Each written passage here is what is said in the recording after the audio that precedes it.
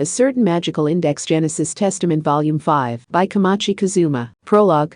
Visitor from Picture Book Land. Girl name is Alice. You might only have 1580 yen left in your wallet, and the A-team might all be shut off for New Year's, but the sun still rises in the morning. December 29 had arrived. Grown spiky-haired Kamijo Toma, waking up in his bathtub. The mornings were really starting to scare him of late. When the morning arrived, it meant a new day had begun. When a new day began, it meant he had living expenses to pay. And he was very seriously approaching his limit there. He had of course gone the route of cabbage core garnished with parsley, carrot, and radish skins. Fish heads? Those were such a luxury that the 15 centimeters god and the starving nun beast played rock paper scissors over who got them. He had used every trick in the book, but he doubted it was going to get him through to January 4, when the A-team would be back up and running. With all such bank functions stopped, he couldn't rely on the seasonal miracle known as New Year's money from his parents. He was so starved that lying on his back with the blanket over him made him look a lot like a dead bug drying out on the floor. The cat can get by on the leftover pet food Fukiyose returned with him, but the problem is feeding me, Index, and Athanas. I might have to get through New Year's by asking Komoe-sensei for some tea cakes during my supplementary lessons. At any rate, a pity party in the tub wasn't going to get him past this crisis. And he would only be placing the noose around his own neck if he failed to visit Tsukiyomi Komoe's apartment and acquire a valuable supplementary source of nutrition there. That small teacher had cancelled her own private winter vacation to help her student, so she might cry for real if she learned that was his primary reason for showing up. Still, he couldn't let this chance slip through his fingers if he was going to survive the day. Kamijo Toma decided to finally get out of the cramped tub. However, he noticed a sweet aroma. He thought. Was he so hungry the soap and shampoo were starting to smell appetizing to him? His lack of money was reaching truly dire territory. How's Index doing? And Athanas? They haven't died, have they? He was suddenly very worried, but he couldn't call out to them. It wasn't an issue of strength or willpower, though. He was afraid that raising his voice would lead to an answer he didn't want. What if he yelled and shouted from the bottom of the cold bathtub and received no response, like the building was abandoned? Those girls wouldn't be the only ones to perish. If no one could hear him, he would be stuck here. Since he had managed to keep an unauthorized girl living with him here without getting in trouble, the adults clearly weren't going to break down the door and investigate the place, just because no one had been in or out in a few days. In other words, was it possible all three of them would be found mummified after winter break was over? Are you kidding me? This is serious. I refuse to be the hottest new rumor in town when school starts back up. He was supposed to be too hungry to move, but he felt new strength welling up deep inside him. At the same time, he was weirdly certain that this was the final resistance he would be able to muster. He needed to get up, unlock the bathroom door, and collapse into the living room.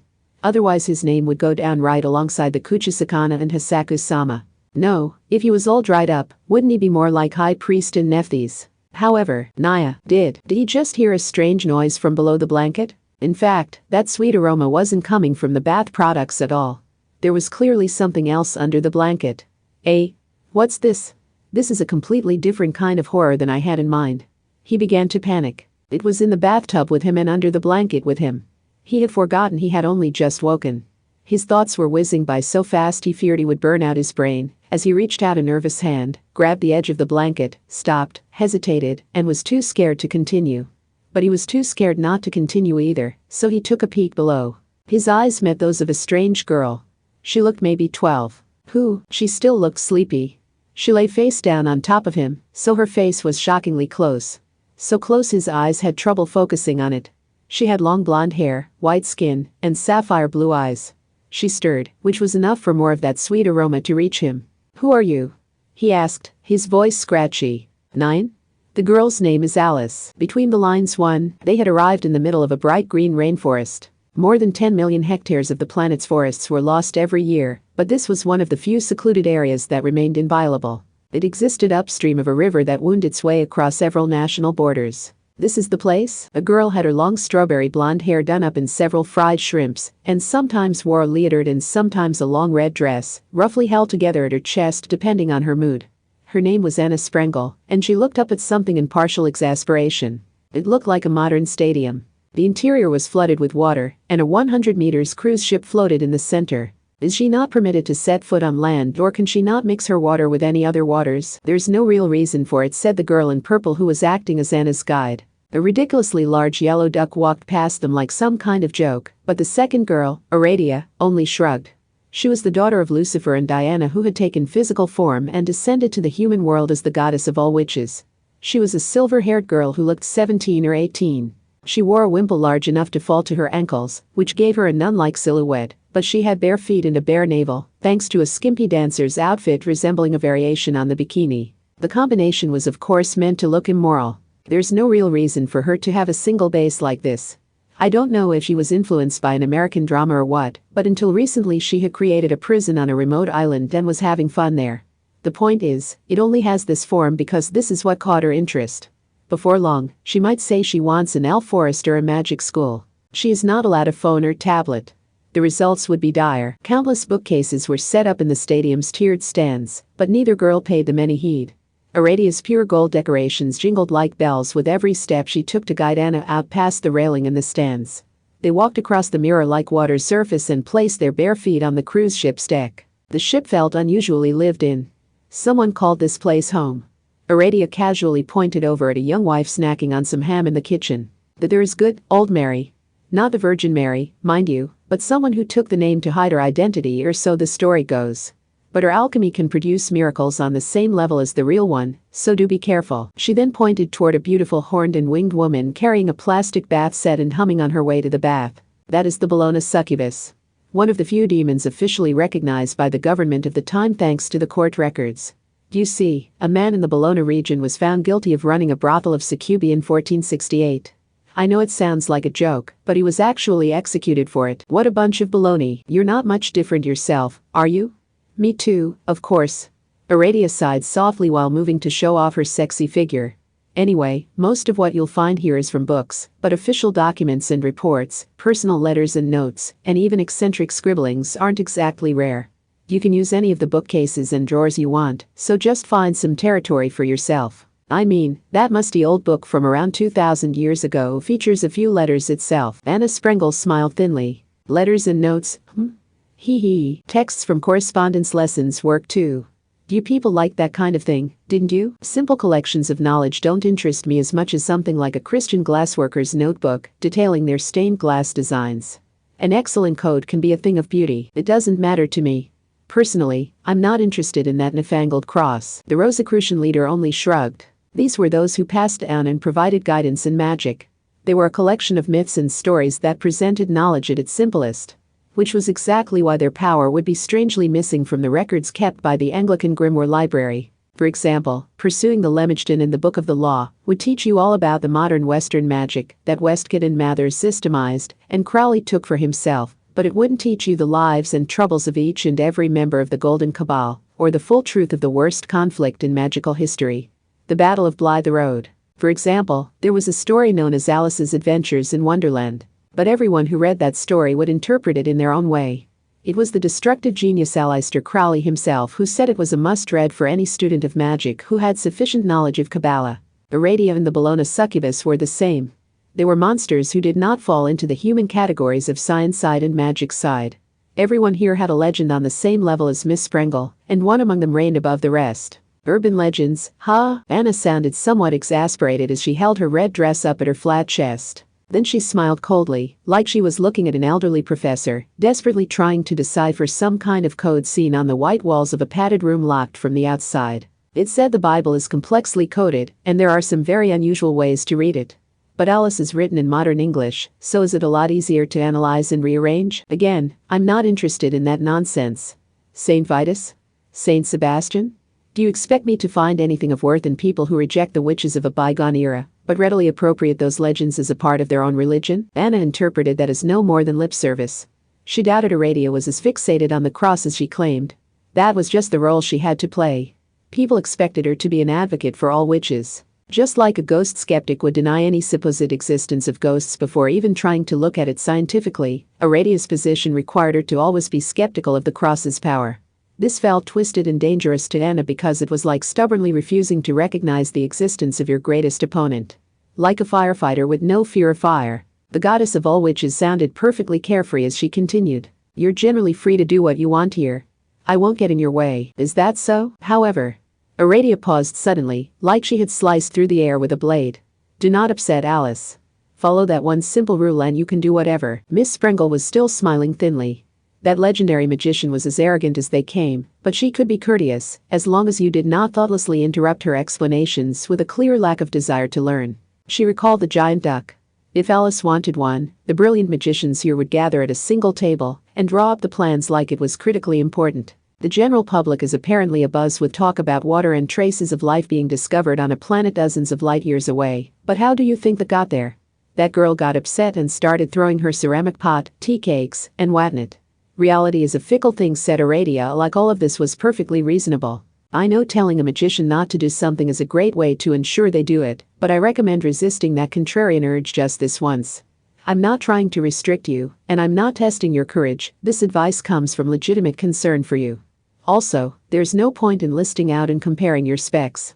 You cannot defeat Alice on a much more fundamental level than that. No matter what, Aradia wasn't bragging. She was simply explaining what she saw as a basic law of the universe. You really should greet Alice now.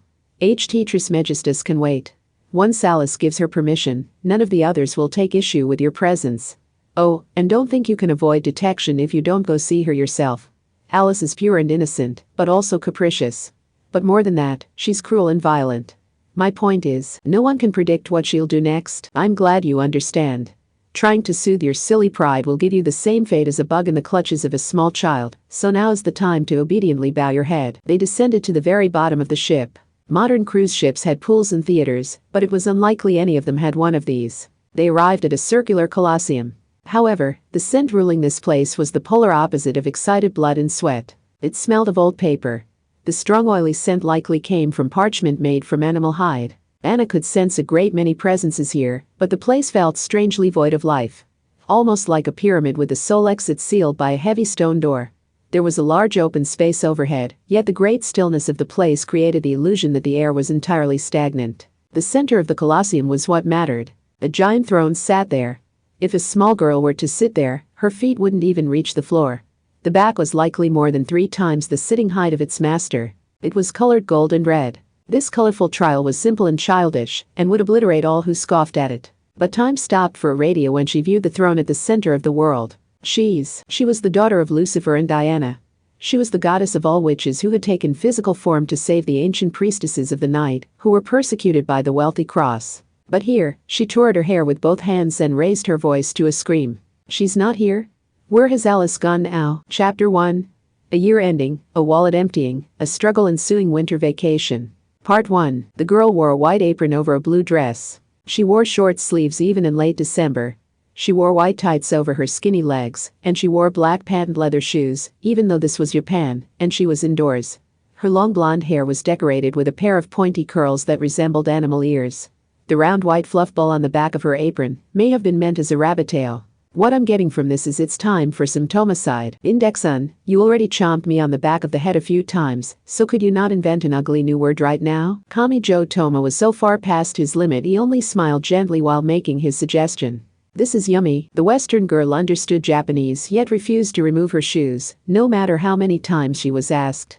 Presently, she was kicking her little feet below the glass table. She was already in a good mood, and she smiled innocently when her eyes met Kami-jo's. She looked like a perfect little doll, but when she spoke, she demonstrated a warmth that swept aside that cold image. Index glared over at her. How did this small child get in our room? Piffed. Says a girl who looks like she would land on the balcony after collapsing from hunger. Shut up lol, like I would ever do that. Now. You both seem about the same to me, said Kami-jo, hoping to mediate the situation. He ended up rolling on the floor from an index bite. The mug the blonde girl held in her little hands contained the Kami-jo Toma special blend, a dark sludge brewed from black tea leaves, reused well past their limit, with a drop of caramel, and the little bit of potato starch left over at the bottom of the bag. If classy Misaka Mikoto had seen this, she might just have fainted, both from the horrific contents and the fact that he just dumped the tea in a mug, but this was a trick he had learned during his New Year's Tokyo survival life. From a cabbage core to a fish head, even the toughest and bitterest ingredient could be made edible if you softened it up in a pressure cooker and added something sweet or spicy. Humanity, now is the time to praise honey-flavored ultra-sweet syrup, flavored with God knows what, and discount curry powder, containing a mystery blend of spices. Kami-jo Toma would be dead right now if not for them. It was 8 in the morning. He would need to leave soon for Komoe-sensei's rundown apartment for a winter break supplementary lesson. But he needed to deal with this girl first. After all, this was a matter of life or death for him. In fact, he was a little afraid to make a hasty decision here. Eh? Where did this girl even come from? And wait. Does this mean we have to look after her now? He was starting to act so unusual that Anti-Skill would have taken him in for questioning if he were outside. See, it was December 29, and he only had 1580 yen left. That was all he had to keep himself, Index, Athanas, and the cat alive until the A-Team started back up on January 4th, so why did he have to have a mystery guest now? Wasn't this as much of a threat as looking down and finding a colorful snake sinking its fangs into his foot? So who even is this extremely lost girl? The girl's name is Alice. Index, explain. With only that to go on? That's probably the first or second most popular girl's name in the UK. I think it's even used as a sample name on government forms, so it was like Teru or Hanako. Which meant it wasn't much of a hint. Alice referred to herself as the girl, almost like she was talking about someone else. She had an otherworldly quality to her, and she showed no caution around strangers like Kamijo and Index. It was like she alone was weirdly detached from reality. Yes, she felt like Snow White, Red Riding Hood, or another character from a fairy tale, where no real danger existed. Kamijo Toma held a hand to his chin and groaned with a serious look on his face. None of this makes sense. This is Academy City in Japan. My room smells like soy sauce. Why would I wake up and randomly find a British girl here? Toma, I'm feeling kind of attacked over here. Come to think of it, he had no actual proof that Alice was British. Kamijo Toma, you gave her that sorry excuse for black tea yourself, so don't let it influence your impression of her. What do I even do? We don't have a gentle and beautiful dorm manager here, so should I call Anti-Skill? But I want to avoid trouble if I can. Oh, but if they take me in for questioning, they might serve me katsudon? Whatever he was going to do, he had a supplementary lesson to get to. But before that, he had to prepare some breakfast or Index would starve while he was out. I don't have much of a choice. I'll figure out what to do with Alice later, so for now I'll break out the bread I was keeping in reserve. So the time has come to open our final loaf. These 6 slices are the last real food we have left. Our path forward gets a lot worse at lunch today, so prepare yourself, Ind. He trailed off. It was gone. The bag had been right there next to the rice cooker that was dead weight, now that they were out of rice. Well, the plastic bag was technically still there. The problem was how it was balled up and shoved into a small gap with the crucial 6 slices of bread, nowhere to be found. When he turned to look at Index, she refused to look him in the eye. Come to think of it, Index had spent the night tending to an empty stomach just like he had, so where had she found the excess energy for all that anger? 15 centimeters Athanas was lying face down on a shelf nearby, and she used the strawberry jam on her index finger to write out a message on the shelf. Index. How could you do this? You got up in the middle of the night and ate all 6 slices of bread while I was in the bathroom and wouldn't notice. There are no rules in the life or death struggle of our New Year's Tokyo survival life, Toma.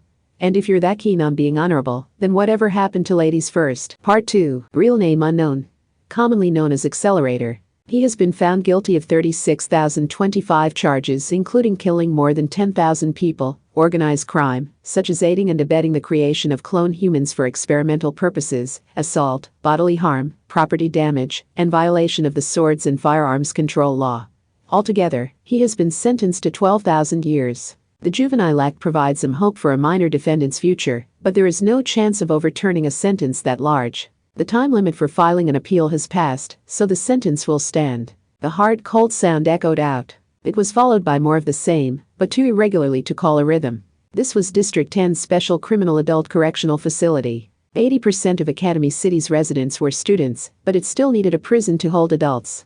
It was also a giant cage for secretly holding the monsters the ordinary juvenile hall couldn't manage.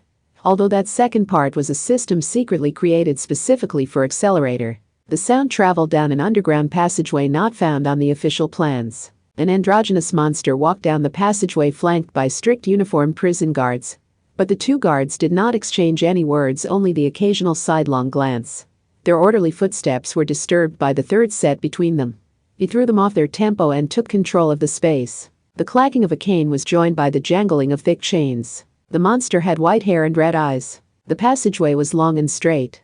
The place was known as a correctional facility, but letting a criminal see this floor, which wasn't even supposed to exist, was as good as saying they would never see the light of day again. And if the people who went in here never left, the thick metal doors lining the walls might as well have been a sterile graveyard. They're ready to put some others in here as planned. but the official juvenile hall would have sufficed if not for me. At the very end of the passageway was a thick circular door, much like a bank vault. And it had 2 layers just like at a semiconductor plant. Door open, bringing in prisoner number 1890. Enter.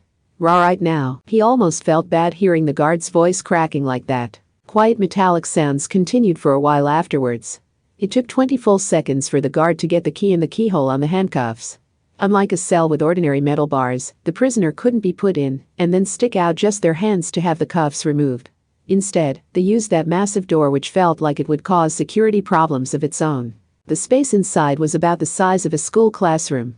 It had no windows, so it could be immediately rendered pitch black if the power was shut off, robbing its occupant of all forms of freedom. Accelerator took a look around inside in exasperation. The hell is this? He saw some things that shouldn't be here. In fact, the place was flooded with stuff. A home theater's big screen TV and vacuum tube audio system, a microwave, a fridge, a leather chair, a large ebony desk with a computer and tablets sitting on it, bookshelves covered in specialty books, and strange artwork. The phone on the wall suggested he could order room service 24/7. He even had an ornate tea set and a selection of tea leaves from around the world. He didn't even want to consider how much clothing there was in the closet. It looked like the jailers had outdone themselves in welcoming their new board chairman. God, it feels like I wanted to go meditate in the mountains, and they leveled an entire forest to build an Olympic village for me. Disgusted, Accelerator threw himself onto the king-size bed without even removing his shoes. He stared up at the ceiling and snapped his fingers. Several loud and distorted sounds mixed together like space itself was straining under some kind of pressure. That was his vector control. Academy City's #1 Level 5 had redirected the sound waves in a single direction, and the result finally earned a satisfied nod from him. His disgust would have grown if that had blown open the wall or door, but it had all held. I suppose it meets my minimum specifications. Board Chairman Alistair had worked from deep inside the windowless building.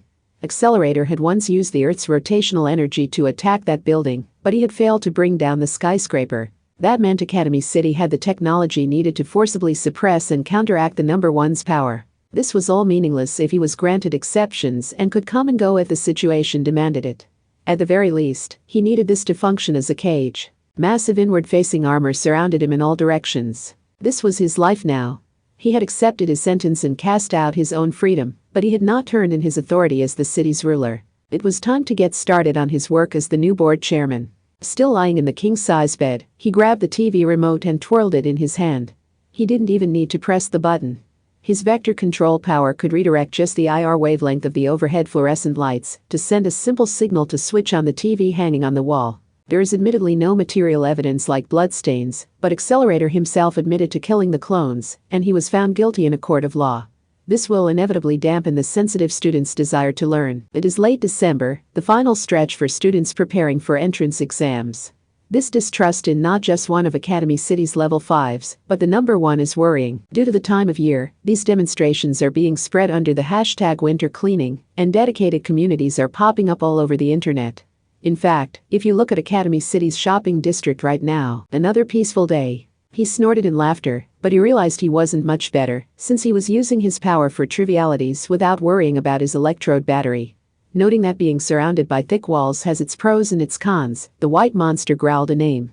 The door had opened, so he knew she would have entered with him. Show yourself, Cliff Puzzle 545, Part 3. Whatever else was going on, he still had his supplementary lesson to get to. Not only was he teetering on the precipice of being held back, he was cautiously hopeful that he might get some snacks to eat at Komoe-sensei's rundown apartment. He was accompanied by a girl who looked ready to skip if he took his eyes off her for a moment.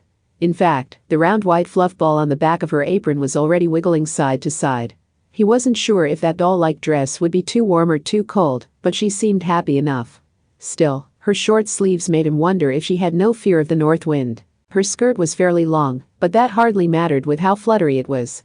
If he caught on a fence or tree branch, he would be able to see everything. Even now, it was providing glimpses of her thighs in the white tights. It doesn't really matter, but why did you come with me, Alice?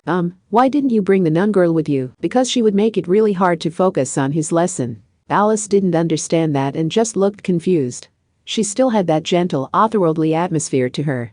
Then again, staying in the dreary dorm would have meant staying with Index, who had eaten the last real calorie source outside of the mixed fish crunchy cat food, so joining Kami Joe may have been the right choice. What do I do with her anyway? Kamijo Toma was at a loss. He had lost sight of what was normal after taking an index, a cat, and a god, but there had to be a serious story behind this mystery girl. When he asked her about it, she only gave him a smile of 100% optimism, which didn't tell him much. Was he lost? Had she run away from home? He wasn't sure how to describe the situation on the paperwork, but wasn't this worth a visit to an anti-skill station? Wait, this is actually perfect timing. Komoe-sensei is an adult even if she doesn't look it, and informing a teacher at school would be my best bet here. Whether she understood the situation or not, Alice cutely tilted her head while walking by his side. A biochemistry group comprised mostly of college students was just arrested in Nuremberg, Germany. They allegedly purchased and operated lab equipment in order to manipulate human DNA and create a human with less than 50% water content. I told you. I told all of you. This is a grave situation. Recognizing the human rights of clones sounds nice, but that also lowers the psychological barriers for those who would create them. There are rumors that the speedy arrest was thanks to benevolent and unofficial cooperation from Academy City, but the press officer strongly denies it and says we must pay careful attention to the changes in science ethics in academia. The news was playing on the large screen installed on the belly of a blimp floating by in the chilly sky overhead. Alice ignored it all and focused on a nearby convenience store instead. More specifically, on the banner set up in front of the store. Look, they have a new marmalade shark fin. No, they have a new marmalade shark fin foie gras bun. Don't plow on through it with a smile after I stop you. The answer is no. I only have 1580 yen left to get through this New Year's Tokyo survival life. And why the hell are they putting shark fin in meat buns and soup cups? That price is way too low for comfort. And the marmalade up front would definitely ruin the rest of it. Don't tilt your head with that. What are you good for then? Look, Alice. Nothing's as scary as a girl lowering her voice when she questions you. It's a one-hit kill for any teenage boy's heart, but the girl wants a dangerous adventure. Yeah, I'm sure an adventure paid for out of someone else's pocket is a whole lot of fun. I get that you're hungry after Index hoovered up all the bread, but convenience stores are not the answer. As long as you know how to cook, the supermarket or the discount store's family-sized items are the most cost-effective options. Alice? Wait, stop. Don't order it. As soon as the clerk picks up one of the hot snacks, you can't return it. New, and after knocking since the doorbell was broken, the door opened and the 135 centimeters teacher, Tsukiyomi Komoe, emerged looking puzzled. Sniff, sniff. What's that wonderful smell? Kamijo-chan, you stopped for some food on the way, didn't you? Yeah, and now I'm not going to live to see the new year. She looked even more puzzled as she welcomed them into the small room. Alice tilted her head while clinging to Kamijo's side. She's the same height as the girl, but she seems different somehow. Trust your intuition there, Alice. Do you see the empty beer cans in the corner of the room? Those aren't a non-alcoholic trick. Also take note of the very full ashtray on the tea table. You're looking at the sorrow of a grown teacher, not something either of us would be familiar with. Komoe-sensei screamed and scrambled to clean up her room. And eventually, ahem. Now, Kamijo-chan, please open your textbook to page 58. We're still talking about Esper development, but this section is about the changes in biological and chemical applied technology, so try not to get confused. Ugh, what a pain. Which is which again? Screw this up and you will be doomed to a second freshman year before the third term even begins. I'm prepared to pour every effort into this, so please don't give up on me already. Alice was still smiling. She was also still wearing her shoes. With no chairs, Kamijo was seated on the tatami mat floor with his textbook and notes spread out on the tea table, but then Alice attacked his spiky head from behind. He suddenly felt something smooth against his cheeks. By the time he realized that it was her legs in the white tights, he felt a weight and a higher body temperature on his shoulders and the back of his neck. She had decided to hop up on his shoulders for a piggyback ride. She didn't seem to care that she was wearing a frilly dress. In fact, he didn't feel that thick skirt, only her thighs squeezing against his cheeks. Did that mean he had been directly invited into that longish skirt given extra volume with panniers? The instant he focused on that idea, he could have sworn the air rose in temperature like he was in a greenhouse. He felt very trapped. On top of him, Alice was licking the thin paper for her meat bun, like it was the underside of an ice cream cup lid. Munch, munch. Yeah, that was pretty bad. Teacher, the shark fin and foie gras just tasted like marmalade. Do you understand my predicament here? Girl, I'm down to 1160 yen because of you. She complained about the flavor, but her little tongue kept teasing the thin paper. Surprises like this are fun. That's what makes it an adventure. Also, why am I your teacher? Kamijo Toma is the girl's teacher. Did she mean in Japanese culture, or in having fun in Academy City? He couldn't always figure out what girls that age were thinking. But was age really the issue here? She seemed a lot more like the kind of incautious 12-year-old you would find in a fairy tale, not like the kind of 12-year-old you would find in the real world. For one thing, what was even the point of this piggyback ride when he was sitting down and it didn't lift her any higher than standing up would? Anyway, you need to get off of me, Alice. I'm on the verge of getting held back, so don't get in the way. Yay, it's the TikTok bunny. Don't shake me side to side, yikes, yikes, yikes. If you fall over with my head between your thighs, you'll snap my neck. Oh, she must not have been that attached to her own idea, because the soft weight left him as soon as he made his request. But not because she was interested in behaving. Sneak, sneak, sneak. Alice, what are you Don't crawl under the tea table. Hey. Teacher's lap pillow. She grinned and kept the mischief coming as thick as a barrage of machine gun fire. Silky gold hair fell onto his thighs. The pointy curls resembling animal ears poked gently at his stomach. She had no conception of caution and carried an overall gentle atmosphere. He would be here all day if he tried to get after her for every little thing. What was happening here, anyway? He was taking his required supplementary lesson, and an innocent blonde girl was crawling under his table while his teacher watched. Yet the girl was so oblivious to the problem there that she smiled and squirmed around in a rather disturbing way. Worse, the tea table was far too small to hide what was going on. It was more like a tortoiseshell than anything, so Alice's hands and legs stuck out from below. Komoe-sensei could see it all from her position. For once, that teacher had the eyes of a dead fish. Kamijo-chan? Do you care so little about staying at school that you're willing to play sea turtle during your supplementary lesson? Wait, are you suggesting I could end up expelled and not just held back? Okay, I'll study. Please don't give up on me. Part 4. A heavy metal thud echoed out. The words spoken by the non-anti-skill guards in charge of locking up the metal bars were powerful but cold. They were like an icy shout that squeezed the hearts of all who heard it. Watching over cells was an ancient job dating back to BCE times. In children's books, they sometimes took the form of monsters whose screams or songs could take lives, an idea that may have come from hearing voices like this. Lock ABC check, repeat. Lock ABC check, repeat confirmed. Next number 0003, check lock and restraints. However, this was not the giant prison in District 10. It was a prison transport train named Overhunting. Its composite armor was 200 millimeters thick on the sides, 120 millimeters thick on the roof where it was thinnest, and more than 800 millimeters thick on the front. It was built more like a shelter than a train. Increase it any further, and it would be so heavy it would damage the metal wheels and rails. It had a special 7-car design, but not all of those were packed full of prisoners. The front and back cars were both engine cars containing a massive motor and an emergency battery. The second and sixth cars were weapon cars loaded with containers of ground attack rockets and a domed anti-air optical weapon built to glass laser standards. The third car was a waiting area for the armed guards. So despite the large size of the armored train, only the fourth and fifth cars were used to carry prisoners. The city's administrative functions were gathered in District 1, so it was no stranger to amusing rumors regarding the railway and subway system. But did any of those government workers with suits and perfectly parted hair know there were subway platforms below the prisons and courthouses that were missing from all of the official diagrams? Sigh, what's wrong, Matsuriba? Did your pick-me-up coffee upset your stomach? The young newcomer waved a dismissive hand at the female driver's cold question. They were walking across the special platform to the driver's compartment in the front, but seeing that black and blue train covered in thick armor made him feel blue himself. Opening the door during the final check had been a bad idea. He had seen something he very much wished he hadn't. It had looked an awful lot like the small food cart wheeled down the aisle on a normal train, but this was very different. It was the kind of thick cage used to transport animals. You weren't supposed to use something like that to hold a human being. Worse, the person crammed inside the much too small space had looked like a girl of only 10 or 12. Hanatsueun.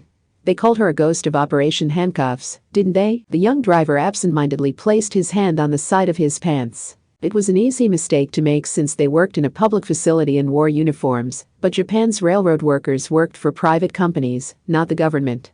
They had none of the authority of law enforcement groups like Anti-Skill and Judgment. Nevertheless, he wore 2 black synthetic leather holsters on the side of his pants. They held non-metal handcuffs and a cheap 5-shot revolver. He knew things were a mess above ground. District 1 was normally peaceful, but it was also a prime target for protests. This special subway station never saw any ordinary customers, but the LCD advertisements wrapped around the pillars were as lively as ever. The winter cleaning begins now. Just look at RNC Occultics and Academy Cities number 1. We can't let the tyranny of those elites continue. The harmless average citizen like us needs to keep those monsters in check. Don't let them hoard power. Tax the rich. It's all that excess wealth that lets them cover up their misdeeds. Return that money to the people. That was the public opinion these days. It hadn't helped that the breakup of RNC Occultics and the arrest of the number one had happened at the same time. The young driver knew the special prisoners who survived handcuffs would be torn to pieces by the angry students if they weren't defended, but he hated how he became a target of their anger too, just because he was carrying special extra-legal equipment like handcuffs and a handgun. The deluge of angry voices coming from the monitor distracted him to no end. Once he set foot on this train, the protections of Academy City swords and firearms control law no longer applied.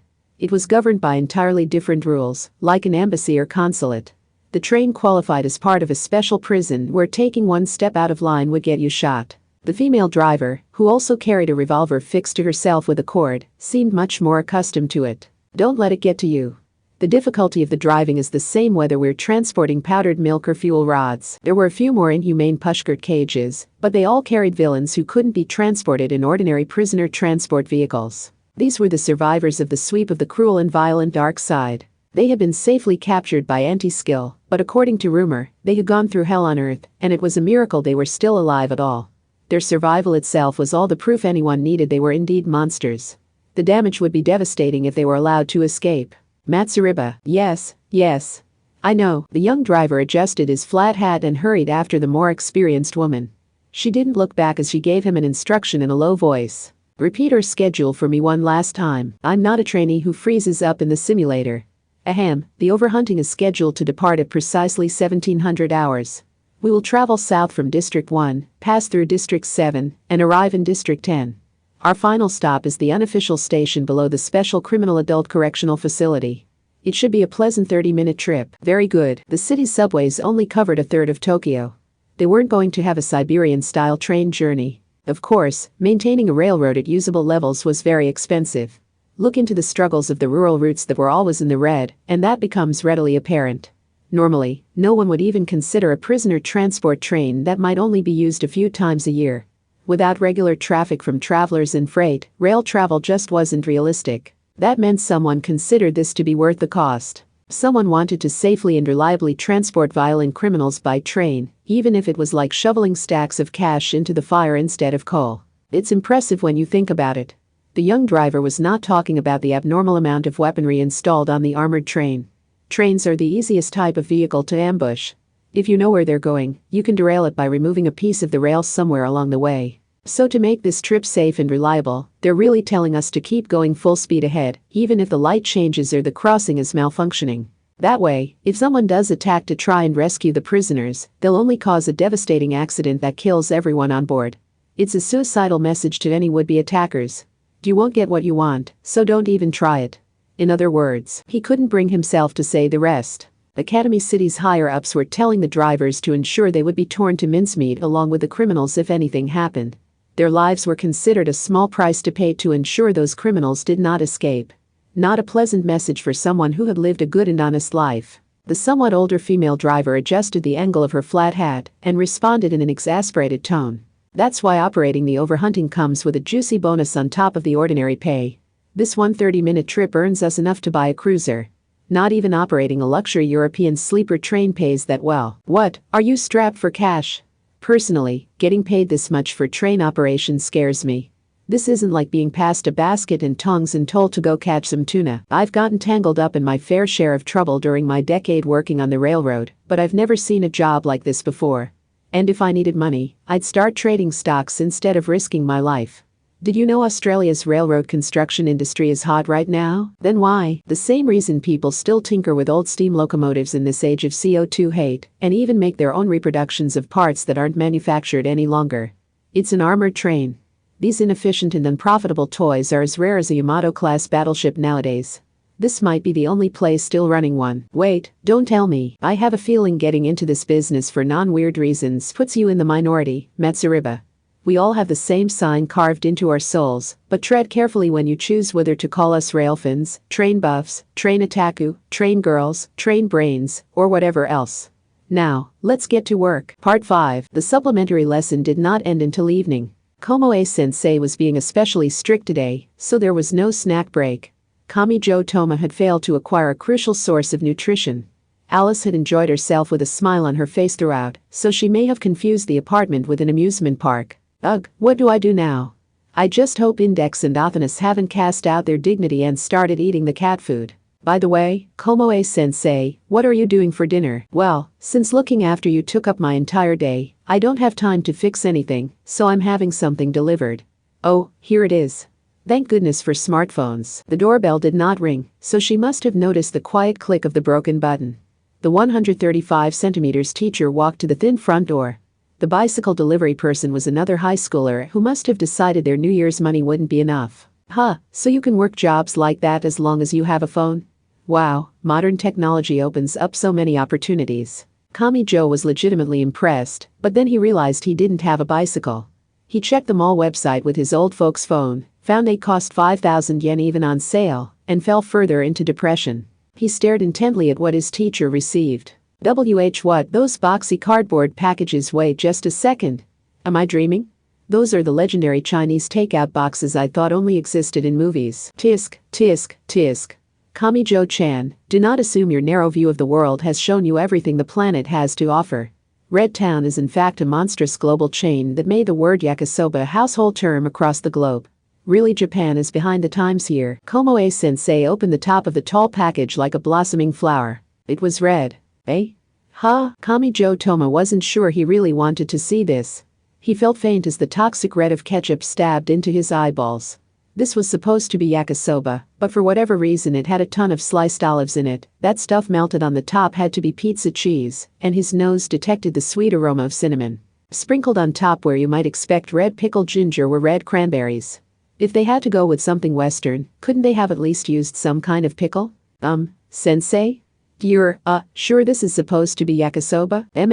There's nothing quite like Los Angeles style. I wonder if it goes well with beer? Amazingly, this didn't appear to be a bad joke. Really, he should have expected something that barely resembled real Chinese food when they started using a Japanese word like yakisoba instead of an actual Chinese dish name written with complicated kanji. Like a game of telephone, something had gone horribly wrong as things moved from one country to another. He was no longer willing to try and get a bite of her food. This was a culinary bucking bronco that would throw off any beginner who tried it. His chance at some zero-cost nutrition had gone out the window.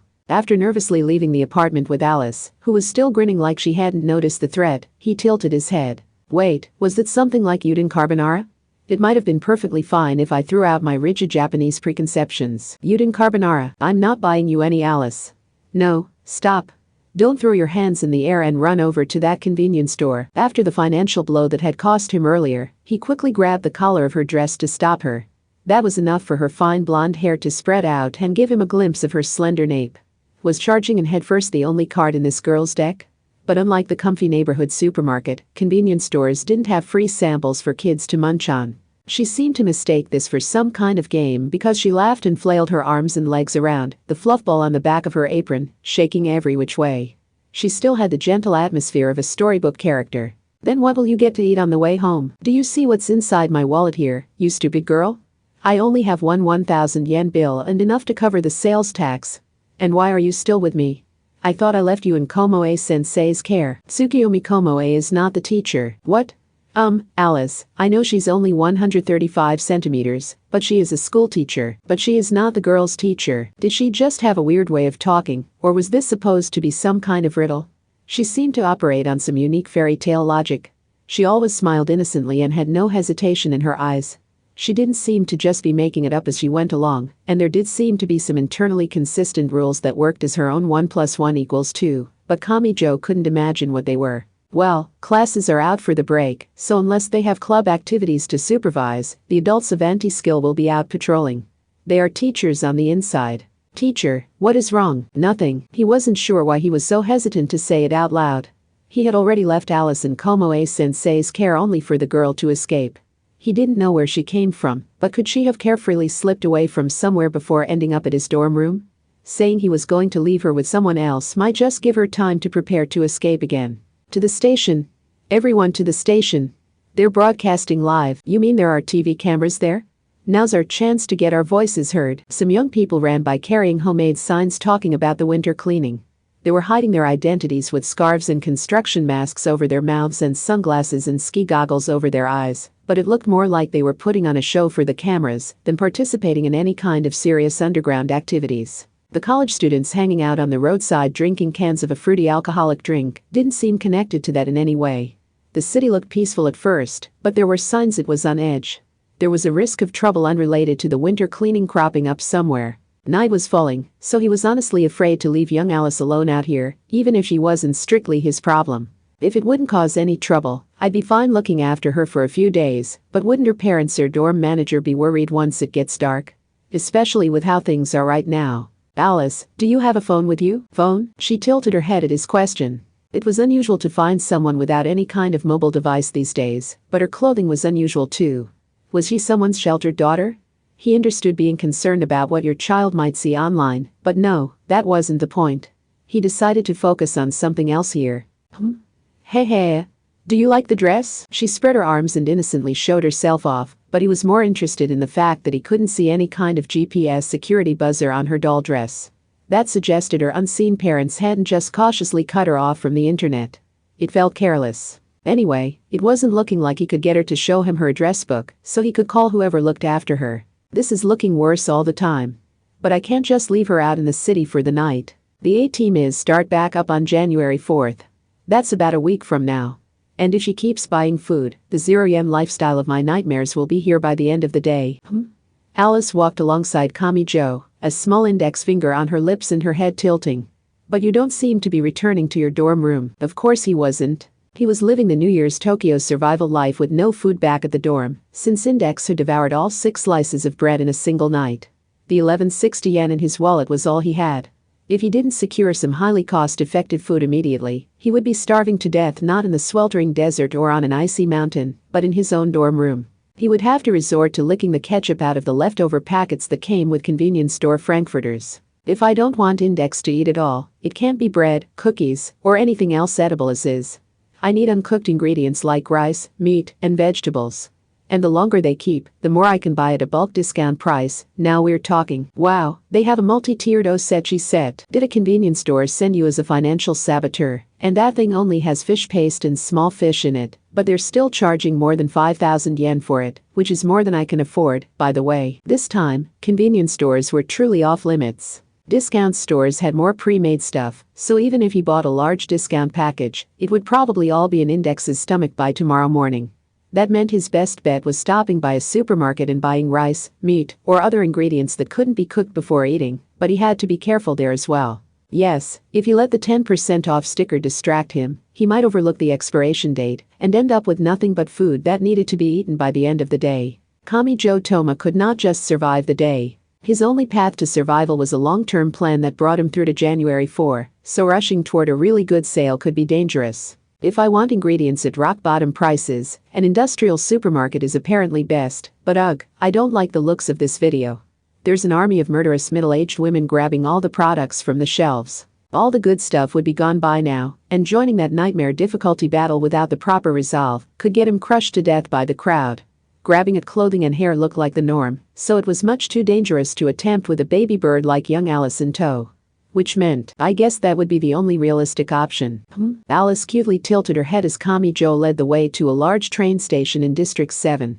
However, he was not interested in the proud and judgmental brand name shops in the station building. An 18-car train was stopped at the general use platform that divided up the overcrowded trains. But this was not a passenger train or a freight train. It was a large commercial train that functioned like a shopping center. Alice's eyes sparkled like a child at the entrance to an amusement park. Well, what is this place? The delivery go-round. It's apparently classified as a larger version of a mobile sales truck. I heard it copied an older izakaya train that traveled between stations doing business. Look, teacher. That's Japan's 5-star hamburger steak restaurant. Are you trying to bankrupt me? Girl, in real life, they don't send you to the kitchen to wash dishes, they just call anti-skilled to have you arrested. That might not be a bad adventure. If it's a one-way trip, it isn't an adventure, it's called game over. At any rate, he had to buy 2 tickets just to get them through the ticket gate and onto the platform. That left him with 980 yen. If he couldn't find anything here, he was well and truly screwed. Hey, stop right there, Alice. She looks so innocent, but I swear everything she does costs money. What goes best with tea? This rich cheesecake looks good.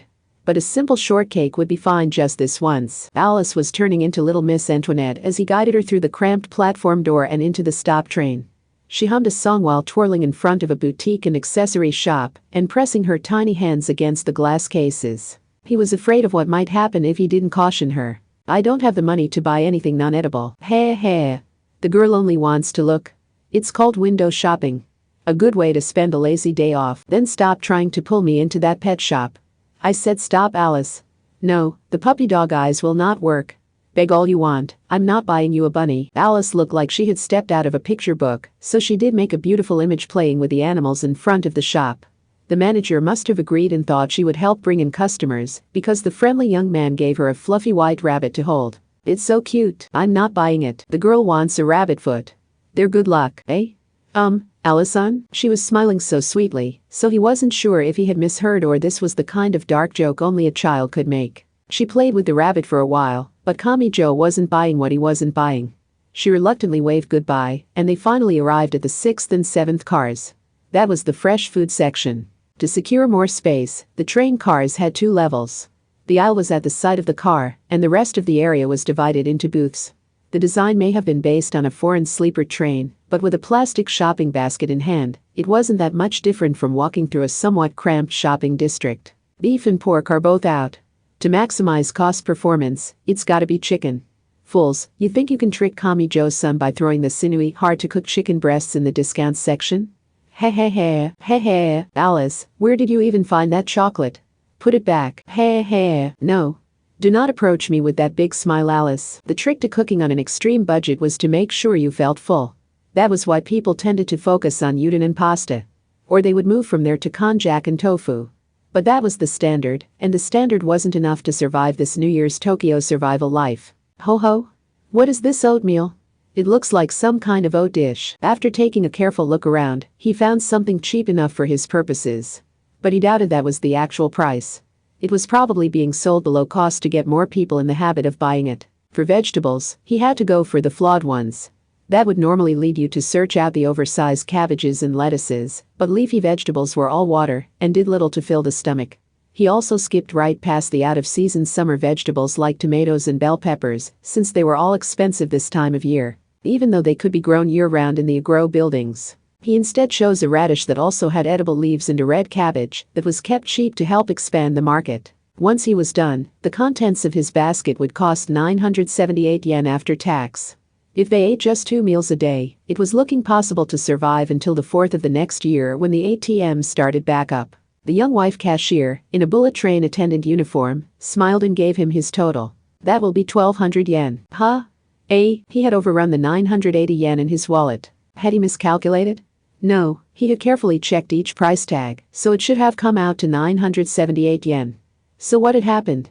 Confused, Kamijo Toma finally noticed a candy box among the products he had removed from his basket and lined up on the checkout counter. Alice, you snuck this into my basket, didn't you put it back? Why? It's already open. Munch. I can't even return it. Who taught you that trick? Say teacher. Alice smiled and held out one of the candies between her little fingers, but the supermarket was Kamijo Toma's holy ground, and he refused to do anything as rude as eat the food in the store. But this extra expense required canceling either the meat or some of the veggies. He knew he couldn't abandon the chicken. Nor could he send back the carrots and their high beta-carotene content.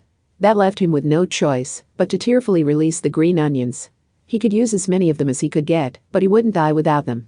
It especially hurt that they were only sold in sets of 2. He might have been able to afford just the one. Once he was done shopping, the regret hit him hard. Crap. I shouldn't have returned the green onions. Goodbye, miso soup. Farewell, hot pot. I should have held on to that all-purpose ingredient. This says it has healthy GABA in it. Here, teacher. The girl wants you to say Heh. What do you need a stress reducer for when you've never had a care in the world, Alice? Here, why did you just shut your eyes? Wait, don't feed it to me mouth to mouth. The assassin spread her little arms and approached him, but he managed to dodge out of the way. She had caught him completely off guard, so it had been a close call. If he hadn't shut her eyes, the added homing skill might have given her a direct hit. Kisses on the lips are special. They're not like on the forehead or cheek. Sorry. Mouth-to-mouth feeding brings back some bad memories for me, and a chocolate that melts in the mouth seemed like an especially bad idea. He was pretty sure it would remind him of harsh reality more than sweet romance. Plus, he couldn't afford to joke around. No amount of mourning would bring back his money. He had a grand total of 29 yen left. That simply wasn't enough to buy green onions. However, I just remembered. We still have my Tsuki point card. What? The shiny card was inserted into one of his wallet's card slots. He had 1705 points on it. Each point was worth a yen, but it could only be used at affiliated stores. Buying books and CDs wasn't going to fill his stomach. A drugstore might sell snacks and cup noodles, but only at a markup. Fortunately, he had a plan. Kamijo Toma gave a snort. First, I buy a random DVD with my Tsuki points, then I return it to another store for some cold hard cash. Mwahaha, that paper money is as good as mine. Now this New Year's Tokyo survival life is finally turning around. What was I so worried about? Wait for me, supermarket. I'll be back and I'll buy as many green onions as I want. Your total comes out to 120 yen. Reduced to raw garbage in front of the register, Kamijo Toma fell to his knees. Alice crouched down and amused herself by poking him. The reseller had been struck down by divine punishment. Part 6. Cloning tech isn't some special magic, it's just a human approach at reproducing the natural self-replication of genes. So there's no reason to fear it. This is all going way over my head, miss. I wonder if people fear cloning because they see it as creating an entire human being. I mean, we already mass-produce amino acids and alcohol with bioreactors made from artificially modified microbes. They're even testing missile therapy using monoclonal antibodies. Oh, but stuffed animals like you don't have genes, do you? Subscription? Evening had arrived. Shirai Kuroko was working on some paperwork in a shared office, a booth the size of a shower stall found inside the subway station. She only had her phone's one seg TV on for some background noise, so she didn't notice what they were talking about at first. She wasn't really interested in the TV, she simply couldn't focus without something to drown out the noise of the station outside. The walls of the booth were far from soundproof for safety reasons, and every district stations were especially noisy at the moment, thanks to the winter cleaning demonstrations. Next up is the news and the weather. Here's our top headline. The United States House of Representatives has just proposed a new bill to investigate all corporations with capital above a certain threshold, and another new bill to amend the laws protecting gifted children. I'm sure this is only a bluff meant to get in the headlines. If those actually pass, the original proposer has the most to lose. And I doubt President Roberto Katz will be too happy then either. Restricting the exceptional and artificially creating a level playing field contradicts the very foundation of capitalism. Ironically, it's people's frustrations over the inconvenience of RNC occultics shutting down that has led them towards this winter cleaning movement that wants to further restrict corporate activities. Also, there is no connection between RNC occultics and the Academy City No. 1's clone killings, yet we keep seeing people conflate the two since they both entered the public conscience at the same time. We're seeing a social phenomenon I would call an elite allergy on social media, where winter cleaning and related terms fill the trending lists. She couldn't seem to organize her feelings. That was why she had used her phone, which doubled as a transportation smart card, to rent out this booth, instead of doing her paperwork in the familiar branch 177. She sighed. Discussions like this had grown much more frequent of late. All the commentators were either sweetly pro-clone or harshly anti-elite. It felt like they were trying to alter public opinion for someone's convenience. At least it felt like there were multiple opinions in conflict there. One-sama. Why am I so horny? Maybe I should take advantage of this modern blind spot to deal with that real quick. But she was interrupted by a phone call. She gasped when she saw the number. It wasn't someone who called often. This was from Anti-Skill, that adult law enforcement agency she normally didn't get along with. She shut off her phone's one seg TV and answered the call. A prisoner transport train? She parroted with confusion on her face. To be honest, this wasn't the kind of job Judgment was meant to do. Anti-Skill and Judgment were only in charge of capturing suspects. The transport of tried and convicted prisoners was a job for the prison guards. She had never even heard of an armored train for transporting special prisoners. That sounded like it introduced a lot more risk of attack and escape than driving an ordinary prisoner transport truck along the ordinary roads. The shared office cost 300 yen for every 15 minutes, so stopping her work for a phone call felt like having her time stolen by the unseen person on the other end. That irritated her more than the actual cost. The prisoners are from Operation Handcuffs? Thank you for informing me, but there isn't anything I can do. She gave a polite response while thinking back on the events of December 25. That mission to clean up the dark side had ended in the worst way possible. She had gone up against the twins known as Kai the Decomposer and Yuen the Carrier, and the murderous paparazzo named Benazim Jellyfish. Not to mention Rakuoka Hofu, the anti-skill officer she thought was helping her pursue the case. She of course had her thoughts on the matter. For one thing, she wasn't confident she had actually seen the incident through to its ultimate conclusion. That may have been why the adults of anti-skill had gone against protocol to contact her this time. Or so she thought. But she was wrong. The officer on the phone gave a hurried report. Part 7, goodbye, green onions. It isn't that I can't eat without you, but any soup or hot pot I make now isn't going to taste right. Kamijo Thomas squeezed his eyes shut and clenched his teeth. The sweaty pointy-haired boy cried out in frustration with the face of a gambling story protagonist upon realizing he had chosen the wrong tactic way back at the very start of the game. Damn it. Why would I buy the chicken but still let go of the green onions? Am I stupid? How careless can you be?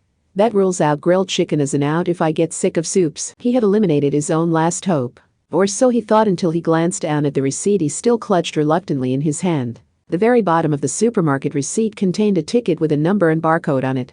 It apparently gave him one go at the supermarket lottery. They had one of those boxes with a round hole in the top like you saw at parties sometimes. His face went dark. They did have luxury rice and beef on the prize list. However, you're kidding me, right?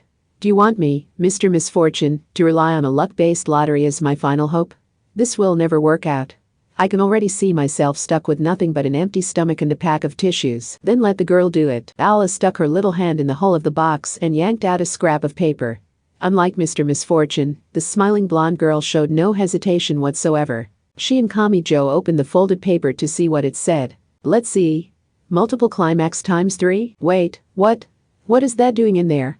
Excuse me, sir, but that is the for couples prize box. Kamijo ended up learning something he would rather not about the short middle-aged clerk, who was apparently dating a very carnivorous young woman. Later, Alice was smiling in a chain cafe on the second floor of the shopping train. This tea is really good, glad to hear it.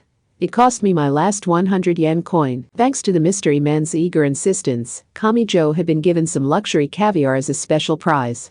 In the adult world, that might have been called buying his silence. But what do I even do with caviar? I feel like anything I do with it would only harm it.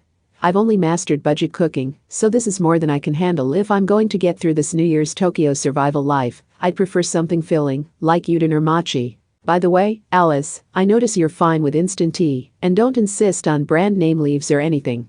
I'm sure that stuff was steeped in ordinary Japanese soft water. Huh? Why are you only drinking water, teacher? Because he was completely broke. Even the tea Alice held carefully between her little hands wasn't in one of the big decorative cups meant to make a good photo. It was the cheapest and smallest option on the menu. It was cheap enough he had his doubts it was actually Darjeeling like they claimed. He viewed the platform from the unmoving train's second-floor window. The city is normally crawling with anti-skill, but I haven't seen one all day. Are the railroads and stations under different jurisdiction or something? He didn't know where Alice lived, but her guardian had to be worried. He wanted to leave her in adult care as soon as possible. But, he saw something in the reflection. Alice's pouting lips were reflected in the glass. He knew by this point that was a bad sign, but she was already on the move before he could react. This side of the table is too boring. Wait, Alice. Don't climb under the table. Hello. Hee. Now the girl can be with you forever, teacher. You're too heavy. Not true. Everything he said got an immediate reaction. She apparently enjoyed anything as long as he was paying attention to her. After climbing below the table, she resurfaced between his legs, made a 180-degree turn, and sat down in his lap. She was just like a pet cat when its owner was reading an article in the newspaper or on a tablet. The cat would mistake that for being ignored and get on top of the article or screen to block their view. Satisfied, Alice leaned back against him. He could feel her higher body temperature, and she acted like she was seated in the throne of a fairy tale castle. Hey, wait, Alice. Don't grab your teacup again. You definitely touched the floor with your hands, so you need to wipe them off first. Really? What a pain. You do it, teacher. The teacup in question was not a delicate piece of porcelain. It was only a paper cup with a drinking lid on top. He had a feeling she would start poking at the lid's opening if he didn't do it, so he obeyed. He reached past her to grab a paper towel soaked with ethanol and wiped off Alice's small hands. Her skin felt nothing like his own. Her palms reminded him of a sweet dessert like custard or bavarois.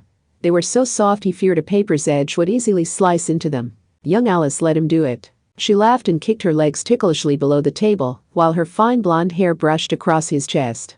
The attention from him must have been enough for her because she didn't pick up the teacup afterwards. You can have the girl's tea.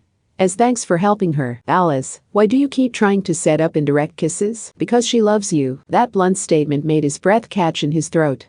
He had thought she was the kind of person who would jump on anyone's back and ask for a piggyback ride if she was feeling tired, so he was surprised to hear her say she loved anyone in particular. But after a moment, he realized what this was. Oh, I get it now.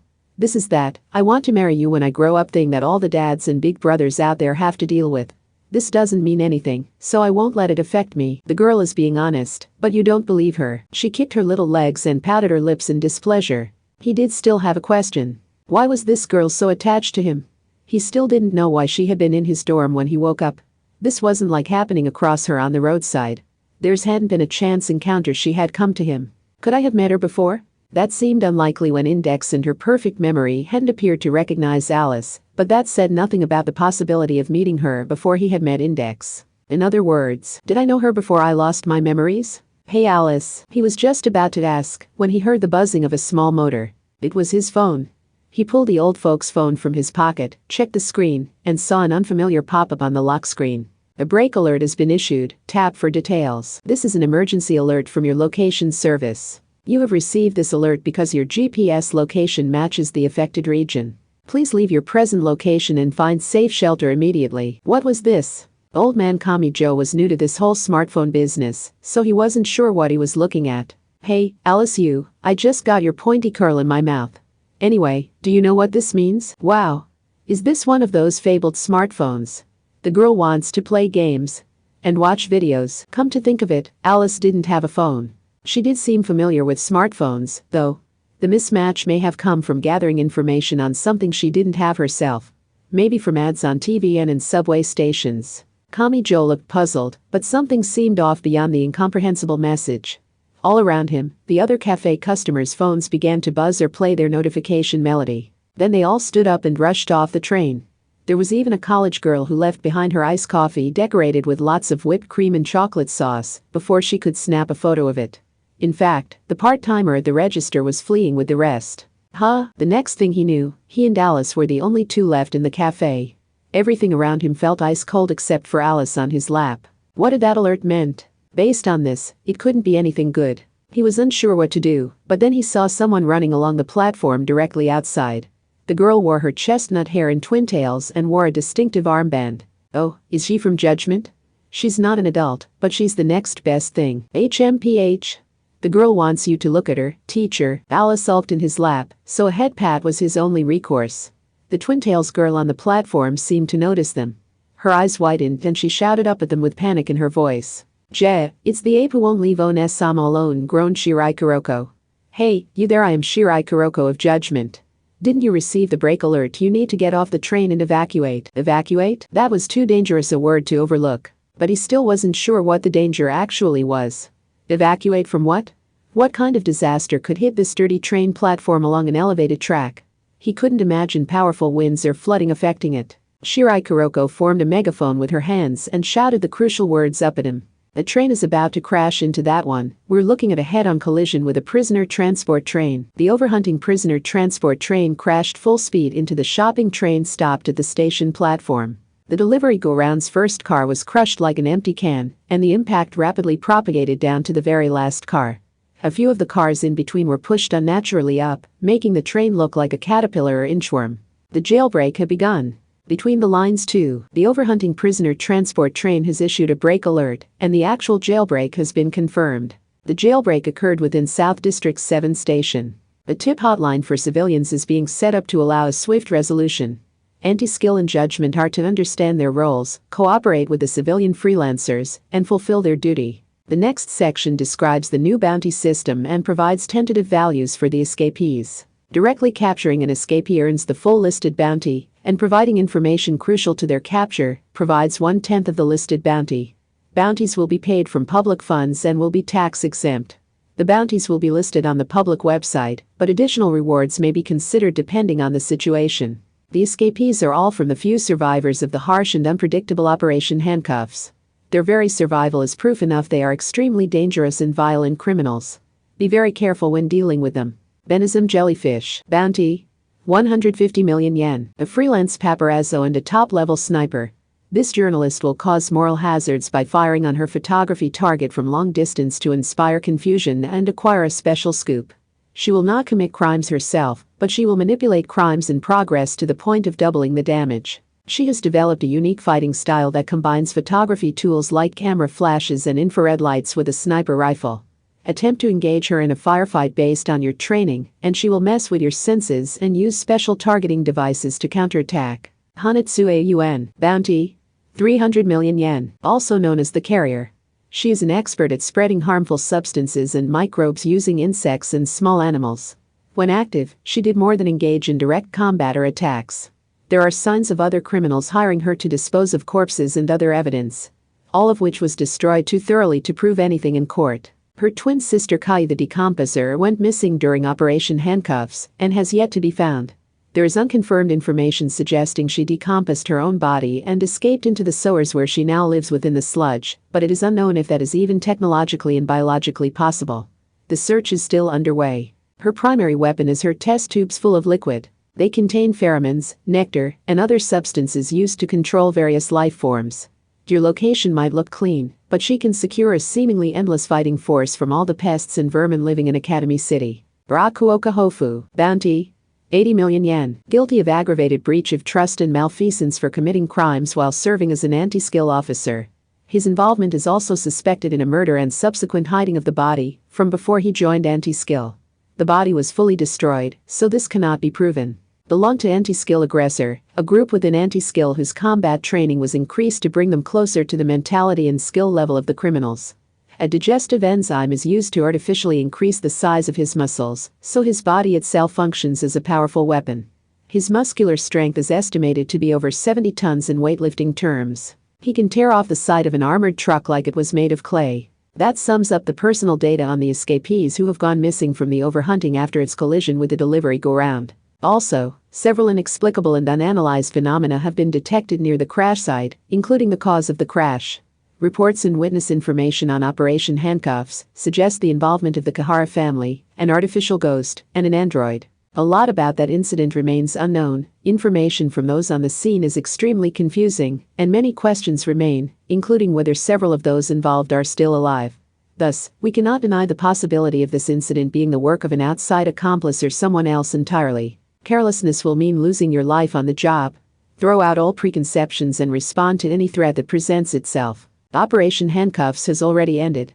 We cannot allow any further losses now. This time, we will bring an end to Academy City's nightmare. Good luck out there. Alice's Adventures in Wonderland. Kamijo Toma, the girl's teacher.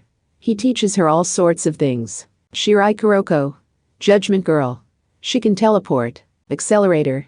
Academy City's biggest VIP. Hanetsue Yuan, fugitive. Uses chemicals. Venism jellyfish, fugitive. A camera lady. Rakuoka Hofu, fugitive. Muscular combover guy. Frilson number G. An Academy City ghost. Chapter 2. The rescue puzzle sits before you. Travel. Part 1. Kamijo Toma forgot to breathe. It happened instantly. After blinking his eyes once, the middle school girl, Shirai Kuroko, was standing in front of him. He was lucky to even remember the word teleportation in that time. But if he relied on that, he would only make things worse for everyone. The imagined breaker power in his right hand would interfere with the teleportation. So instead, he pushed Alice forward from his lap and raised his voice. Go take Alice. He didn't have time to wait for Shirai's response. His action must have caught her by surprise because she flinched before she and Alice vanished into thin air. A terrifying roar and impact followed. Kamijo was in the cafe on the second floor of the delivery go-round's 9th car, but the force of the impact traveled from the flattened first car all the way to the last car in an instant, lifting his feet from the floor. He really was thrown all the way to the neighboring 8th car before he hit the floor again. Gah! He rolled through what looked like a deserted childcare center, breaking through and scattering a plastic jungle gym and slide before coming to a stop. He had trouble breathing. He couldn't believe the horror before his eyes. But his shot did not come from the pain piercing his body. The chicken, he groaned, forgetting to get up from the floor. His reusable shopping bag had been thrown from him, and the sales items he had bought with his last remaining money were scattered across the floor. The plastic wrap had burst, the soft tray had broken, and the contents were cruelly splattered around. The oatmeal spread across the floor was already soaking up the moisture and getting soggy. The radish broke? And there's shards of glass in it all. Wait, why were there mice on this train? And what is that smushed against the wall there? Red cabbage. Knew the big hard clams were cheaper than the normal ones, but now they're all broken. And so is the miracle 90 yen pack of eggs. Ga. Holding his head and wailing wasn't going to change reality. Clear tears fell from the corners of his eyes. That was it. He was going to die. He had failed his attempt at the New Year's Tokyo survival life. He didn't have it in him to accept this cruel reality. He only had 49 yen left in his wallet, so how was he supposed to replace all of this? How many times had he mentioned that the ATMs didn't start back up until January 4? How would he survive the New Year's season now? Was he going to have to starve starting today? He heard a racket from outside. Arg, these people after the high bounties are just getting in the way. Go move them over into a corner or something. We will pursue the fugitives. Uiharu, you check through the camera records and try to track them down that way as best you can. Kami Joe Thomas sat up in the deserted space. Just before the crash, that Twintails girl had mentioned a prisoner transport train. And based on her panicked voice, some of the prisoners on board must have escaped. That had been the purpose behind the entire incident. He took a look out the window and nodded. He didn't know who they were, but he would make sure they died for this. And there was a high bounty on their heads? Then he would use that to build himself a house out of chicken and green onion. He grabbed just the can of caviar that had survived with only a few dings and stood up like a man possessed. He was on the second floor of the train, but the metal stairs down appeared to have been destroyed. But he didn't care. He just needed to reach the platform. He rushed toward a fully broken window. I am giving them such a punching, he muttered to himself. Someone needs to teach them life doesn't reward food wastes. His rage and sorrow exploded out as a great roar, and he didn't even hesitate to jump out the second floor window to the station platform below. Except the platform was gone. This he hadn't expected. His mind went blank, but he couldn't change his course in midair regardless. Excuse me. The floor below had crumbled away, leaving a hole large enough to swallow up a small truck. He had lost sight of his landing point, but before he could do anything more, gravity took hold and dragged him down toward the pit of hell. He screamed as he felt his stomach rising. He probably fell 2 stories worth. The length of the fall had suddenly grown on him, like he had casually hopped over a hurdle to find it was actually a balcony railing. He might break a bone or two from this. The fear took hold, but then he hit something with a sticky splat. He had survived? But what was this? With the floor broken through, he had assumed he would find jagged rubble below, but he instead found a pile of black sludge. He appreciated it since it had cushioned his fall, but he would have preferred something he could identify. Does this mean the platform melted? You have got to be kidding me. That thing is made of concrete and a steel frame. This isn't harmful to touch, is it? After some struggling, he managed to extract himself from the sludge pile and rolled away from it. The regret rushed in after the fact. When stranded on a mountain or in other emergencies, people's stress and exhaustion would give them extreme tunnel vision, and they would make overly optimistic predictions. For example, they wouldn't want to be stuck out in the dark after sunset, so they might think they could make their way down the slope if they fell along the nearby trees and watched their step. But if they actually attempted it, they would end up slipping and falling off a cliff. In hindsight, jumping from the delivery go-round second-floor window just because the stairs were blocked had been a dumb decision. There had to have been plenty of better options, like moving to the next car and searching for some surviving stairs. The station platform was on an upper level to match the height of the elevated railway, so the lower level was a clean station concourse containing accessways and shops. However, the number of customers and employees in evidence was unnaturally low. Was that due to the brake alert? The strange sort of convenience store only found in train stations, the standing soba shop, and the mall-like sales area that combined a gift shop with a bento shop, were all abandoned. The excessive number of lights felt unusually bright. The way the automatic glass doors opened on their own and the way an announcement repeatedly asked an empty cafe to download their official app only made the place feel lonelier. It wasn't just the train. Was something still underway on a large enough scale to affect the entire station building? Kami Joe gulped. He waved at the security camera on the ceiling, but there was no sign of any adults coming running. A special train had crashed, and the criminals contained inside had escaped. That was enough to sound like a minor fantasy to a high schooler like him, but what if that hadn't been a coincidence? The station platform melted. He didn't know if an Esper power or some kind of technology was to blame, but if someone wanted to make sure they escaped, would they really rely on that alone? This sounds bad. Maybe I should have stayed put and waited for Alice and that judgment girl. If the culprit had managed to set up this accident, couldn't they have hidden some tools inside the building? Or maybe they had emergency kits hidden across all 23 districts of the city. Those could contain money, a change of clothes, falsehoods, and maybe even deadly weapons. He heard a sound. He could tell the burden on his heart right now was bad for his health. He was scared. But trying to ignore this would only cause the anxiety in his chest to grow. He slowly turned around and tiptoed toward the sound, being careful not to make any noise. He passed through a gift shop laid out like a luxury supermarket and reached a corner of the corridor.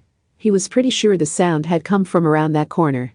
He bit his lip and hesitantly peeked around it. He saw some coin-operated lockers lined up on the wall. A girl of about 10 with long black hair stood facing them. But the sound had not been her opening and closing one of the thin metal doors. He could see her pulling a flat business bag from the gap between the bookcase-like sets of lockers. What was she doing? Why hadn't she run away with everyone else? She set the bag on the floor, checked its contents, and then reached for her clothes. It looked like a thick work jumpsuit, but it wasn't. By the time Kamijo realized that was a prison uniform, she had stripped it off in the middle of the station corridor. He instinctually looked away from her carelessly exposed skin, but then realized now wasn't the time to be a gentleman. He had seen something more concerning. What is that? A gas mask and a white coat stained with paint? When she put on the coat and fastened the collar so it covered a chest unusually large for her height, it weirdly looked sort of like a yukata. She wore the gas mask on the side of her head like a mask at a shrine festival. Then she pulled out several test tubes filled with colorful liquids. He didn't know what those were, but he could easily imagine they were dangerous chemicals. It may have been one of them that had melted the steel and concrete station platform into black sludge. This girl had been wearing a prison uniform. He didn't know what crime had gotten her a ride on that prisoner transport train, but he doubted it was safe to directly sniff at those chemicals. And if there really were only chemicals, then Imagine Breaker wouldn't be any help. He couldn't afford to underestimate her just because she only looked to be 10. A gun held by a baby in a stroller was still a gun, and a grenade thrown by an old man with a cane was still a grenade. A tool's power was a constant, so the correct choice here was to remember her location and get away from here. Then he could pull out his phone and tell Anti-Skill or Judgment what he had seen. He was nervous, but he was afraid to even gulp. He held his breath and tried to calmly take a step back. His butt bumped into something in this deserted world. "Teacher, Kaya," he screamed and immediately regretted it. Smiling Alice stuck out her small arms and grabbed at him from behind, while the mystery chemical girl spun around at the lockers. The situation was on the move, and it was headed in a deadly direction. Part 2. Shirai Kuroko had only taken her eyes off her for a second. Arg, where did that blonde girl go? Panic filled her on the station platform. As much as she disliked that wretched ape, he had left that girl in her care. She finally heard some sirens approaching in the distance. She had been doing paperwork in the station by pure chance, so it was going to take a while before Anti-Skill could get to work preserving the scene. There was probably an Anti-Skill station and a train station this large, but they were probably overwhelmed helping people evacuate. The crash between the overhunting prisoner transport train and the delivery go-round shopping train was horrific to behold. The shopping train in particular had a few of its cars bent upwards like an inchworm, and its platform doors had broken, so they jutted outwards. She had to try to find the ape who had been left on board, but at the same time, Uiharu, start up a new priority task and share this information with Anti-Skill and Judgment. Put in a search request for a girl named Alice. She looked to be around 12, she has long blonde hair and blue eyes, and she is wearing what appears to be a costume dress. A short-sleeved dress despite the season. I can't let her be forgotten in the confusion, eh? Replied the girl on the phone. Can't you give me a photo, Shirai-san? If you need one, find it in the station or train surviving camera footage. It's too dangerous to leave her unsupervised here. The overhunting was going to gather most of the attention since it carried dangerous prisoners, but the delivery go-round included a cafe, a restaurant, and even a spa with hoses to supply its hot water, so it was packed full of flammable materials. She couldn't ignore the crash train either. She didn't return to the train to search for her friend, did she? It seemed unlikely, but it was still a possibility. Shirai couldn't delay the search and then have the girl get caught in a gas explosion. She carefully walked along the platform and checked through the broken windows to see if anyone was on board. Her efforts were wasted and she found no one. Not Alice and not the ape. She didn't notice any sounds or heat sources either. After walking far enough along the platform, she moved past the delivery go-round and reached the overhunting that had crashed into it. She tilted her head, but if those two weren't in the shopping train, they may have gone elsewhere. Uiharu, what data do you have on the overhunting? Pretty much just the name. Wow, it's like the entire train just popped into existence today. The front car had been crushed like an empty can, but she heard someone groaning from the driver's compartment. The damage to the platform door actually helped her here. She couldn't tell how crushed things were inside, so she couldn't teleport in. Instead, she searched around the door until she found the emergency release lever. It didn't do anything when she turned it, but the heavy metal clunk told her where the hinges were located. She pulled 2 metal darts from the belts on her thighs and teleported them to destroy the metal hinges. The bent door collapsed out onto the platform.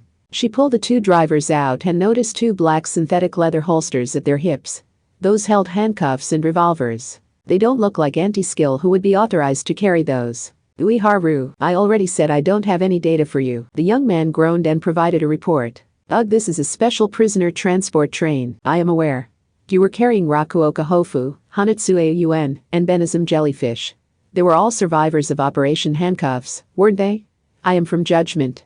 I was called here to provide support. I can stand on my own. Please help me organize what information we have. Ow, what happened? We don't know. We suddenly lost control of the train. It is true the overhunting is special and prioritizes manual control over the ordinary Austrian shilling system, but that's why it has multiple safety devices like the air brakes and the EM brakes. EM brakes? The older woman was still unconscious. After checking her pulse and breathing, Shirai lay her down on a platform bench and wrapped something like a thick plastic zip tie around the woman's wrist like a watch. It was a rescue tag that shared its GSP data with the firefighters. The presence of the gun was worrying, but it appeared to be fixed to her with a special strap. Just to be safe, Shirai removed the ammunition, borrowed a tool from the young man, removed the firing hammer from the gun itself, and left it all with the younger driver. She didn't like leaving it with him, but her training and education weren't enough to let her carry around a gun and live ammunition. You seem awfully comfortable with this, said the young man. I use more dangerous projectiles. The overhunting special design could be seen in how everything but the first car remained relatively intact. She even saw some prison guards slowly emerging onto the platform. She was afraid the strange weapon cars would explode, but that fear never came to pass. Her name was Alice, wasn't it? It seems unlikely she would have snuck aboard the prisoner transport train, but you can never say anything for certain when it comes to a curious child. The prisoners were only on the 4th and 5th cars, groaned the younger driver with a hand on his head. Not what I wanted to hear. Those doors appeared to be open. She checked inside and found a few wheeled cages that reminded her of the ones used to transport animals.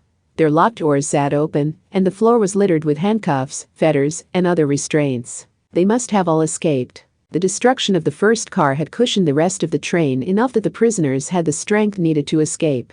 Shirai Kuroko checked each name on the tags pasted to the cages. Rakuoka Hofu, Hanatsuei Yuen, Benizum Jellyfish. She narrowed her eyes while picturing the criminals who had been aboard the overhunting.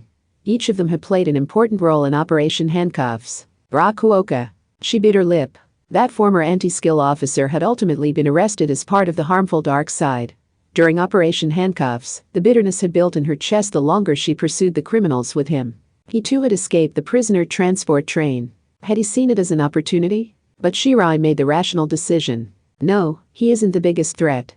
That would be Hanatsuei Yuen, the carrier, who uses other life forms to transport harmful substances. Fra 300 million? Her bounty is well above the rest. The younger driver stared at the tablet he had kept in an industrial shock-resistant case. The disbelief in his voice told Shirai he had not witnessed handcuffs. She wouldn't have wanted to get involved for 100 times that much. He looked up with confusion written on his face. But she's only a 10-year-old girl and doesn't have any special esper power? Did you miss what I said about her using other life forms? Shirai Kuroko pointed at the large hole in the platform a short distance away. She recognized the dark melted structure. The carrier had not waited around for law enforcement to make the first move. Mosquitoes, fleas, ticks, flies, hornets, snakes, rats, crows, stray dogs, black bass, snapping turtles, the list goes on. That monster can control most any urban pest or vermin. That means her weapons are found in every part of the city, and her supply is near limitless. With her, you can never assume she has been neutralized just because you have confiscated all of her tools. In a way, she uses the city itself as a weapon, and there is no controlling her once she has the attractants needed to control animals, and the highly toxic chemicals and microbes those animals can carry. The real problem is that she might be able to create those things from the exhaust gases and wastewaters found across the city. If you don't want that biochemical warfare specialist committing war crimes throughout the city, you need to set up a blockade to keep her from. Shirai never finished her sentence. The platform and the entire station building around it shook violently. She immediately leaned against the side of the bent platform door. She heard the sparking of severed wires from all around, and then she was enveloped in darkness. The lights had gone out across the entire platform. It was currently 5:20 p.m. This late in the year, it would be dark out by then. I can't reach Ueharu. But I doubt the base station on the surface is down. Shirai Kuroko was isolated down here. She felt her tension rapidly rising. An explosion didn't sound like the work of UN the carrier who specialized in toxins and bacteria, but during handcuffs, Shirai had seen her use microbes to produce a methane explosion. When his tablet lost its signal too, the younger driver complained with the backlight illuminating his face from below. "Well, what the hell, what's happened now? Something we would much rather not witness. Unfortunately, we will be forced to do so regardless." Part 3. The lights flickered worryingly but ultimately stayed on. Thanks to that, Kamijo Toma was finally forced to see the horrors crawling in the depths of Academy City. It began with a light. He heard a popping of air far more violent than a bug zapper and saw a white light far more brutal than welding. But this did not come from the white coat girl further down the corridor. The flickering malice came from the side. He reflexively held his right hand out toward the unidentified threat. "Teacher, you mustn't use that." Someone grabbed his hand and shoved him to the side. It was Alice. A moment later, something brutal indeed shot past in a horizontal line at his chest height. It bent and broke 4 or 5 of the thick decorative pillars lined up along the concourse. This wasn't a strange laser weapon or beam cannon. It only moved in straight lines, but it bent in a zigzag pattern. And it had been launched by a shaky silhouette? Lie. After Alice tackled Kamijo out of the way, they both tumbled behind an elevator protected by reinforced glass. Alice was in short sleeves, so the softness of her upper arms reached him directly. The elevator itself was transparent, so it wouldn't have hidden them if not for a magazine rack covered in free travel brochures. Kamijo sat on the floor staring in disbelief at the scorched empty space where his eyes still saw an afterimage. He felt a stinging pain in his little finger. It hadn't hit him directly, but some kind of secondary effect had discolored the finger a bright red. It was probably burned. That might not seem like much, but it told him what would have happened if Alice hadn't protected him. The pain was minimal, but it meant a lot. Imagine breaker doesn't work on this. Lightning? For just an instant, he saw a bloody young man sitting on a concrete floor with a smile on his face. "Do you reason to one? Of you?" Something scorched the back of his mind like a camera flash. But he wasn't sure what it meant. Unlike a dream, it remained so vivid in his mind. What was that? His right-hand defense hadn't worked on the attack or on the afterimage lingering in the back of his mind. Did that mean it could all be explained with ordinary science, like some kind of electrical signal linked to his brain? He shook his head, pulled his old folks' phone from his pocket, and held it sideways. He couldn't trust his eyes anymore, so he would view his surroundings through the camera app. The distant silhouette was twisted into something like an S shape. And for some reason, 7 different facial recognition boxes popped up on different parts of it. In this age where people were forgetting how to even write kanji, it was unusual to lose faith in the answer presented by your phone. Well, what the hell am I even looking at? The phone picked up the crackling of electricity. When the phone started converting that into something like a flat Buddhist chant, he immediately switched off the screen. He shoved the phone into his pocket and felt an odd heat on his thigh. It creeped him out as much as having someone's severed hand in his pocket. He held Alice protectively against his side, and she shrieked in delight. Something was very wrong here, but the destructive power of that electricity was real. The lightning itself and the concrete and rebar it blasted into the air could both tear large chunks from his body. "What now, teacher?" Alice never seemed to notice the danger despite having the uncanny sixth sense of a small child, so she was still smiling innocently. Maybe she could see some deeper meaning behind all this, or maybe she was just enjoying being held by him. "Shush, Alice. That thing already knows where we are, but I don't want to give away our timing from our breathing or something. Is this a secret?" What was secret for just the two of us? He wasn't sure how, but the way she held her hands to her cheeks suggested he had tugged very forcefully at her heartstrings. He heard something, so he held Alice close, held his breath, and pressed against the magazine rack by the elevator wall. He slowly poked his head out around the corner to look further down the corridor. There was definitely a silhouette there. It was wavering side to side. "Is Sanchin? I am behind you." It was nearly impossible to make out at first. The massive noise was too messy to recognize as a voice. But his instinct screamed that he couldn't ignore it. Even though anyone in Academy City should scoff at the very thought of something like this. Healthroll denumbered Kerbeu. He couldn't do it. No one could claim this was an illusion, they were imagining it, or they had misinterpreted what they had seen and heard. A doll-like woman wore a special dress that clung to her figure but spread out around her ankles. Her curvy body and blonde twintails were at odds, giving her an unbalanced appearance. Her head swayed irregularly side to side with long bangs covering her eyes. The hem of her blue dress was absorbed by the base of a destroyed pillar. No, that wasn't it. Her unsteady feet were buried in it. She was passing right through the solid object. Anyone who saw this would reach the same conclusion. Yes. No one could say how this could exist in a world ruled by solid physical laws and inundated with artificial tools, but this was undoubtedly something not of this world. Or more bluntly, a ghost. Hello, this is Frilson number G-chan. I am currently behind you. Kamijo knew this had to be bad. That phrase acted as some sort of trigger. A much worse trigger than the words kill and die that back alley delinquents used so habitually. He sensed killer intent passing right by him after being released along a path straighter than a bullet. It wasn't aimed at him or Alice. Which meant the white coat girl in front of the lockers. Grinning Alice had asked him what now earlier. This ghost had launched an electric current powerful enough to break through several concrete pillars, even if they were only decorative, and she had also passed through a wall. Worse, his imagined breaker hadn't worked against her attack. That proved she was not an occult being, but that was no reason to relax. Hee hee. That's a ghost. Since she's making an appearance at this busy time of year, could she be a Calicanceros? You're kidding, right?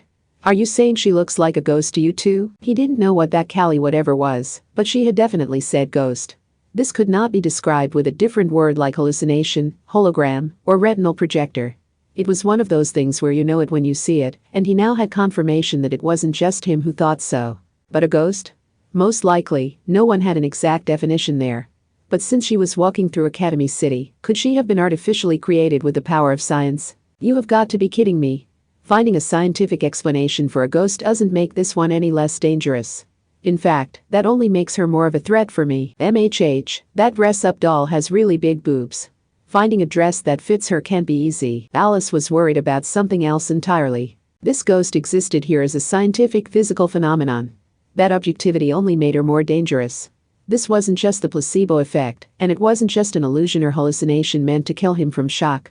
She caused very real harm. There was no point in trying to fight and eliminate her. Losing would mean his death, but winning wouldn't accomplish anything.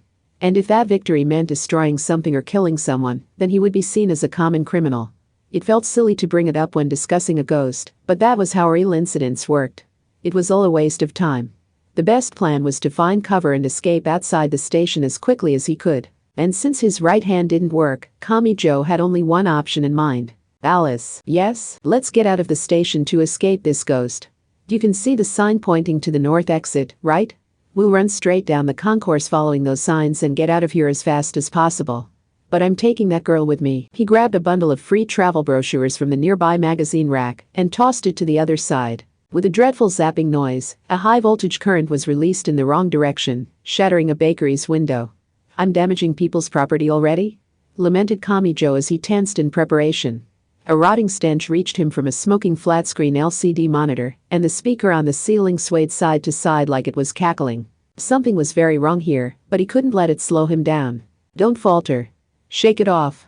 If they didn't use this noise as their cue, they would never manage to leave this spot. Alice, go. Alice's unnatural affection for him worked in his favor here. He gestured for her to go, and she looked delighted to start running with a white fluff ball on the back of her apron shaking. He pulled away from the elevator wall too and ran across the concourse.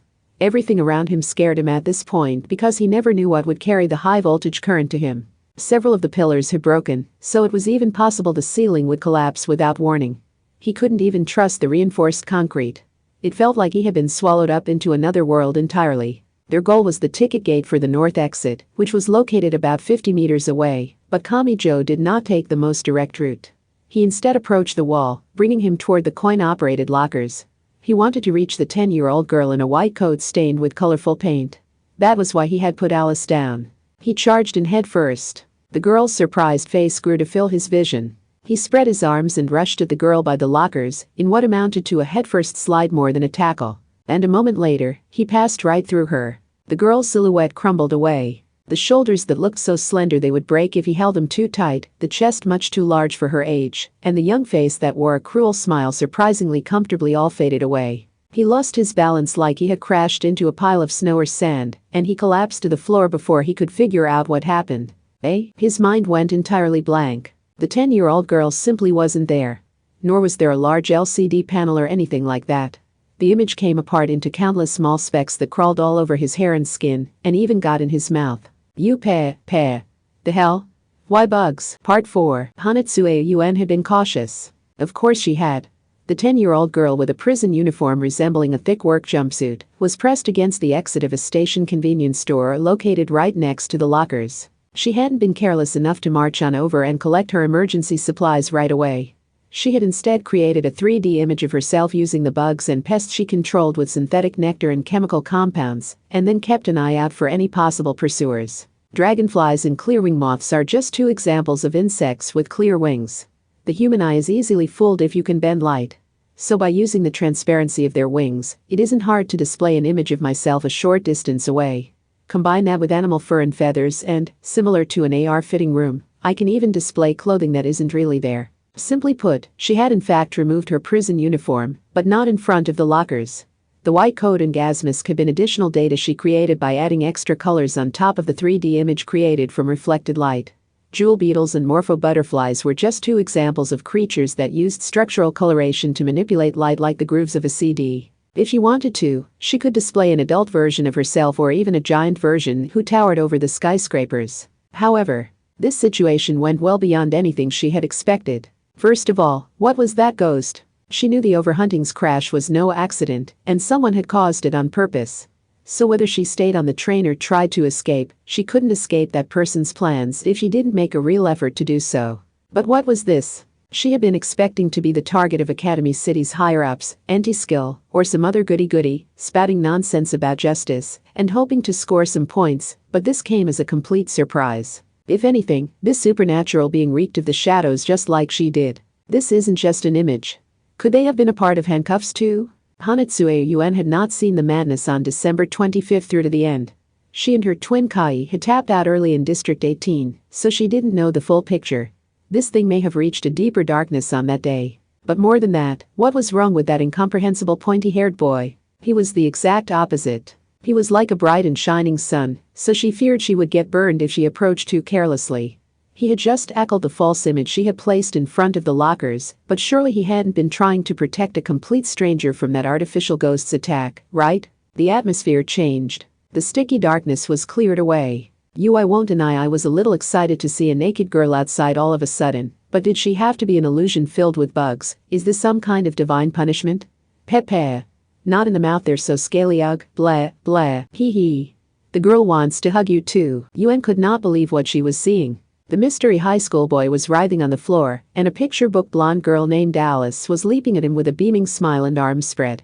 She didn't seem to care that he was crawling with bugs. Then Yuen's eyes met the boy's. This had all been a shock, but she had still been careless. And, still swarmed with clear-winged creatures and a picture book girl, he yelled to her from the floor. He directed no anger or fear her way. Cough, you there. I don't know what's up with that ghost or these bugs, but this place is dangerous. The north exit is right there, so get out of here if you can still run. For a moment, she wasn't sure how to react. He was serious. This dyed-in-the-wool idiot was telling a prisoner he had never met before to escape. He didn't even seem to realize she was the one who had chemically gathered the bugs to create that false image. Her twin Kai wouldn't have hesitated to give an additional order that decomposed his entire body.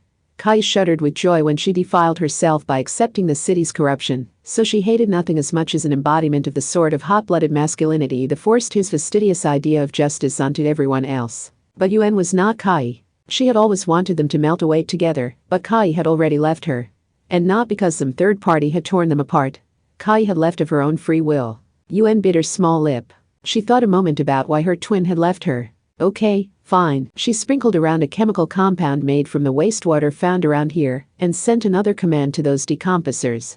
With a sound like Tsuki beans rolling inside a tilted box, she sent the swarm of bugs away from the mystery boy and toward the electrified artificial ghost.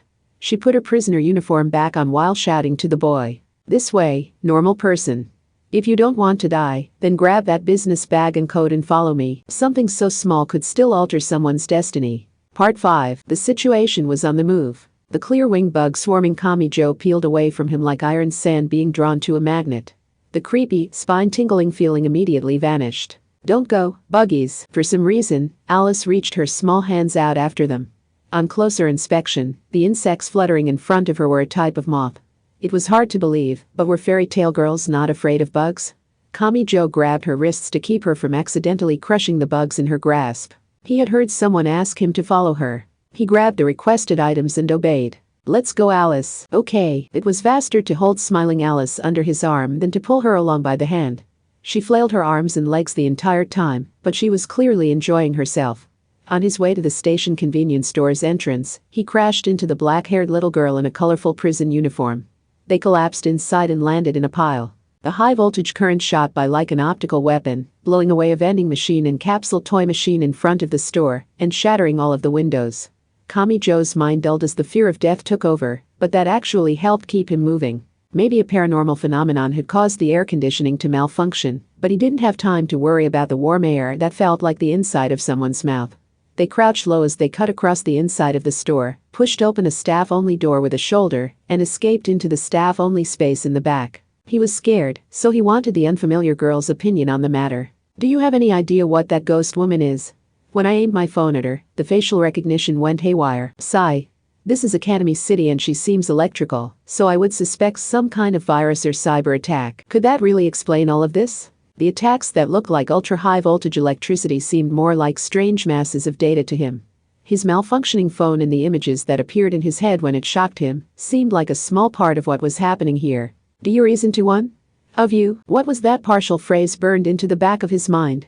Who was that bloody young man he had seen? It was like the ghost pursuing them didn't realize she was leaking some kind of message. As far as he could tell, being hit by Frilson No. G's lightning attacks burned a scene into the back of your mind.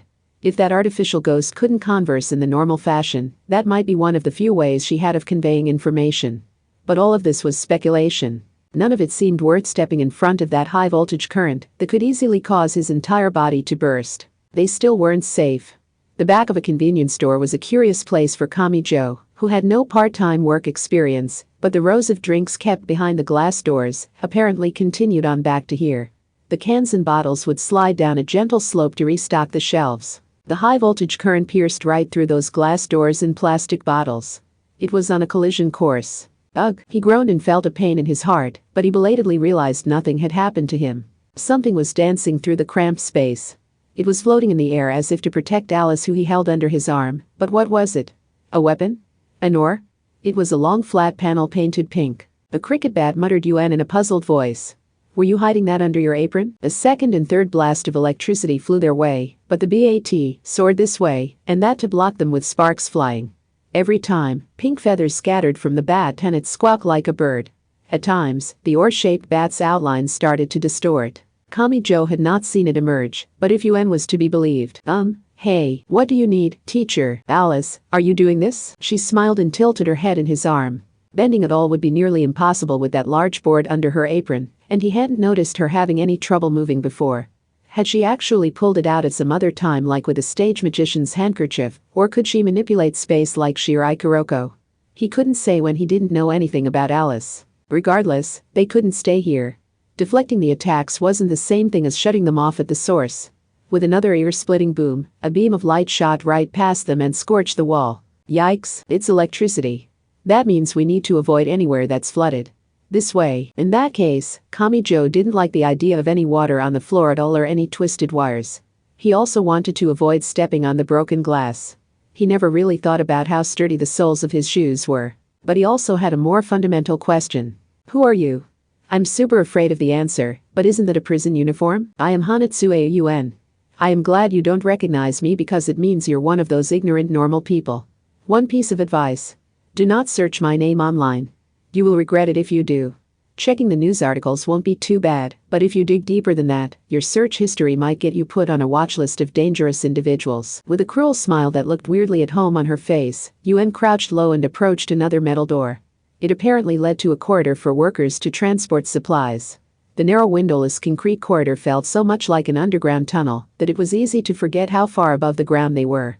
Kamijo set Alice down so she could walk alongside him, and she spoke to him with a smile. You seem accustomed to electric attacks, teacher. She wasn't wrong since he happened to know an electric girl with a short temper, but he had never imagined that girl's dysfunctional communication style would one day save his life from something as crazy as a ghost. Ideally, we could escape outside the station with this corridor not found on the public diagrams, but I doubt it will be that easy. Whether or not we can defeat her, we need to be ready to break past that ghost called Frilson No. G was it? Suggested Hanatsuya UN, sounding only mildly concerned. Then Kamijo heard a rustling sound. He looked over to see the black-haired girl of around 10 had unzipped her thick prison uniform and stripped it off in the middle of the corridor. She did it so naturally he nearly overlooked it, but then he jumped. Whoa, wow, what the hell are you doing? Just return that coat and mask. Oh, and the bag. So there really was a girl naked outside? It wasn't just a weird hologram made with bug wings? I guess that was a horrific way for it to end for you. You can override the memory with this. He couldn't tell how serious she was as she pulled something like a thick belt from her business bag. It looked like the ammunition for a machine gun in an action movie, but it instead contained countless test tubes carrying colorful liquids. Alice jumped up from behind Kamijo and, imperfectly, covered his eyes and spoke with a tremor in her voice. She is shorter than the girl, but still has big boobs. Hey. Sexy, aren't I? Yuen wrapped the belt around her body, which was unnaturally curvy for a girl of her age, pulled the white coat's collar together like a yukata, and used a medical corset to fasten it in place like a thick sash. There, now I'm ready to fight. And the color of the reagent suggests the chemicals are unaltered. Really? I don't have to worry about money either. Cash is easily acquired by selling rare insects in violation of the Washington Convention. Or I could soak some random weeds in hallucinogenic insect venom and sell it in the back alleys for at least 100,000 yen a gram. Hey. I have everything I need to earn some running away money. Why do you have to add these lengthy and very concerning explanations? It might have been cute if you wore a black lace side patch in Gothic Lolita fashion, carried a demon sword decorated with black roses, and was at the age where kids loved legendary ultimate eternal almighty magic more than food, but this girl didn't seem so harmless. Yuen wasn't trying to steal the initiative away from an older boy like Kamijo. She was speaking to herself and checking over each of her abilities to ensure she would be safe. Sigh. I thought I was over this, but now that I'm out in the city, there's so much I want to eat. Like Red Town's kiwi gyoza. Is Los Angeles just taking over my life now? I don't have many good memories of that city. Anyway, they needed to get outside. This hidden corridor had no windows, and it took a few right-angle turns along the way. It was probably laid out to weave between the rectangular stores bordering the concourse. The twists and turns made it hard to see very far ahead, so they were forced to nervously peek around the corners. Fortunately, they never found any kind of ambush. After a few turns, they came across something different. A metal shutter and a human-sized metal door alongside it. Kamijo's face lit up and he approached it. There, that's it. We can get outside from here. But one of Yuen's eyebrows shot up like she had felt her phone vibrating in her cleavage. She chose one of the colorful test tubes and pulled it from within her coat. She viewed the surface of the neon yellow liquid inside. Wow, it's rippling, said Alice in delight. Microwaves? No, the reagent's coloration colloid particles are reacting, so it must be terahertz waves. That's not good. Hey, you. Get away from that shutter immediately. For some reason, Yuen glared harshly at the concrete next to the shutter instead of the shutter itself. Kamijo had taken a step ahead of her, so he looked back her way in confusion. Just then, two loud noises tore into the thick security shutter. The cause appeared to be a pair of metal darts. The destruction was focused on the top of the shutter. The upper left and right.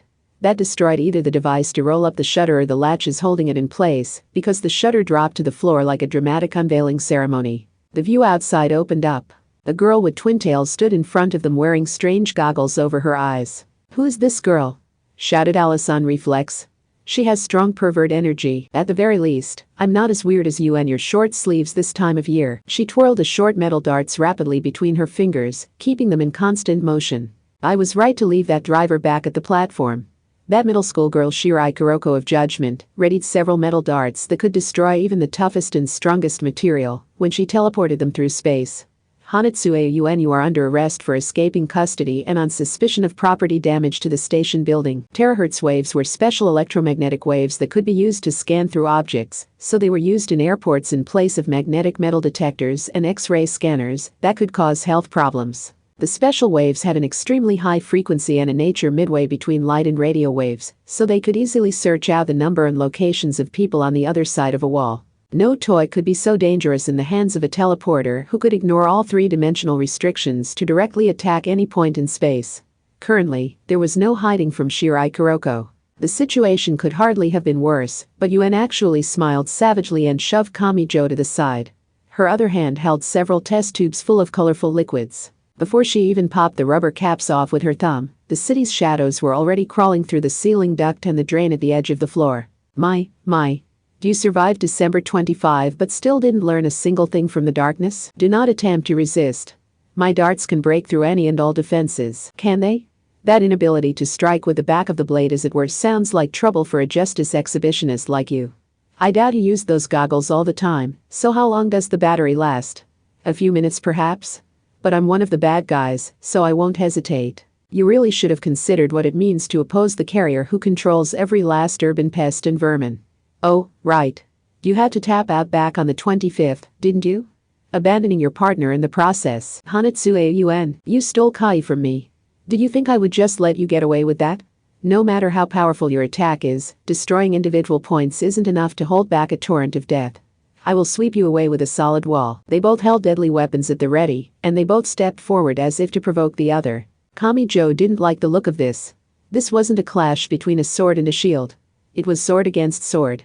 When two people who protected themselves with a deadly force clashed and neither side got scared and put their weapon away, there was no stopping a battle where one side or the other ended up in a pool of their own blood. Even if they were only trying to defend themselves and had no intention of killing the other. Even if they would look down at their blood-stained hands and let out a blood-curdling wail of sorrow once it was all over. He couldn't let this happen. He had to find some way of stopping it. Oh, he wasn't sure why he made the decision he did. But the moment after he shoved Yuen aside, the metal dart appeared out of thin air and stabbed into his body. Part 6. The point of scorching heat rapidly spread until his entire body was on fire. Kamijo collapsed to the ground. He clenched his teeth, but he couldn't hold in the scream. His body felt like a vortex of agony, so he wasn't even sure where the injury was on him. He couldn't even get up, and the hand holding his shoulder was mostly a reflexive thing. It was only then that he realized the metal dart had pierced his shoulder. The disgusting feeling of the metal sticking in where it didn't belong was more powerful than the simple pain. Hanatsuei Yuen's jaw dropped as she stared at him, screaming and shedding meaningless tears.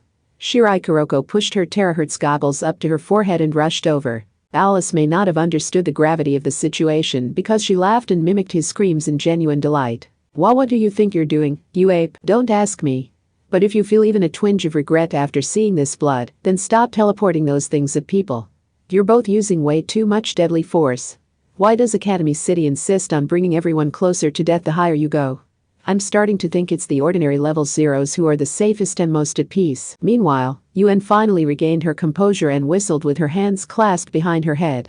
Wow, this wasn't my fault. Maybe I should go tattle to the teachers. You villain, here's the thing, justice exhibitionist. If you don't want him to die because of you, then you better step aside right now. I'll fix this silly blunder of yours. Yuen held a hand to the center of her unnaturally large chest and winked. If you need sterilization or disinfection, I can produce a methanol or bifidobacterium. If you need a pain relief chemical, I can extract it from a mosquito or tick. The quickest way to stop bleeding is to control the coagulation, and sewing up a blood vessel requires some sturdy animal thread, right? There are so many options there, from silkworm silk to spider silk. The silkworm is praised as the most plentiful beneficial bug in the world, but it's really just a grotesque moth larva. This is sounding a lot like my area of expertise, isn't it? Shirai Kuroko couldn't find the words. She seemed to know Yuen from somewhere, and it appeared to come as a complete shock that Yuen would choose to save an injured person's life. However, no unlicensed medical procedures are against the law. Especially if we are talking about unhygienic surgery using urban pests and vermin. Sigh. Yet again, justice proves it kills more people than us villains ever could. I can't imagine why this soft-hearted idiot would protect me, but this means I owe him twice. And I don't care what you say, I'm not going to let him die until I've repaid him with interest. Paying back your debt sounds like a system unrelated to good and evil to me. The two girls' gazes clashed while they crouched on either side of collapsed Kamijo.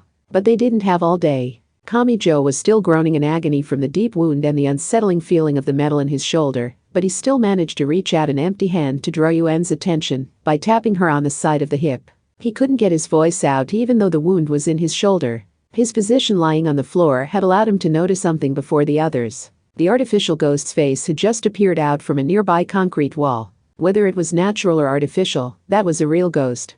That meant the laws of physics might not apply. But could she really just pass through solid walls? That was cheating in a different way from teleportation.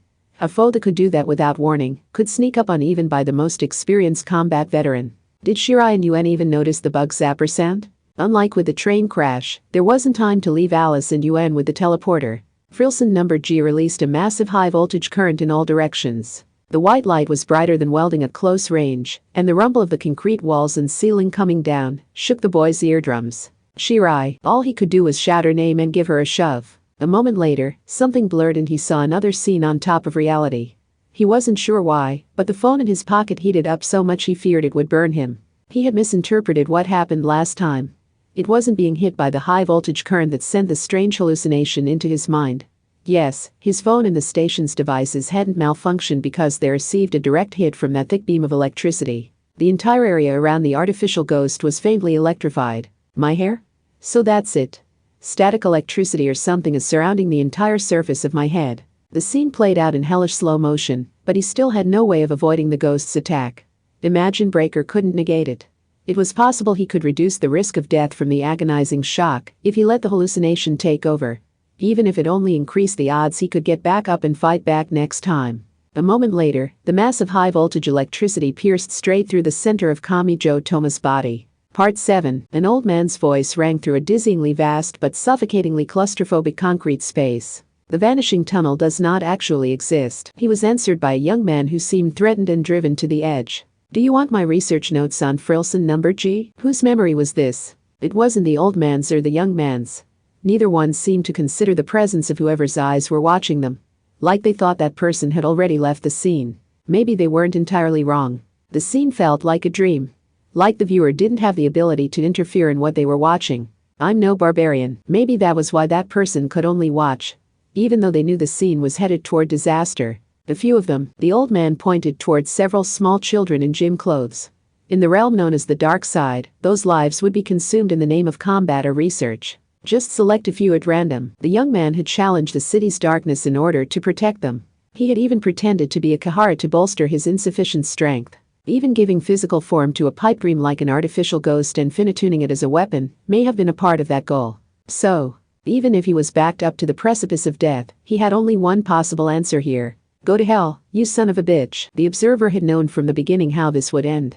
Finally, a dry gunshot rang out before their eyes. They couldn't do anything to stop it. Not one thing. Part 8. The ringing noise filling Kamichi Toma's mind rapidly faded and reality rushed back in. The high-voltage current might have actually stopped his heart for the few seconds his sense of time had been out of order. Gah! The white light was replaced by color. Sound crept back into the great pressure. His limbs trembled. If he didn't clench his teeth, he was afraid his convulsions would make him bite off his own tongue. Something was messing with his mind. This was very bad. He had underestimated the risk. If this kept happening, he was afraid he would lose track of what was his own memory, what was a meaningless hallucination, and what was external data placed in his head. In the instant of the blast, his senses had been so confused he forget whether he was standing up or lying down. Everything felt fake, like he was swimming through a strange liquid. But even in that state, what little of his mind was still functioning worked to rejoin reality. The destruction of the concrete wall was very real. However, that was not the result of the electric storm released from Frilson number G's body. Gawa, a deep roar shook the ground below them. The concrete wall across from the one the ghost had emerged through was smashed apart by some great force. It must have been a punching fist or a tackling shoulder. The giant mass of muscle that emerged grabbed Frilson number G and smashed through the opposite wall to disappear again. The attack made it easy to forget this was a straight corridor. It felt more like a crash at an intersection. But aside from that, Kamichi forgot all about the pain in his shoulder while lying on the floor. He was truly shocked. That had been nothing but muscle. Pure muscle had overpowered a scientific ghost. What even was that monster? It looked like someone had taken the body of a storybook ogre and pasted on the head of a skinny middle-aged man with a comb-over and glasses. There probably were girls who read shoujo manga as a child and honestly wanted a sparkly guy who was disproportionately tall for the size of his handsome face, but there was no way anyone wanted that macho body with a tiny middle-aged head on top. Yet someone seemed to recognize that otherworldly image. Shirai Kuroko rubbed her eyes and grimaced before shouting into the hole in the wall. Rakuoka Hofu, what do you think you're doing? She was only answered by repeated flashes of light and deep zapping sounds coming from the hall.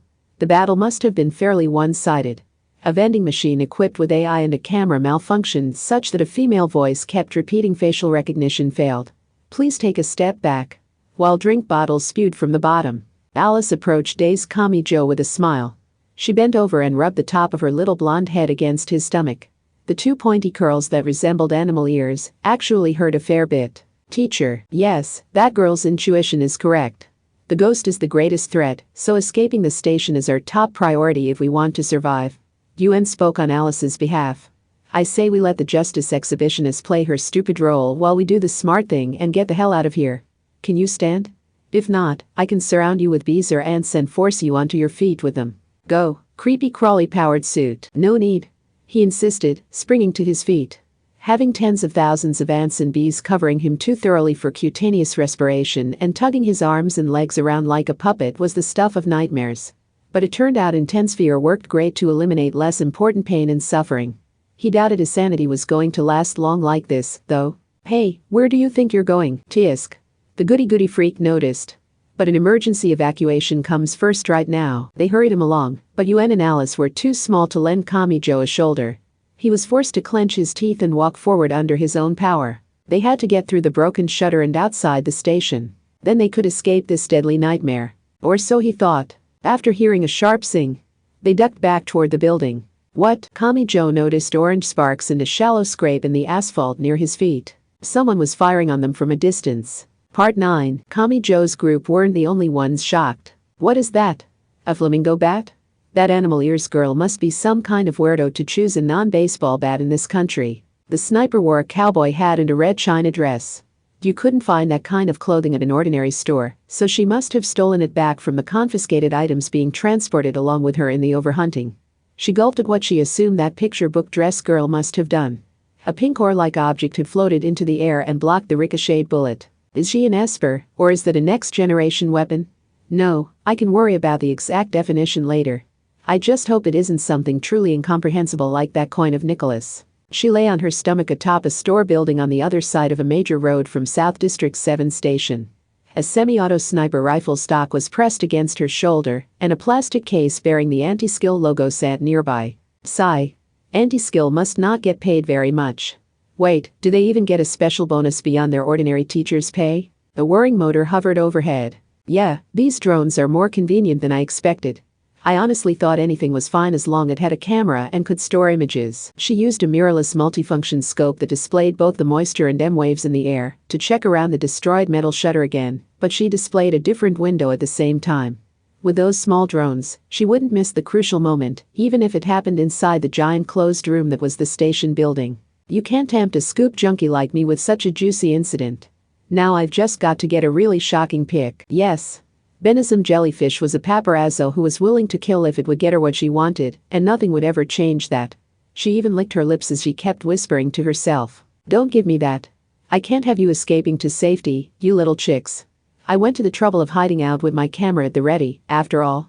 I'll give you some chaos to start with, but I need you to grow this into an incident with a shockingly high body count. Part 10. More orange sparks scattered from the asphalt. This time, it was less than 30 centimeters from Kamijo's shoe. Shirai shouted Benizum, which he assumed to be a name. The mysterious sniper fire kept them from leaving the station. This is bad. Kamijo had gone entirely pale. And the worst part is I'm barely even questioning the presence of a real sniper rifle here in Japan. Wow, it's already night outside. The girl wants to spend the night with her teacher. She wants to talk about things she can't tell anyone else. Alice rejoiced for entirely unrelated reasons, so he grabbed the back of her collar to restrain her while walking back into the station building. He was afraid she would run out into the sniper fire with a big smile. There were 2 large holes in the corridor walls. Sparking light came from one, suggesting the battle between the ghost and the muscles was still ongoing. That meant it would safer to try the other hole, the one Rakuoka Hofu had come from. But Yuen was still calm enough to think rationally, which he found unbelievable. The accuracy of those shots suggests the sniper can see the moisture and electricity in the air. Bullets weren't exactly rare in Operation Handcuffs, so I would rate them a lower middle threat, maybe? The biggest threats were all bizarre nonsense. You are imagining things, insisted Shirai. It is the 29th. That nightmare ended on the 25th. For example, this Justice Exhibitionist's teleportation. But I never saw that ghost back then. Could they confuse the sniper with Yuen's 3D images? No. No matter how many false images they created, it was still up to luck who the sniper actually targeted. That wouldn't eliminate all risk of the girls being shot. The hole in the wall led to a shower room. That seemed like an odd thing for a train station, but it may have been for the station workers. They couldn't return home in their uniforms, so maybe they needed a place to change and freshen up. With the wall broken through, it was impossible to tell where the general public was and wasn't supposed to go. They walked across the tile floor and found a locker room. There was a bench with a back, so Kamijo finally got to sit down. Low tremors continued to shake the floor. Hanatsue Yuen was focused on his shoulder. I should probably treat your shoulder wound now, eh? What? First, I will remove the dart. The agonizing pain made stars dance before his eyes. It honestly felt like the wound had swollen to several times its size. He let out an incomprehensible shout, but he wasn't sure the sounds leaving his mouth and the ones entering his ears were actually the same. He was glad the dart didn't have a barb. Removing what was plugging up the wound definitely caused the bleeding to increase, but the wicked 10-year-old wasn't concerned. I need to disinfect the wound before I stop the bleeding.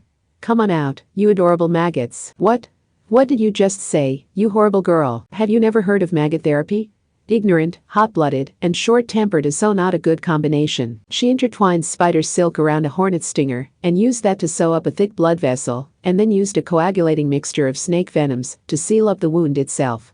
The difference between poison and medicine was mostly in how the substance was used, so there may not have been a strict boundary between the two. Of course, an amateur attempting it would only get the patient killed. In other words, this small carrier didn't lack the skills to help instead of harm, and it wasn't that the option had never occurred to her. She could do it, but didn't. The option was right there in front of her, but she didn't choose it. Was that due to her personal interests and preferences? Or had she lived a life where her situation never allowed for that option? It didn't seem to bother her any, and she patted her small hand on the closed wound. There, all done. When I decide to heal someone, I make sure not to leave a scar. You'd better cry your eyes out and thanks. She blew him a kiss and then pointed her small thumb toward a tall machine tucked into the gap between two sections of lockers. The bleeding has stopped, but you'll still want some vitamin C or folic acid. I'll buy you some vegetable juice from that vending machine, so hand over some change. Vitamins? As ingredients for a hematinic drug. Closing up the wound doesn't bring back the blood you lost. That made perfect sense. Needing blood made him think of iron-rich foods like liver or spinach, but if an expert in the field, what field? Said this was best, he wasn't going to argue. Blood had several different components, so maybe there were ways beyond directly ingesting iron. However, I only have 49 yen. Garbage. Human garbage, spat the white coat girl, giving him the look of a girl when her worthless state left her with the entire bill. Kamijo's shoulders drooped at his utter failure in the New Year's Tokyo survival life, but then he felt something crinkle at his feet. It was a rolled-up 10,000 yen bill. Good fortune does exist. It's lying near a change machine, so take it, and I'm handcuffing you for theft, warned Shirai. Fine, whatever. You can let the fugitive criminal take care of it. Yuen swiped the money from terrified Kamijo's hand and inserted it into the vending machine. She ignored Shirai's protests and bought all of the vegetable and fruit drinks shown on the display. Go, creepy crawly fusion. You weren't just going to give me the drink as is. I said they were only ingredients, didn't I? Now say Aj. Wait, no. I'll drink it. I won't waste your home cooking, so at least let me decide when I do it. Shut up, you. Why did you just put it in your mouth? I really don't have any good memories when it comes to receiving sketchy drugs. Mouth to moi. The mystery liquid allowed Kamijo Toma to realize the male dream of a cute girl, giving him his medicine mouth to mouth. And unlike with Anna, this wasn't even poison.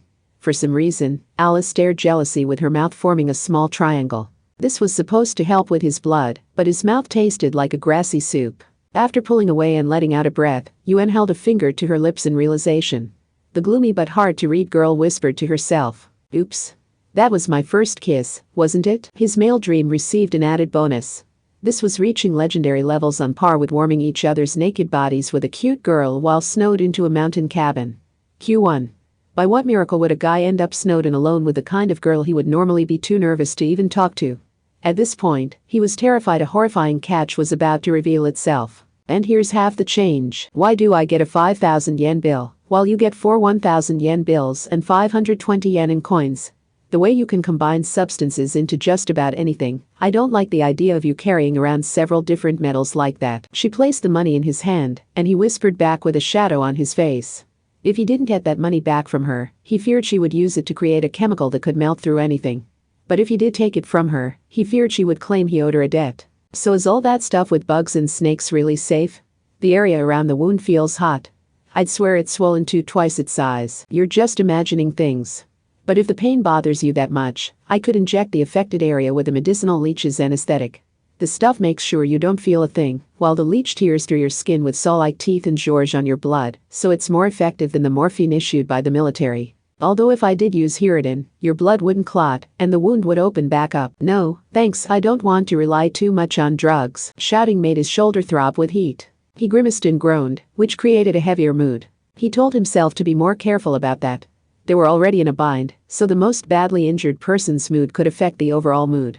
Let's review what we know. He had refused the easy help of anesthesia himself, so he would have to accept the pain in his shoulder. He tried not to let it show on his face as she got talking. The station is deserted, a weird ghost is wandering around, and she got in a fight with some massive muscles. We were right to conclude this place is dangerous, but when we tried to leave, a sniper fired warning shots to push us back in. If we tried to force our way out, I bet they really would have shot us. Shirai Kuroko sighed. At 17:20 today, the overhunting prisoner transport train issued a break alert within South District 7 station.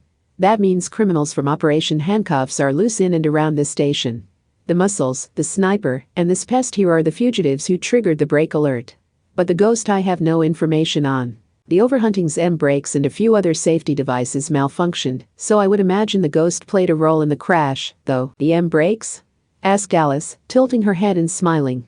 She was harmless as long as her attention was on that, but Kamijo feared she would start poking at his treated wound if he let his guard down. It's an emergency brake system that uses electromagnets to clamp down on the train's wheels, explained Shirai. But contrary to what you might think, it doesn't send electricity to the device to produce the magnetism needed to stop the train.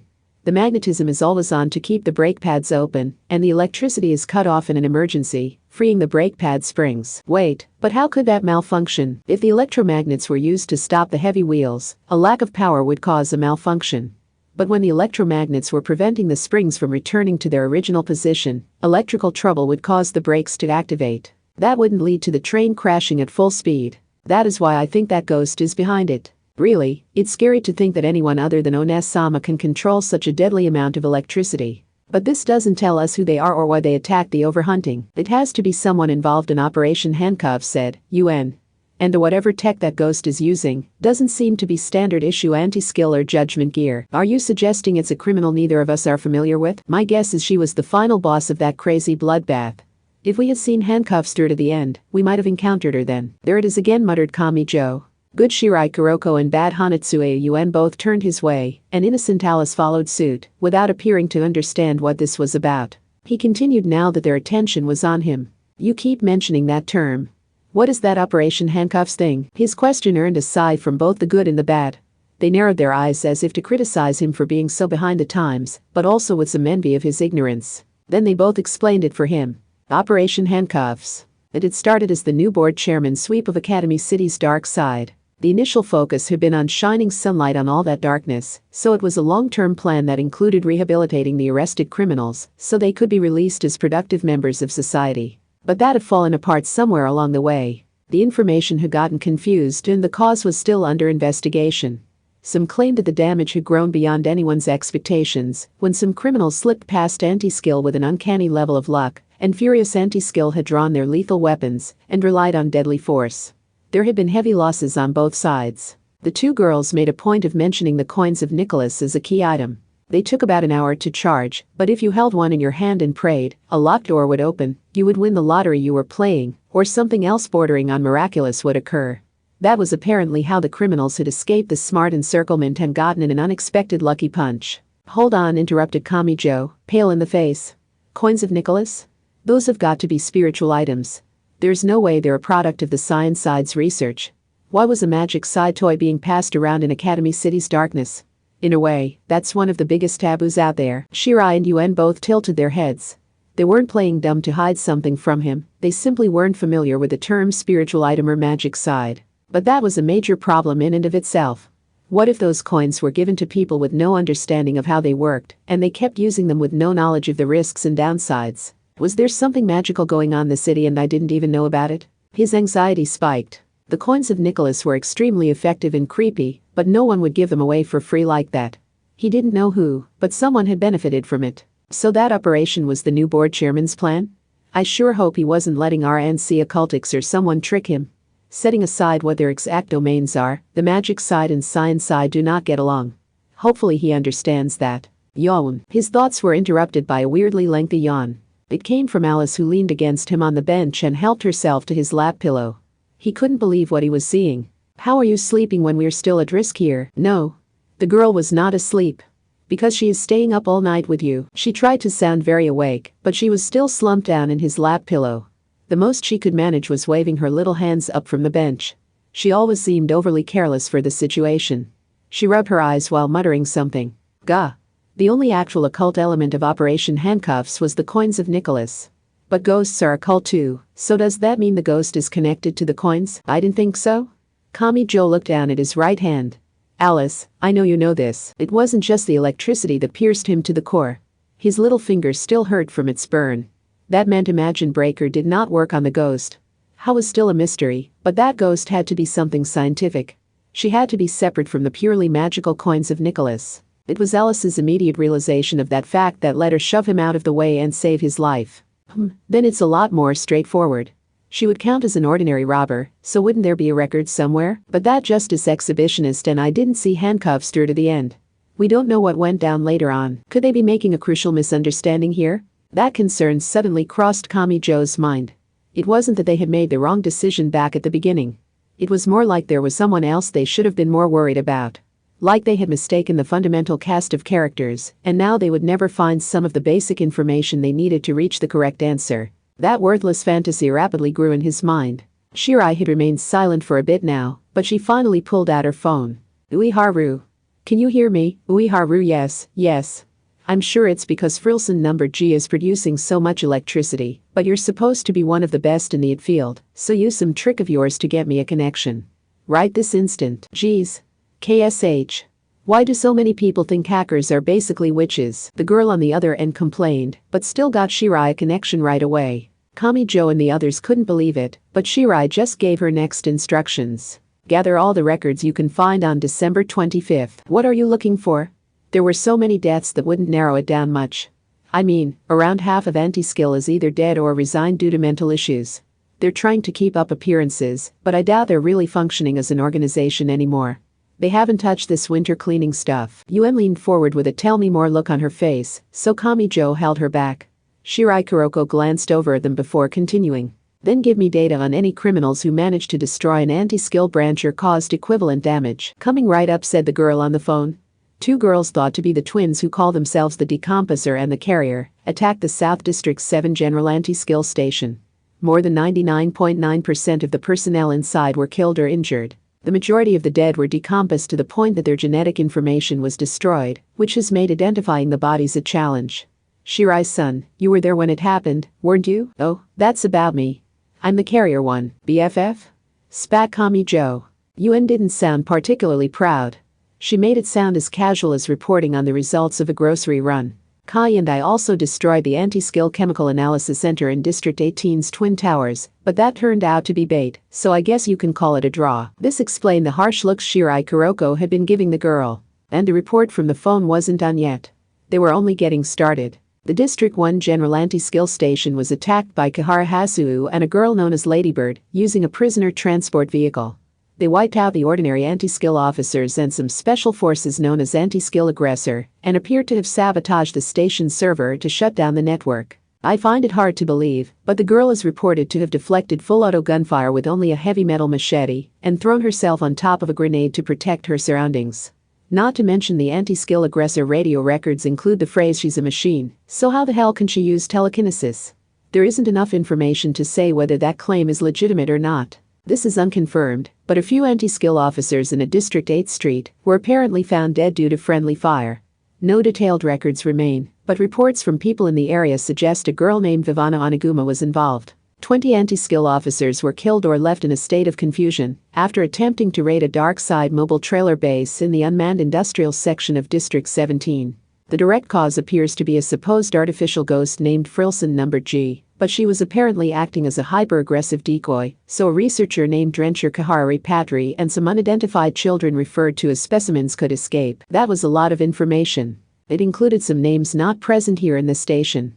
It also didn't explain the sniper or the massive muscles they knew were inside or near the station. Kamijo guessed some of the mentioned people were already dead. This much was already complicated, and it didn't even touch on the magic side plot that spread the coins of Nicholas, so he doubted they were even looking at the whole picture of what had happened on the night of the 25th. However, one part stuck out to him. Frilson number G. That's the ghost who's been causing trouble here, isn't it? But, he trailed off. Shirai Kuroko continued for him. Uiharu. Give us details on everyone connected to Frilson number G. For example, who's this Drencher Kahari Patri? It sounds like he was involved in handcuffs, but he wasn't aboard the overhunting, and he isn't in this station. Yes, well, doesn't that suggest a certain possibility? A short silence followed. No one wanted to say it out loud. No body was found for Drencher Kahari Patri. It seems like the criminals were attempting to escape outside of the city toward the end of handcuffs, but I doubt any of them succeeded. If he wasn't on the overhunting and isn't in a hospital's ICU, we should assume he didn't survive.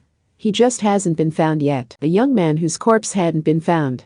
And he had a connection to Frilson number G. Could he be the man from the scene that burst into the back of Kami Joe's mind whenever those electric attacks were flying? Shirai-san? Hello, you're breaking up. Kish, Shira-Kish. The connection suddenly died. A source of signal interference was slowly approaching. Just like the TV or radio signal growing staticky as a large typhoon or thick thunderclouds blew in. The artificial ghost had been willing to act as a decoy against a squad of anti-skill officers to help Drencher and the children escape safely. But Drencher was nowhere to be found. Frilson number G was running wild, and she was wandering around attacking any handcuffed survivors. Kami Joe was starting to get what the ghost was fighting for. Vengeance. Perhaps all ghosts were bound to the world of the living for some tragic reason. Something exploded. The nearby concrete wall burst apart, and several metal lockers were knocked over as a huge mass of muscle rolled into the room. "Rakuoka!" shouted Shirai, eyes wide. Strangely, she had the tone of someone worried about a friend's well-being. But the others had bigger concerns. "Hello. This is Frilson number G-chan." A face emerged from the hole in the wall, swaying irregularly side to side. "Next stop. Fried to a crisp." "Repeat. Fried to a crisp." Something was slowly but surely approaching. Po. Popo-papa-popo, pa-papa-papa-papa-popo, slowly but surely approaching them. "Am I pretty?" They heard the sound of gathering electricity, and all the shower nozzles burst open at once. Frilson number G. They had no way of avoiding her. But the water soaking the floor and walls must have come as a surprise for the ghost as well. A fearsome lightning bolt was redirected, so it flew right past Kami Joe. Corrupted text appeared on the shower temperature displays until 42 degrees glowed from all of them in a red light.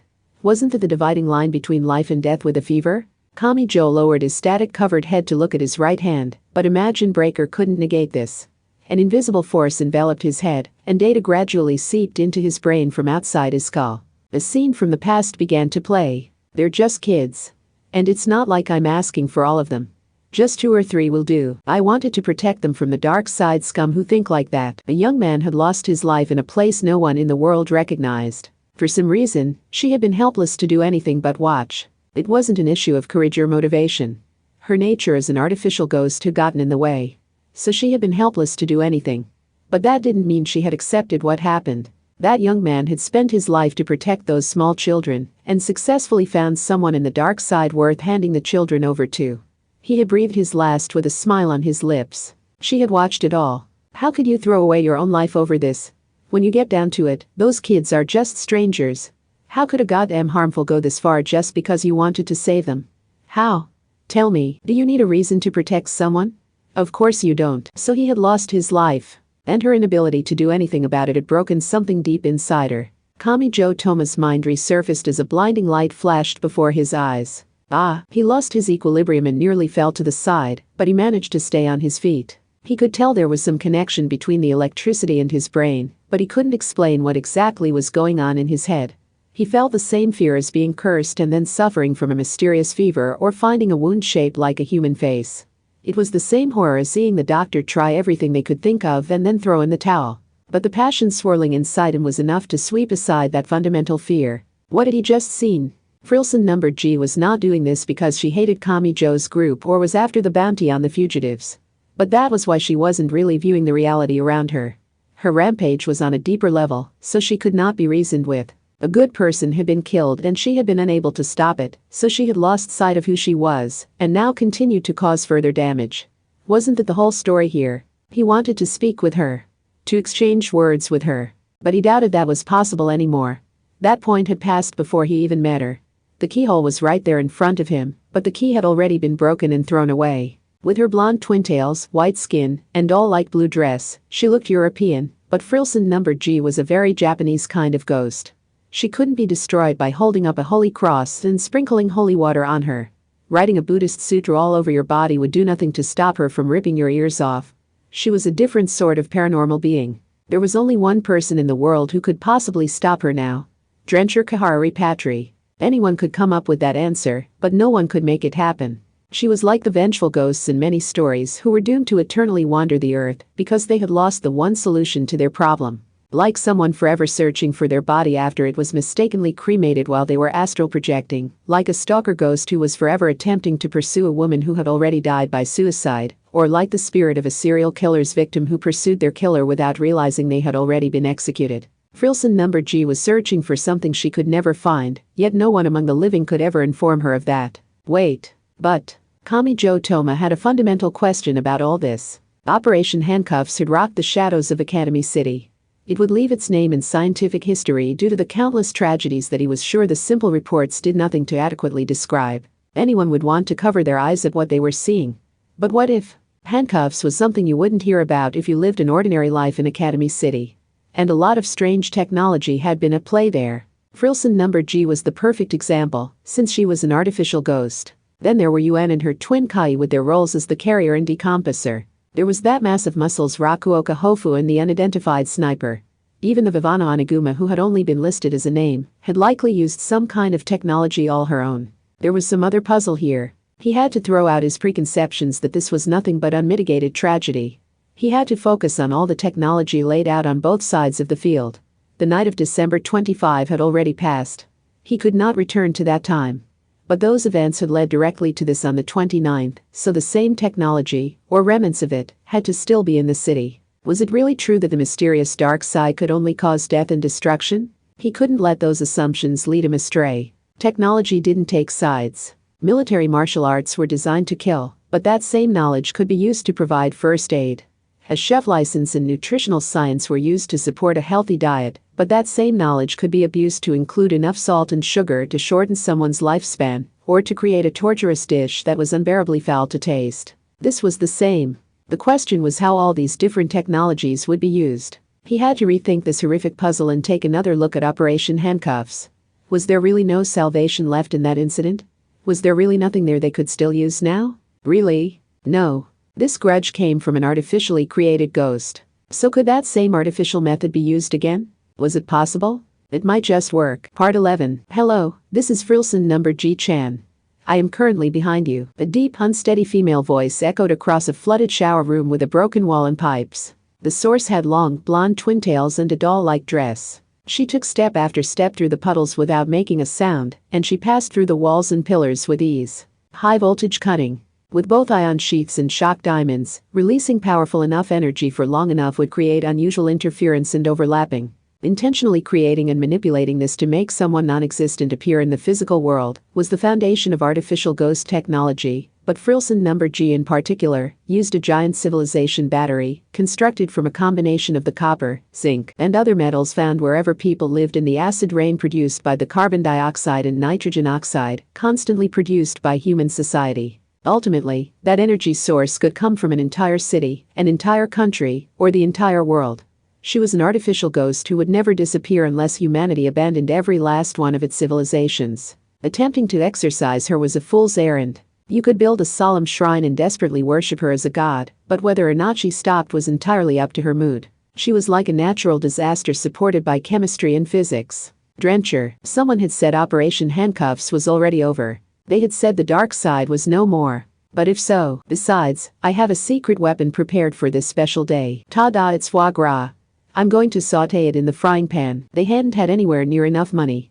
They may have gathered more than average, but anyone would have trouble making ends meet when looking after so many children. But he had never let his weak smile fade. She knew that fool had scraped together whatever he could to give the children a feast, so they could have something special for Christmas. Oh, Drencher Kahara Repatri. That infamous Kahara name had been a complete lie. The usual justice and charity weren't enough to save the children swallowed up by the dark side, so that endlessly caring man had mastered the worst of worst, built up a position for himself, and then saved those young lives from the darkness. The artificial ghost bit her lip that did not biologically exist. He was no more. If his ultimate sacrifice had caused the dark side to disintegrate, then the small place he had left behind would vanish along with it. Could she really let that happen? She knew, of course, that Drencher Kahara Repatri had loathed the city's darkness more than anyone, and had wanted to save as many lives from it as possible, so the destruction of the dark side had been the thing he longed for and dreamed of. But, even so, Frilson Number G could not accept it.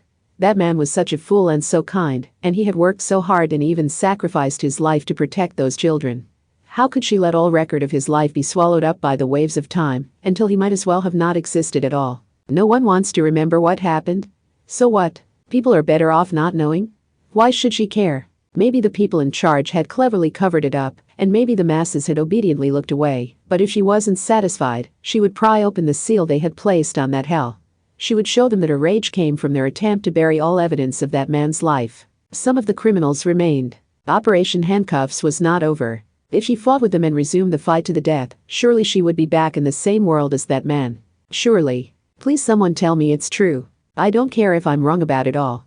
Just don't tell me to deny how I feel. God, please save that kind fool. And if you do not, please allow me to rip this pain from my heart. Part 12. Fearsome electricity surged in every direction. It radiated out from a central figure. Finding some kind of shield wasn't enough this time. Thick reinforced concrete broke like styrofoam, and the row of metal lockers exploded.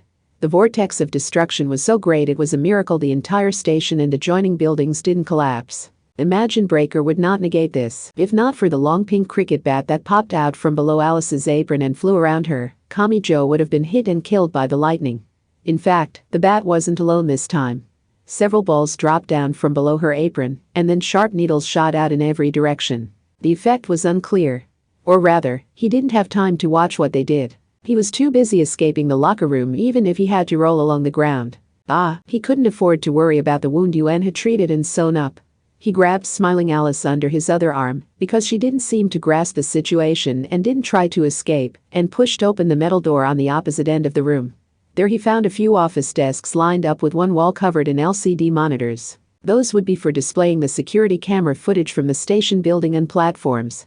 Some unfamiliar machines were lined up along another wall. He tilted his head until he realized what they were. They were ticket machines. He could remember a few times when his change or smart card had gotten stuck, and a worker had opened a metal slit to speak to him from the other side of the wall. Yuen listened to the explosions through the wall while she took a look at her test tubes and pulled out a few that contained a muddy brown liquid. She threw them away. TCH. A few of my artificial pheromones are ruined. The test tubes have an airtight seal, so is that ghost using electrolysis? No, this may be photolysis, which only needs a bright enough light.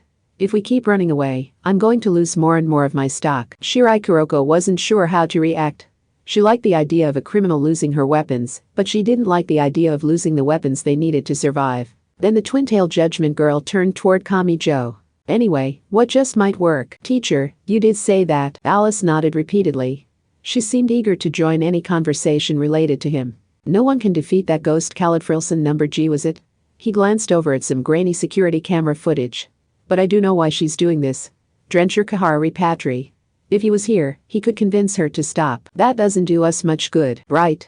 He wasn't in the overhunting's records, and there's no record of him being hospitalized either, so the odds are good he died during handcuffs. I know that. Kamijo did not deny how bad their situation was. However, but we know this is an artificial ghost since my right hand doesn't work. And if it's possible to create a ghost purely with technology, then couldn't you drag a dead man back to the realm of the living? No one responded for a while. That wasn't a surprise from good Shirai Kuroko, but it also applied to Hanatsue Yuen, who would throw out certain possibilities because she saw herself as a bad person. He understood this wasn't an easy thing to agree with. This would be an unthinkable kind of violation. He felt a solid taboo in his hands. He knew all that, but he still couldn't abandon this possibility he had discovered. I mean, what happened is so sad. He found himself speaking without meaning to. All of handcuffs was. So many people died and it didn't accomplish anything. But I'm thinking about Frilson number G, who we're all treating like a villain just because she's grieving someone's death. Kamijo Toma had not been involved on the night of the 25th. He had fought a different deadly battle on the 24th and 25th and been left groaning in a hospital bed. But what did that matter? Don't you want to change this tragic ending? Just say it. It's not about whether or not you're qualified. Anyone would do. Raise an objection against that tragedy. Don't turn away and say you can't bear to look at it. Face it head on and figure out if there's anything you can do to help now. I don't care what kind of trick we have to use. Don't you want to use everything found through handcuffs to actually save her and give the finger to the God in heaven who let all this happen? All technology could be reproduced. When a new tank, mine, rocket, or other weapon appeared on the battlefield, the enemy would be using the exact same thing before long. Finally, one of the girls sighed. The ethical and moral aspects don't matter to me. I just don't want to explode from all that electricity. If you have a plan to avoid that, I'm all ears. The exasperated comment came from Yuen the carrier. We can set up a ghostly date if we want, but do you have any guarantee a second ghost based on this one will last very long? It won't be much of an emotional reunion if he only exists for a few nanoseconds. I also hope they don't blow up the whole city as soon as their powerful electrical energy bodies tearfully embrace. Yeah, a hug might not be all that satisfying between two intangible ghosts, agreed Kamijo. This was a puzzle, so he hadn't expected a single piece to solve it. But the artificial ghost wasn't the only piece of bizarre tech seen at handcuffs. There was that ladybird android who could use an Esper power despite being a machine. If he really exists, couldn't we give the intangible ghost a tangible body? I don't know how we would attach the ghost to the machine body, but there might be some tech we could use. Yuen, maybe your chemicals are microbes. Or, Shirai, maybe that quantum 11th dimensional awareness you can handle like it's nothing. Operation Handcuffs had been more than just death and destruction. If they combined the technologies used by both sides of the conflict, they could even obtain the ability to overturn a decisive tragedy. They had to cast out their biases. They couldn't let their assumptions and preconceptions lead them astray. They had to remember that Handcuffs was originally envisioned as a way to tear down the dark side and help the people found there. For every piece of death and destruction, there had to be a corresponding piece of life and salvation. What did the dark side label matter? Was that any reason to just shrug and give up? I'm sick of your shit, misfortune. Sure, I didn't make it in time on the 25th, but it's not too late. I'll show you how Kamijo Toma does things. We can't know how Frilson number G works just from observing her. And we have nothing beyond Ladybird's name. So is there anything we can do? You were both involved in handcuffs, so do you have any ideas? Like where any of them had their hideouts or labs. Anywhere the plans or equipment for their tech could be hidden. Yes. Yuen casually raised her hand. I had some small connection with Ladybird, or really, Kahara Hasu, who created her. That old man was connected to the corpse disposers you can find crawling all throughout the District 10 landfill. Those disposers would periodically receive corpses from the Kaharas and remove anything of value they could find. Those disposers would sometimes pay Kai and me a lot of money to help melt down the parts they didn't need. Following the path of bodies back should lead us to Kahara Hasu and his android lab. Kamijo and Shirai were horrified by the flood of disturbing words in that explanation, but Yuen only shrugged with a "don't let that shock you" look. But why would someone building a mechanical android need human corpses? Frilson number G is a complete unknown for me, though. Judgment, what about you? The official announcements claim Operation Handcuffs is over. That wasn't a lie, was it? How would I know? I haven't seen any records related to Drencher or Frilson number G, so we should assume an entire group participating in handcuffs went overlooked. Shirai Kuroko sighed in disgust. But if we want information on the dark side, wouldn't it be best to ask someone else from the dark side? Kamijo's eyes wandered through the air. No, he had turned towards something on the other side of the building walls. He could only think of one other person they could ask. That sniper. They're a handcuff survivor too, right? Her name is Benizum Jellyfish, a paparazzi willing to kill to get a scoop. But she is basically a professional peeping Tom, so she probably would know a lot about other people's secrets. Part 13. A woman in a china dress and cowboy hat frowned while holding a sniper rifle on a building rooftop located near the train station in South District 7. She was Benizum Jellyfish. The directional mic installed on a surveillance drone had picked up the sound of a staff-only door opening. They haven't given up? Don't give me that. Why would you try to escape after I already fired on you? She had drones monitoring all the exits, but she could only shoot at one exit at a time. The last thing she wanted them to do was split up and escape from different exits, but they must not have been that smart. Even if they had been brought together by chance, once the camaraderie grew, they would find it difficult to choose to sacrifice someone. Benizum was not here to kill. Nor did she have a grudge against the normal people with the bad luck to end up working with the handcuffs people. She wanted to get the perfect photo of the moment someone died. And the more gruesome and shocking a death it was, the better. To get that, she was willing to shoot out the leg of someone being chased by a lion. The woman, wearing a fusion of Japanese, Western, and Chinese, exhaled quietly. If the warning shots weren't enough, who should I actually shoot? Well, I'm watching the entire group, so I can still get my scoop with one of them missing. The metal door was already open. Whoever was there, she would shoot the first one to terrify the rest. She would go through with it. The cricket girl could apparently stop the bullets, but it would still scare them and stop them. A dark shape emerged. She let the drones handle taking photos while she held her breath and placed her finger on the trigger. Immediately, a blinding flash stabbed into her retina. She could only see the color white. Sharp pain ran through her temples, and she jerked her head away from the mirrorless multifunction scope that even display EM waves and electrical noise. Tish was that a subway bug zapper. Snipers were terrifying. But if you knew you were being watched, you could strike back. She grimaced and waved a hand to send an instruction to the drones. It took 5 seconds before the afterimage burned into her retina. She had to ensure her target didn't use that time to run outside and escape behind cover. Her 7.62mm bullets could easily break the sound barrier, so even if she was a little delayed, she could still push them back with gunfire, as long as she knew where they were. Or so she thought. Benizum still believed she was the hunter here. She heard something like a burst of wind. With a series of dull thuds, her long sniper rifle broke apart. The pieces fell to the rooftop along with several metal darts. She recognized those weapons. During handcuffs, it had been the law enforcement agencies of judgment and anti-skill that had dealt with Benizum in the end. Her caution was meaningless. A moment later, a 50 kilograms weight surpassed the restrictions of 3D space to land on top of her. This was teleportation. A middle school girl appeared 3 meters above the roof and then landed butt first on the sniper as she attempted to twist around to look up. "Gah, could you not react like I'm really heavy? I am at least 2 sizes slimmer than you." "You. Hello, dark side. I know this is sudden, but you will be handing over all your information." Part 14. The rooftop sniper had been dealt with. That meant Kamijo's group was no longer restricted to the District's 7 station building. "What? Then why are we descending into the subway?" protested Shirai Kuroko. "Because of Frilson number G," said Kamijo. "We can't run through the crowded streets with her chasing us. Who knows how many people we'd get hurt or worse." The train accident had been at an elevated platform, but the large station served more than just one line. Kamijo held incautious Alice under his arm, and Shirai carried tied-up Benizum over her shoulder, while they ran down the stairs to reach the subway platform. Shirai Kuroko made sure to hold her phone out for the ticket gate, but then her eyes widened and she shouted at the others. "Hey! Don't jump over the ticket gate like it's a hurdle. If you don't have a subway card, then go buy a ticket." "Does she really think we're going to do that?" asked Kamijo. "That justice exhibitionist can't help it.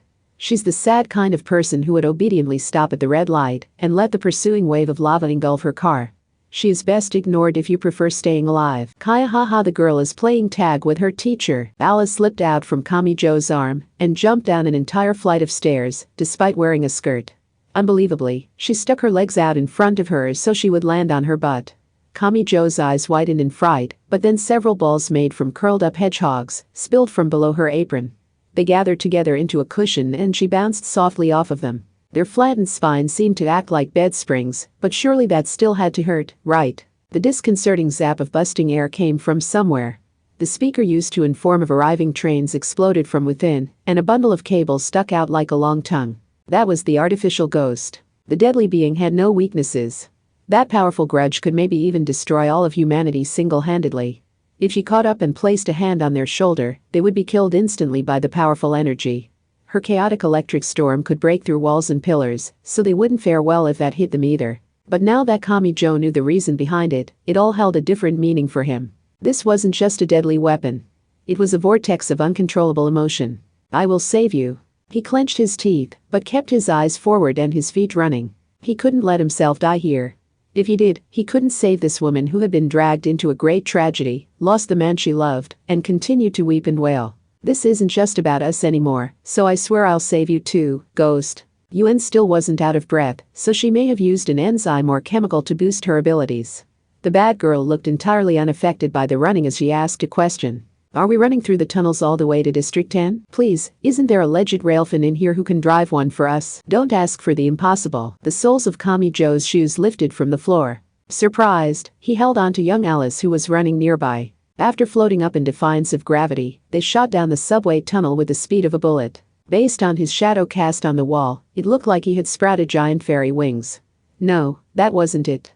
He was extremely hesitant to look at his back, but he was pretty sure a wing bug over a meter long had grabbed onto his back like a crane game. "What? How's it so big?" "It's called parasitic enlargement. That's one of my toys." Yuen's calm voice came from unexpectedly close by. She was moving just as fast as him. Young Alice rejoiced at being princess carried by the pointy-haired boy and tried to reach out her small hands.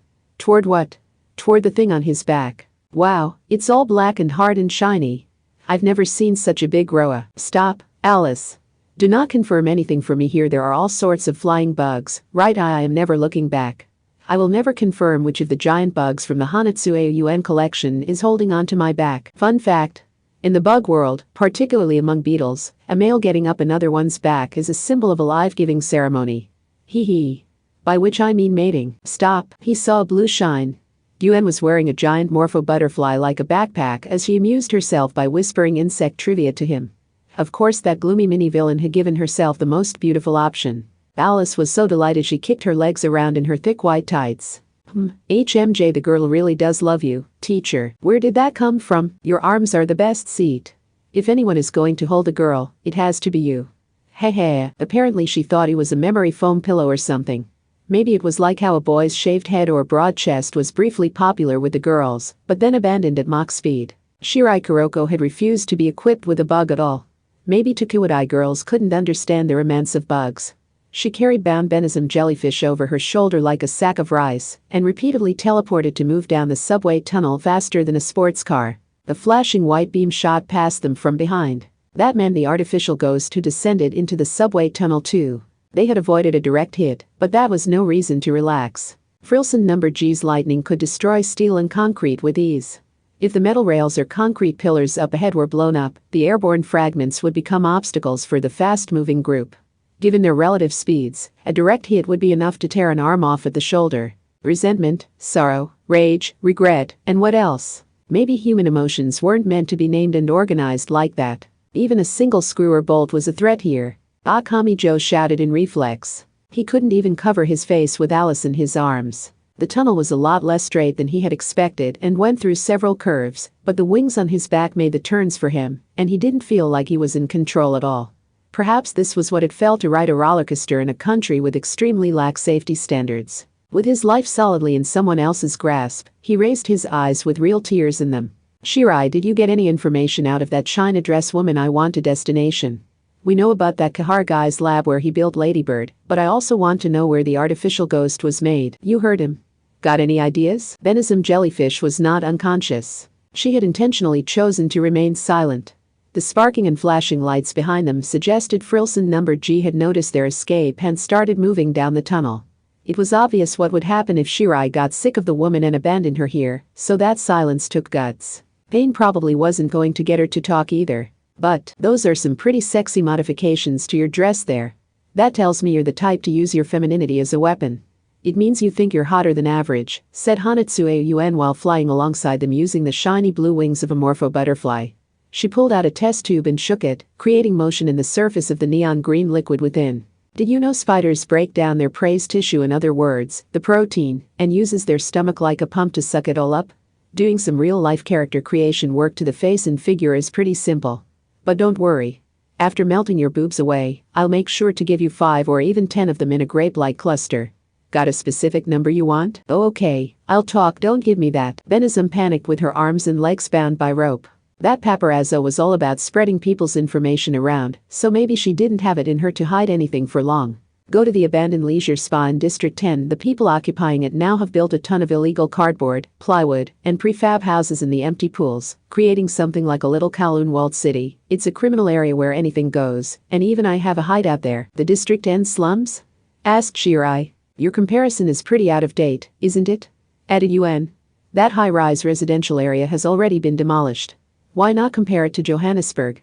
Well, whether you're talking about Russia or Mexico, you have to watch out in any major city of a country where the people don't trust the police and unregistered guns are plentiful. So you're saying the hideout we want is there? A few large trucks were abandoned in the old employee parking lot out back where they would be relatively inconspicuous. I don't know who they belong to, but a few groups of garbage collectors were killed in horrific ways when they got close. It must have been this ghost who did it. Are you saying those trucks are the lab where she was made? The group exchanged a glance while flying down the tunnel. What a stroke of good fortune. Kamijo would have loved to gather some more bizarre tech involved in handcuffs, but they didn't have time to travel the full length of Academy City multiple times. Frilson number G wouldn't give them the chance. But fortunately, the artificial ghost tech and android tech were both located in District 10. How does she pull off the China dress so perfectly? Alice sounded somewhat depressed while focused on something else entirely. If they could pull this off, they could save Frilson number G from her eternal rampage. Part 15. In District 10, Kamijo's group ran up the stairs from the subway station. A thick bolt of lightning shot past them and caused a section of the asphalt road to collapse like an Antlion pit. Damn, that's scary. Is that the abandoned leisure spa Benazum mentioned? Yuen pointed at a large shape looming above them. It must have been a landmark at first. It was right next to the subway entrance, and the giant water slide proved it wasn't just a bath. Was it more like an outdoor heated pool than a spa? It was located next to a trash incinerator, so it may have reused the incinerator's heat. The building hadn't collapsed, but the rust and stains showed it hadn't been cleaned or otherwise maintained in a while. It looked just plain gross, and the air there felt heavy. It was a wonder it wasn't covered in spray-painted graffiti. The local delinquents may have had an agreement to never carelessly approach the place. The inside was apparently known as a Little Kowloon Walled City or Johannesburg, but they didn't have any business in the illegal houses built in and around the pools. Driven on by the storm of lightning behind them, they circled around to the rear entrance where trucks could make deliveries while remaining inconspicuous. There they were. The few large trucks were lined up in the parking area there. That wasn't too strange on its own, but they looked unusually clean compared to the collections of abandoned materials forming everything else here. Found it. That's the artificial ghost lab. Is this safe? Didn't the garbage collectors who tried to take the trucks away get killed? Yuen popped off the rubber cap of a test tube. A black carpet rippled around them. It was formed from tens of thousands of ants. The ground itself seemed to be moving, so Kamijo felt like he was moving backwards despite standing still. On the carrier's instructions, the ants marched toward the trucks, but nothing happened. They were not blown away by a high-voltage current. No traps. Then let's end this before Frilson number G catches up. Kamijo, Alice, and Yuen circled to the back of the closest truck. The door to the metal container had a keyhole, but Yuen summoned a thumb-sized ant that melted the metal inside. The inner workings of a lock tend to be an aluminum or brass alloy, so my ants can destroy them easy. What would those toxins do to a human? Kamijo shuddered at the thought while he undid the latch and threw open the double door. They didn't get the correct one right away. This one was lined with bunk beds, and toys littered the floor. They tried a few more, but they had been converted into a kitchen and a bath. It all reminded Kamijo of the specimen children mentioned in relation to Drencher and Frilson number G. None of it looked like an experimental lab. It was mostly an ordinary living space. It likely qualified as abandoned, but it didn't feel remotely creepy. In fact, it was the first thing to put Kamijo at ease in a while. Did something of the people who lived here still linger? Was the sorrow all the greater the more comfortable the life that led up to it? Eventually, Kamijo found the right one. One of the containers wasn't like the others. As soon as he opened it, the scent of sterilizing ethanol rushed into his nose. This must be it, he muttered. The container floor was situated very high up. Alice tried to pull herself up with her young hands, but she had trouble and a pink bat and some spiny balls fell from below her apron. Those things were still a mystery, but they would make the occasional weird noise, which made it painful to watch them being used as a stepping stool for those patent leather shoes. The fluff ball on the back of the apron wiggled side to side, but the picture book girl couldn't manage to get her legs up high enough, so Kamijo finally pushed her little butt up from behind. The lab had apparently been used to create that embodiment of electricity, but he didn't see any of the metal equipment found at transformer substations. A transparent oblong box sat in the center of the container. Round holes covered in thick rubber were placed at even intervals, so it was apparently designed to let you manipulate what was inside without directly touching it. Since she specialized in microbes and chemicals, Yuen took a look around, assessing what kind of lab it was. A clean box, huh? The duct by the wall is used to prevent the passage of impurities, and the sink is pretty secure too. Was the ghost research more biological than I thought? The box sort of looked like a clear coffin to Kamijo. Isn't that more the kind of thing you'd see on a TV show about science-themed ghost stories? You know, like the model skeleton running around at night or a pool of formaldehyde used to wash dead bodies. Not those old cliches. She rejected his ideas. He bit his lip and hung his head, but she must have thought he was crying because she actually looked unsure what to do. Alice was more interested in the equipment around the clear box. Several video cameras were set up on tripods. She smiled and made a peace sign in front of one. Yay. Also, what are with those cameras? Asked Kamijo.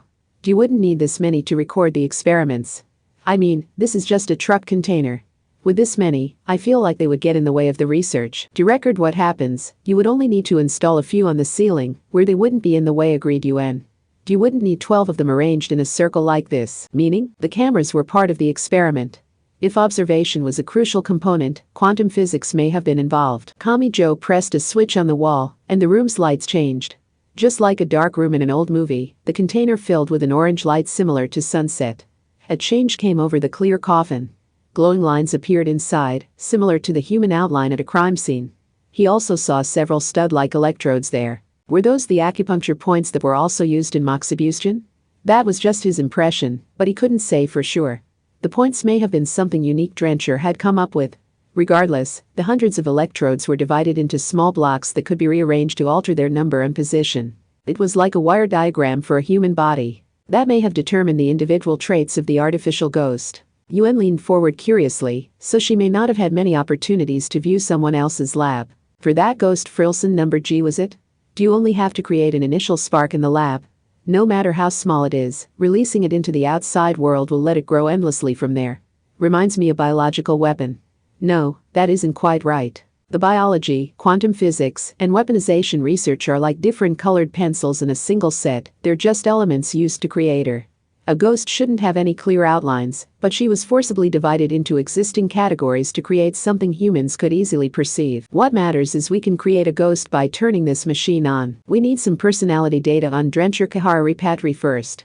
Maybe an oil-eating black mold would work. The distribution of fingerprints and footprints would tell us if he was meticulous, neurotic, or whatever else. You can learn how people think like that? You think that's strange? There's an esper out there who reads people's residual thoughts from the electricity and moisture left on objects. With a few dull thuds, Shirai Kuroko teleported out of thin air and dropped some duralumin cases larger than she was. I found a base model in the lab buried in garbage. I honestly find it hard to believe this faceless mannequin can be transformed into something indistinguishable from a human. We need to get those cases open. And we need to figure out how it works. Are there any texts or manuals? They opened the latches thicker than the ones on the truck containers and lined up the contents of the cases on the floor. Shirai Kuroko was right. It looked vaguely feminine since it was wearing something like a one-piece racing swimsuit, but there were no actual gendered features. It was a smooth ball-joint doll with no hair and no face. Wait, what happened to Benizum? Asked Kamijo. I left her tied up in that lab buried under more than 3 million tons of garbage. She loves Scoop so much she should enjoy being buried alive with a burned corpse. Alice started trembling all on her own. For 3 million tons? That might sound like a lot, but a single-domed stadium weighs 370,000 tons, said Shirai. Are younger children just more sensitive to the term million? But the doll was heavy. Unlike the artificial ghost that barely seemed to be scientific at all, the android was fully physical. It was a machine seemingly made by wrapping a heavy metal skeleton frame with artificial muscles and silicon. Kamijo tried moving the shoulder or knee and felt a dull grinding sensation. The skeleton frame may have been somewhat adjustable to fit the desired body type. The power of science could now create the kind of magical girl who transformed from a child to an adult and back again. Yuen pulled out a few test tubes. If the exterior is silicon, I can form the details with an organic solvent.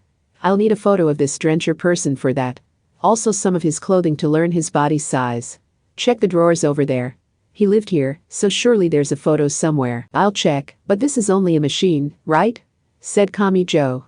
It's basically a self-driving car shaped like a human, so will the artificial ghost really attach to it, even if we do create one successfully? If the ghost is electrical in nature, the powerful currents we've seen from the one chasing us would just fry all the circuit boards. Then we just need to find a tech that will reduce its power.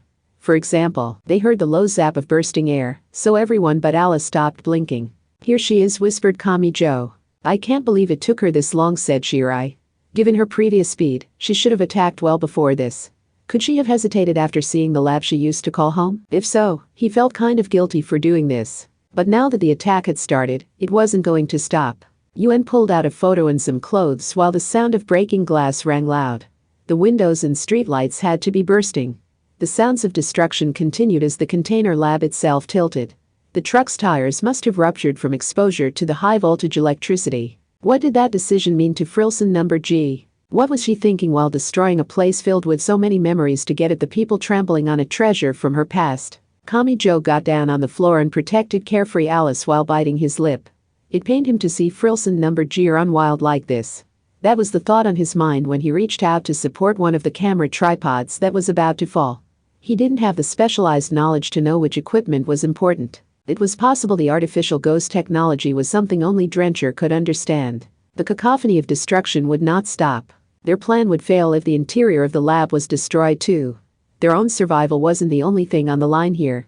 Frilson number G would eliminate her only chance to ever see Drencher Kahari Patri again. She fit in so well with the city's darkness, but he didn't want to give her that kind of ending. Kamijo Toma stared into a video camera that's lens was focusing despite not being switched on, and he shouted into it without considering the risk to himself. Give it a rest, Frilson number G, what is it you really want?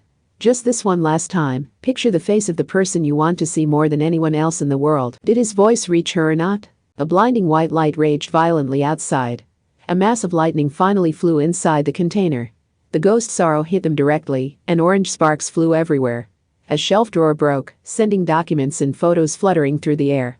Hanatsuei rushed to the device and flipped the sparking switches there. With a low hum, the clear coffin started to glow. The electrical energy is too great, shouted Shirai Kuroko, eyes wide. Even if we do create the artificial ghost, the android will only explode if we try to place the ghost in it. But if they did not present Rencher Kahara Repatri to the vengeful spirit, she would never stop attacking. Then the truck would explode with all of them inside. Frilson number G would be doomed to forever weep and wail in the wreckage of her one chance at salvation. That's where a scratchy voice spoke over the loud electric noises. A small girl could be seen popping the rubber cap off of a test tube in the gaps between flashes of light. Hanatsuei was not a good person.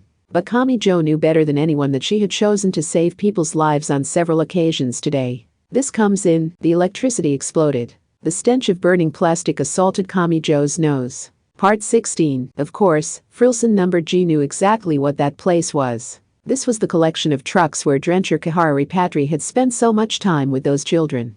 It was his mobile lab. And it was a large daycare center where he collected the specimen children who had vanished into the dark side. She had mercilessly destroyed some garbage collectors who tried to collect the abandoned trucks. Very literally so. Their body tissue had exploded from within. She had wanted to protect that place even if it meant spreading grudges and curses. But now some handcuffs criminals had made it inside, so she no longer hesitated. An all-out attack would not leave much of the lab intact. She might blow away the very core of her memories. She would probably be hit by intense regret afterwards, but this might let her break free of her current situation. With that in mind, she held a skinny arm toward the trucks. This was not an indiscriminate omnidirectional attack. She took precise aim to blow up the survivors of Operation Handcuffs. Prioritizing destruction over her memories may have shown she had now become a true vengeful spirit. But a moment beforehand, good grief. I wake up and this is what I find? Fate can be cruel, can't it? What? It was deflected. It was bent. Her torrent of electricity could bring down a skyscraper, yet it was easily repelled with a single hand. With the exception of the time some unidentified interference had caused her to malfunction, no one had managed to escape her grudge and curse during Operation Handcuffs. But without breaking a sweat, he once more protected some children who had fallen into the darkness. Why? What are you doing here? Surprise appeared on her face for the first time. Her eyes may have finally focused on reality again. Something about the opponent before her eyes would not let her wander through a nightmare any longer. This person shouldn't have been here. But she also wanted him to be here more than anything. You know exactly what I'm doing here and why, Frilson number G-kun. How can I sit idly by while the dark side continues to devour lives? Even if it means losing my own life. That's not what I meant. This is so much more than that. How are you here? This world stole everything from me, so why is it going back on that tragedy now? Her own beam vanished. Her ghostly face silently crumpled. An indistinct figure appeared before her. It took the form of someone so foolish and so kind. Do you need a reason to protect someone? Of course you don't. It only took those words. It only took that simple whisper. Ah, she stopped. Frilson number G came to a stop. Her thoughts ground to a halt and refused to function. Attempting to exorcise her was a fool's errand. You could build a solemn shrine and desperately worship her as a god, but whether or not she stopped was entirely up to her mood. She was like a natural disaster supported by chemistry and physics. Drencher? She muttered, eyes wide. She just about clung to him, but then she bit her lip. She shook and held her head. You can't trick me, I won't be fooled. Perhaps she refused to accept the possibility because it felt too good to be true. Perhaps she feared there was some malicious trick hidden somewhere. The events of Handcuffs had been so cruel they had emotionally scarred even a ghost. So when she spoke again, there was a tremor in her voice. The invincible artificial ghost was terrified that simply touching this man would cause him to pop like a bubble. You died. That I did. I was never supposed to see you again. Says who? Drencher took a step forward. Frilson number G shook her head, but she did not step back. What she wanted above all was vengeance. It was supposed to be an eternal battle. But was that really true? Weeping like a child, she leaped into the chest of the dead man once more. He accepted her into his arms. Even if his body was fake, he would still have a pulse. Everything will be all right. He gave her a troubled smile. Everything will be all right now. I'm not going anywhere, Frilson number G-kun. No matter who got in the way and no matter how much they said this kind of patchwork happy ending couldn't happen, there was no stopping the pursuit of happiness. Part 17. Ha! A breath that was half sigh and half laugh left Kamichi Toma's mouth. They had cut this one extremely close. But the electrical damage stopped right in front of the collapsed boy's feet. It had been like diving headfirst into a thick thundercloud, and all the lab's equipment had burst from within, but he had somehow avoided losing his life. I provided a ground. Hanatsuei was collapsed in the same lab.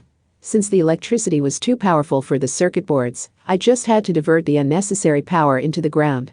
That prevented the artificial ghost from frying the android's innards. She shook an empty test tube and raised her thumb, even though the rubber cap was already gone. Now, this might alter the soil's acidity a little, but no one around here has to worry about being electrocuted. Electricity flows along the path of least resistance, and this wasn't powerful enough to ignore the ground and race up to someone's brain or heart. Electrical stuff doesn't sound like your area of expertise, so I'm betting you found a way to make this biological. What did you use this time? A bug? Or maybe some kind of mold? Gallionella iron bacteria. Don't stare at me like that. It's a microbe that oxidizes iron and manganese ions. They take metal inside themselves all on their own, so they're perfect for constructing an invisible wire between the android and the ground. Don't tell those two. It would ruin the romantic mood. The boy realized he had recovered enough to complain about that. He gave the embracing couple a silent look while still collapsed on his rear. Then he sighed and spoke up. Alice, what is this? Between the lines 3. Oh, you noticed? Time froze. Only Kamichi Toma and short-sleeved Alice remained facing each other in the slanted and scorched truck. The girl's presence seemed to rule this space, both the shine of her golden hair and her warmth that drove out all loneliness. As usual, the blonde girl of about 12 cutely tilted her head like a storybook girl. What part made you suspect? She asked with a smile. All of it. From the beginning, spat Kamichi. Then he listed off what he meant by all of it. How did I escape nearly unscathed from a head-on collision between two trains? I jumped from the train's second floor, fell through the hole that melted in the platform, and didn't know where I was going to land, so it makes no sense I didn't break a single bone. Frilson number G built up an overwhelming pile of victims during handcuffs. Did she really attack using something as immediately obvious as electricity? Even if that is what she used, I should have basically exploded if that high-voltage current even grazed me. It also doesn't make sense she could share her memories with me using electricity. Our brains aren't constructed the same like with the clone sisters. Is Shirai Kuroko of Judgment really the kind of person to do what a fugitive criminal says, even if it's necessary to solve the problem at hand? I don't know how skilled that Uiharu girl is, but does she really know enough about the underside of the city to give us a list of handcuffs mysteries, just because someone asks her to run a search real quick? For that matter, does she have the mental fortitude needed to just smile and describe those dark side tragedies, even if her search did turn them up? What about Benizum jellyfish? Wasn't it a bit much to just assume she had to know where Frilson number G's lab was? We had nothing to suggest that. Does the technology to link an artificial ghost with an android really exist? Can you really resurrect the dead by cobbling together Academy City tech? Why did Frilson number G wait to attack until after we have found everything we needed in Drencher's lab? Then there's Hanatsuei the carrier. This was my first time meeting a handcuffs criminal, but is she really the kind of girl who would grow so attached to someone she just met even if we had a common goal? I mean, she changed in front of me and fed me a drug mouth to mouth. Being from the dark side doesn't mean she's that unguarded. But the most glaring error was me finding 10,000 yen on the ground, and all the other times I was insanely lucky. Alice sighed. The girl's magic forces all of those things to work. Magic? Ah ha ha. Did you think it was an Esper power?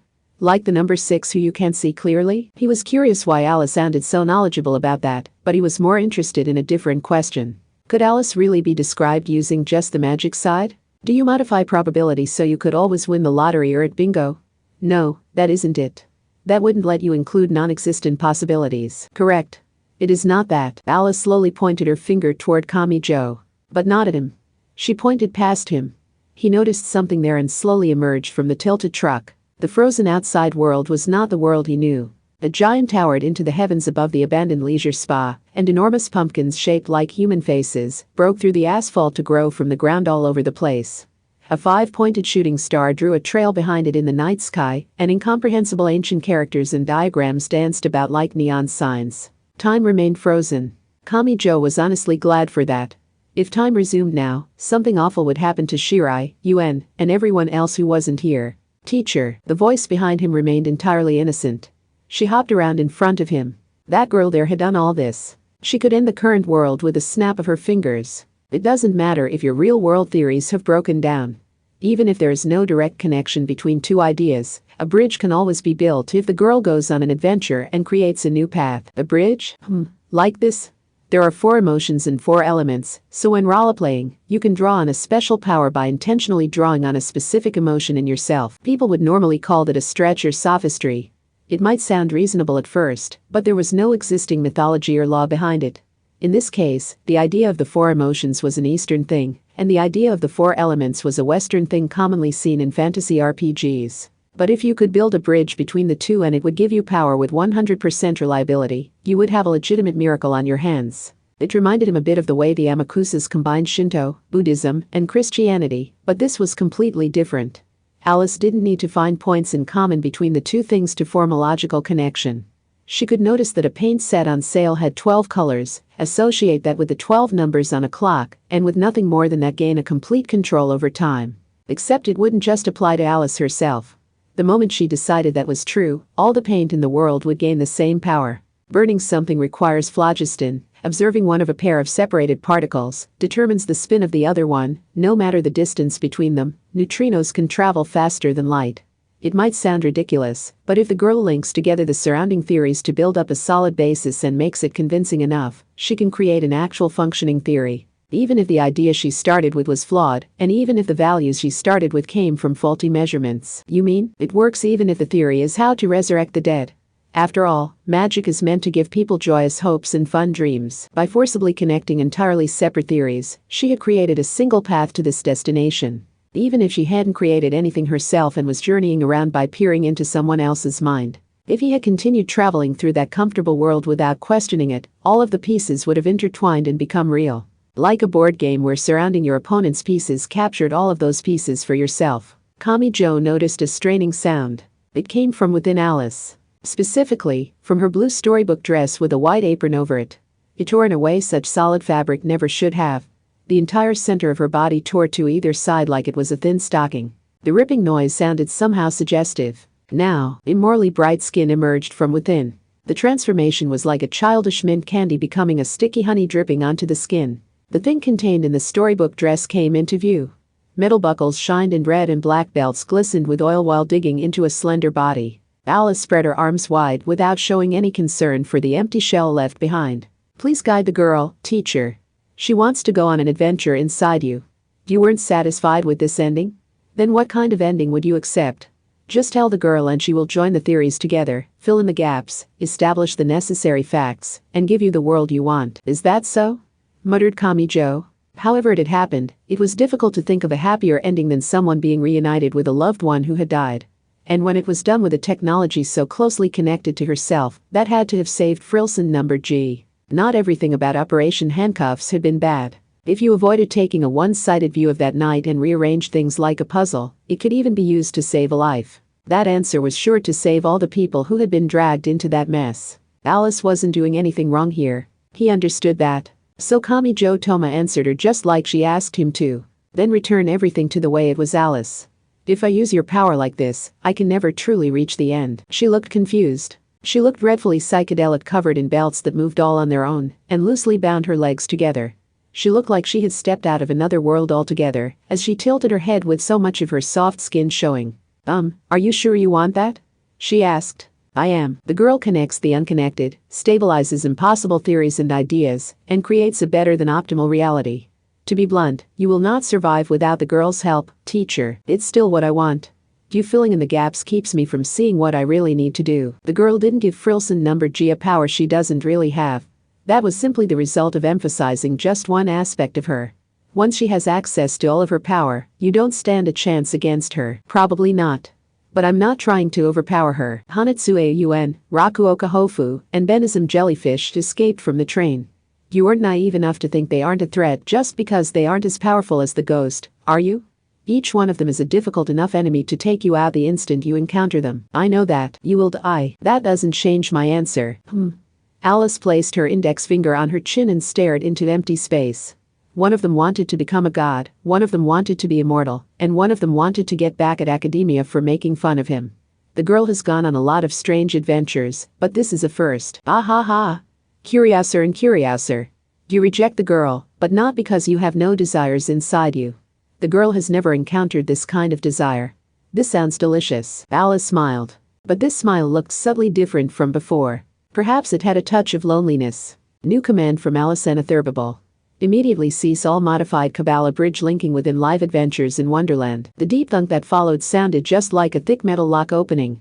Kamijo Toma was enveloped in white light. His senses gradually faded until nothing felt real anymore, but he definitely heard the girl's sad but hopeful voice. Teacher.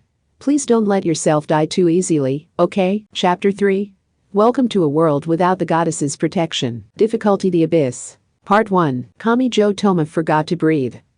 Nothing felt real for a while. The world came into view tilted on its side, and that world was not the truck container lab. Alice, Shirai Kuroko, and Hanatsu Aun were nowhere to be found. The floor was littered with shards of glass and the jagged remnants of a colorful plastic jungle gym. He was apparently inside the delivery go-round shopping train. Good. Shirai teleporting Alice off the train wasn't a favor granted by Wonderland. But what had happened? When he tried to get up off his side, a storm of agony assaulted his body. Gawk off, damn it, what is this? Ow, is something stabbing into me? Trying to move broad on a weird stiff feeling. He initially thought a broken bone was obstructing the movement of his muscles or joints, but that wasn't it. It was the plastic jungle gym from the play area. When the trains had crashed, he had been flung from the cafe to the next car, where he crashed into the jungle gym, breaking off a few jagged plastic rods that had pierced his flesh. But in all likelihood, it could have been far worse. Without breaking through that cushioning to slow himself down, the impact with the wall probably would have killed him instantly. Ugh, a real train crash really is a disaster, isn't it? His head spun within the crash delivery go-rounds play area. He was at least thankful there hadn't still been any children in here. The plastic jungle gym had been smashed to pieces. The bright colors had become a pile of deadly weapons. He searched the unusual sensations in his body, grabbed one of the jagged edges that was duller than a bamboo spear, and clenched his teeth. He pulled as hard as he could. The pain when it came out was much less than he had feared, but he didn't have time to think about that. With the plastic plug removed, he was now bleeding much more rapidly. He was glad he had been returned to the starting point, but he had to stop this bleeding or he would die. Pant. After removing the jungle gym shards from his arm, gut, and thigh, he didn't even have the energy to writhe in agony. He crawled along the gritty floor. He hated how the metal box on the wall was all the way up at hip height. His fingers kept slipping on his own blood, but he finally managed to get a grip. He forced the box's door open, pulled out a thick synthetic bag, and collapsed onto the floor with a wet splat. He now had the AED and first aid kit. He pulled out some disinfectant, removed the cap with trembling hands, and rubbed it on his arm wound. Burning pain immediately exploded in him. It was so bad he initially thought some static had ignited the ethanol. But he couldn't hesitate. He moved on to the wounds on his gut and thigh. He was dripping with sweat. But completing the hellish disinfection process wasn't the end of it. His real task was stopping the bleeding. But these wounds were too bad for bandages to suffice. His vision was flashing in and out, so he mostly relied on his sense of touch to pull out a device wrapped in plastic. The gadget was shaped something like a small submachine gun, but it was in fact a handheld sewing machine.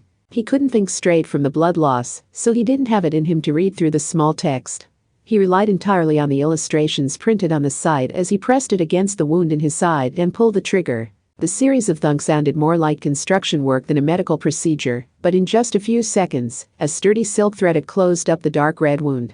He couldn't fully control the full auto compressed gas device, so he ended up overshooting the end of the wound and sewing up intact skin. He was scared. The whole concept terrified him, but he would die if he couldn't close up all his wounds. Only after the first one did it occur to him to hold a handkerchief in his mouth so he wouldn't bite his tongue in shock. Then he sewed up the wounds on his arm and leg too. Damn, I really want to tap out already. Ugh. I'll go through with this, but I'm at least allowed to cry about it, right Alice? He threw the gun-like sewing machine to the floor. He had forcibly stopped the bleeding, but his head still felt just as heavy. Closing the wounds did not return the blood he had already lost. Finding the only correct answer and taking the optimal course of action did not mean everything would go his way. When your life was at risk, there was no guarantee a cute girl with highly specialized knowledge was going to show up and fix everything for you. He smiled at the reminder he was back in the real world. A first aid kit would not contain a blood transfusion kit that included a pack of blood or a hematinic drug. He would have to attempt the rest of this as he was. Damn, and I'm back down to 49 yen. I'm right back in the New Year's Tokyo survival life. You really don't just find money in the real world, huh? Where was Alice anyway? He doubted she was going to help him anymore. It took him a full minute to get up on his feet with quite a bit of groaning. The sweat on his brow was unusually chilly. He had lost so much blood he was having trouble keeping his body temperature up. He appreciated how it also dulled the pain, but the intermittent nature of his vision was disturbing. He was afraid he would pass out altogether if he let his guard down. The situation was already on the move. He was no longer playing on easy mode with Alice to help him along. He doubted getting Hanatsuyu or Shirai Kuroko's help would be so easy this time. Rakuoka Hofu's violence had been on another level, and Benizum jellyfish wouldn't fall for a trap so easily. Even Frilson number G would probably be even more deadly than she had seen before. And above all, the dead could no longer be resurrected. Human lives did not get to continue. He bit his lip. Everyone had just the one life, so instead of carelessly jumping out of the window, he carefully and unsteadily walked through the crashed train. He found a surviving spiral staircase, descended to the first floor, while making sure his feet didn't slip, checked through the bent and dislodged automatic door that the platform was safe, and only then took a step outside. He had escaped the train. He would not push himself too hard. He could not afford to neglect the standard safety measures. Part 2. A boy lay on his back within the ICU of a large District 7 hospital. 4 days had passed, but he was still hooked up to several tubes and electrodes. He wore a clear mask over his mouth, and his blood and nutrients were circulated with the help of a machine. If just one of the many machines around him were removed or just one of the switches were flipped, it would likely begin a chain reaction of organ failure resulting in his death. Hamazura, a girl, sat in a round stool next to his machine-covered bed. She was known for her shoulder-length black hair and her pink tracksuit. But not even Takitsubo Riko's voice got any response out of the boy. The air purification system and UV lights left the air sterile to the point of feeling toxic, and the only sounds were the steady beeps and the rhythm of a pump. No one would tell her anything. The doctors and nurses all gave her harmless smiles and insisted he would be all right.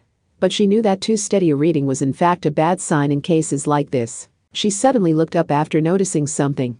But not any kind of sound or a flashing light. Still, she had detected a presence of some sort on the other side of the thick glass door. Her Esper power was Aim Stalker, which let her accurately perceive aim diffusion fields emitted by Espers. But that did not mean this was an Esper. The pink tracksuit girl stood from her stool and approached the glass door. She stepped on the floor pad and the door slid aside while a flat buzzer sounded. A bouquet of flowers sat on the bench just outside the door. The ICU was tucked away so ordinary patients and visitors would not see it, so no one would have just been passing by on their way to somewhere else. The presence of the flowers meant someone had been here to visit the ICU. They had come all this way and then left without opening the glass door. Had the sight of Hamazura Shiage hooked up to the bed and Takitsubo Riko by his side brought on too much emotion for them to continue? Takitsubo tilted her head. The flowers had a card with them. Had they carelessly left that behind after getting cold feet about visiting? Or had it come from a subconscious desire to leave some sign that they had been here? The name on the card was Yomikawa Iho. Part 3. After leaving through the bent platform door and setting foot on the elevated station platform, Kamijo took a deep breath and focused his mind. When his life was on the line, there was no need to take a risky gamble by rushing and shouting threats. He glanced to the side and saw a large hole the color of rotten vegetables in the platform made of concrete and steel. A few people were gathered nearby.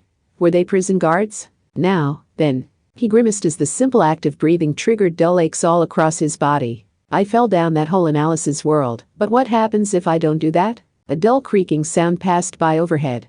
He looked up and could make out a few footsteps passing by on the roof covering the entire platform. What do you mean this wasn't a problem with the train? I mean exactly that. This wasn't a simple brake malfunction.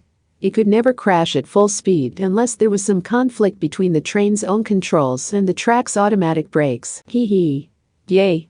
The girl is in the lead. Follow her, everyone. Alice, do not run off in random directions, you short-sleeve animal ears girl. While looking up toward the voices, Kamijo saw some underwear pass by above the clear panel used to let sunlight in. BFF. He saw a leather belt around thighs, some fancy lace, and thick white tights. He got more than a glimpse too, since it was a lot like looking up from below an open umbrella. Oh, I get it. With one hole in the floor, it might break through elsewhere too. Until they know what caused the first hole, they can't know which way is safe, and sending them to the roof is easy for that judgment teleporter. Hey, Al. He started to call out to her but froze. If he stopped Alice here, she might start helping him again. And he was the one who had decided he wasn't accepting her help. Meanwhile, a few more shadows passed by overhead. He was still unsure if he had made the right decision. This was the elevated platform on the second floor of the train station. On the concourse below, he would probably find Hanatsuyu the carrier, Frilson number G the artificial ghost, and Rakuoka the massive muscles. He wouldn't make any new discoveries there, and the difficulty level would be set much higher without Alice's mysterious adjustments. If he thoughtlessly rushed down there, he was pretty sure he would fail to get anyone's assistance and just get himself killed. You only live once, so when you knew somewhere was dangerous, it was best to stay as far away as possible. He needed to instead focus on going places, seeing things, and trying things he hadn't back in Alice's world. He ignored the wandering footsteps and ran straight across the platform. Even so, something felt off to him about all this. Something isn't right. Fortunately, the platform didn't collapse like wet cardboard the way Shirai's group had feared it might. He ran across it just fine. He moved from the delivery go-round side of things to the overhunting side. He reached the crushed first car and worked his way back from there. He didn't consider the possibility that the criminals remained locked up inside the train. That kind of optimism had no place in reality. Whoever was talking to Shirai had said this wasn't a problem with the train, so the cause had to be located further back. He was fairly certain all the trains would have been stopped after the accident, but climbing over the platform door barrier and descending onto the tracks was still nerve-wracking. This was a straight-line path with nowhere to run. He stared off into the distance from the elevated railway while he started walking down it. But will this problem really be something an amateur high schooler would notice? He was still figuring out how his old folks' smartphone worked, but he managed to use its LED backlight to shine alternately between the power lines overhead and the metal rail below his feet. The railway had powered rails and overhead power lines, probably a sign of how many different trains were researched and experimented on in the city. Just as the track grew a lot more complex, he found he had crossed a railroad switch. He didn't think he had traveled more than 300 meters. For a high-speed train that didn't stop at the intermediary stations, applying the brakes there wouldn't stop it in time for the station. Is this it? Kamijo crouched and viewed something at his feet. He did not know all that much about trains and railroads, but something here was unusual even to his eye. Some white plastic boxes were installed at a set interval in the space between the rails, but one of them had been smashed by a hammer or something. He recalled the voices he had heard passing by on the roof. What do you mean this wasn't a problem with the train? I mean exactly that. This wasn't a simple brake malfunction. It could never crash at full speed unless there was some conflict between the train's own controls and the track's automatic brakes. Could this be the track's automatic brakes? An ATS was a large system of sensors that measured a train speed and automatically sent a stop signal if necessary. This wasn't just destroyed. The color inside wasn't right. He could tell a few of the cords below the smashed cover had been rewired. But wait, this was odd. This isn't right at all. An electric being like Frilson number G could probably destroy the train's brakes, but was she really behind this mechanical sabotage? She could just blast the train from a distance and fry its systems, so why would she even need to mess with the track at all? An alarm was blaring inside his mind. Was this the only piece of sabotage? He had a feeling it wasn't. A moment later, he felt a heavy blow like someone had swung a metal bat into the side of his head. He didn't just lose his balance. He was launched to the side from his crouched position. By the time he realized how bad this really was, he had already broken free of gravity. He could feel himself leaving the elevated railway and soaring toward the empty air beyond. He was about to cross the pivotal line. He would soon be past the edge, but intense confusion hit him before the pain did. Why? Why wasn't it electricity? That artificial ghost's attacks didn't feel like being hit by heavy metal. Then what is going on here? He had been attacked. Attacked by someone deadly enough to put his life at risk with just the one blow. However, was Frilson number G not the one who caused the crash? He was not viewing the same incident as before, just from a different vantage point. The actual answer was different than in Alice's world. As soon as he realized that, he flew over the edge of the elevated railway and plunged toward the city 7 meters below. Part 4. Kamijo Toma fell. His body landed on a light truck. He thought the parked truck was loaded with scraps, but apparently it itself was considered scrap. Some inconsiderate people had dumped their garbage in the back of someone else's truck. The scraps weren't enough to absorb the impact, so he rolled off to the side. His body slammed into the asphalt.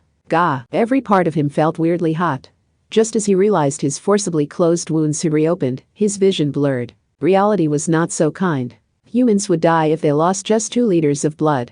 They were so fragile it was hard to believe they could live for 100 years without spilling all of that. And if the conditions allowing their survival ever collapsed, death would reach them soon enough. The Grim Reaper wouldn't sit and wait long enough for the human to find the solution to a mystery, or to settle things in a final showdown with their true enemy. When it was time to die, it was time to die. They would lose their life without finding any answers and without leaving anything behind. The special rules of handcuffs applied today, so the rules were different from the back alley brawls Kamijo was accustomed to. He heard a solid footstep. The extreme tension allowed him to quickly regather his hazy and scattered mind.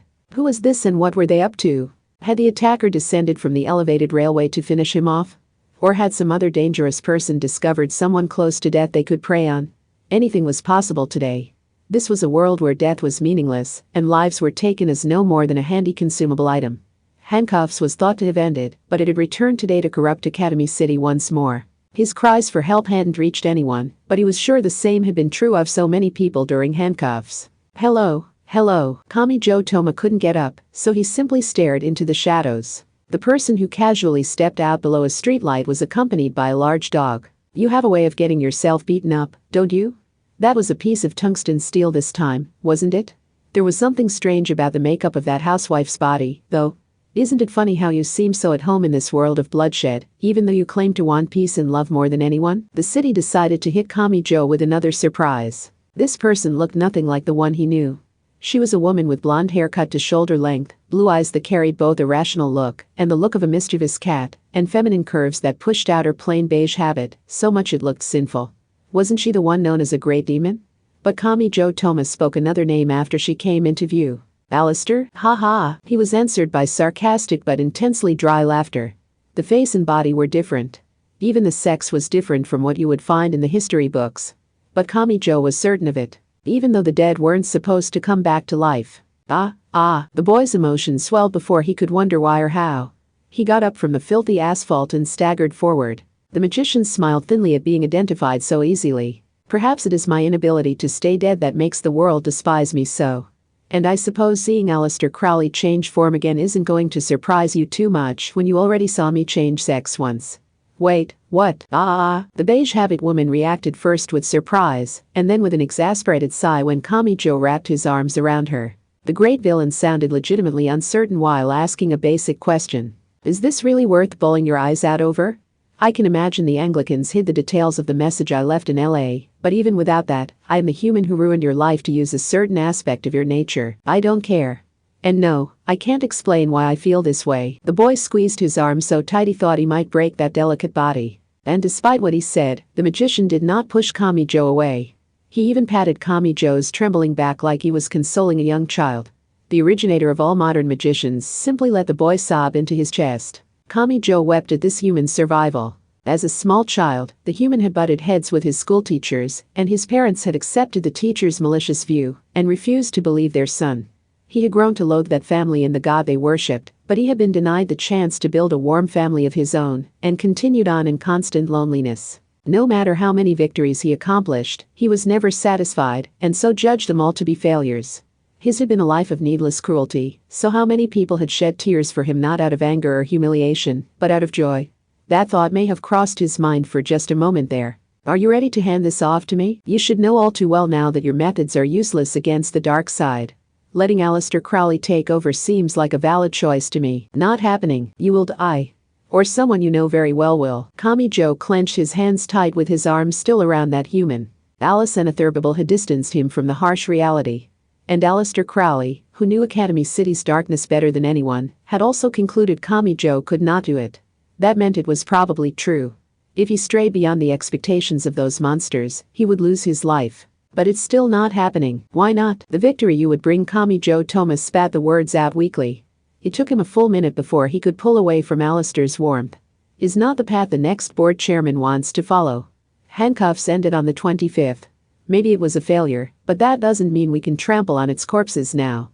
If anything can be salvaged, I have to salvage it now. All you would do is pour cement into the path towards salvation and seal it up tight. Along with all the still breathing people collapsed down there too weak to move. Your point? I'm not letting that happen. I'll clean up my own blood. I really am happy to find you're alive, but you chose to leave the city, so you don't get a say in what happens here anymore. You created Academy City. It's true. But it isn't your city anymore.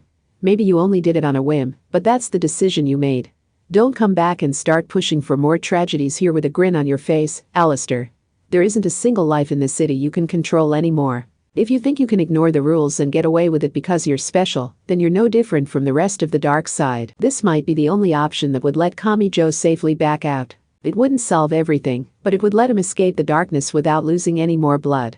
But he refused, even though he couldn't even support his own weight. Kamijo Toma didn't know Hanatsuya Yuen. Kamijo Toma didn't know Rakuoka Hofu. Kamijo Toma didn't know Benizum Jellyfish. Kamijo Toma didn't know Frilson number G. He didn't know anything about handcuffs where so many people had risked their lives to fight. He couldn't rely on what Alice had shown him before. He doubted the real handcuffs had room for the love, tears, and laughter he had seen there. That meant he couldn't say he actually knew those people. However, was not knowing them really enough of a reason to refuse to save them? Someone was trying to take the lives those people had somehow managed to preserve after so much unspeakable suffering and humiliation. Wasn't that reason enough to stand up and fight for them? You don't need any special rights or qualifications for this. He had been bloodied from the starting line. Gritting his teeth wouldn't close up his reopened wounds. But people's lives are on the line here, so I can't sit around waiting for the perfect opportunity. I need to figure out what I can do and then do it, even if it means sticking my nose where it doesn't belong. Move, Alistair. Whatever happened on the 25th, the 29th belongs to me. I won't let handcuffs end in failure again. I'll give it a happy ending this time. That was all Kamijo Toma could do while wearing down his very life. He was so battered he couldn't even stand up without leaning against Alistair's chest. The beige habit WOMAN stared coldly down at him and snorted with laughter at his decision. HMPH. You can dream all you like, but what do you think you can do when you're in such bad shape you're in reality? What can you do against me? I am Aleister Crowley, the human who conquered history's most intense magical battle, destroyed the world's largest magic cabal from within, divided the world between magic and science, created the very concept of the science side, built Academy City during the confusion of post-war rebuilding, and manipulated the entire world to my own selfish ends. Kamijo fell silent, tasting a rusty flavor on his breath. The culprit behind the crash was still at large. Alistair's solution would be indiscriminate. Anyone even tangentially involved in the handcuffs-related events of the 29th would be sealed away below the concrete if he got his way. And he could almost certainly pull it off since he had single-handedly won the Battle of Blythe Road. What can I do? Whether he went for a direct confrontation, a surprise attack, or set them up to defeat each other, he would not just aim to be the reigning champion of the dark side. He was the one who had designed and managed the city's dark side.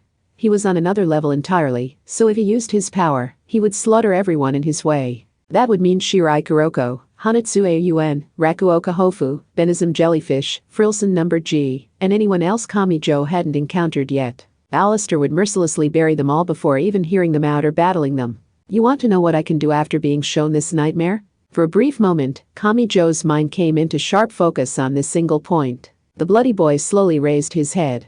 He stared straight into that fearsome monster's eyes at close range. He was still woozy, but the kind of normal high school boy you can find anywhere, gave his answer in a low voice. I'll get mad. Aleister Crowley smiled. Still smiling, the human took a step back, leaving Kamijo to fend for himself. I would readily get into a physical battle with William Wynne Westcott, who was rumored to be immortal.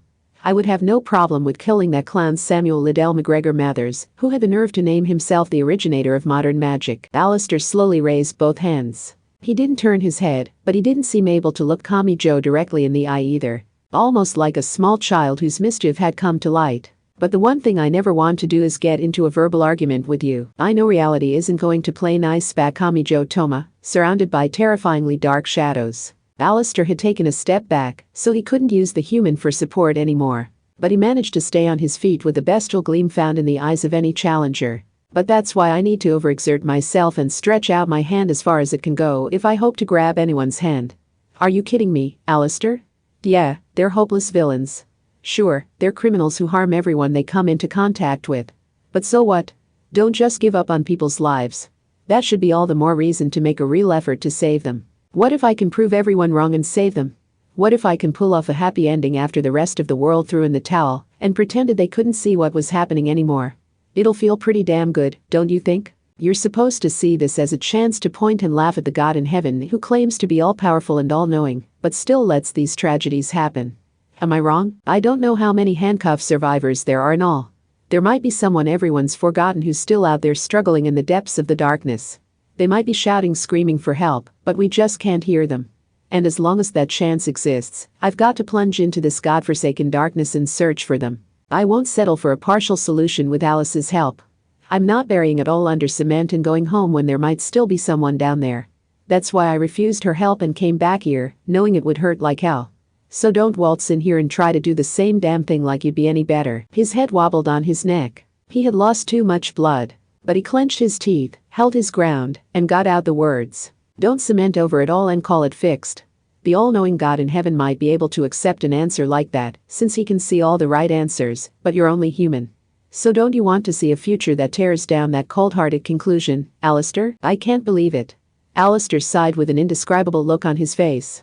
"To think I would find a glimpse, however small, of the Thelema, leading to the 21st eon in the very home I have already abandoned. This part really is frustrating. This always seems to happen to me. The things I pursue flee me and the things I discard turn out to be treasures." "Just speaking to myself," whispered the beige habit WOMAN. "Now, I have a simple question for you. How do you intend to turn this around? First, promise me an overpowered joker like you won't get involved in this. If you can't promise me that, then I'll punch you right in the face until you cry and change your mind. Why does justice always side with you when what you're saying isn't much different from a tyrant's criminal code?" Alistair sounded somehow exasperated, but he had turned his back on goodness and justice for so long he wasn't about to change his mind on the matter at this point. "I get that you intend to turn down my generous offer and settle this on your own, but how exactly are you planning to do that? You don't understand what is really going on today, not to mention how the original Operation Handcuffs ended. Personally, I find it strange that you would know so much more about it when you were supposed to have left the city." Kami Joe poked at his temple. This was not like when he had Alice's strange adjustments to protect him. He had a bruise there where some kind of blunt weapon had hit him. Really, Alice's intervention has only complicated things. The real culprit wasn't Frilson number G. I'm betting Alice switched the real one out for a powerful enemy she thought I could actually defeat, but that false information got in my way here. He could use his knowledge from Alice's world as a reference, but he couldn't rely on it too much. The number of people involved didn't match up, and everyone's plans and situations were different.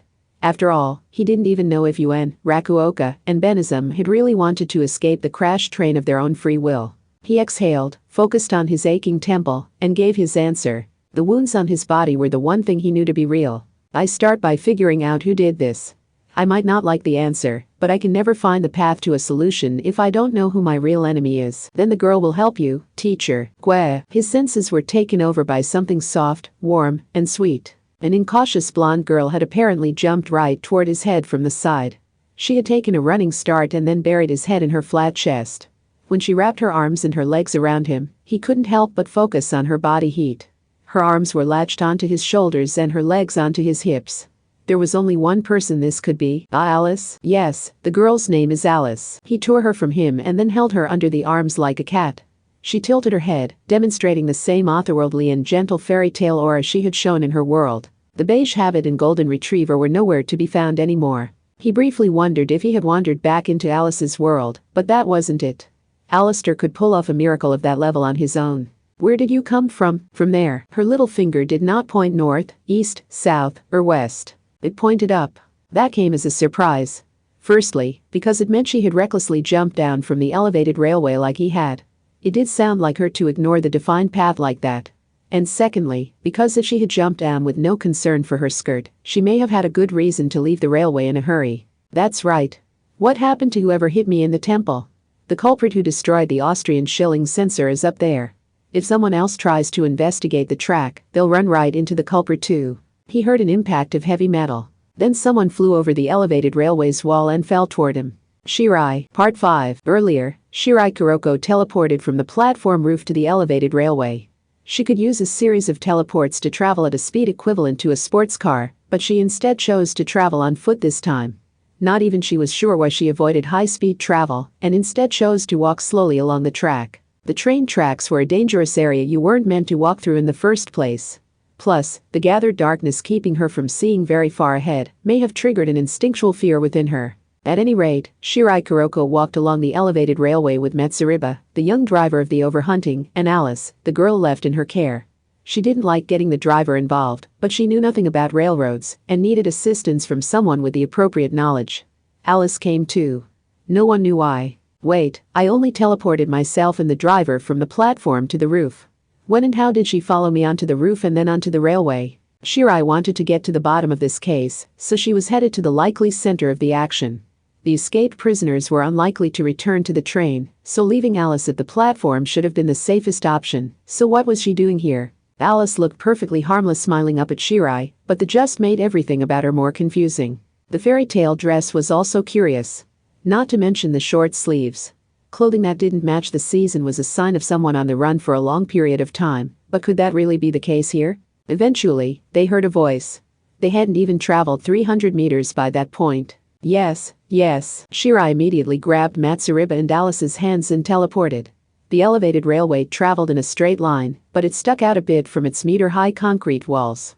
The drop from there was about 7 meters, but she could approach whoever this was if she traveled along the outside of that wall. She held a finger to her lips to tell the other two to stay quiet. The lack of noticeable obstacles along the track gave a clear view in both directions, and it was easy to overlook the walkable section past the walls, so they had managed to get in a blind spot. The voice coming from the other side of the thick wall belonged to an adult woman.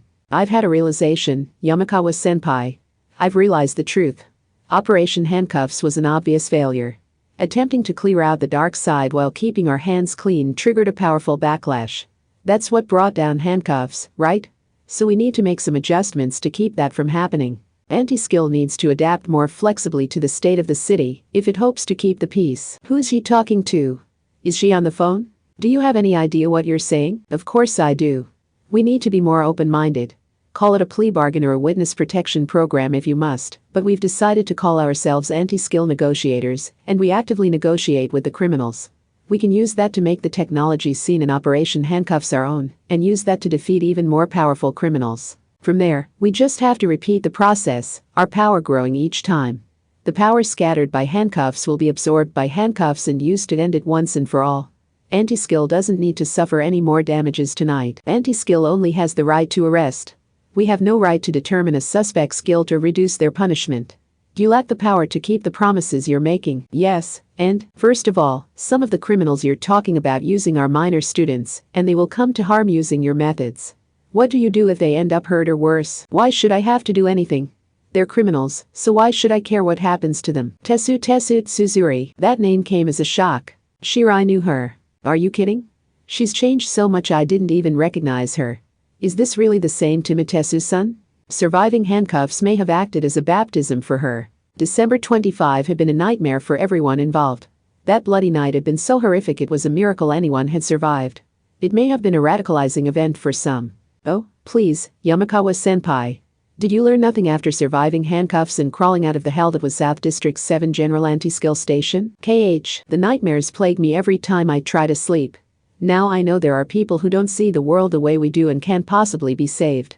Criminals can be useful, but they are too dangerous to let loose. If you insist on denying these simple truths, then you're making a mockery of all our colleagues who died helpless and in vain, while trying to the end to be the good teachers serving to protect the city's children. Also, the speaker paused there. Oh, no. Shirai Kuroko's hand wandered through empty space until it found the driver, and she teleported him to the ground. Alice had already disappeared of her own accord, but Shirai didn't have time to question that. I can see you, said the voice beyond the wall. Damn it, the meter-tall concrete wall was mercilessly blown away. If Shirai hadn't teleported away a moment before, the scattershot of fragments would have knocked her from the elevated railway. She teleported to the center of the track. The person who ended the call and stored the phone in her chest was an adult woman with glasses and curly black hair blowing in the night breeze.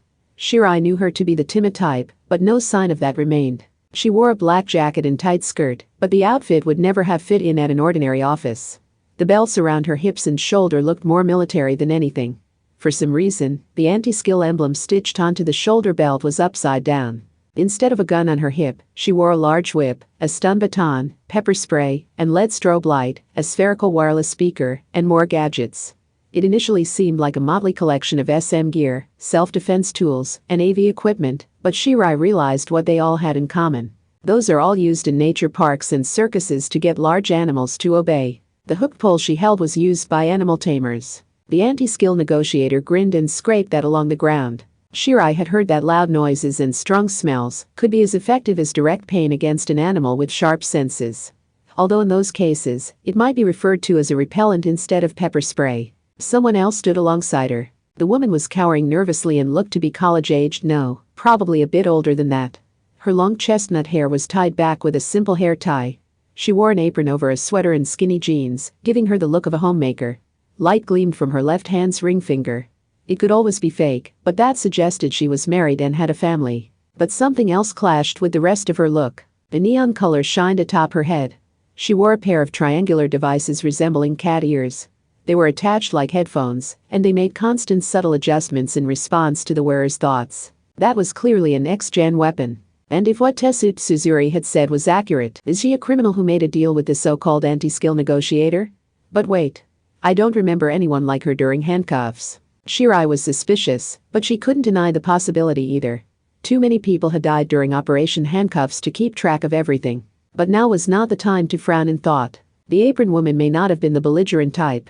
She was stooped over and cowering with tears in her eyes as she asked a nervous question of the woman in a black military uniform. Excuse me, but is what you just said, true? Oh. The anti-skill negotiator on the other hand sounded amused. She moved her legs adorned with garter belts and black stockings, clacked her sharp heels against the ground, moved her lips over to the apron woman's ear, and tore into the other woman's heart, with a voice loud enough that even Shirai could hear it. What makes you think a criminal's family deserves an ordinary life? Would you prefer I spread some rumors around your neighborhood so you can never go back to the life you had? It was Shirai Kuroko of Judgment who gasped, not the apron woman herself. Did that woman not realize she was violating an unforgivable taboo for anyone with the ability to search people's personal information at a deeper level than the average person? Ah ha ha. I hope you're ready to deal with graffiti on your house, stones thrown through your windows, and raw garbage left at your front door. Your name will be on all the trending search lists. You see, people don't give a crap about the rights of bad people, especially when they're strangers. And people with too much time on their hands will do just about anything to feel self-righteous. I wouldn't go outside at night if I were you. A van might pull up and snatch you off the street. You and your family. This was pure malice. It was the ultimate cruelty where you stripped all other options from someone until they had no choice but to continue toward the precipice. The scum who tamed humans like animals used her whispered words more than her whip or stun baton. She made a show of driving the verbal blade into the soul found deep in the apron woman's chest. Do you get it now, Rakuo Kanadoka-chan? That name was enough for Shirai Kuroko to send something snap in her mind. Maybe he hadn't been a good person. Maybe Operation Handcuffs had revealed him to be a harmful villain. But, Tesao, Shirai's shout was repelled by a deep metallic noise. The apron woman stepped forward to shield the black military uniform woman. Rakuo Kanadoka's weapon was neon-colored metal that protectively surrounded her hands. She held them in her hands and passed her fingers through them to enhance her fists like high-tech brass knuckles. She scraped them together before spreading them to either side. We found your second target, Nodoka-chan. Come on, hurry it up. I don't want to dirty my own hands. I can't let my involvement get out until we've managed to build ourselves a solid enough foundation with an anti-skill. Did she punch through the concrete wall with that? No, enhancing an ordinary fist couldn't accomplish that. And at her age, I doubt she's an esper. Shirai Kuroko pulled a few metal darts from her thigh belts, but Rakuo Kanadoka was more afraid of someone other than the enemy in front of her. Well, what are you going to do? This girl looks like ordinary Judgment. Eek. Can you really trap someone who hasn't done anything wrong? Nodoka-chan. Don't phrase it like that. Are you doing this on purpose? Whatever the case, she isn't an esper. If only these darts weren't so powerful. And I can't use them for defense either. This woman wasn't even a criminal. The government workers in charge of rehabilitating criminals had a duty to protect not just the victim, but the perpetrator's family from any social backlash. But a public agency's network was being used to threaten this woman and force her to commit crimes against her will. What was she if not a victim? With all the pain and suffering, it was unclear if she even knew what she was doing, so it was possible she could not be held legally responsible here. And Shirai personally hoped it would turn out that way. She only wanted to take down this villain using justice as a disguise. More and more brutal words were used like a whip against the puppet's ass. Get going, make yourself useful, or I'm posting photos of your home on social media. Ah ha ha hee hee. Do you want your lovely and comfortable family torn apart because you're the sister of some criminal scum? Don't listen to her, Rakuo Kanadoka's son. Damn it, Rakuo Kanadoka approached with greater strength than expected. Her skinny arms suggested she had never worked out a day in her life, but a punch from those metal fists could easily be fatal. Shirai Kuroko escaped outside of her punching range. She couldn't attack either, so she kept teleporting away, focusing on Rakuo Kanadoka's feet. Specifically, on her short-heeled pumps. If I can break one of her shoe's heels to knock her off balance, she won't be able to rush toward me in that moment. But that's all the opening I need. I can use that moment to end this by defeating that anti-skill negotiator grinning behind her. Shirai Kuroko did not see Rakuoka Nodoka as an enemy. It didn't matter where she came from. When she was so blatantly being threatened by a third party, she was a victim needing protection. More than that, it made this a battle she could not afford to lose for the sake of the anti-skill man she had fought alongside. She would not harm her. Killing her was entirely out of the question. She was sick of the cruelty seen in Operation Handcuffs. But she didn't know the full truth. Shirai Kuroko had not seen the end of Operation Handcuffs after it was so distorted by the coins of Nicholas, so she didn't know how this particular case had begun. She did not know that Rakuoka Hofu and his family had gotten away with murder in the past. She did not know he had strayed from the straight and narrow to dispose of the body of a malicious stalker who wouldn't leave his sister alone. So a question. Rakuoka Hofu had disposed of the body, but who had that body belonged to? Kahara Heiken. That specialist in psychological research had belonged to a family infamous in a certain field, and he had a bad habit of mixing his personal and professional lives. But who was it that managed to locate that monster hidden nearby, attack him, and end his life without giving him a chance to fight back? The answer stood before Shirai now. An impossible impact struck her in the forehead. No amount of external boosting should have brought such a slender fist to this level, and Shirai had been out of punching range regardless, yet her brain was rattled all the same. Woozy, she heard something slicing through the air and hallucinated a great flying serpent. Only then did she realize what was happening. So that's it. Once you noticed it, it seemed silly. But if you fail to notice until it hit, even the cheapest of tricks could be very effective. Shirai was a level 4 teleporter. She could ignore the 3-dimensional restrictions and warp to whatever coordinate she wanted, but this apron-wearing homemaker was holding her own against that high-level esper. In other words, I don't know if it's to extend her reach or boost her power, but is she swinging the brass knuckles around on some kind of rope? The rope was cheap. It looked like she had a sturdy cardboard tube around it to protect her hands from the friction. It was less like a Western flail or morning star, and more like the flying claw developed in China during the Ming Dynasty. That weapon swung some finger-like claws at the end of a long rope. It was unlikely Rakuoka Nodoka had dug that deep into history, though. It wasn't that this was all Rakuoka Nodoka could do. Just think back to her first move. With nothing more than the cat's paw brass knuckles on her hands, she had easily broken through a concrete wall. That suggested she was more destructive at closer range. The really scary part was the incredible luck involved in sensing her disadvantage, immediately coming up with a clever solution, creating it on the spot, and proving it to be effective. This ordinary homemaker could convert a discount store into a collection of weapons more deadly than a military armory. Those deadly crafting skills were her true essence. BFF? Shirai didn't have time to shout. With her head so rattled, she couldn't teleport even when she noticed the threat approaching. The apron woman tugged on the rope to retrieve the blunt weapon, and then moved in close while readying her other fist. Maybe she had thick springs at her armpits and elbows, because the body blow that hit Shirai's gut from below felt like it was rocket-powered and even lifted her feet from the ground. More than that, it sent her soaring through the air. Rakuoka Nodoka could draw on as much deadly force as she needed, and she was being threatened into doing precisely that. The anti-skill negotiator would negotiate with anyone involved in this case and make use of them, even if it meant their deaths. It was an extremely dangerous combination. They had more than enough power already, but the threat level could grow endlessly if Hanatsueun, Benism Jellyfish, or someone else was convinced to obey as well. Tetsuzuri. That woman's own physical abilities were an unknown, but she was definitely dangerous enough to make use of Operation Handcuffs and all the human desire and violence packed into it. Whether it was the carrier or the artificial ghost, she could squeeze out all the bizarre technology anyone was hiding. Shirai Kuroko understood all this, but she couldn't find a solution. She could considerably reduce the chance of being hit by teleporting around, but her physical endurance was the same as any middle school first year. Her head was rattled and it was a struggle to breathe.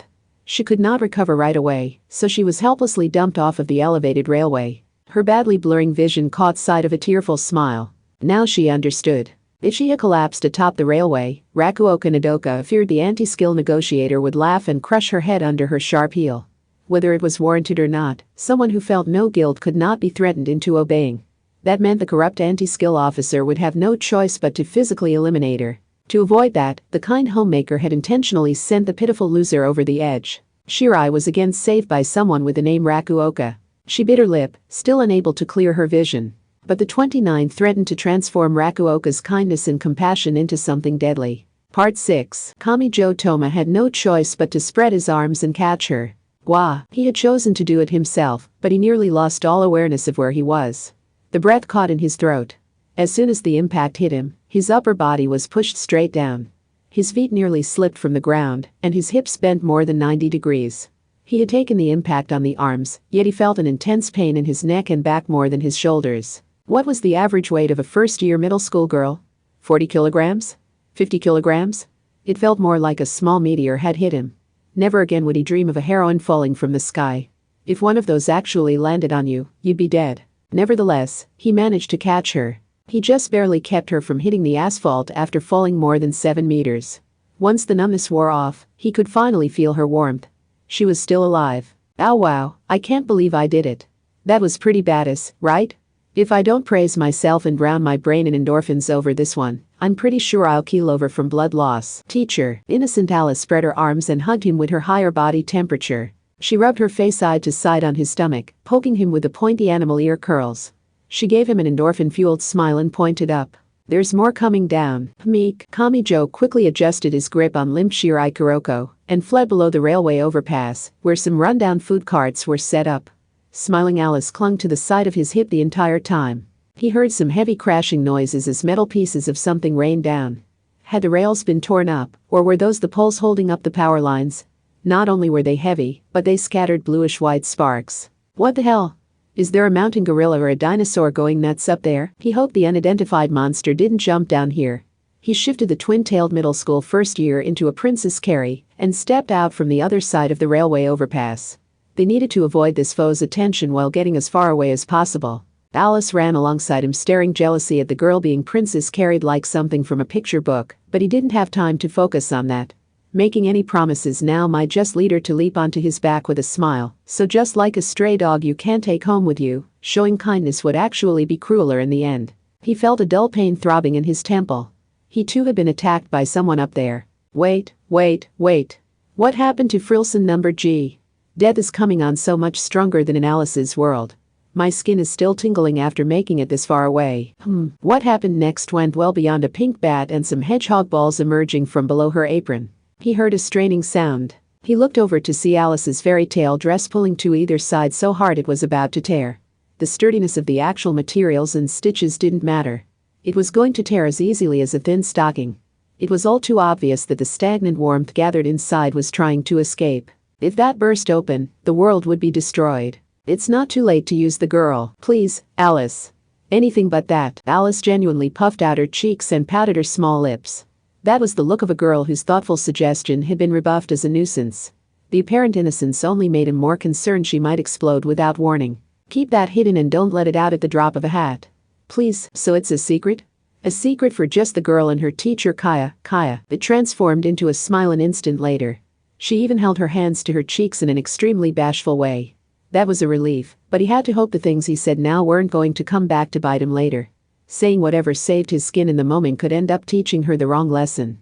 That was when Shirai Kuroko groaned in his arms. Ugh, no matter how weak she was, he was afraid she might suddenly move her limbs and unbalance herself enough for him to drop her. He gave up on moving and stopped below the roof of a deserted bus stop. Even stopping to ask her what had happened up on the elevated railway was taking a risk. If he didn't keep a close eye on their surroundings, the unidentified monster could catch up and tear him in two. But Shirai brought up some unusual points. Hold on. So you're saying this anti-skill negotiator is trying to bring the handcuffs criminals onto her side to boost her power enough to fight even more powerful criminals? Yes, what about it? But she was directly involved in the Overhunting's crash. She was the one who messed with the Austrian shilling's brake sensor on the track. Shirai Kuroko was very insistent that he put her down, so he carefully lowered her onto the simple bench. That doesn't make sense if she's part of some secret special forces mobilized to capture the handcuffs criminals who escaped the prisoner transport train.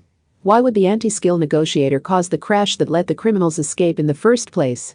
For that matter, when did she find the time to contact Rakuoka Nodoka and turn her into a puppet? There was of course another possibility. Maybe that anti-skill negotiator named Tetsu Tsuzuri had arrived after the fact to solve the case, and the crash had been caused by some third party like Frilson number G. But Kamijo Toma shook his head even as he described the possibility. No, that couldn't be. Why not, teacher? Then she would have no reason to attack me to hide the cause of the crash.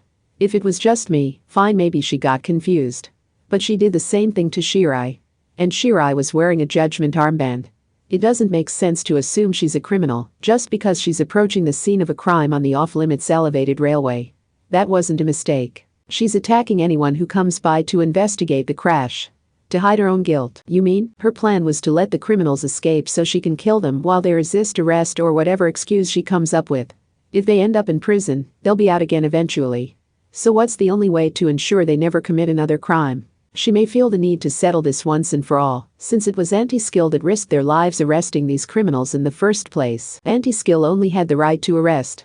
They couldn't convict a suspect or adjust the severity of their sentence.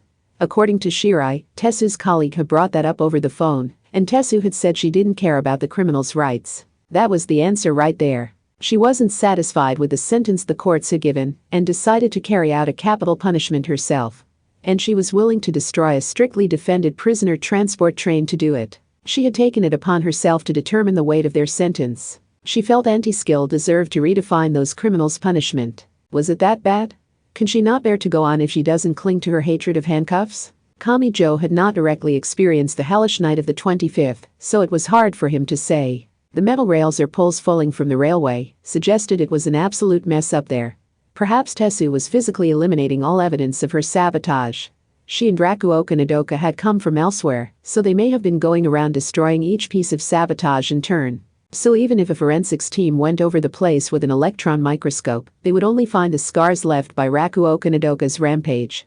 And that was no skin off Tetsu's nose when she only saw the other woman as a useful tool. Tetsu Tsuzuri, the mastermind behind it all, could walk away unchallenged and find someone else to capture and threaten. She didn't feel an ounce of camaraderie with Rakuoka Nodoka, so she would use up a human being like a bullet. She would repeat that process until all of the infamous handcuffs criminals were wiped out. So she would proactively gather anyone related to that event and set them up to destroy each other. She was joining forces with the criminals on the other side, so she could gather together all the technology seen at handcuffs. Kamijo had chosen that same path in Alice's world. All while that small girl guided him around by the hand. Did that choice really look so twisted and ugly from the outside? It won't be that easy, Tetsu Tsuzuri. Before, Kamijo had assumed he only had to hand the captured criminals over to the adults in Anti-Skill. But this proved that idea wrong. He had to protect the prisoners from the sinister scheme set up by some of the adults. This greatly changes how we have to go about this, whispered Shirai Kuroko, holding a hand to her swollen forehead that had to ache pretty bad. This Anti-Skill negotiator only sees the escaped prisoners as a means to expand her power. She seems to be doing fairly well with Rakuoka Nodoka so far, but if Tetsu Tsuzuri was planning to deal with the handcuffs criminals from the beginning, would she really assume she only needed verbal threats to get them to obey? She already knows how far those villains are willing to go. Are you suggesting she has something else set up? Asked Kamijo. It's too soon to say anything for certain, but her plan seems to be to actively bring criminals onto her side and use them as efficiently as possible to defeat and threaten even more powerful prey. We need to protect them before she can capture them and use them as a disposable tool. Who knows how far the harm will spread if we don't? Kamijo smiled a little at that. She gave him a puzzled look. What? This is no laughing matter. Yeah, I know. She had said they needed to protect them. Belonging to Anti-Skill or judgment did not mean you had to blindly hate the criminals and view them as an enemy. People were too delicate and complex to be described with simple, named emotions. They would make seemingly contradictory or incomprehensible choices all the time. And this unexpected choice felt really nice. Not everything was permissible simply because it was considered just. This was not the convenient world Alice had created for him. Good was not guaranteed to prevail, and evil was not guaranteed to be punished in this version of the 29th. The prisoners didn't stay in the train station forever, someone not even on his mental cast of characters had attacked him, and the dead would not come back to life. If you declared it unfair and came to a stop, you would be the next one to be mercilessly destroyed. This world could only be described as harsh and unforgiving. But it meant so much to hear those words here in the real world. Kamijo Toma had finally found something that made him glad he had chosen this more difficult path. Part 7. Low tremors intermittently shook the asphalt. However, this wasn't necessarily the handiwork of the Tetsu Tsuzuri and Rakuoka Nodoka team. Hee. Off with their heads. Alice smiled and sang a disconcerting song with a white fluff ball on the back of her apron wiggling to the beat. Is this the unique cruelty of small children? Wondered Kamijo, staring out from the bus station. So how do you suggest we end this commotion? He asked. I doubt we would find any of the criminals if we returned to the station, now, answered Shirai. If they hoped to escape, they wouldn't remain anywhere near the overhunting. That meant they now had to search the entirety of Academy City for Hanatsue Yuen, Rakuoka Hofu, and Benizum jellyfish. Not to mention Frilson number G who hadn't been on the overhunting. Even with several options, it was unlikely they would encounter anyone if they ran around at random. So, this might not apply since things are so different from in Alice's world, but it's worth a shot. We find Yuen. What? Shirai Kuroko wasn't sure what he meant, so he clarified. Yuen helped me in Alice's world, but things are different now. So where would she have gone and what does he hope to accomplish here? Hanatsue Yuen the carrier. We need to capture all of the criminals before that anti-skill negotiator does, but we need a starting point. I might be able to just barely predict what she'll do. That girl had the technology to manipulate any urban pest or vermin in order to send out microbes and chemicals at will. Her skills could be used to help people, but she chose not to. She would not join forces with an ordinary person, treat their wound, or make jokes with a gloomy smile. But like a game of concentration, enough wrong answers could lead to the correct answer. What is Hanatsue Yuen's goal?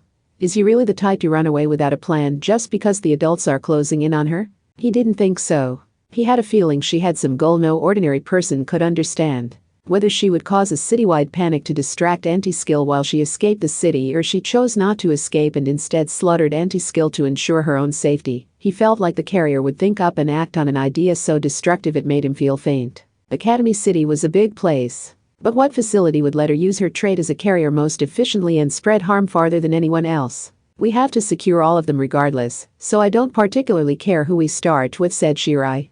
I don't see why that couldn't be Hanatsue Yuen like you want. And once we start collecting the prisoners, we will inevitably encounter that anti-skill negotiator who wants their power. Once that happens, we need to rescue Rakuoka Nodoka from the scum who has her trapped. With that, Shirai started to stand from the bench. That was when it happened. Still, Kamijo Toma's view dropped straight down. No, all his strength had drained from him, and he fell to his knees. He didn't even have time to shout. An unpleasant sound came from within his body. He thought he maybe had a nosebleed, but the stickiness he felt while blinking told him there was blood below his eyelids. He saw a doll-like blue dress and long blonde twintails blowing in a way unrelated to the night breeze. She was right there in front of him, but she looked less real than a mirage. Frilson number G, why does she have to show up now? She hadn't laid a finger on him. She had not shot a horrific beam of light through his chest, and she hadn't caused a massive explosion. She had simply appeared before him. That was enough for a wet and sticky sensation to flow from his eye and ears.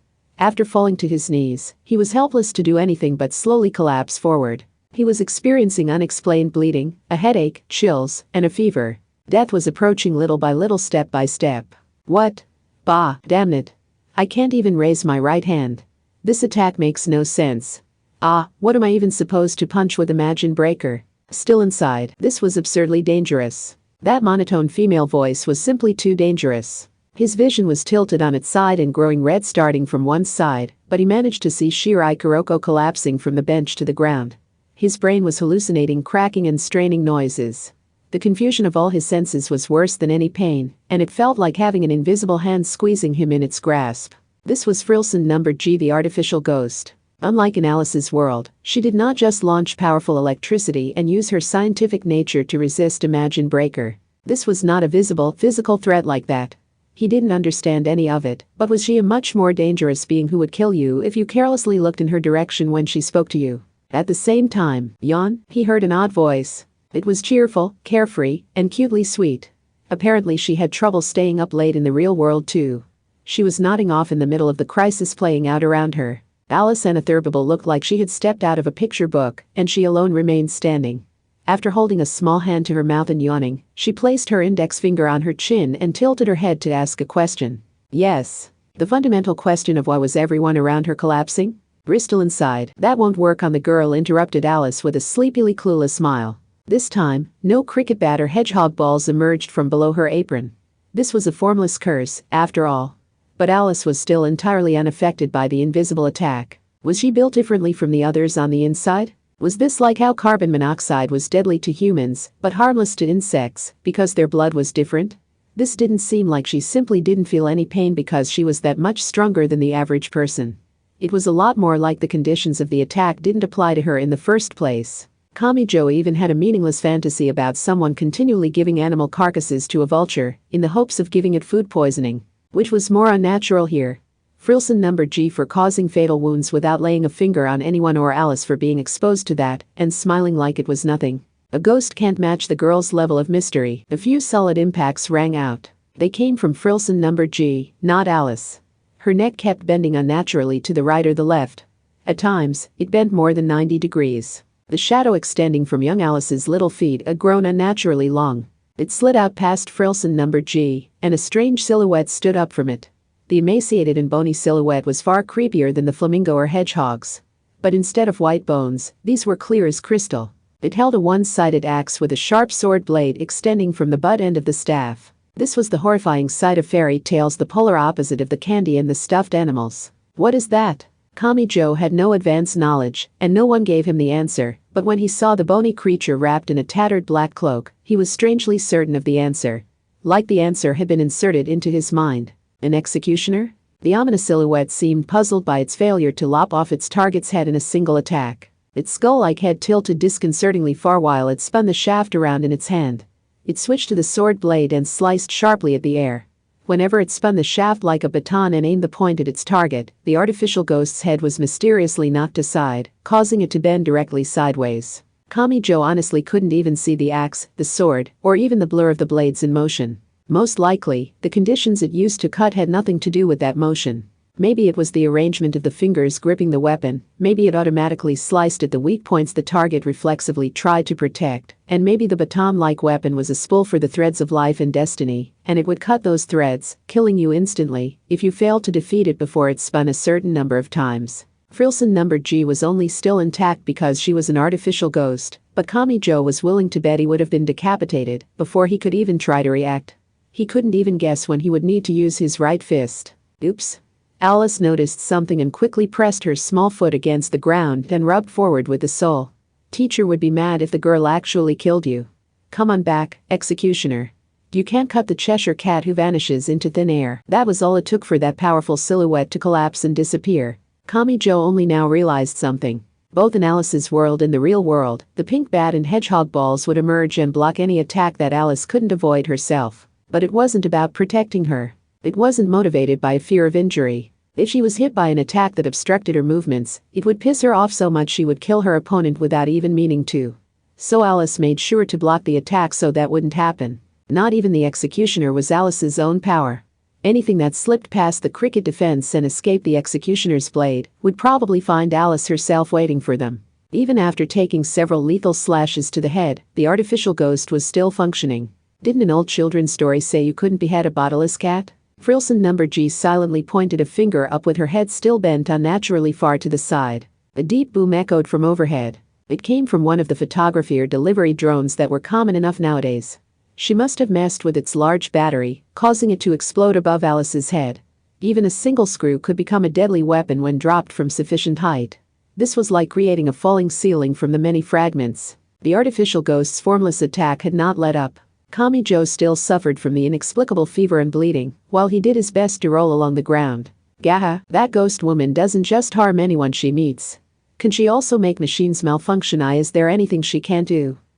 It was Alice's turn to act. She removed the finger from her chin and directed her small palm toward empty air. She had the look of a child when the stone they were kicking down the road on the way to school fell into the ditch. It was the look of someone abandoning some meaningless self-imposed restriction and preparing to unleash whatever they were holding back. Most likely, this wasn't due to the electric ghost's approach. It was something else that made Alice spread her long blonde hair to the sides. All the assumptions were breaking down.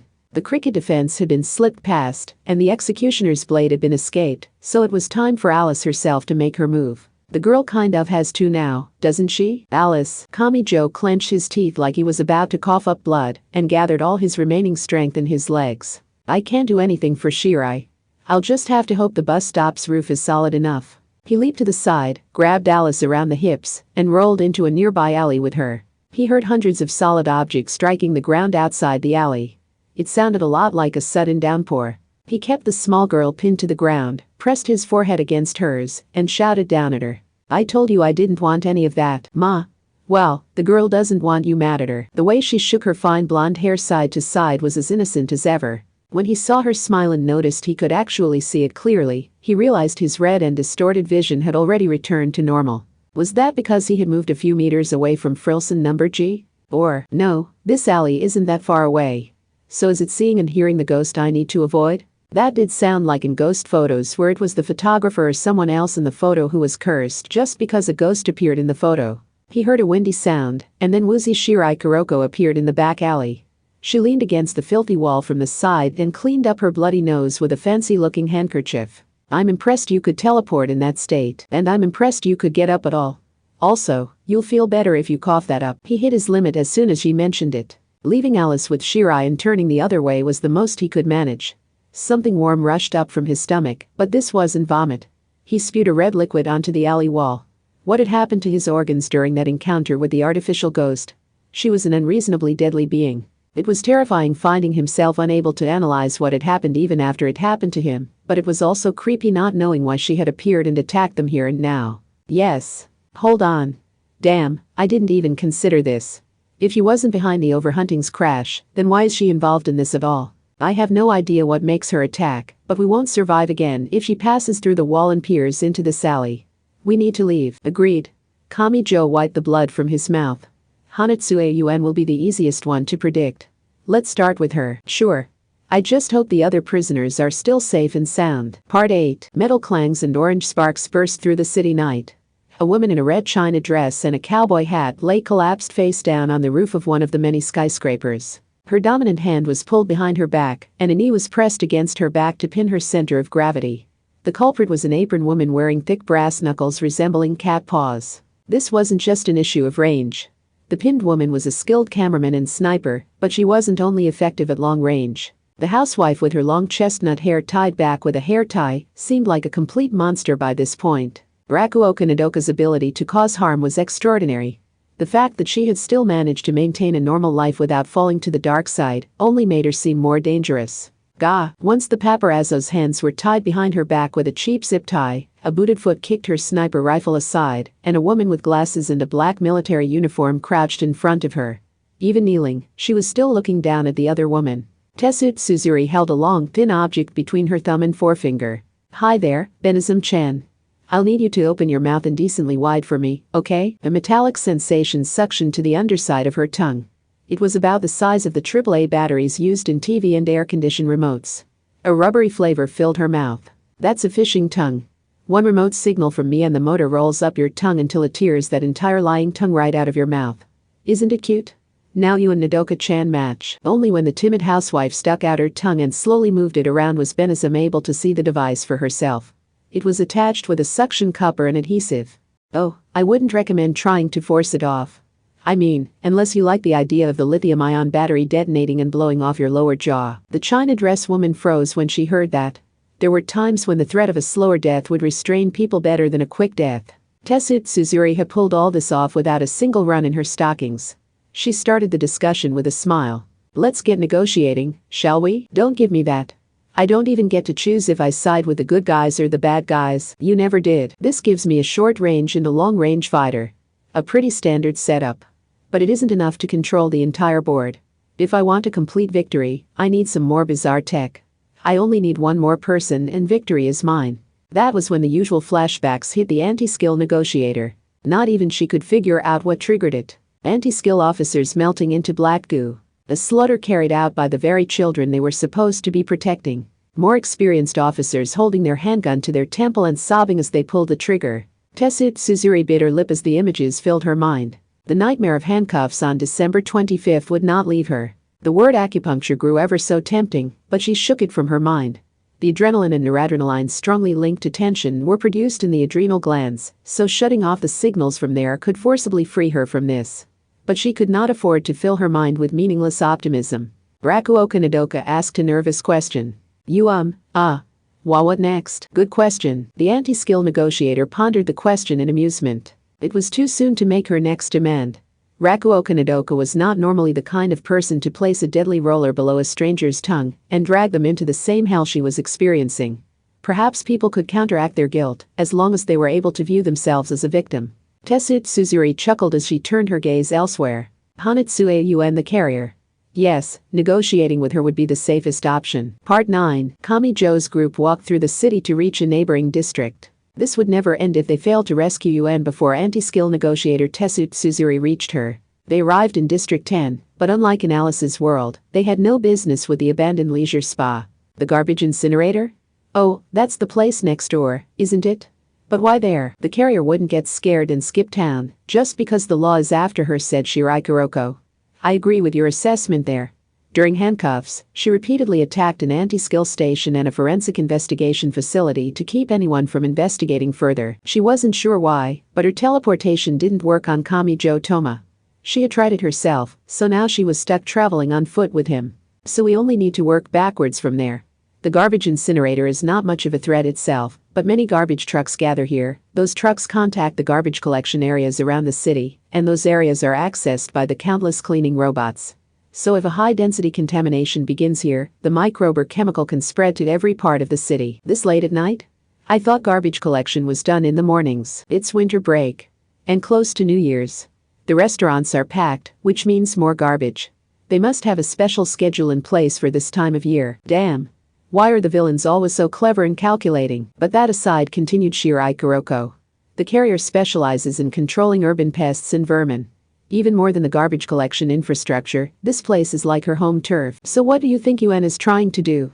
Cause a large enough panic to escape safely, or eliminate all of her enemies? With her twin missing, I have to wonder if she even has a real goal in mind. They could see a boxy concrete building with several smokestacks on top.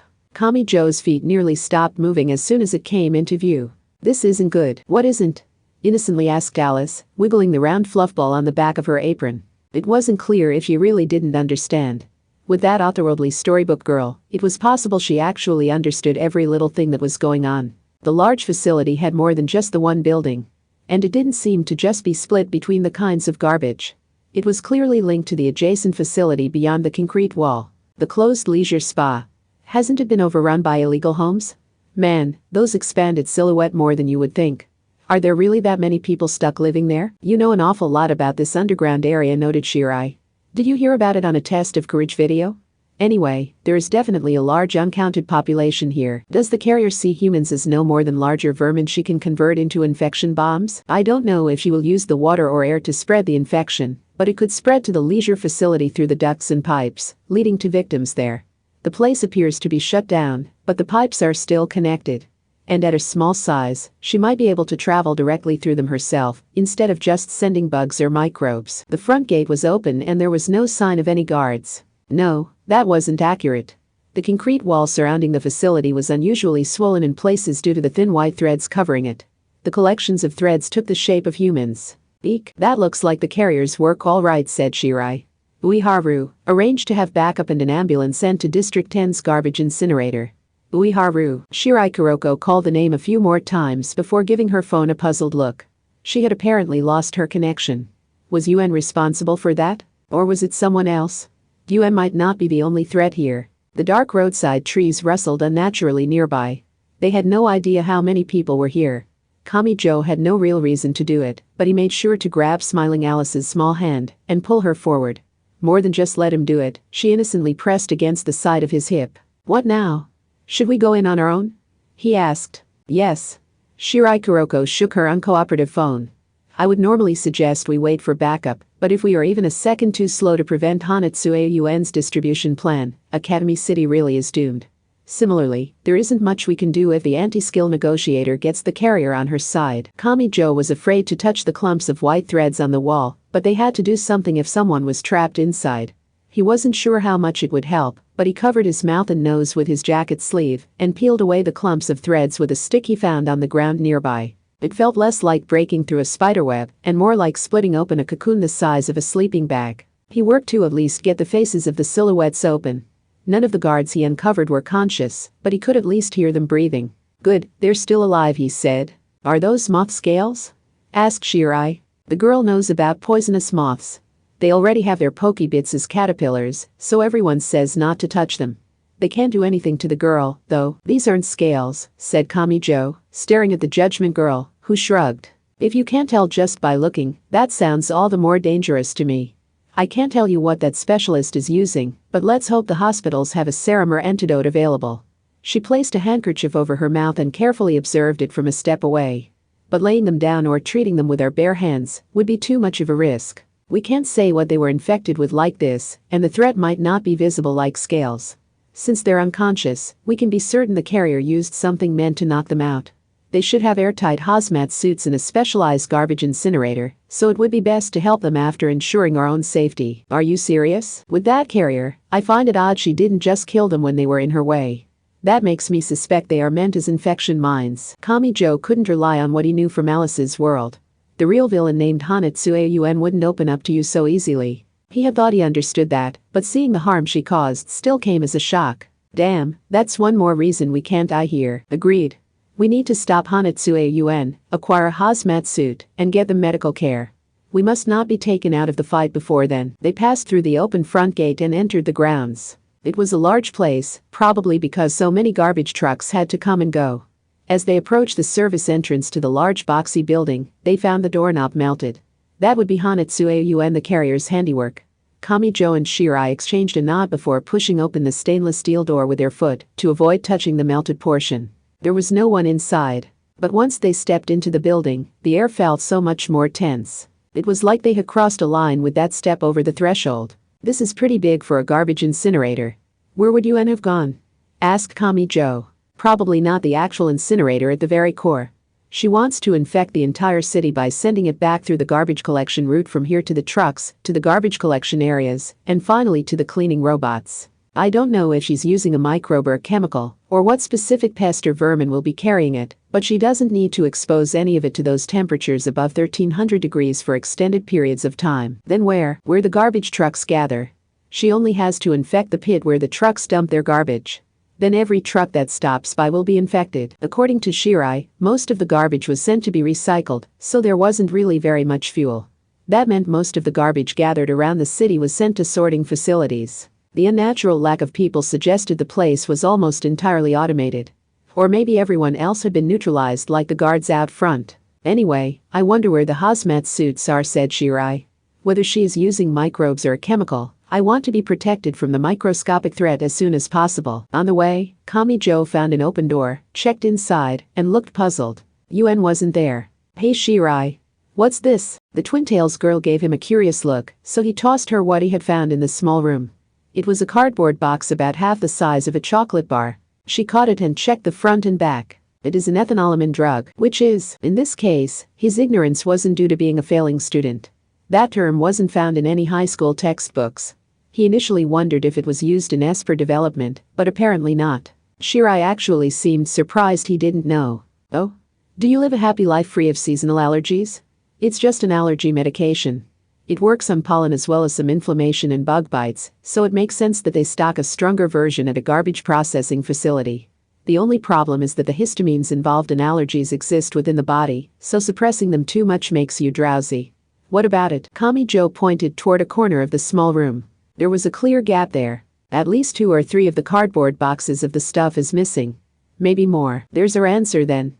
Damn, the over-the-counter stuff wouldn't be a problem, but this is much stronger. Shirai clicked her tongue and walked down the corridor. At a rapid pace. Kamijo was afraid she would teleport away if he didn't follow and call out to her. Hey. If the real carrier is as bad as you say, then why is she sticking to something that only knocks people out? Just like striking with the back of the blade, safely knocking someone out is a lot harder than killing them. The real carrier? If you only look at its effects, this drug is no more than an allergy medicine. Even if this one is stronger than you can buy over the counter. So unlike dioxin and PCB, this won't trip the cleaning robot's toxin sensors. Can you think of an option more efficient than using the very drug they already have stockpiled here? By any chance, do you have a non-efficiency related reason in mind too? It's an irregular side effect and won't happen to everyone, but even a small percentage collapsing is a problem. You should never take a drug you don't need. And remember that the carrier is an expert at using urban pests and vermin. I'm sure you can imagine what will happen to any victims who end up collapsed helplessly in their rooms or around the city. The creatures they usually crush underfoot without even noticing will swarm them while they can't move a finger. Was Hanatsueun the carrier really that bad a person? Wait, Shirai. Look, a plastic board hung on the wall. It displayed a simple map of the facility. The garbage dumping pit Shirai had mentioned was on the west end of the building. The map showed the entire outer wall as a metal shutter. With so many garbage trucks lining up to dump their trash in that pit, it made sense. So we take a left at the next intersection to reach the western outer wall. This means UN wouldn't have had difficulty reaching the goal either. It isn't that far, but just to be safe. Kamijo pulled out his old folks' phone and took a photo of the map. Then a few more in case the first was blurry from his unsteady hand. He had to hold Alice back so she didn't photobomb him with her smiling face. At the same time, something dripped from the ceiling, and the map started to grow dark. He initially thought the roof was leaking, but this was different. The board was made of plastic. Simple rainwater wouldn't discolor it like this. Plus, the dark stain was moving. This wasn't a liquid at all. Krah, he tried and failed to force his dried throat to operate. Alice's cheerful voice spoke for him. Crickets, they all looked up. A glistening light moved in waves along the corridor ceiling. As soon as they noticed, tens of thousands of crickets began vibrating their wings at once, creating an explosion of sound. Part 10. Several heavy metallic sounds happened all at once. The incinerator facility had more than just the incinerator and conveyor belts. To sort between burnable and non-burnable trash, it also needed machines and chemicals to break apart large items, remove the metal pins from cardboard, and to remove the plastic paints from wood. Not to mention machines that determined if something could be recycled or not. For Hanatsuayu the carrier, this place was a treasure trove. Even in the noisy facility, she could just barely make out the explosion of noise. I caught someone. It's not great that I can hear it myself, though. At a certain country's embassy, some workers who complained of severe dizziness and a buzzing in the ear were thought to have suffered brain damage. It was likely a special form of sound wave attack. Rumors spread in the embassy that the attack was intentional and that it would develop into an international incident, but it was later theorized that the chirping of local crickets had caused it. Crickets chirped by rubbing their wings together, so as long as you knew the dangerous frequency, you could subtly alter their wings with chemicals to reproduce the same phenomenon. It had helped that the heat-filled garbage incinerator facility had been full of creatures that couldn't normally survive the winter. And it is still connected to the filthy slum with a thick pipe. Now, then, lowered the stack of cardboard boxes she held. Resisting too hard on the 25th was a mistake, but my carrier trade may not be welcome outside of Academy City. She had never questioned any of this when Kai was with her. She had never feared anything no matter who in the world hated her, as long as they were holding hands. Even if it meant planting a tracking device in her sister's stomach. But things had changed. She lightly kicked the side of the box stack with a sulky look on her face. So would it be best to go with option 3, playing dead? I can make them think I escaped the city while the citywide panic brought down their investigative abilities, but then actually hide among all the bodies. As long as I change my face or ID later, I can escape them. Doing that requires overloading their ability to identify corpses, so more than 300,000 deaths should do the trick. She froze in place after reaching that conclusion. She was certain her answer was correct. She alone could take control of the 29th that way. But what did she really want to do? She hadn't cared what the rest of the world thought. She had been perfectly satisfied racing against her twin every day. They had worn the same clothing and eaten the same foods, so their conditions were exactly the same. But Kai had grown tired of it and left, leaving Yuen all alone. She was afraid of dying, and she certainly didn't want her life cruelly taken from her. That much was true. But what did she want to do beyond surviving?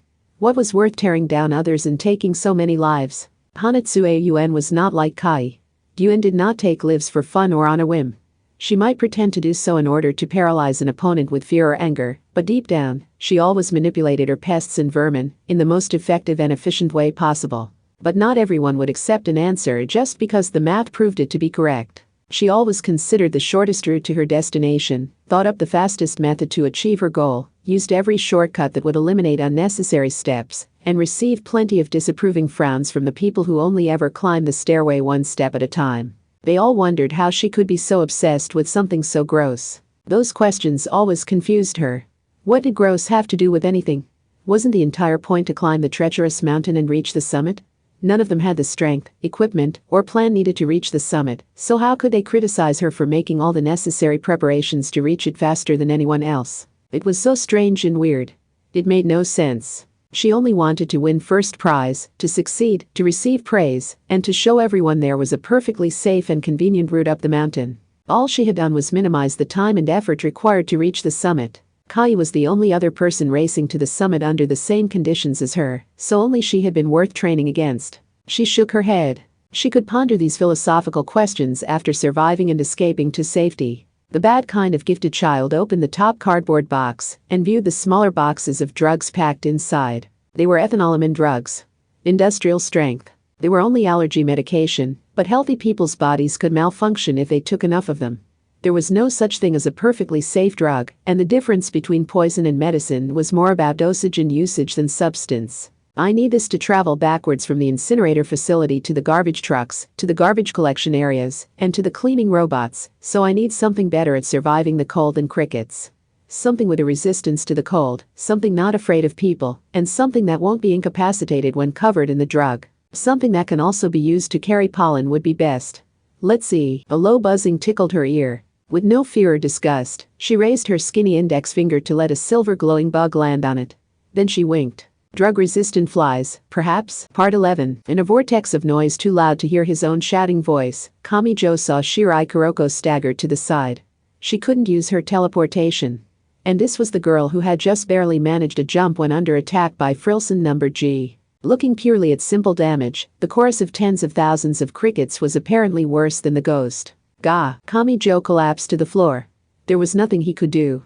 He saw a few crickets drop from the ceiling, and then they all came down like a black waterfall. They didn't bite or scratch, but he did feel the weight of the bugs, not something he was normally even aware of. And within it all, oh, dear, a small girl's voice reached his eardrums with unexpected clarity. It belonged to the storybook girl named Alice. The noise was enough to rattle the mind, and the bugs were cascading from above, but she had the same smile as ever, and held both soft hands out toward him. She pulled his upper body out like she was rescuing the victim of an avalanche, and then she dragged him away. Neither the cricket defense nor the executioner made an appearance. Tens of thousands of bugs apparently wasn't enough for her to feel repulsed or disgusted. She had used the bat and balls before. Poison gas, curses, and other forms of internal damage never seemed to affect her. It almost felt like trying to drown a fish in water. But her soft skin could not deflect the macroscopic external damage of the crickets. Plus, she was wearing a skirt and short sleeves. Heave-ho, heave-ho. You are heavy, teacher. Ah ha ha. Boys' backs really are big. Lies, wait a second. Sure still, the girl can't carry you both at once. Did she drag him 10 meters or 20 meters? Alice acted like the shiny bugs weren't even there as she walked backwards down the corridor and stepped into another workroom. The swarm of crickets vanished entirely once they crossed the threshold. There was no way that was natural for them.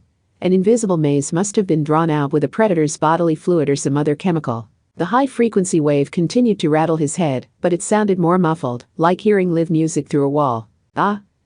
Kaya ha ha. There's still a cricket in your mouth, teacher. Don't move, okay? There, got it. Kamijo still couldn't get up from the floor, as Alice shoved her small fingers in his mouth and pulled out a surprisingly large and squirmy bug, but he grabbed her wrist. Please, go save Shirai too. Hurry, what will you do? The endlessly superhuman girl smiled and he glanced deeper inside the facility. I doubt I'd be any help just waiting here, so I'll keep going and prevent that stuff from being spread across the city. The difficulty level is way higher that way. Doesn't matter. Really, that's all the more reason I can't make you or Shirai do it. Alice nodded and turned back so readily it actually worried him. In fact, she spread her little arms and toppled forward to do a belly flop into the torrent of black bugs. Her definition of gross appeared to be different from his. He heard her laughter from beyond the thick black wall, like a child enjoying getting dirty in the mud. She really didn't seem to have any hostility or malice inside her. Meanwhile, Kamijo crawled deeper into the facility. He got his trembling legs moving enough to stand up and slowly walked forward. He chose to trust in the things he couldn't see. When he had a bad feeling or sensed a mysterious pressure, he kept away from that room, even if it meant going the long way around. He didn't know if it had helped at all, but he wasn't attacked by any more bugs. It was possible he had noticed a faint dizziness or headache from the chemical smell or the change in room temperature or air pressure. Regardless, he referenced the map photo on his old folks' phone to take an S-shaped detour around the most direct route and finally reach the destination of that labyrinth. He had found the dumping pit on the westernmost end of the facility. The large hole there was used to hold all the garbage gathered by the trucks that lined up outside. It was longer and wider than a school pool, and there was a drop of more than 10 meters just to reach the top of the trash piled up there now. He saw someone small standing on the edge of that steel cliff. The black-haired girl wore a white coat tightened around the hips with a medical corset, and she wore a gas mask on the side of her head. She was surrounded by open cardboard boxes, and she was crouched down shaking a test tube with a frown on her face. She was already preparing to infect the pit.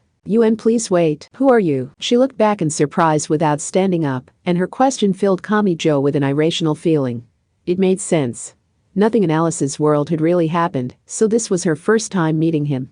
Having a stranger use her given name out of nowhere may have come as a surprise. Maybe it was cheating and maybe it made no sense, but he did already have some information on her. Hanatsueun is the carrier. She can attack individuals or entire areas by distributing dangerous microbes or chemicals using urban pests and vermin. Once she got started, he would have no way of stopping her. Her carrier abilities were not an Esper power, so Imagine Breaker wouldn't work. If she used artificial pheromones and synthetic nectar to draw in tens of thousands of gross creatures, he would be swept away by the swarm. However, so no matter how dangerous she is, she doesn't use her poisons directly. She uses the nectar in her test tube to gather creatures, places the toxins on them, designates the target, and sends them in to attack. That's a lot she needs to do. She's a threat, but not an immediate threat like a gun. I can win this as long as I rush her before she can act. Kamijo Toma took his first step forward. To repeat, the carrier abilities were not an Esper power. She only had some bizarre technology, and she herself was only a girl of around 10. He could see her eyes widening and her legs locking up in the face of such primal violence. Kamijo didn't actually need to punch her. She needed her test tubes to attack, so he could neutralize her by tackling her to the floor and pinning her arms against her body. Without her pests and harmful substances, she was only a 10-year-old girl. On the other hand, he lost all chance of winning if she broke free of her surprise. If that happened, Academy City was doomed. If she managed to spread that efficient industrial strength drug, he couldn't even imagine how many people would collapse and be gnawed on by rats and roaches. That makes this my one and only chance. Maybe Hanatsuya Yuen really was a horrific villain in the real world, but he was certain she could end up like the version in Alice's world if she made the right choices. She wasn't the worst of the worst, and she wasn't pure evil. Her preferences trended in a dangerous direction, but if she happened to switch paths just a bit, she might be able to find a future where she smiled like that. So he wasn't going to give up. Kamijo Toma refused to give up on someone else's life. Even if she wasn't even aware that path existed. I know your abilities can be used to save lives. And that's enough of a reason to risk my life for you. He stepped into arm's reach of her. A height difference this great actually limited his possible arm movements, but it didn't matter if she could predict his actions. He only had to tackle her and pin her arms to her hips to neutralize her. Then he could place his weight atop her. But before he could do any of that, a dark red hole was blasted in the center of his gut. Part 12. Oh, dear. Oh, dear. Oh, dearie me. I was waiting for the carrier 2 from that stack of boxes before I ordered her capture, but the ricochet hit someone else instead. The black uniformed woman viewing the scene through a pair of binoculars didn't bother slapping her forehead as she made an objective assessment of her choices. Her top priority was Hanatsuya Yuen the carrier. Once that girl was in her grasp, she could take complete control of the 29th. But if she screwed that up, Yuen would finish her plan and make a mess of things. That was why Tessu Tsuzuri whispered smoothly into her radio, while toying with the hooked animal taming rod in her other hand. Go, Nodoka-chan. Part 13. Kamijo felt something hard and heavy inside his body. Just beforehand, the color orange had burst from the plain metal pillar in front of him, so had it been a ricocheting bullet? And Hanatsuya Yuen didn't have a gun. So is someone else here? He had heard a ricochet would reduce the force of a bullet, but he had also heard the jagged edges of a crushed bullet made it more dangerous if it hit you. Both ideas came from action movies he had seen, so neither one was worth gambling his life on. He nearly collapsed to the floor, but if it only hit me by accident after ricocheting, then it probably wasn't aimed at me. If Yuen hasn't moved, she'll be shot. Kaya. He had no choice but to use his bloody body. He forced himself forward and tackled Yuen to the floor. He was surprised by how cute her shriek was. Something outside broke through the metal shutter for the trucks, and a jagged sheet of metal duller than a saw whizzed by just above his head. He looked that way, but there was no one there. And he heard a creaking sound from overhead. That wasn't a gun. Did they jump up to the ceiling and cross the pool-sized pit in the blink of an eye? He didn't have time to check. He was in no state to even get up. The most he could manage was holding young Yuen tight and rolling to the side before the black shape on the ceiling dropped down like a meteor. A metallic roar followed. Someone had landed in a curled-up pose where he and Yuen had been a moment earlier. A fist protected by thick brass knuckles shaped like a cat paw needed to be slowly pulled out of the steel floor. The woman wore an apron, and her long chestnut hair was tied back with a simple hair tie. She looked to be college-aged or maybe a bit older, but her gentle homemaker look made it hard to believe the extreme violence playing about before his eyes. She probably wasn't an Esper since she was an adult, so was this some kind of bizarre Academy City tech? This was completely different from the muscular Rakuoka Hofu he had seen in Alice's world. She wasn't surrounded by thick muscle armor, and she kept her slender and soft body lines. Something exploded right next to her without warning. It was a work light that was probably a later addition. A piece of the shutter may have stabbed into the fuel tank for the generator below it. She only shook her head to the side. Unbelievably, she dodged the shrapnel soaring horizontally toward her. With the whir of small motors, the pair of neon triangles on her head turned toward Kamijo. They moved just like cat ears. Had they detected the explosion in advance or accurately located the flying shrapnel? A cat? That was when it hit him. This all came down to nimbleness. A chemical or something had changed her tendons and cartilage to alter the movable range of her joints. Cats could jump 4 or 5 times their height without a running start, which was how they managed to jump onto roadside walls or reach the knob to open a door. That required powerful muscles, but it had more to do with their nimble joints and cartilage. Expand that to human size and this was perfectly possible. She could jump to the ceiling, cling to it, cross a pit longer than a school pool, and drop back down on the other side. Hold on. Wouldn't a 160 centimeters cat be a jaguar? Or a cheetah? No, this is even worse. Isn't this on the level of a small lion? What would happen if she used that speed to swing her brass knuckle-enhanced fists? He wasn't liking what his imagination was suggesting. And what if she had boosted herself in other ways as well? But Yuen's confusion was directed elsewhere. She forgot to even pull a test tube from her white coat. The little villain girl kicked her young legs to struggle below bloody Kamijo's weight. Hey! What the hell do you think you're doing? Shut up, I'm trying to save you. That must not have been what Yuen had expected to hear from the stranger who had attacked her out of nowhere. The confusion drew out her 10-year-old girl's side more than her extreme villain's side. Oh, dear. Oh, my. Another voice reached them from elsewhere. There was a third person here. Benazum-chan. I don't need the boy. Just shoot him and tear him off of her. Oh, no, they're after her. As soon as he realized where the previous ricochet had come from, Kamijo freed Yuen below him and shoved her as far away from him as he could. But she instead pulled him toward her with her small arms. Then the carrier's thumb popped the rubber cap off of a test tube. A thick black wall rose from the ground. A disturbing number of bugs created a barrier more than a meter thick. Some hot and sharp scraping sounds came from the other side, but the countless obstacles appeared to be altering the ballistic paths. It may have been like sniper shots through an aquarium's water tanks. Bleeding and groaning, Kamijo couldn't even get up from the floor. He only managed a weak question. What are you doing? I have no idea, you idiot. Do you freak? Hanatsue Yuen looked perplexed as she snapped back at him. To a violent villain, incomprehensible good apparently qualified you as a freak. That was a subtle difference from in Alice's world. He had not been rewarded in the slightest for screwing up his courage, shaking off the fear, and risking his life to tackle the little villain to the ground. Reality was not so kind. But that was what made it so much fun. A heavy tearing sound flew by right in front of him. How many tens of thousands of lives were taken in that single strike? The apron woman had used her brass knuckles to tear through the wall of bugs like it was tissue paper. All that technology and they hadn't even earned enough time to run away while hidden from view. The primitive violence rushed toward them. However, Kamijo had no idea what happened next. He could only describe it as a tower. A tower of flesh. The thick steel floor burst apart and something grew up from the hole. It was a mass of muscles. The muscles formed a tightly clenched fist at the end of an arm, longer than Kamijo was tall. The steel floor was torn up like aluminum foil, and something like a picture book ogre emerged. Except he had the head of a middle-aged man with a comb-over and glasses. What the hell? Shouted Yuen. Why is everyone showing off their brute strength here? I'm not letting you turn this into a contest of muscles and body size. She must have been afraid of anything that could force its way through all those bugs, because she grabbed the collar of Kamijo's jacket and struggled to get away. Bra, muttered the pointy-haired boy in a daze. Rakuoka Hofu? Yes. This was him. But Kamijo Toma had another question when he saw that great muscular back before him. This was a mystery he hadn't solved even in Alice's world. Since that former anti-skill aggressor had escaped from the overhunting prisoner transport train, he had to be one of the dark side's villains. But on a more fundamental level, he did this in Alice's world too. He's clearly on a rampage, but what is he fighting for? In that world, he had grappled with Frilson number G, even though a wielder of purely physical attacks could never really damage that ghost. Fleeing the city as quickly as possible didn't seem to be his goal. If so, he would have ignored Kamijo's group when they were under attack and run off on his own. On the other hand, he didn't seem to have a grudge against anti-skill or judgment for arresting him.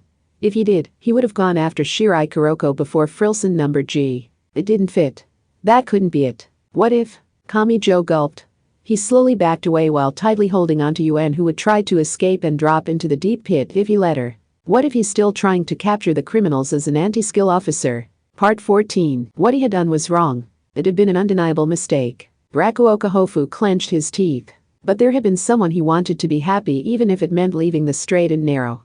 So when he had found his sister standing dazed in a pool of blood, he had hugged her, disgusted with the entire family, and decided to crush, smash, and chemically break down the malicious stalker's dead body to leave no trace of him in the world. The real tragedy had come from his talent. He could have screwed it up at any step along the way, but he had found success at every turn. But what if that unexpected success had in fact widened the cracks? What if those cracks had grown into a great maw that was now threatening to devour his family again? And what if his family troubles were putting so many other Academy City lives at risk? He had to put an end to this himself, even if it meant becoming a big bad ogre. This was not his first time directly facing the malice that ruled the city's darkness, so this pitiful loser was not going to get cold feet now. He had already developed an immunity to these sticky shadows. Rakuoka Hofu is low priority. You only need to approach the one, he heard an amused voice. Just like back then, these were the mocking words of a demon enjoying the act of bending people to her will. Your top priority is Hanatsuei-Yuen. Benizum-chan, kill him if he gets in the way. Nodoka-chan, you stay where you are, that's all you need to do to make him freeze up. A scorching heat stabbed into Rakuoka's upper body at supersonic speed and exploded inside him. The lead had been crushed into a flour when it failed to punch through his powerful muscles, which actually worked against him. His large body tilted to the side. So what?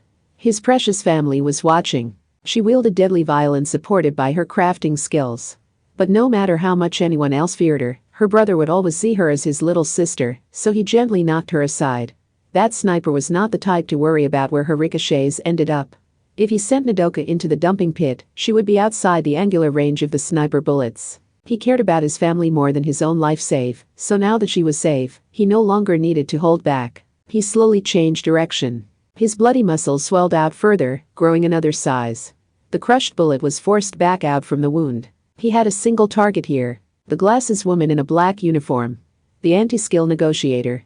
She was supposed to be one of those who prevented crimes by acting as a friendly confidant before things reached this point, not the one who punished the criminals after the fact. The two foolish adults who had failed to fulfill that role stared directly into each other's eyes. Tetsuzuri gave a light wave of her right hand. She was probably sending a signal to the distant sniper, but he ignored that. His muscular strength let him lift more than 70 tons. He could end this fountain of tragedy at the source by getting in a single punch before a bullet could break through his thick muscles and shut down a vital organ. Oh, he took a step.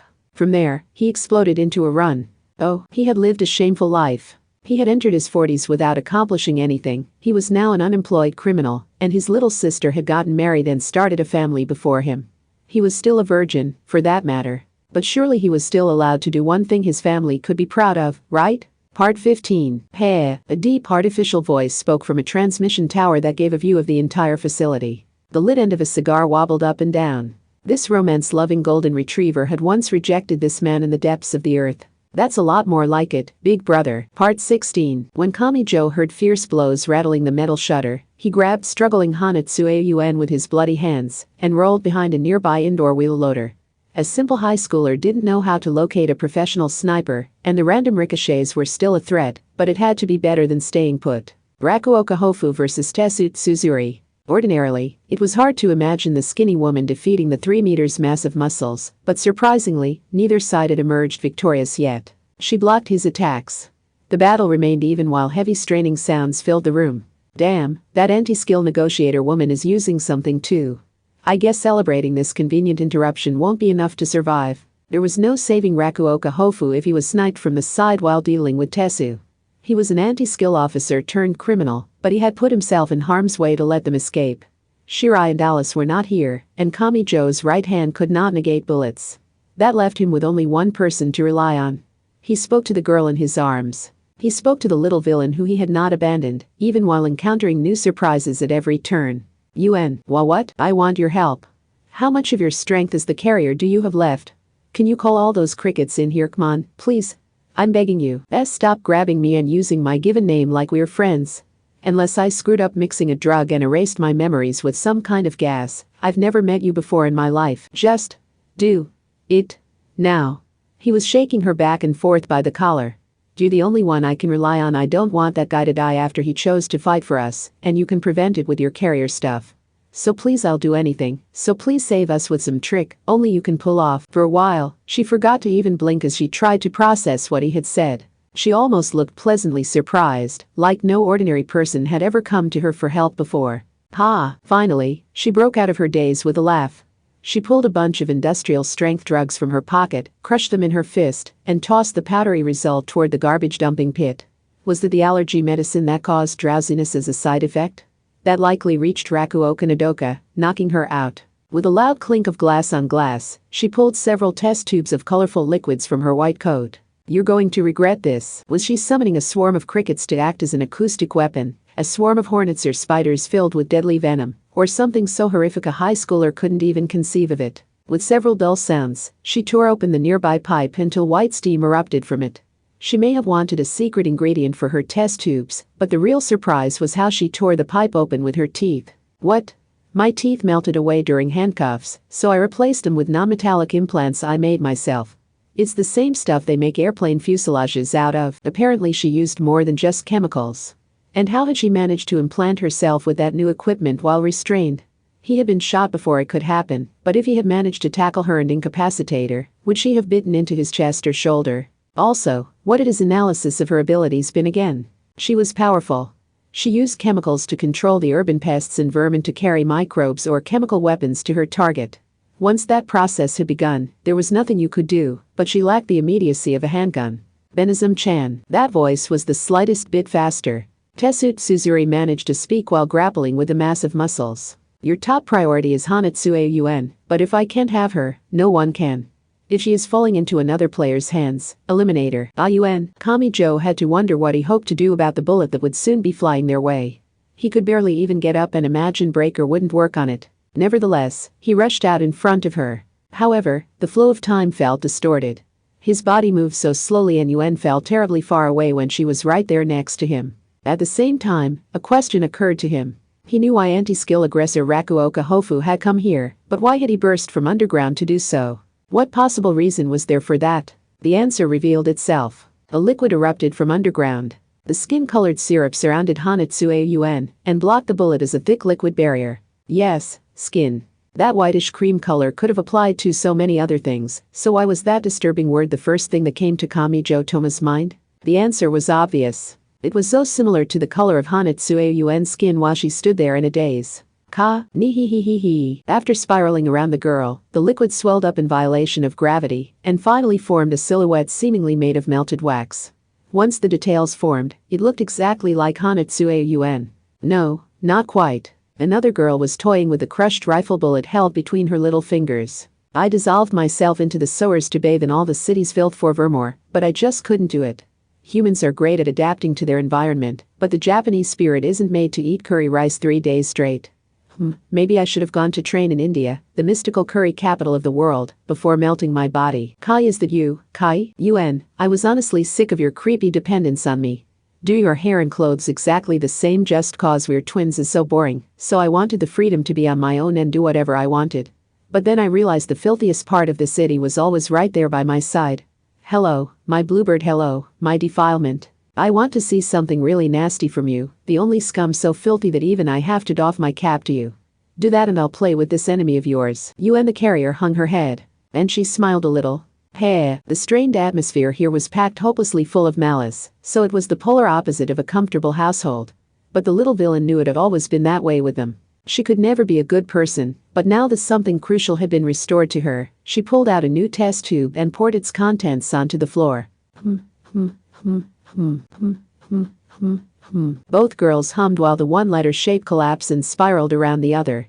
Kai might have been called a water spirit if there was anything remotely pure about her. Together, the two wicked twins took the first step back into the city's darkness. What do you think would make a good punishment? An indiscriminate slaughter? What do you think would make a good punishment? An indiscriminate slaughter? The darkness really did suit them best. So they used their forbidden techniques to clear their own way toward freedom. Part 17. This isn't good, calmly assessed Tessuto Suzuri. She could no longer simply beat down Rakuoka Hofu. A new player had entered the field, and her options were growing more limited.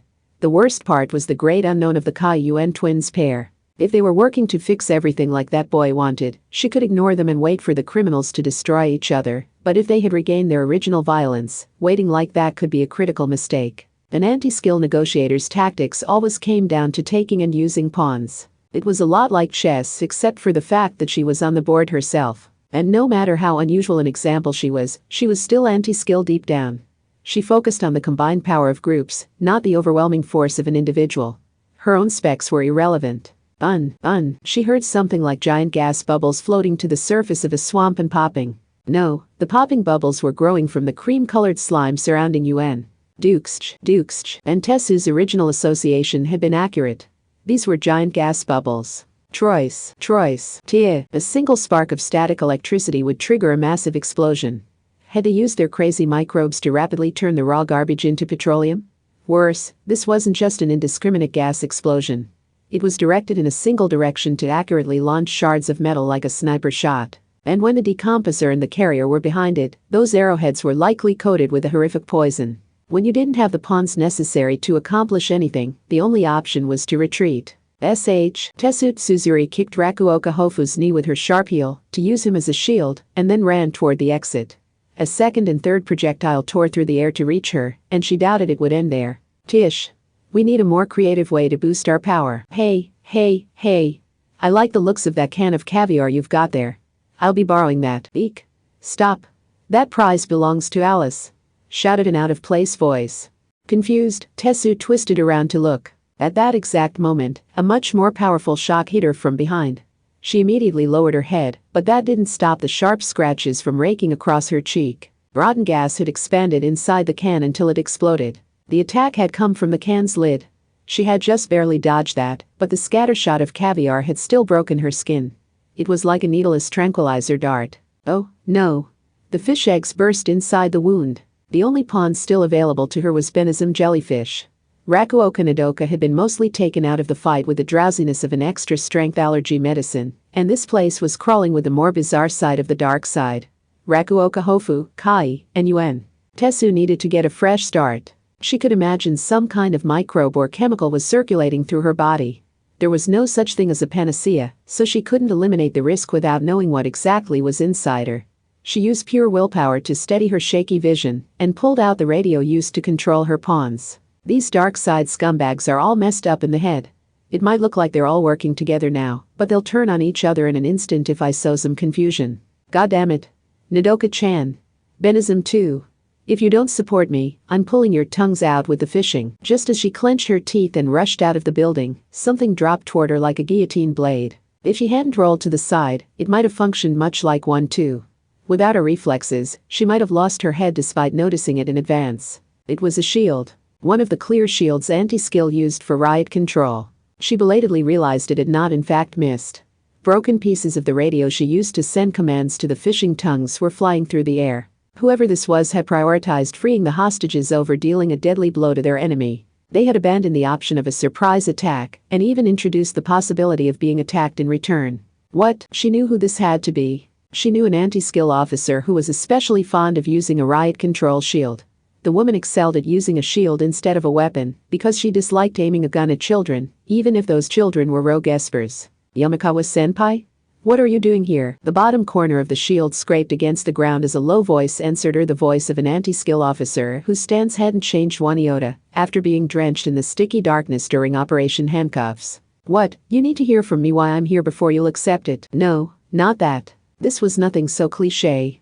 She wanted to know how exactly this woman had appeared here now. Yamakawa Iho worked in District 7, so she wouldn't show up at the District 10 garbage incinerator for no reason. That meant someone had told her what was happening. But who? When the answer hit her, Tetsu Tsuzuri entirely ignored the situation and gnashed her teeth. Benizum jellyfish, you damn scoop junkie. Part 18. Earlier she had said, don't give me that. I don't even get to choose if I side with the good guys or the bad guys. That was very true. The thing was, she didn't care. The woman in a red china dress and cowboy hat wasn't interested in siding with either of those. She was presently lying on the floor and munching on the Red Town fried rice sandwich and banana spring rolls she had acquired nearby. Ha ha, she grabbed her weapon with a melting smile on her lips. Her sniper rifle was only used to set the stage. Her true weapon was a single-lens reflex camera. She was willing to throw out all chance of escape if she could snap this one photo. Her lower jaw? Feel free to blow that away if she could capture the crucial moment. Did you know you can still get published from jail? Part 19. Something swished through the air. Black uniformed Tetsu Tsuzuri had pulled out the whip coiled at her hip. She carried a stun baton, pepper spray, an LED strobe light, a spherical wireless speaker, and other tools used to tame large animals in nature parks and circuses. She used it all to tame, control, and efficiently defang dangerous criminals. Because she believed it would reduce the number of victims as the chaos spread. But Yomikawa Iho sighed when she saw it. She saw through the trick right away. Magnetic osmotic pressure cell membrane control. If you're controlling the ion channels and sodium pumps too, I'm guessing you're altering the signals sent to your muscles to overload their output. In a way, I suppose that makes you a new form of cyborg. Not all cyborgs replace their muscles and bones with metal. She was exactly right. Even the most powerful weapon could never hit if its wielder lacked the necessary strength. And even if it did hit, it wouldn't do any real damage. So Tetsu had needed to reject her own weakness if she hoped to stand up to the city's malice. She could not make that decision unless she was prepared to abandon her own humanity. Tetsu. Do you hate the dark side? I do. The whip woman nodded stiffly at the shield woman. There was no hesitation in her voice. I want to save the people who have fallen into the darkness no matter what it takes.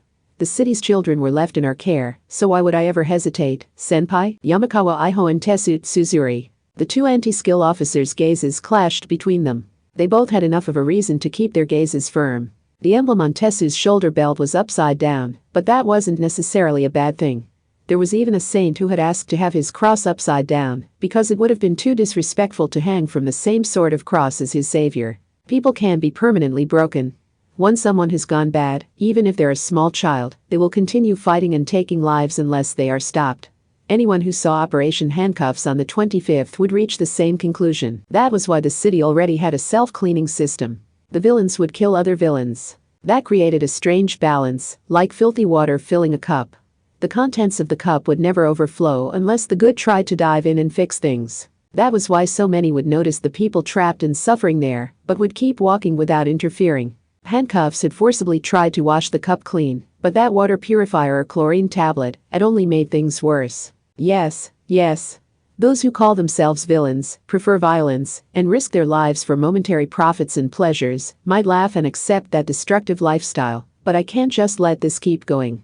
I want to be the kind of teacher who protects the children.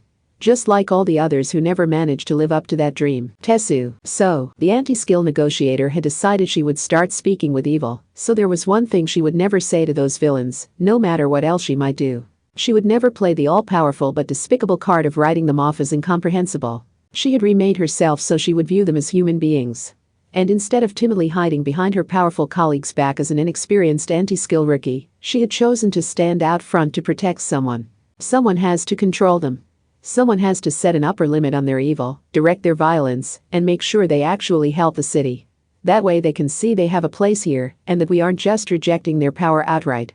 At the same time, we show them the consequences of stepping out of line, allowing them to find the best position for themselves and limit themselves. Some children did not go straight home after school. Some students did not stay in line at the cafeteria. From a teacher's viewpoint, the so-called dark side was just a more extreme version of that familiar phenomenon. And outside of school, they could get away with more savage solutions that had been eliminated from modern education. So you want to be the scary teacher? Asked Yomikawa Iho. Yes. Maybe it won't be pleasant right now. They can resent me as much as they want. But one day, they will look back on this and laugh. This has to be far better than letting them die here and never having another chance at all. Even if they've been driven to the verge of death and their hearts stopped beating more than a minute ago. But none of that has anything to do with Rakuoka Nodoka. Oh? You didn't know what she did a long time ago? Well, maybe that's not a fair question. They did set things up so nothing could be proven in court. This wasn't enough to shake Tetsu Tsuzuri. Learning about the criminals' horrific crimes wasn't enough for her to seal them away. She wouldn't hide them below the darkness. She couldn't forgive the people who would cover themselves in wounds and throw out their own future. That was the thought on her mind when she thoroughly remade herself physically and mentally. Rescuing the criminals and their families is part of our job too. We construct and provide the objective evidence needed to make them productive members of society once more, and to counteract any unfair criticism. At the very least, my negotiations will shift them from the position of hated criminals to poor victims. And if they capture an even worse criminal, that shuts up all the bored people online and in their living rooms. Isn't it the same idea as a plea bargain? I see. Yomikawa Iho had only one thing to say. But what about Kamijo Toma? He's just a normal kid. He has nothing to do with any of these criminals. Tetsu Tsuzuri had no answer for that one. Yomikawa shook her head softly. But she didn't hold back. You can't answer that because you're wrong and you know it. Yamakawa wasn't going to be shaken by words any more than Tetsu was. She wouldn't have accepted the burden of people's lives if her feelings were half-baked. You chose this path because you envied the dark side. You only learned one thing from seeing hell on earth in the District 7 station, but it wasn't a new method of reducing the number of victims, and it wasn't new values that let you reduce the number of criminals. You saw a predator who readily took the lives of people they didn't like, and you wished you could do the same. Tetsu Suzuri didn't nod. This didn't matter. She had chosen to do whatever it took to protect the people of the city, but that very decision may have been when the darkness trapped her. So what are you saying? If that's what it takes to protect Academy City, then I'll do it. They're young, they're powerful, and they have no remorse. So the instant they leave their cells, they'll do it all again. And as long as they get what they want, they don't care if they destroy themselves in the process. Their love of doing evil is a part of who they are, so you can't just change them into good people. That's as difficult as using the education system to turn a STEM person into a liberal arts person. For the vast majority of them, you will fail until their sentence is over, and they're dumped out onto the streets unchanged. I will do anything to keep them from causing more deaths and destruction. I will do whatever it takes to teach them how to establish a healthy relationship with the darkness. Even if that means temporarily expanding their power through fabricated crimes. So you're going to stalk anyone who looks suspicious to you, and use that hunch of yours as justification for sneaking up behind them, knocking them out with a stick, and placing a collar around their neck? Locking someone in a room isn't the only way to commit kidnapping and imprisonment. You've already started down that path if you've created any kind of environment they can't leave of their own free will. Lawless justice is just violence. I'm more worried about you causing more death and destruction than any of them. They didn't have to see eye to eye. If Tetsu had naively assumed everyone would agree with her, she would have invited a respected colleague to join her from the beginning. And she would have been stopped before she started. She would have failed to even become a criminal to save anyone's lives. Now it was one-on-one. This wasn't how the anti-skill negotiator was meant to fight, but this was only the beginning. Maybe it would all fall apart, but the situation would dramatically improve if she could take out Yomikawa Iho here. Maybe it wasn't logical, but she was certain she could save more people this way. Yomikawa-senpai, your methods can't change anything. Maybe not, but I seriously doubt yours are any better in that regard. There was no signal. They both took a step forward at the same time. Then something swished through the air. It was a lot like an Iedo strike. Tetsu unleashed a full-power attack with a brutal whip capable of killing an elephant, but Yomikawa swung down her shield to catch the whip against the ground, severing it. Yomikawa-senpai, after everything you've done, I doubt destroying your weapon is going to stop you. Tetsu didn't hesitate to throw away the whip grip and draw the hook pole from her hip. But that was only a distraction, while her other hand pulled out the LED strobe light. She held it out and let it flash while she rushed in. She ran right into Yomikawa's shield. She was knocked back and her hook pole broke. The shield was like a shovel, so it could be used as a deadly weapon with an attack that focused the force on the edge or point. But that was why Tetsu sneered. She could have killed someone like me with that one. The strobe light was working. It flashed at a maximum of 1,000,000 candelas, so it rivaled a stun grenade. Yomikawa's shield was made of clear plastic. That was meant to ensure she could see while protected by the shield, but that meant it failed to protect her eyes from bright lights. The only way to avoid being blinded was to turn her face away. And that would keep her from doing much else. Goodbye, senpai. Still holding out the strobe light, Tetsu tossed the hooked pole aside. Blinded by the light, Yomikawa would be reliant on sound. Tetsu had thrown out her hesitance toward hurting people when she decided to try and understand the villains. I can use that big shield as a weapon too. Even if you're holding it with both hands, that's still just 2 points on a single axis. I've boosted my muscles, so if I use my weight to kick it with the sole of my boot, I can slam it into your forehead like I'm knocking on a door. Then something unexpected happened. Yomikawa subtly altered the angle of the shield. There was one thing you were never meant to do when searching an abandoned building wrapped in darkness. A powerful blinding light would also give your position away to the enemy, so you must never move around with it on. You were meant to flash it for just an instant and move based on the image burned into your mind. You also were supposed to avoid shining it directly at a window or any metallic parts. Why was that? Because the light would blind you if it was reflected like a mirror. About what I expected. Do you have any idea how much time I've worked with you? When you realized you couldn't defeat me from a distance with that whip, I knew you'd move in close and try to blind me. It wasn't hard to trap you when you were eager to put your mind at ease by moving past your failure. Yomikawa Iho's voice was as cold as ice. She was different. She could not bring herself to accept and cater to wicked hearts. Nevertheless, she had gained a strange ability to place a limit on violence from a position of pure good. She must have learned that from dealing with a monster far more twisted than any of the handcuffs villains. She didn't need any excuses about protecting lives, protecting students, or protecting the city. Don't let this chill down your spine affect you, Tetsu told herself. Don't let this temporary blindness scare you. You can attack the shield by kicking at the source of the reflected light. Then you can hit her with the very shield meant to protect her. She doubted that would be enough to win. So she drew her stun baton with the hand not holding the strobe light. She would be extra certain. Oh, by the way, Tetsu's heavy boot kept going after hitting the shield. It wasn't just that Yamakawa had pulled the shield back as she hit it. Tension and panic grew inside Tetsu and Yamakawa's voice stabbed into her ears. You can stick the bottom of the shield into the ground so it stands on its own. Which means I don't have to be holding it. Yamakawa had escaped, but she had to be defenseless without her shield. The afterimage of the bright light still flashed in Tetsu's vision as she thumbed on the stun baton. And after a loud zap, it was Tetsu who crumbled to the ground. Her boosted muscles twitched uncontrollably, and she could feel her black stockings tearing on their own, presumably because of the high-voltage current. Also, stun weapons, especially batons, don't mix well with liquids, said an exasperated voice. That includes sprinklers, mist, and sweaty palms.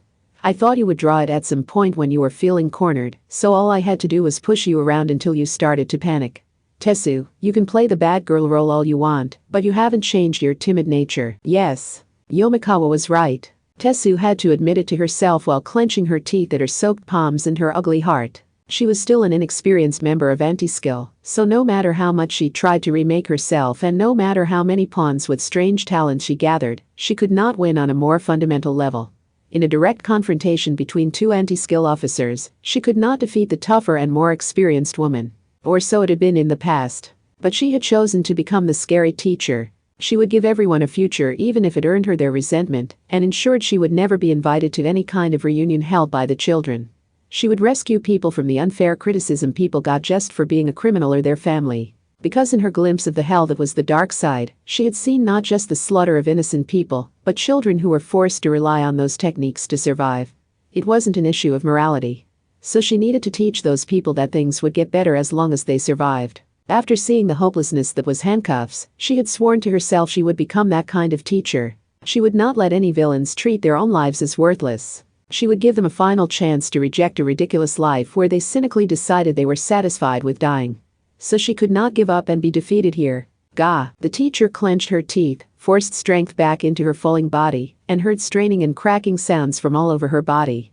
Her boosted muscles were putting pressure on the bones within and even causing comminuted fractures.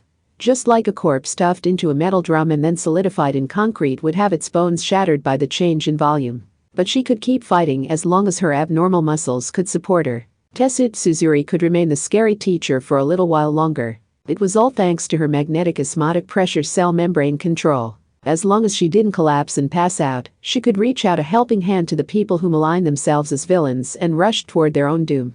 She had decided for herself to be the scary teacher, so she couldn't let anyone see her falling to her knees in weakness. She didn't care how much she was feared or how many people tried not to remember her. As long as she didn't give up here, even the weakest person who couldn't protect anyone could become the kind of teacher that could save people's lives. Gah! She coughed up blood while swinging her fist around to the side. She still couldn't see and didn't know where Yamakawa was. But that didn't matter. She could judge the correct direction and distance based on the other woman's voice. The air was as solid as clay, and the frictional heat burned through her right sleeve. Tearing through the air with that much speed and mass would scatter the floating dust and dirt across a fan-like shape like wide-range birdshot. The effective range is 40 meters, and the maximum angle is 150 degrees dead ahead. Yamakawa-senpai, this will knock you out no matter how you try to dodge it. Tetsu's resolve popped like a bubble when her deadly fist was stopped prematurely. Without a full swing, she couldn't produce the scattershot wall. For a brief moment, she wondered if Yamakawa was using the same tech. Or did she have some new equipment Tetsu wasn't even aware of? It can't be. Are you not using anything at all? Did you sacrifice your own arm to stop my fist? Did you think I could carry the burden of so many people's lives if I wasn't willing to do that, Tetsu? That had to be like stopping a large bus by sticking your arm into the rapidly rotating wheeler axle. But if that bus was loaded with children and headed toward a cliff, Yamakawa Iho would not hesitate to sacrifice her arm. She would do it.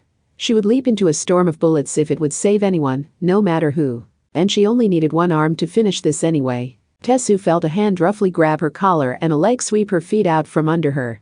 A moment later, she lost track of up and down.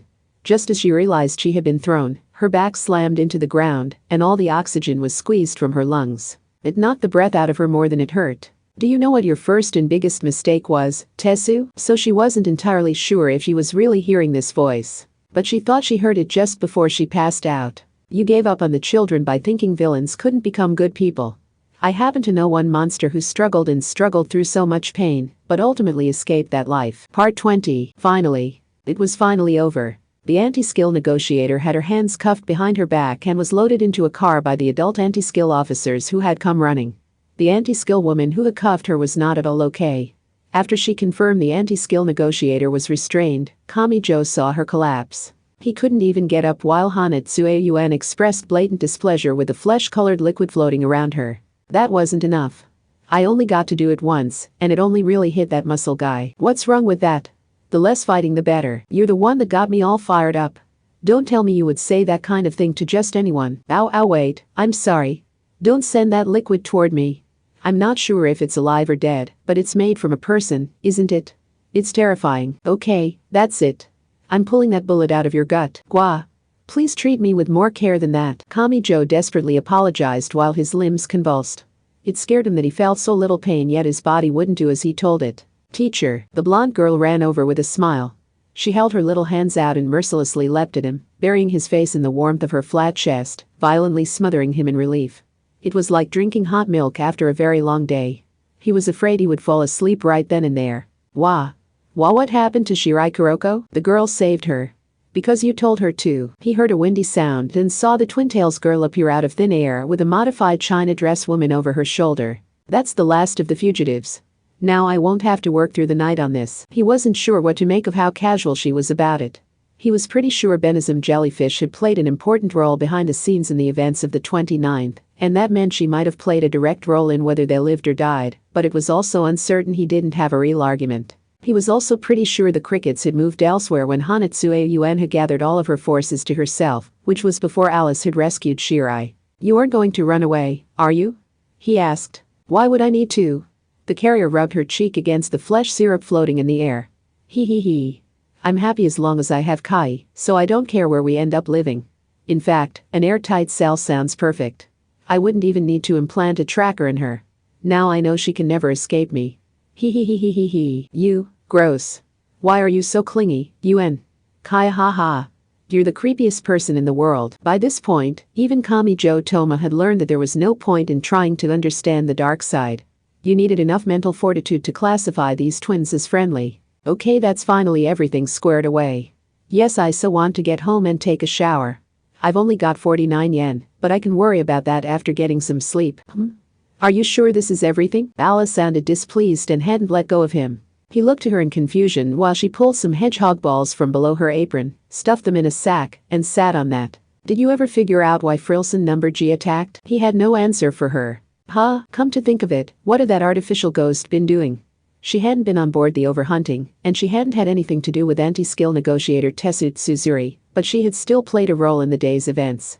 So where was she now? Did some of the 29-second storm cloud still hang in the sky? He had no clear answer. Leaving this unfinished would mean wasting the efforts of the teacher who had fought until she broke her arm and passed out. He was left speechless by this question, but then he heard something else. A flat, repeating electronic tone. He turned his head to see a fluorescent light at one corner of the garbage incinerator grounds. It shined on an old-fashioned device. A payphone in a booth of reinforced glass. It was ringing like a home phone. He hesitantly approached, opened the creaking door, and looked to the phone. It never stopped ringing no matter how long he waited, so he finally picked up the receiver. He pressed it to his ear and heard a voice. Hi, accelerator? He didn't understand. He blinked in confusion before finally managing to squeeze out a question. Weren't you arrested? I was. Which is why I'm calling you from prison. Accelerator sounded bored. You never should have been involved in this mess, but if you're gonna stick your neck where it doesn't belong, have the decency to actually end it properly. Third rate. Even over the phone, Kamijo felt the usual tension. I've been monitoring the events with my demon, but that only tells me so much. Can you fill me in on the details? Kamijo nodded, not really understanding what was happening here. Then he realized Accelerator couldn't see him nodding over the phone, and gave a verbal affirmation instead. Did you capture all the prisoners who escaped the overhunting? Asked the boy on the phone. Yes. We caught Hanatsuei Yuen, Rakuoka Hofu, and Benizum jellyfish. And for some reason, Yuen is with her twin. What about the anti-skill negotiator behind the train crash? The anti-skill officer who survived handcuffs, right? Was her name Tsutsuzuri? We somehow managed to capture her, so that should settle every. One last question. How much do you know about the conflict between Kahara Hasu and Frilson number G? He had no answer. What was that about? He knew Frilson number G, but Kahara Hasu? His name had been mentioned as an android researcher back in Alice's world, but what was this about a conflict? He hadn't shown up yet, so didn't that mean he had died on the 25th like Drencher and Vivana? He heard a disappointed sigh from the phone. But he still had a question. Tsutsuzuri had been threatening dark side villains to get them on her side, so she could battle even greater criminals. But if she just captured all of the prisoners who escaped the train crash she caused, she was right back where she started. He had never learned who she was hoping to attack after getting them all on her side. Could it be? Could another handcuffs criminal still be out there?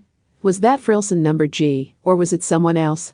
Was that why the anti-skill negotiator had been fighting to gather all the criminals riding that train? But that still didn't answer what Frilson number G had been doing, and he hadn't even met this Kahara Hasu. And didn't this gap in information suggest there was some greater depth to the 29 seconds dangers? That's right. And speaking of that ghost, things had worked differently from Alice's world. If she hadn't been involved in the Overhunting's crash, then why had she attacked his group? If he couldn't come up with an answer, maybe he was looking at this all wrong. For example, what if she hadn't been trying to harm them at all, and they simply hadn't been strong enough to withstand her presence? What if he hadn't meant any harm and had only been appearing to them to ask for help?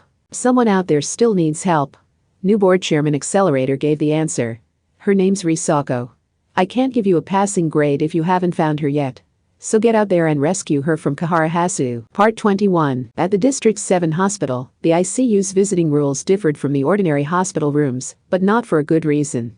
An ICU patient's condition could worsen and lead to death at any time, so their visitors were never restricted. Takitsubo Riko had only left her seat for a short while, only 5 minutes at the most. But when she returned, she found the ICU bed empty. Hamazura, between the lines 4, a voice whispered deep in the darkness below Academy City. No one knew these depths even existed. But was this really a voice? It was a lot like starting to find meaning after listening to any long, drawn-out noise, like a deep groan. You are weak, which places a greater burden on those around you. The words felt like a physical blow as several faces appeared and disappeared in the back of the young girl's mind. The doggies she had met in the sewers and never seen again. Vivana Oniguma, who had protected her from that big muscle man and later been reported dead. Drencher Kahara Ripatri, who had fallen to a bullet before her eyes. The older delinquent boy who had brought her and Sode-chan to the surface and then been shot by a grown-up. This will keep happening. The girl curled up and held her head in her hands so she couldn't hear anything. So she failed to hear the female voice that was weaker than the first voice, but still tried to reach her. A grinding sound dragged her away from salvation. The sound of gears locking together and turning a chain. If you want to avoid any further sacrifices, you have no choice but to change yourself. Risako-kun, your only option is to make yourself strong. At first, that might sound reassuring. But that was all the more reason to be cautious. The more reassuring the suggestion, the harder it was to emotionally reject it, even if it made no sense. So use me. As a Kahara, I can make you the strongest person in the entire dark side. Whether they were natural or artificial, ghosts did exist. Ironically, that had been proven by Frilson number G, who most wanted to protect this young girl. In other words, death wasn't necessarily enough to put an end to a true villain's villainy. Alice's Adventures in Wonderland. Kamijo Toma. The girl's teacher. He teaches her all sorts of things. Accelerator. Academy City's biggest VIP. Shirai Kuroko. Judgment Girl. She can teleport. Kahara Hasu. A bad guy. Like, really bad. Risako. A lost bunny. Rakuoka Hofu. Fugitive. Muscular combover guy. Captured. Hanatsuei Yuen. Fugitive. Uses chemicals. Benizum jellyfish. Fugitive. A camera lady. Captured. Tsutsuzuri. A bad anti-skill lady. Captured. Rakuoka Nodoka. A cat ears lady. Captured. Frilson number G. An Academy City ghost. Chapter 4. If someone remains to be saved. Final exams. Handcuffs. Part 1. It doesn't matter which side anyone is on. Let's combine all the strange tech seen in Operation Handcuffs and resurrect the dead. That was the plan from Alice's world, which sounded ridiculous in hindsight. But what if Kamijo hadn't attempted it alone? What if someone far more talented and wicked than a simple high schooler had attempted it in the real world? Kamijo Toma stared at the phone receiver for a while after the call ended. Payphones mostly had the same features as an ordinary phone, but they unfortunately lacked a redial button.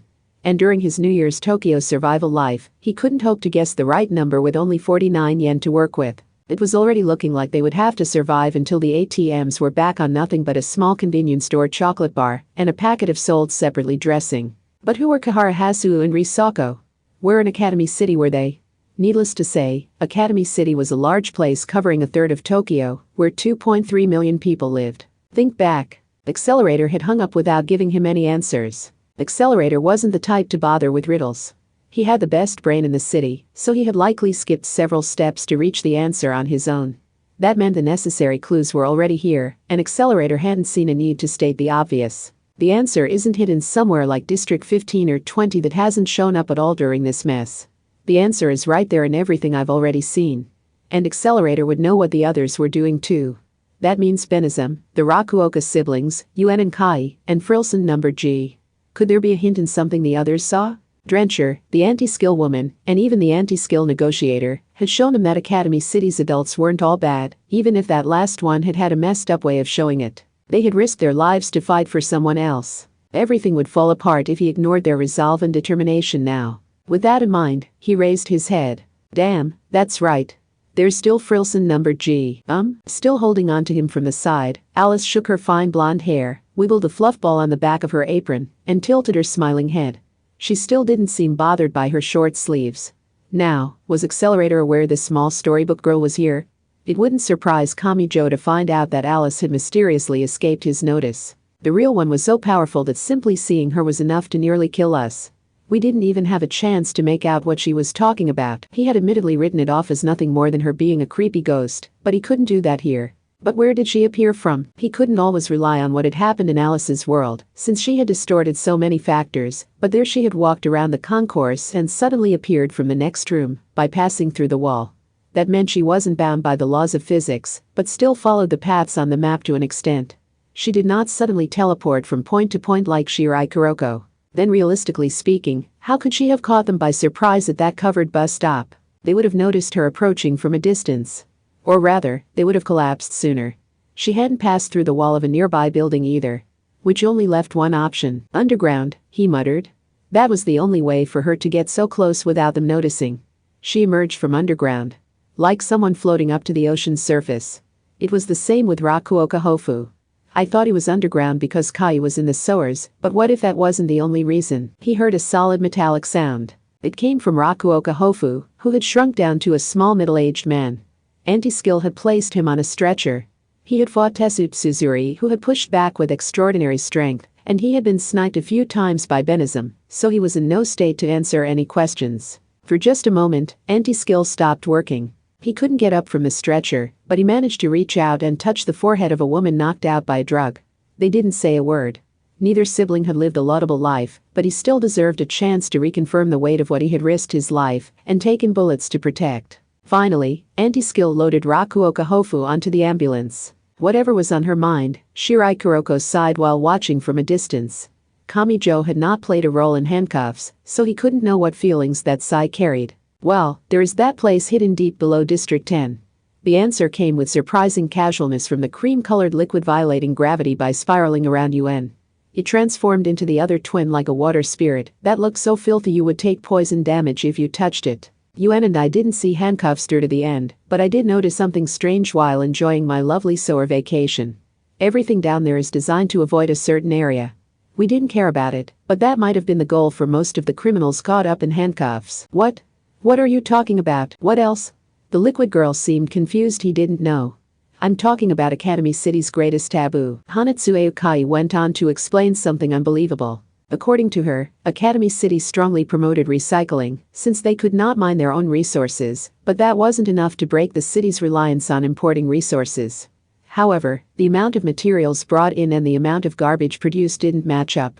For some reason, the amount of garbage was larger. That violated conservation of mass, so the numbers only added up if there was a secret underground passageway through which materials were transported. However, the legend of a secret passageway was only a bluff meant to hide the truth, and Academy City's greatest taboo was something else. The real answer was Operation Handcuff's ending point. While so many criminals met tragic ends, only a few experts like Kihara Hasu and Frilson No. G would have arrived at that true darkness.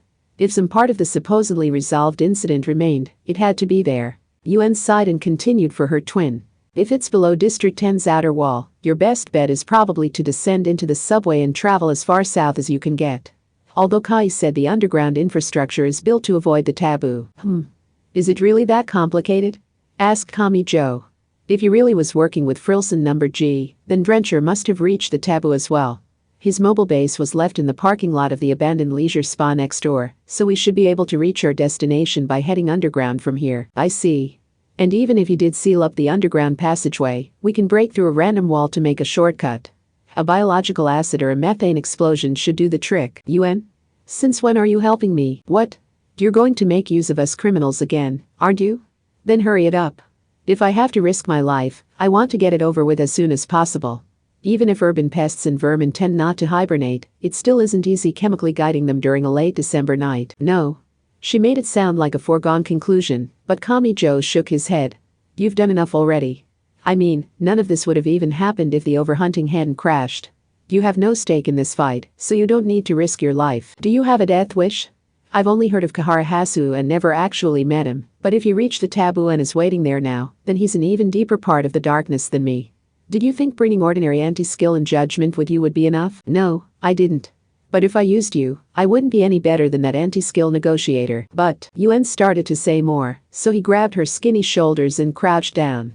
He put himself at her eye level before continuing. Please. This isn't the first time you've saved my life. Oh, right. She didn't remember what happened in Alice's world. Not that it mattered. He would never forget any of the things that little villain had done for him. If I owed you anything more, I'd never be able to repay you, so I want you to stay where it's safe. She fell silent at that. But the less sensible twin started trembling. First he asks for help to save that muscle man, and now he has the audacity to say he cares about her safety? And Yuen is falling for it? Yes. Oh, God, yes, Yuen's heart and body are falling for a bankrupt boy with only 49 yen to his name, and I'm helpless to do anything at all to stop it. Is this what they call NTR? I can already tell this will defile my soul in ways I never even imagined. Gulp. Shut up, Kai. I am not falling for him in any way, shape or form. I am not bankrupt. Don't even suggest something so horrifying. Kami Joe beckoned Shirai Kuroko over, and she explained the situation. Yomikawa's son was sent away after getting a splint for her arm, and the other anti-skill officers are staying here. They need to preserve the scene of the crime, quarantine and exterminate the pests and vermin, and keep an eye on the recaptured prisoners. I will be heading underground to tie up the last loose ends. Got it. So is it just the two of us paying Academy City's greatest taboo a visit? The girl is coming too. Hey, no fair! Shouted Yuen, forcing Shirai to hold out a hand to silence her. You have no business doing this either. And you were shot. She shouted to him, looking like she had a headache. But we're the only two who can do this. I'm sick of forcing the risk onto people just because they're villains, so I'm going to.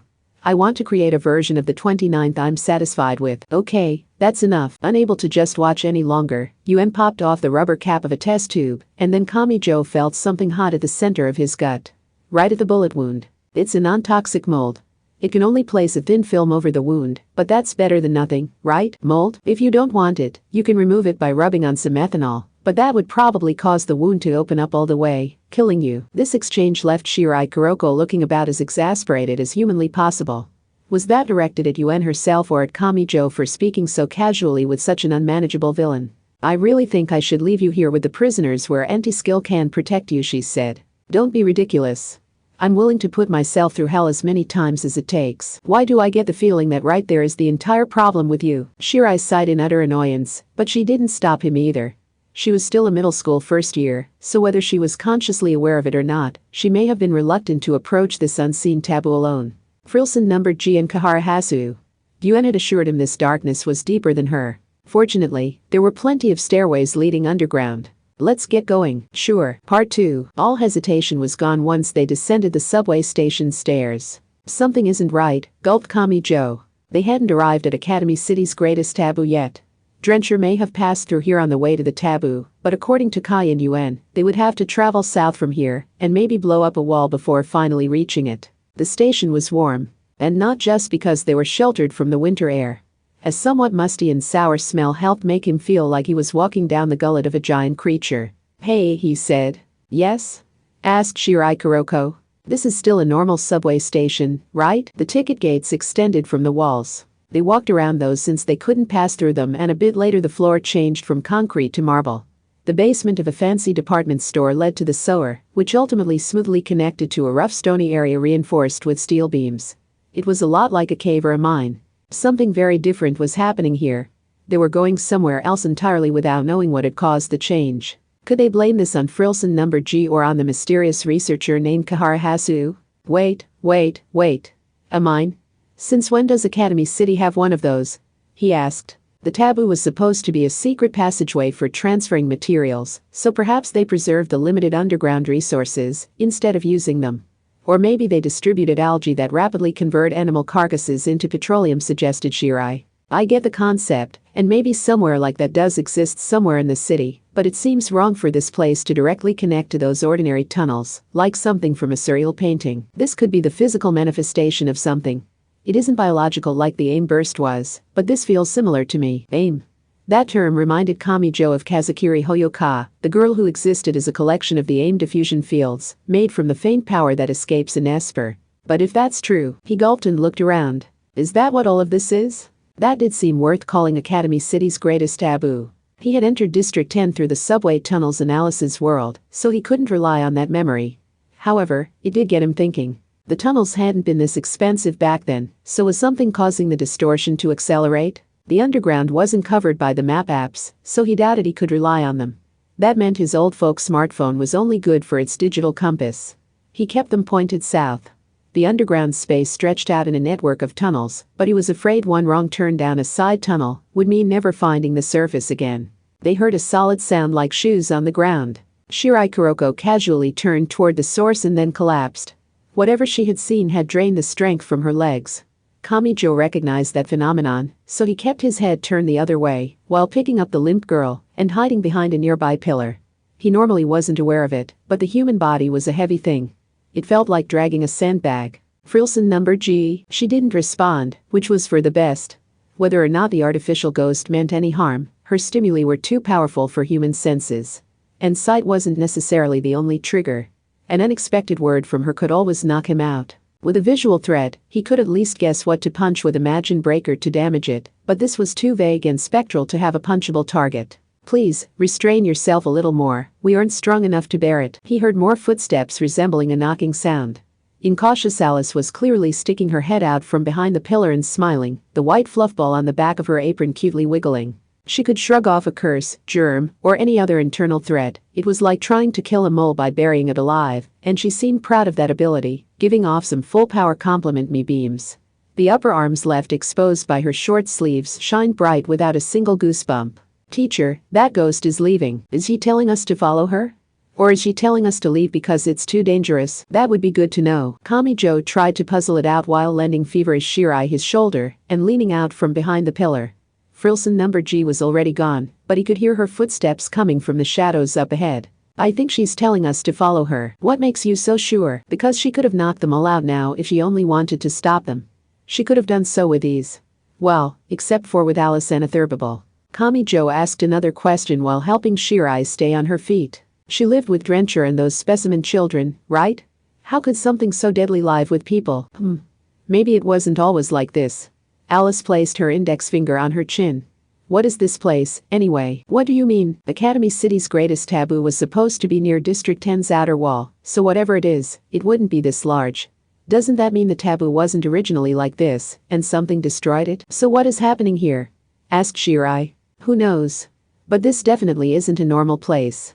If teacher is right and the ghost is guiding you, then maybe she knows more about it. Alice tilted her head while poking at her hair's animal ear curls. Was this underground labyrinth the result of Frilson number G coming in contact with Academy City's greatest taboo? Or had something else caused the collapse? What did she even want them to do? Accelerator had suggested they needed to rescue Risako from Kahara Hasu, but was that really a powerful enough enemy that not even Frilson number G could defeat him? It felt like all those questions had taken physical form. They followed the footsteps up ahead. Kamijo tried his map app, assuming it wouldn't work, but it was completely frozen. He checked the digital compass and they were definitely headed south. Nevertheless, the tunnel they were following never seemed to end. He felt like they were going to leave Academy City if they kept this up much longer.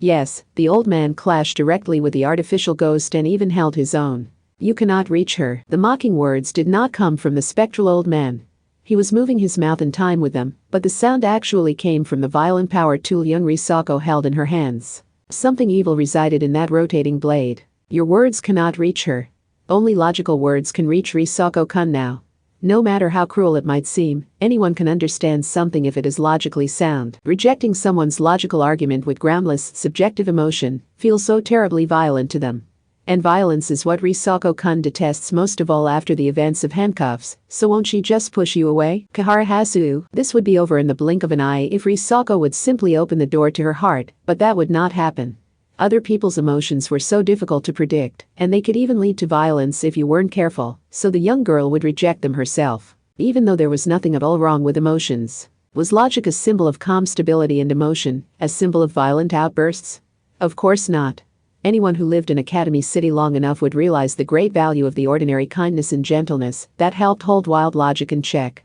If the world was ruled by nothing but logic, life would be so much colder and crueler. Pen-drencher Kihara repatriated tricked profit-focused Academy City and taken in those specimen children, so he could fight back against exactly that. I attempted to reproduce my mind based on you, but several of the details differ. For example, I can control the malfunctions brought on by Academy City's greatest taboo. I can also hold objects to an extent. But unlike you, if I try to leave the taboo, I would apparently release such a powerful and uncontrollable burst of electricity, it would fry the entire city. It saddens me I would destroy any valuable experimental equipment I might try to approach, so I need a convenient body to use. So you're going to hijack Risako's body? Oh, this is nothing so cliché. Why had Risako come all this way in the first place? If Kihara Hasu couldn't leave, he couldn't have forcibly taken her here. Had she survived the 25th, but something hadn't sat right with her? Had she descended to this place in the hopes of collecting the traces of the people who hadn't survived and then encountered a horrific monster? If so, this was as horrifying a crime as a murderer killing a complete stranger while they visited a loved one's grave. Admittedly, finding a way to possess people and jump from body to body would be interesting, but I bet the number 5 could do that if she were willing to abandon her body. As a Kihara, I want my death to give the world an even greater dream. That guess was wrong, off base, and mistaken, but did that mean he wasn't threatening Risako's life? No. The old man sharing the chainsaw with her wasn't so kind. He hadn't appeared in Alice's world, which meant even Alice had done everything she could to keep Kamijo away from him. The dead ends of so many lives were gathered on this one point. The roaring engine tricked the mind into hearing a human voice once more. Which is why Risako-kun is simply buying me some time until my work is complete. The thing is, I am apparently too powerful on my own at the moment. I don't know if she will survive until the end of my work, but she was always meant to be a research specimen. I might as well use her as she was intended. Gee hee ah ha ha ha ha ha ha ha ha. Frilson number G wasn't just going to stand there. This may have been Kamijo's first time seeing the artificial ghost's right hand form a fist, take direct aim at something, and send hostility their way. But Kihara Hasu looked entirely unfazed. The old man had implied he had defeated her during handcuffs. He smiled thinly, took one hand from the chainsaw, held out his right hand so their arms crossed, and formed a finger gun. You cannot win, Ga, so leave it all to me. Both the taboo that has swallowed you whole and this puny life you still try to protect. There was no lighter sound, but something like an invisible thread definitely snapped. Frilson number G was rapidly pushed away from Academy City's greatest taboo. She reached out in desperation, but Risako failed to notice while standing down in the deepest depths of the darkness. Frilson number G was clenching her teeth and trying so hard to rescue her, but the young girl remained oblivious while speaking to herself. This time, I will protect the ghost lady. The concourse's bright lights came on, blowing away the image projected on the wall. This wasn't over and Kamijo's group were the only ones who could do anything about it. The very future of Academy City had to be riding on this one. This isn't right, said Kamijo Toma. No one disagreed. That silence was a wholehearted agreement. It was an agreement with the boy who questioned the darkness and chose to stand up to the city's remaining cruelty. We can't let this happen. Risako was clearly acting oddly. Something had been implanted in her mind. Why would she see anything logical as correct and reject everything else? Why didn't she allow anything based on emotion? What if everyone had responded with cold mechanical logic during the Cold War, when two superpowers had aimed nuclear missiles at each other, during World War III, when science and magic had clashed directly, or when Athanas had half-jokingly blown away the world with Gunnar? The world would have ended long ago. When people saw the world approaching destruction, they felt fear. When they failed to protect their loved ones, they felt pain. When they learned powerful people were manipulating the world from the shadows, they felt anger. When they wanted to ensure they could continue living their lives tomorrow, they decided to screw up their courage. What was wrong with those feelings filling people's hearts? So many things couldn't be explained with logic. Why do people laugh? Why can't you see people's thoughts? Why are there so many stars? So many problems become a tangled mess once you try to explain them logically. She wanted to say that herself, but she couldn't. She kept shouting it, but it never reached Risako, who was lured into the depths of the darkness and now wanders there all alone. Damn it, is this the regret keeping that ghost from passing on? They now knew the motive preventing the ghost from truly dying. They had finally found the reason Frilson No. G fought. Unlike in Alice's world, she wasn't fighting for herself. She wanted to respect the feelings of the dead by protecting this young life that still lived, but she couldn't do it. So she had needed someone else's help. No matter what. Kamijo did not know the whole story of Operation Handcuffs. Maybe he didn't really have the right to be standing here. But this small life had barely survived thanks to the work of so many people risking it all on that day, and now some piece of shit was trampling on it all by repeating that stupid tragedy while sneering out from the shadows. He had finally found the last person still struggling in the sticky darkness. But he hadn't reached her yet. Handcuffs still wasn't over. It would never end unless someone put an end to this tragedy. Kamijo Toma stepped away from Shirai Kuroko, who was still supporting herself on his shoulder. Hey, you said we'll never reach our destination like this, didn't you? Because this space was broken against Frilson No. G's will? I did. And you said the space is essentially crumbled up, right? What of it? He silently turned to face one of the concourse's pillars. It could have been anywhere. He only had to clench his right fist. So what happens if I do this? He slammed his fist against the illusion before his eyes. Part 3. Crash. Part 4. After a moment of dizziness, Kamijo Toma found himself in an unfamiliar location. It looked like an ancient colosseum. A large, circular space contained evenly spaced concrete pillars. A train turntable was located in the center. Much like a clock face, tracks extended from it in 12 directions before being swallowed up by dark tunnels. This was Academy City's greatest taboo. This was the very end of Operation Handcuffs. Shirai Kuroko and Alice Anatherbable were no longer by his side. The crumpled-up space had been returned to normal, so even though they had appeared to be so close, they may have been sent to some distant place when the wrinkles were straightened out. Wherever they were probably somewhere beneath Academy City. So, the small figure in front of him was not either of the girls he had been working with. Someone more dangerous was waiting for him now that he was freed from that distortion. It was an old man in a lab coat. He probably shouldn't have been here. He held a chainsaw longer than 150 centimeters. Young Risako had been holding that in the image Kamijo had seen while Frilson No. G was guiding them. He had a bad feeling about this. What happened to Risako? Asked Kamijo, his voice low. I ate her up. Leaving nothing but bone. An unpleasant noise came from Kamijo's back teeth. Kahara-Hasu's shoulders shook in laughter, as if this ordinary human anger was the funniest thing he had ever seen. I'm only kidding. Seen too many remnants of handcuffs while you wandered around today? Did you figure one of us might just go that far? He doubled over in laughter before straightening up and raising a finger. No, that wasn't it. He was pointing up toward the tall ceiling. Perhaps this would have been more clearly visible for anyone who arrived here along the proper route. Something dangled from the ceiling like a bagworm. No, that was a tiny silhouette being suspended from the ceiling. There's no real meaning behind it. The simplest kind of cruelty suddenly blossomed here. What greater desecration was there? Kahara-Hasu made it sound so obvious that Kamijo nearly missed it. She is 550 meters up. The ceiling of this underground space borders the surface, but no direct routes lead here. And at the center of the taboo I control, not even a ghost can pass through the walls. So just like fooling GPS guidance, Frilson No. G will wander forever in search of the shortest route to save Risako-kun. You see, if it came down to a real clash between us two immortal ghosts, this place would collapse before either of us did. I would still prefer not to push this unstable taboo to that point. I am sure she is panicking. The more her efforts fail, the more it will feel like I have taken Risako-kun from her. Unfortunately for me, I could dig through this underground space forever and never reach my objective. I would much prefer to reach out and touch the sky. Hehe, it was impossible to know if he was telling the truth. But Kamijo doubted Kahara-Hasu would be joking to smooth things over at this point. In other words, there is something here he doesn't want to tell me right away. After reaching that conclusion, Kamijo took a step forward. What reason did he have to fear? This isn't what I saw on the way here. Why did you change your plan? What a pain. Did Frilson No. G show you that? Or was my subconscious leaking out? This vanishing tunnel doesn't play well with ghosts, so I was originally planning to whisper in Risako-kun's ear to manipulate her, but that hadn't worked, so his plans had changed. The rapid expansion of the taboo may have come from that change of plans. I am ashamed to admit I had trouble with her. Such a stubborn girl. She won't shut up about never doing anything that would make Sodata-chan or the ghost lady sad, so I shut her up myself. That was enough out of him. Was the splitting sound Kamijo heard his canine tooth breaking through the corner of his lip? His heart was shouting from within his chest. It said he no longer needed a reason. It said he needed to fight for someone. It said that was how things should be in the remade Academy City, in the city he called home. He clenched his right fist and raced forward without any hesitation. An engine roared in response.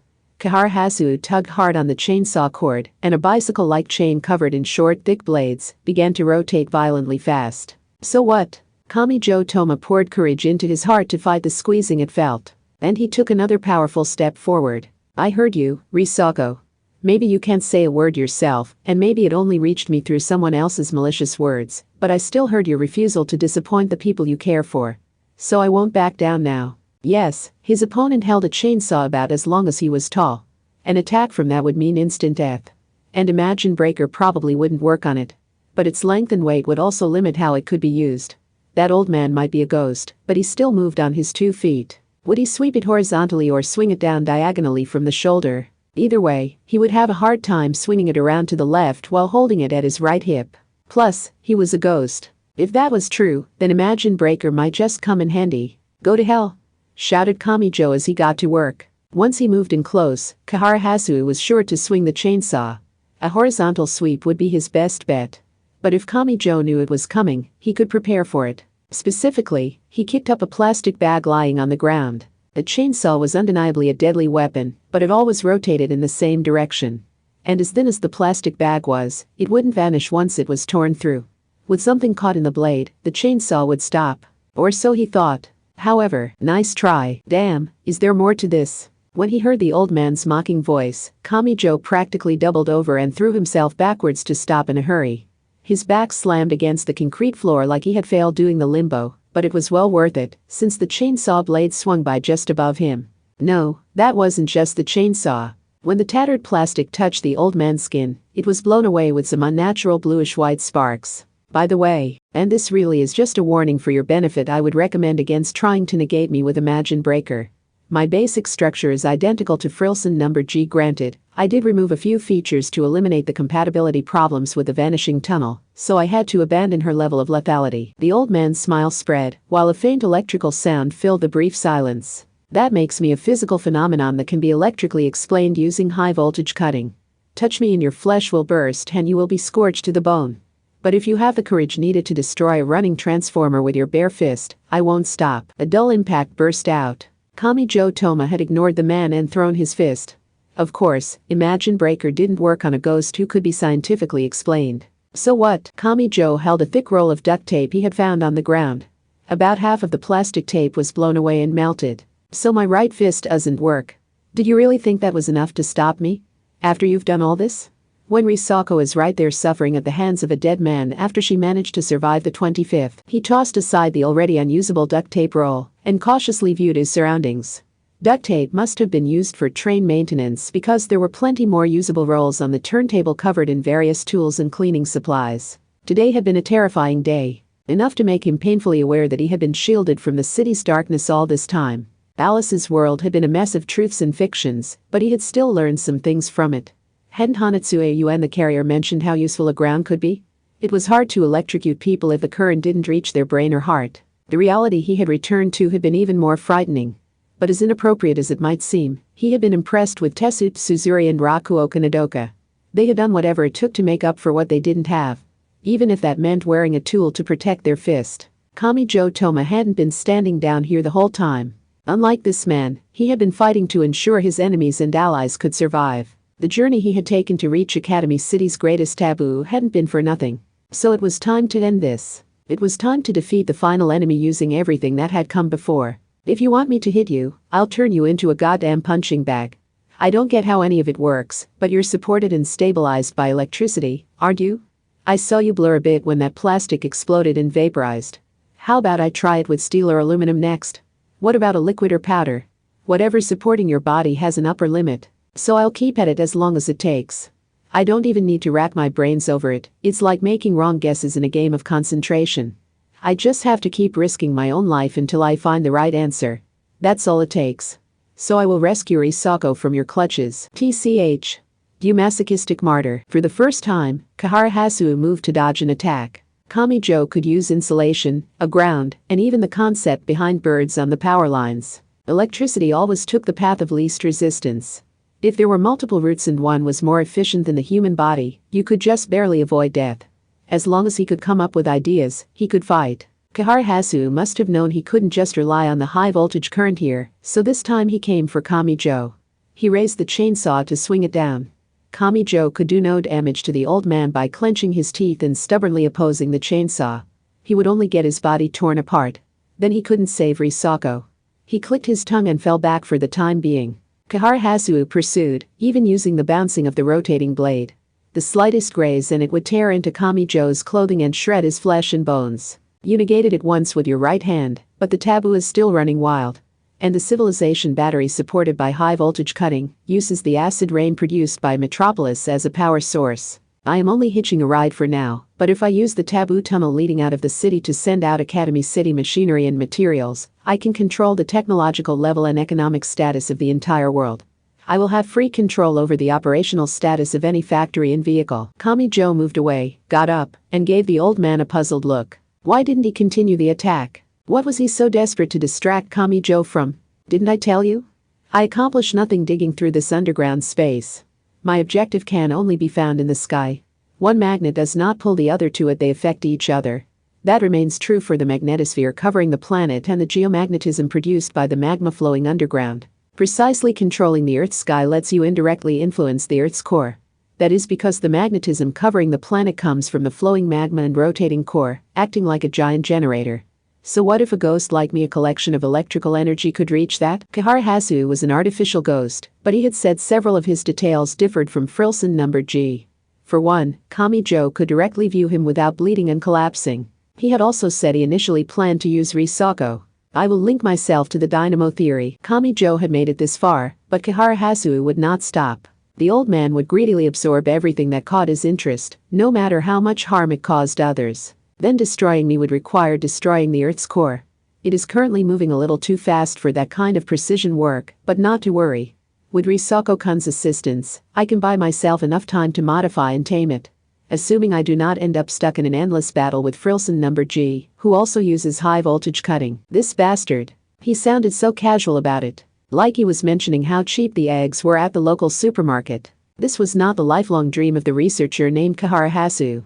He had been mentioned in Alice's world as an expert in android research, so ghosts had to be outside his area of expertise. So, this was something he had realized he could piece together with the items lying around, so he might as well do it.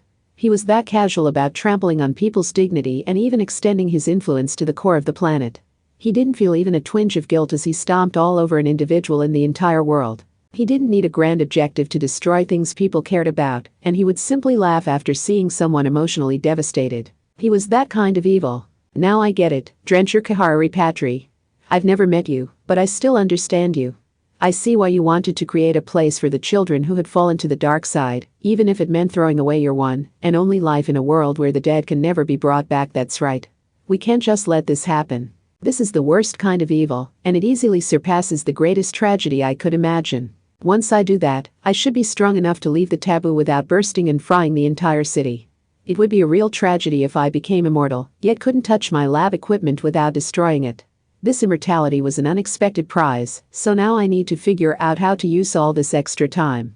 Once no one on the planet can punish me, I suppose I should start by continuing my research until I grow weary of it. That was sure to lead to more tragedy and cruelty. This sticky darkness would remain as long as he was still around. Operation Handcuffs would continue forever and ever. Kamijo had only one thing to say to that. Risako wasn't dead yet, while she swayed from the tall ceiling.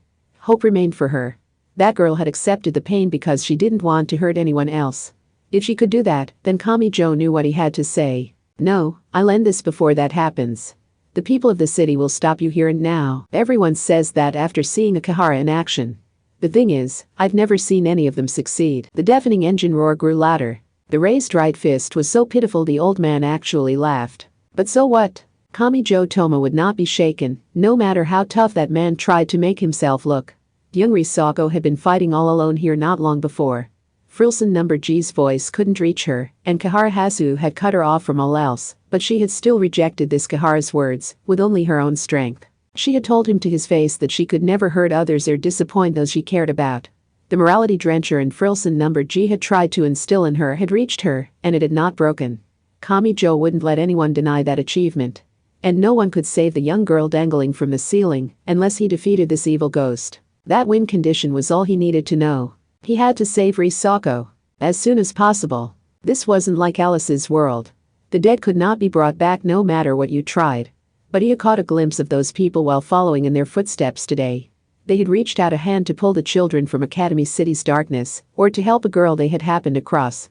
Maybe that was the wrong choice according to the cold rules of this world. Maybe that was why rejecting the most logical and safe option had removed them from the path of survival and ultimately taken their lives. But Vivana and Drencher had made those selfless acts despite being scorned as villains, and Kamijo Toma would remember them, even if he didn't know the full story of what they had done. They would have been enemies of each other during handcuffs, but those villains had unwittingly passed the baton between them to save Risako. Kamijo was confident they wouldn't have wanted the girl to now lose her life for the amusement of some ghost. He couldn't let the 29th end that way. This wasn't just about saving Risako. He was also fighting to reward the kindness of all of those who had helped the young girl and dragged her out of the darkness. So, who cares if he has a chainsaw? Kamijo instantly focused in on that point. He would start with the most frightening aspect. He was through averting his gaze from the darkness. I know what I have to do. If he's going to get in the way of that, I just have to steal her from him. I still don't know how to defeat a ghost, but if I couldn't interact with him at all, he wouldn't be able to swing that chainsaw around. That means there has to be a way. This turntable has to have some method of defeating that electrical ghost. That was simple enough to say, but he was risking his life here. The lab coat man's chainsaw was just that deadly. Its weight and vibrations tugged his matchstick-thin body around, but that made his movements harder to predict. The slightest contact meant death, yet his footing was unsteady. This was a different kind of terror from facing a master of kendo or fencing. This time, the old man came at him. Kahara Hasu awkwardly swung the chainsaw around a few times, so Kamijo fell back while kicking up and catching him up. The chainsaw is powerful, but it runs on a gasoline engine. If I hit its fuel tank and shake the fuel, it should form air bubbles and stall the engine. Really, it should be unstable already from him swinging it around every which way. His theory might be accurate, but that was a real chainsaw. Even a kitchen knife was dangerous, so he had no idea if he could really suppress that massive destructive force. His thoughts were interrupted by the lowered chainsaw blade contacting the concrete ground. It wasn't clear if the old man with the shadowy eyes had meant to do it.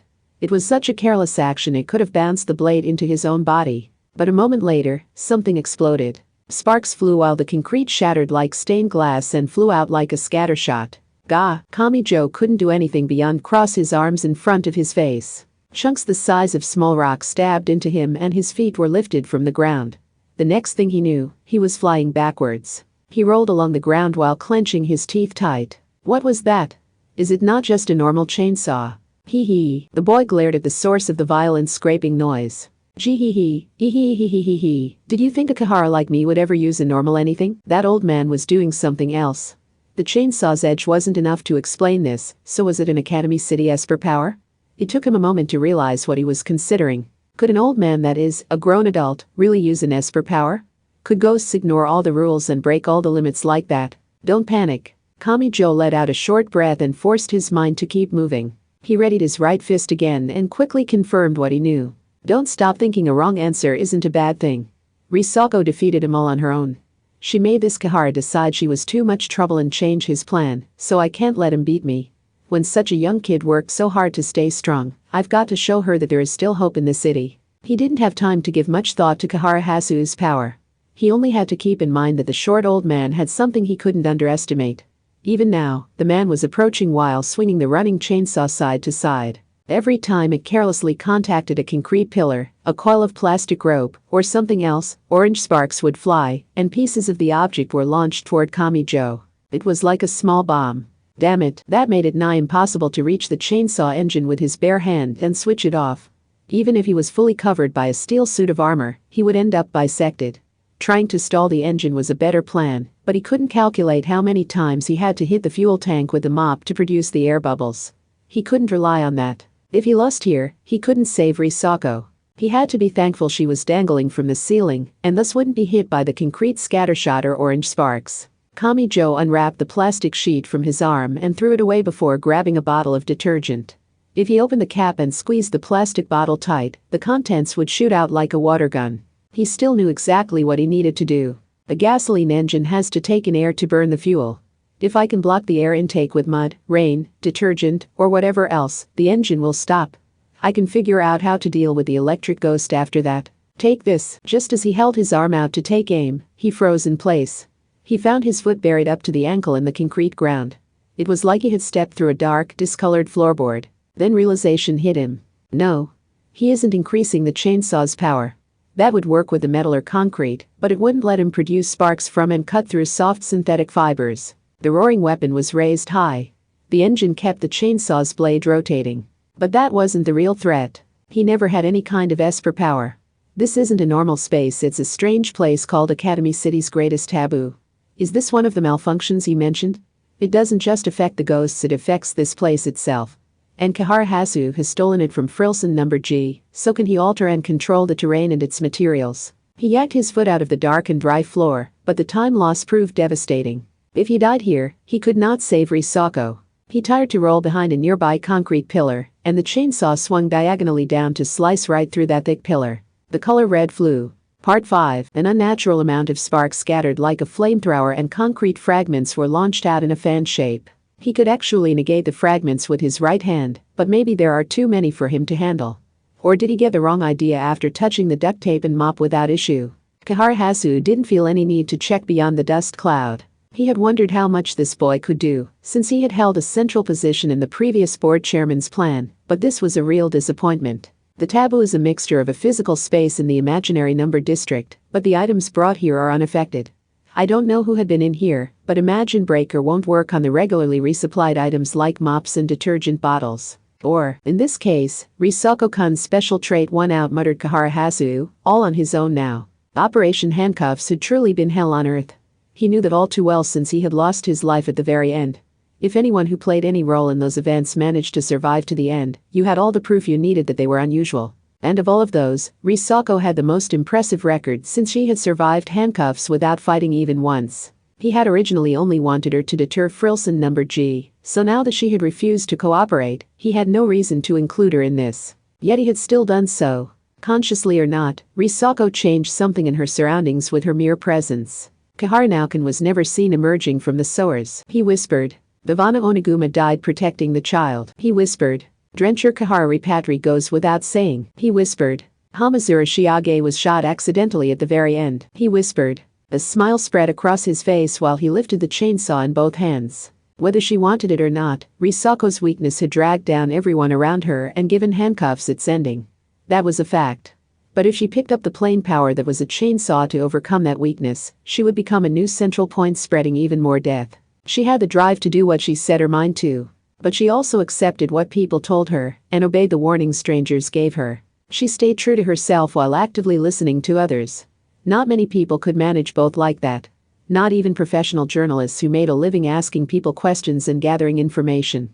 For example, that dark side paparazzo had put too much emphasis on herself. In terms of old stories, Risako was the honest person who benefited the most despite setting foot in another world. Her actions must have seemed strange indeed on the dark side where everyone assumed ulterior motives in everyone else. Some of those villains and demons may have paid an unnecessary price there and then tilted their heads in confusion. Yes, a powerless and honest person could sometimes take down the strongest resident of the darkness. They would unwittingly eliminate their cruel neighbor using the rules of that other world. Kaharahasu had wanted to destroy that here. After she boiled her goodness down to the level of a complex and finally grasped the thread of hope, it would have only led her to the trap he had laid. Just like he had once told Ladybird she was an experiment for creating Esper androids who could replace the children being harmed by Academy City. The look on her face when she learned she needed to consume other people's brains to survive had been priceless. He had learned so much leading up to this moment. He had been looking forward to that ending, but Risako had ruined it all. If not for that, she wouldn't have needed to hang from the ceiling like a bagworm. Hee hee. But it's all the same to me as long as it's entertaining. Having a trump card like this is certainly interesting. And it's such a minor factor, like sprinkling something into the pot to make it all boil. Risako-kun, you may have been the greatest monster in handcuffs. That was when he heard a solid footstep. In that moment, he forgot all about the brutal chainsaw he held. He looked up without thinking and then froze in place. That was how much of a surprise this was. Handcuffs was not over yet. This was a true continuation, with no need for the dead or for distorting the world. The boy was sickly pale and looked to be at death's door. But he still jabbed his thumb back at his face and spat out the simplest logic necessary to break this spectral curse. Guess who's not dead? The villainous Kihara was paid a visit by Hamazura Shiage, the very person who had killed him the first time. One more boy had been reckless enough to put his one and only body into danger to protect the dignity of the young girl who had been struggling all alone against the worst possible dark side researcher. He still wore a surgical gown and several tubes and cords hung from his arms and stomach. His lips were dry and cracked, and his skin didn't even have enough strength left to sweat. Nevertheless, Kamijo Toma was not the only one who had received Risako's feelings and stood up to save her. The failure of handcuffs didn't matter. It was time for Academy City to grow and to let everyone know it had changed. Part 6. In truth, Hamazura Shiage barely knew anything about the events of the 29th. He didn't know how difficult it had been to reach this familiar place, or what kind of drama had played out to make it possible. But he had heard a cry for help. Maybe that cry had come from an artificial ghost whose anger had caused her to swallow up Academy City's greatest taboo, which stood on the dividing line between science and magic, and made her voice deadly to even listen to. Still, Hamazura Shiage had survived the 25th. He thought he had ended Operation Handcuffs himself, so if it was still ongoing and someone was still suffering down in the darkness, then the half-dead delinquent boy had more than enough of reason to get out of bed. Especially after seeing Drencher Kahara Ripatri's lifestyle up close. He couldn't let harm come to something that man had risked his life to protect. No matter what. Something was making noise. It was that pitiful ghost that had been caught in the shadows of the living realm by some kind of mistake. He spoke directly below the young girl hanging from the tall ceiling like a bagworm. You of all people are here? Did getting one little move in on me go right to your head or something? You're a 0. A level 0 if you lost sight of that and decided to return to the darkness. It sounds a lot like you have a death wish and decided to throw out your undeserved good fortune. None of that matters, calmly said Hamazura Shiage. Operation Handcuffs had been the worst of the worst, but he had caught a glimpse of something while running around trying to survive the disasters of that day. He had learned something. He could take a step forward now that he had inherited something from Bhavana Oniguma and Drencher Kahara Ripatri, who had died before his eyes. Would they have just watched while young Risako's victory was denied and her resolve mocked? Esper level doesn't matter here. Everyone who comes to the city takes their first step after finding a reason to motivate themselves. Maybe they want to be a level 5, maybe they want to be the number 1 at the top, and maybe they want to be an even greater monster. So I have the right to try. And this godforsaken darkness is what invited me onto the path of the undefeated champion, by stubbornly clinging to life and dragging Risako into it all. Is that old-fashioned where there's a will there's a way argument really all you have? The very fact that the city separates people by level should tell you that trying harder doesn't actually make you stronger. A 0 will always be a 0, level 0 you will never amount to anything. I wasn't talking to you, you empty ghost, spat Hamazura. His voice carried the slight irritation of having TV static interrupt an important conversation. Yes, he was facing the ghost, but he was speaking to someone else. I'll say it again. Esper level doesn't matter here, he almost seemed to be singing. Or maybe declaring war. Everyone who comes to the city takes their first step after finding a reason to motivate themselves. Maybe they want to be a level 5, maybe they want to be the number 1 at the top, and maybe they want to be an even greater monster. It may have been the same for Risako. It was true she had failed to defeat him. Her resistance had accomplished nothing, and Kihara Hasu had ultimately overpowered her. But she had not been fooled by his words. To the end, she had held on to what Drencher Kahara Ripatri had given her. Kihara Hasu's open anger about it proved how strong her will was. Her reluctance to hurt Sodata or the ghost lady hid a small light that would one day grow into a great power. Drencher was gone and the dead were not so easily brought back.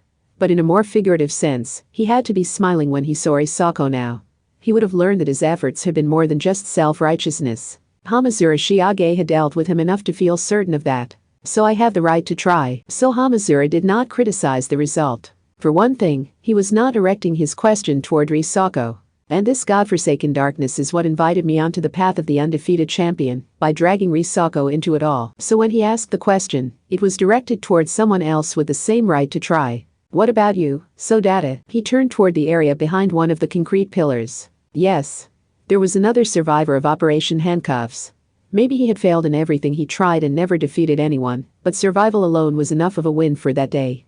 After experiencing everyone being manipulated by the coins of Nicholas, Hamazura knew all too well how difficult that simple accomplishment had been. At the very least, he wasn't accepting any argument from the cheater who had failed to survive, yet been so furious about losing he had flipped over the game board and clung to life. With the slightest of sounds, a small boy in gym clothes stepped out from behind the pillar. He never should have been here and should have been the first one to keep away from that brutal chainsaw. But Hamazura didn't stop him. Because that boy had the right to try. The boy stepped up alongside Hamazura, tensed his trembling legs, and clenched his small fists tight. Also he could resist the world's cruelty and save someone he cared about. I also want to become an Esper who can surpass any level 5, even the unbeatable number 1. Part 7. Ha! The new board chairman laughed quietly inside his unusually well-furnished cell. The white monster sat on the king-size bed and removed his mouth from his can of coffee to speak to no one. You've already done that. Part 8. With a roar like a motorcycle engine, Kaharahasu swung his chainsaw side to side. Hamazura and Sodata both wanted to silence him as soon as possible, but they couldn't rush the chainsaw without any kind of plan. If they suffered a fatal wound, Risako would blame herself and they couldn't let that happen. Kee-hee. The chainsaw-wielding old man laughed. Hee-hee-hee, ah-ha-ha-ha-ha, you think you can reject logic with hogwash? You lack the power to back up? Emotion cannot make up for a poor argument. And it's time you learned firsthand what happens when your argument is lacking. Hamazura spat back a response. No, it wasn't just him. That man was no longer with them, but several people here had inherited his spirit. So Hamazura would not be broken by mere malice. We lack the power to back it up? Of course we do. Drencher and Frilson number G stood out from the pack during handcuffs, but even they agonized over their inability to protect those children. It all began there and ultimately led to him fooling the entire dark side while remaining a good person. Mr. died in the end, but he didn't just give up on everything from the beginning. Pain and suffering can give you the strength needed to keep moving. It doesn't just break you and distort you, it can be used to push you in the right direction. That conversion was Mr.'s greatest strength. So I will never give up on finding a way for everyone to return alive. We might not have what it takes, and we might suffer defeats along the way, but we will still search for a way to make everyone happy just like Mr. did. So they didn't need an unnatural method of bringing back the dead. Drencher Kahara Repatri's determination, spirit, and powerful kindness lived on as the solid core supporting these other people. And they would use it to drag Risako up from the darkness. His life may have been lost, but he was still with them. No one could replace Drencher, but they could inherit his mission. Could they feel his pulse when they held a hand to their chest? Hamazura and Sodata didn't need to confirm that with each other. Could they risk their lives to protect someone? They wouldn't have appeared in the subterranean world unless they could give the same answer as that man. Kaharahasu. We will exercise your ability to stubbornly cling to the world of the living. Hamazura kicked up a tarp as a distraction, while he grabbed Sodata and hid behind a nearby pillar. With the rattling of a chain, the tarp mysteriously erupted with orange sparks as it was shredded. Sodata glared into the distance, biting his thumbnail. They were helpless to fight back, but the small boy did not turn away from the threat. Just like that young man who'd once challenged the depths of a great darkness. He was willing to fight back if it would help them find happiness. What now? I swore to myself I wouldn't embarrass myself in front of Risako again. So I'll do whatever it takes. If we can't get that chainsaw from him, could we keep running away until it runs out of gas? Running away wasn't embarrassing. It was a solid tactic. That implication showed that Sodata really had inherited Drencher's spirit. No one was talking about flimsy pride here. If they really wanted to win and rescue Risako from this nightmare without making her sad, they had to protect their own lives too. This time, they would reward that man who had fought against the city's darkness, because he couldn't allow a world where children were set up to bravely die in the name of scientific advancement and expansion of the city. But even though running away was a valid tactic, they would almost certainly be caught and shredded before the gasoline ran out. Their opponent was an old man, but the limited underground space worked against them. If only there was a way to immediately and safely stop that chainsaw. The delinquent boy worked his mind. He wasn't out of his element here. He knew a lot about engines after his days of stealing cars and robbing ATMs. Hamazura! Shouted another boy from further away. It sounded like he wanted to convey something even if it meant coughing up blood. Like he wanted to tell Hamazura something even if it meant giving his position away to Kaharahasu. He too was risking his one and only life for Risako. Hamazura couldn't see him, so he may have been behind a pillar or container. That's where I screwed up. Kaharahasu is using something else too. Cough. Something that amplifies the chainsaw's sparks. I think it takes advantage of this taboo place, but don't forget that the chainsaw isn't the only threat. I see, thought Hamazura. Oh, it's just flint. It was understandable for young Sodata to tilt his head here. It was actually unusual for a high schooler like Hamazura to be this familiar with how lighters worked. Everyone should know that rubbing flint makes sparks, but you can't actually make sparks with just flint. You need a metal to strike the flint with, eh? Really? Technically, it's the carbon mixed in with the powder of the crumbling metal that glows orange from friction. This amplified that. It also let the chainsaw slice right through the pillars and floor made of concrete. In that case, does it absorb the carbon in the object to produce more sparks? And with the carbon removed, the object is a lot weaker than before. That meant the concrete pillar wouldn't shield them. Unlike Frilson number G, Kaharahasu had overcome an artificial ghost's compatibility issues with Academy City's greatest taboo, and he even used them to his advantage. The weak old man's chainsaw only worked inside the taboo, but it could slice through and break any object, launching the pieces like a shotgun blast. Hamazura picked up Sodata's small body, turned around, and fled behind a nearby pillar. No, he pretended to. The crackling of electricity exploded from nearby. After luring the ghost in, Hamazura had dumped a bucket of water on an emergency power transformer among the nearby train equipment. The untouchable immortal ghost clearly blurred. The Babapalafagahaba, the ghost lady could pass through walls and pillars, but she always avoided the microwave in the container kitchen. I don't know why, but if you work like her, that has to be a weakness. Electromagnetic waves. An electromagnetic pulse attack made by detonating a nuclear bomb outside the atmosphere was an incredibly effective way of destroying electronic equipment and networks, but receiving the go-ahead on using a nuke was no easy task. That was why a cheaper E-bomb had been developed to scatter powerful microwaves from its detonation point. Sodata wasn't just another target needing protection. He threw down his cards and challenged their enemy himself. I don't need any special power. I've lived with a ghost long enough that I know more about them than a beginner like you. They had to stop thinking of a ghost as something special. If their enemy was supported by electricity, then he would carry all the corresponding weaknesses. It was best to think of him like an exposed wire with no waterproofing. Salt water, static electricity, microwaves, he might even have more weaknesses than an ordinary human. They had just been going about it the wrong way until now. They had found a way out. Or had they? A moment later, the entire underground space shook with a deep tremor. Hey, you said he's been removing the carbon from everything, right? And that makes it all weak? Yeah. What about it, then? Sodata gulped and looked to something. Is this pillar we're leaning against going to last? Several thick cracks ran through it. The carbon may have been removed, so they couldn't blindly trust in the safety of reinforced concrete. And what happened once the pillar couldn't take the weight of the ceiling? A burst of heavy air pressure passed by from top to bottom. It reminded Hamazura of the arrival of a great mass when he was waiting for a train on the subway platform. That interpretation wasn't inaccurate. Several chunks of concrete larger than a big truck fell from above. Watch out, he had no choice but to pick up Sodata and roll away. This is bad. Risako is still dangling from the ceiling. She isn't going to fall from that height without warning, is she? The ceiling split and dropped pieces a few more times, so their footing was far from stable. The firm turntable now felt like a bed with bad springs. No, that wasn't it. The tremors weren't just from the falling concrete. The ground was also bucking up below them. Don't tell me. Oh, God, how far does this space go? He hasn't removed the carbon from the crust here to release the earthquake energy, has he? The tectonic plates found deep underground were always pushing against each other, so if one were made more fragile than the other, all that force could be released like a spring snapping back. At least he's limited to the objects in this space. Humans are made of carbon, so if it worked on us, he could extract all the carbon from any organ he wanted. But the exact conditions were still unknown. There might be something that would make them a valid target, like the mythological rule that anyone who ate the fruit of the underworld would become a resident of the underworld. By the way, looking up at the ceiling during an earthquake was apparently a unique trait of the Japanese, since hanging cords and chains for adjusting the brightness of ceiling lights and floor lamps were ubiquitous in Japan. In other countries, people would focus on other things, like the ripples in a cup of water or the shaking of a candle flame, so maybe those reactions were a reflection of someone's time period and nationality. For example, the way people recently began associating everyone's phone going off at once with danger. Anyway, Hamazura and Sodata's immediate reaction to their anxiety was to look up to the ceiling, almost like someone had intentionally guided their eyes there. With their eyes directed up and away from the space directly in front of them, Kaharahasu appeared from behind the pillar and held his chainsaw to the side.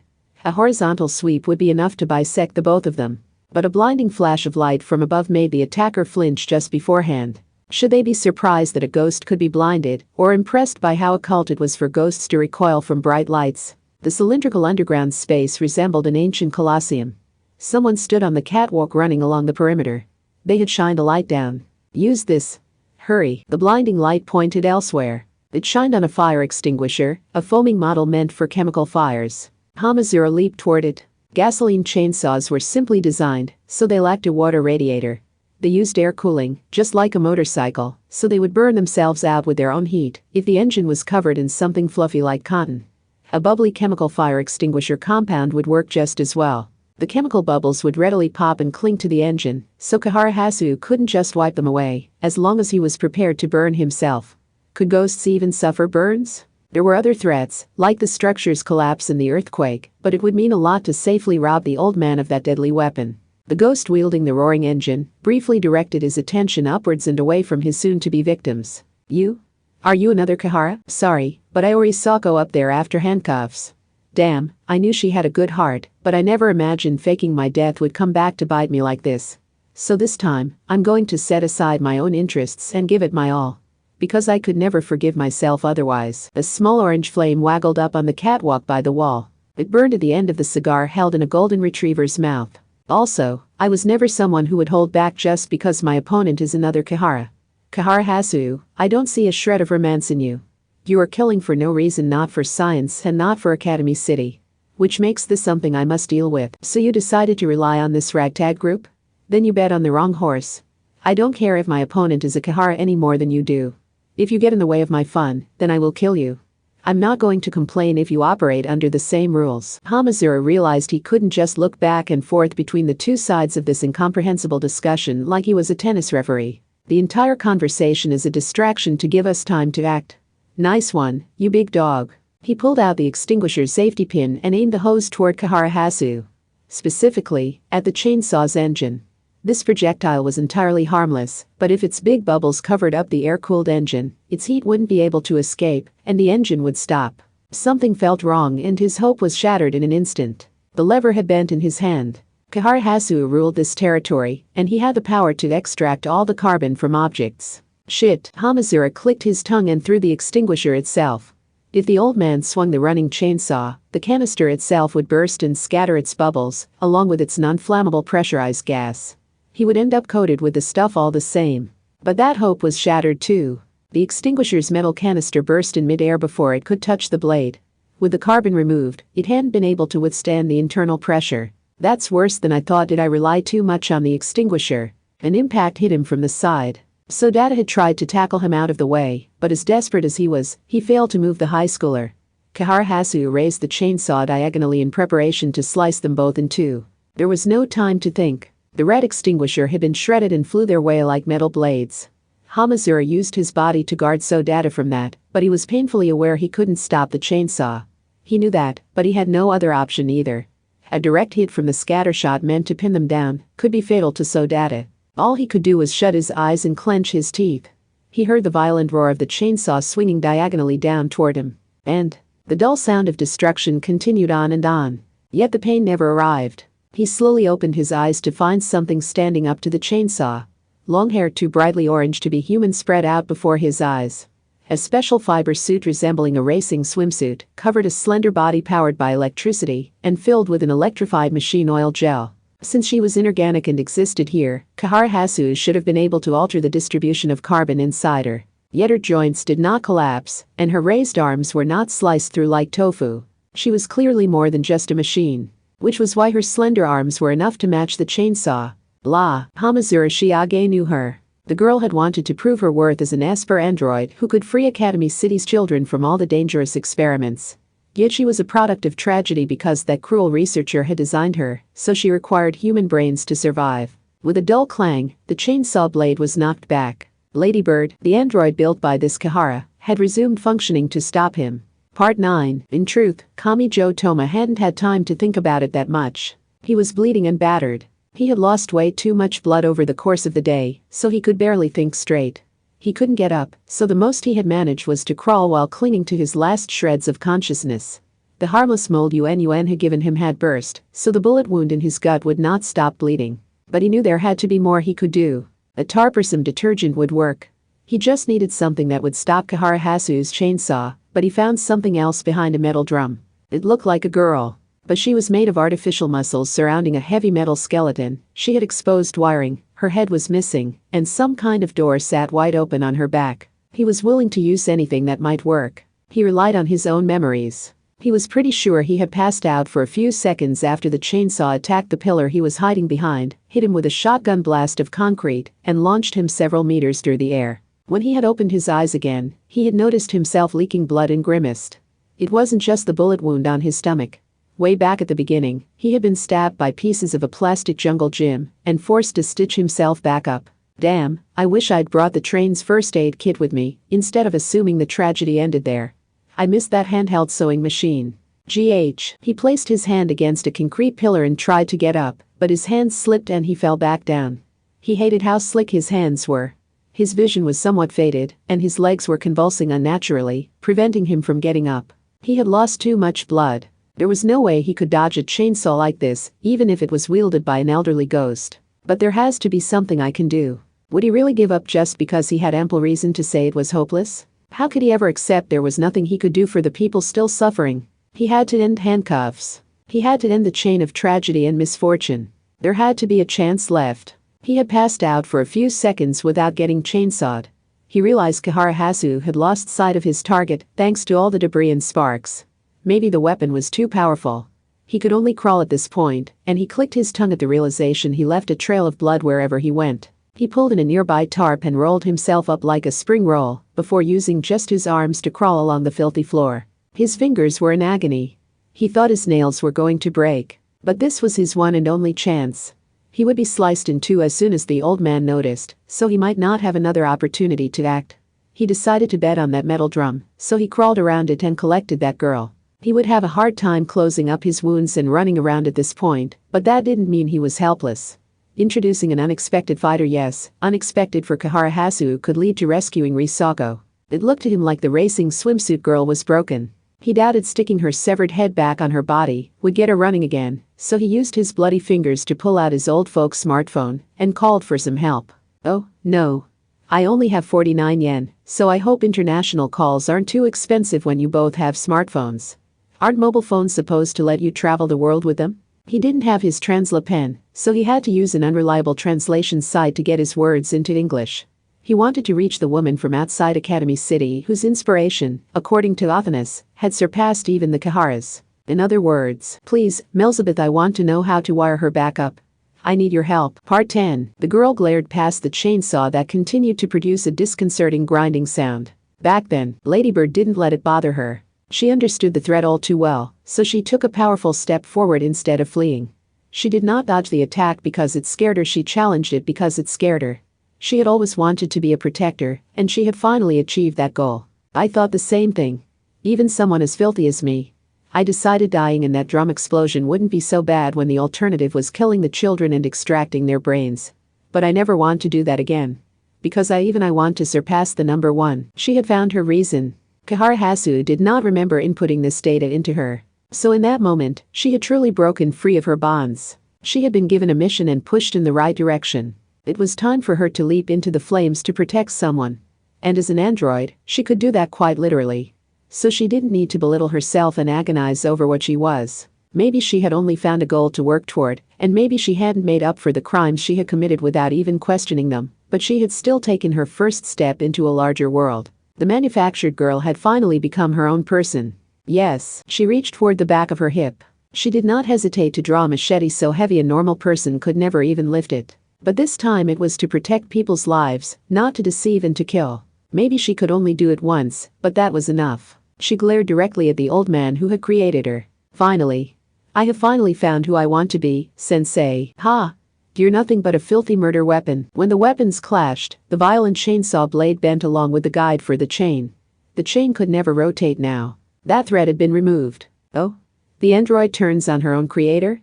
I thought you were no more than a toy, but you are brimming with romance, Ladybird-kun.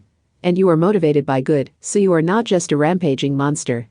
I give you a perfect score for this. The golden retriever up on the catwalk sounded somehow impressed. These were the words of a researcher who viewed the world from an angle other than ordinary ethics. So many people died because they were all at the mercy of a power too great for them to handle. This is the sort of reward the villains who met their ends on the 25th so desperately needed. But Kihara Hasu didn't bother responding to the fellow Kihara's semi-serious words. He was preoccupied. How are you still functioning so well? His voice carried a confused anger. He had acquired his artificial ghost existence as a new toy to play with, but now he shouted enviously at the old toy he had thrown out. He held on to the broken chainsaw and the roar of its engine distorted into something like a human voice. You fully ceased to function here on the 25th, even if an amateur somehow managed to get you running again temporarily, it couldn't have lasted more than a few seconds at the most. Not to mention that you must consume human brains. So how are you moving so nimbly? This exceeds the limits of my specs for you, does it now? That plain answer came from Ladybird's mouth, but the voice was not hers. This was a grown woman speaking in English. She had been connected to someone else. This was the genius woman named Melzabeth Grocery. It's true her cellulose nanofiber brain would grow abnormally quickly, exceed the capacity of her artificial skull, and collapse in on itself. And I can see how a constant supply of human brains would trigger the rejection needed to disconnect it and keep its size down. But you could avoid all of that if you didn't use cellulose nanofibers in the first place. What? Ever heard of the Logistic Hornet system? I designed it, RNC Occultics made it their toy, and now its mobile bases are floating in the oceans around the world. But there was one piece of equipment inside those 5,000 meters containers we never ended up using. Fully autonomous optical neurocomputers codenamed Secret. In other words, they're massive computers designed to mimic the structure of the human brain. Ladybird had once cursed the fact that she was an incomplete machine. She had cursed her very existence as something that needed to kill espers and extract their brains. But there were paths to salvation open only to machines. They're too big to fit in someone's skull, and maybe they can't use those Academy City Esper powers, but they also don't require any of that cruelty. Simply linking her head to a big enough computer with a wireless network is enough to free her from her malfunctions, from the fear of death, and from needing to commit any more crimes. The only problem is the idea never occurred to you. You were so eager to leap at the immediate profit and indulge in the ironic cruelty that you failed to notice you had wandered into a dead end with no solution. There was scorn in her voice. Melzabeth Grocery was a mother. Her daughter might even be with her at the moment. And that was why she could never forgive this man's actions.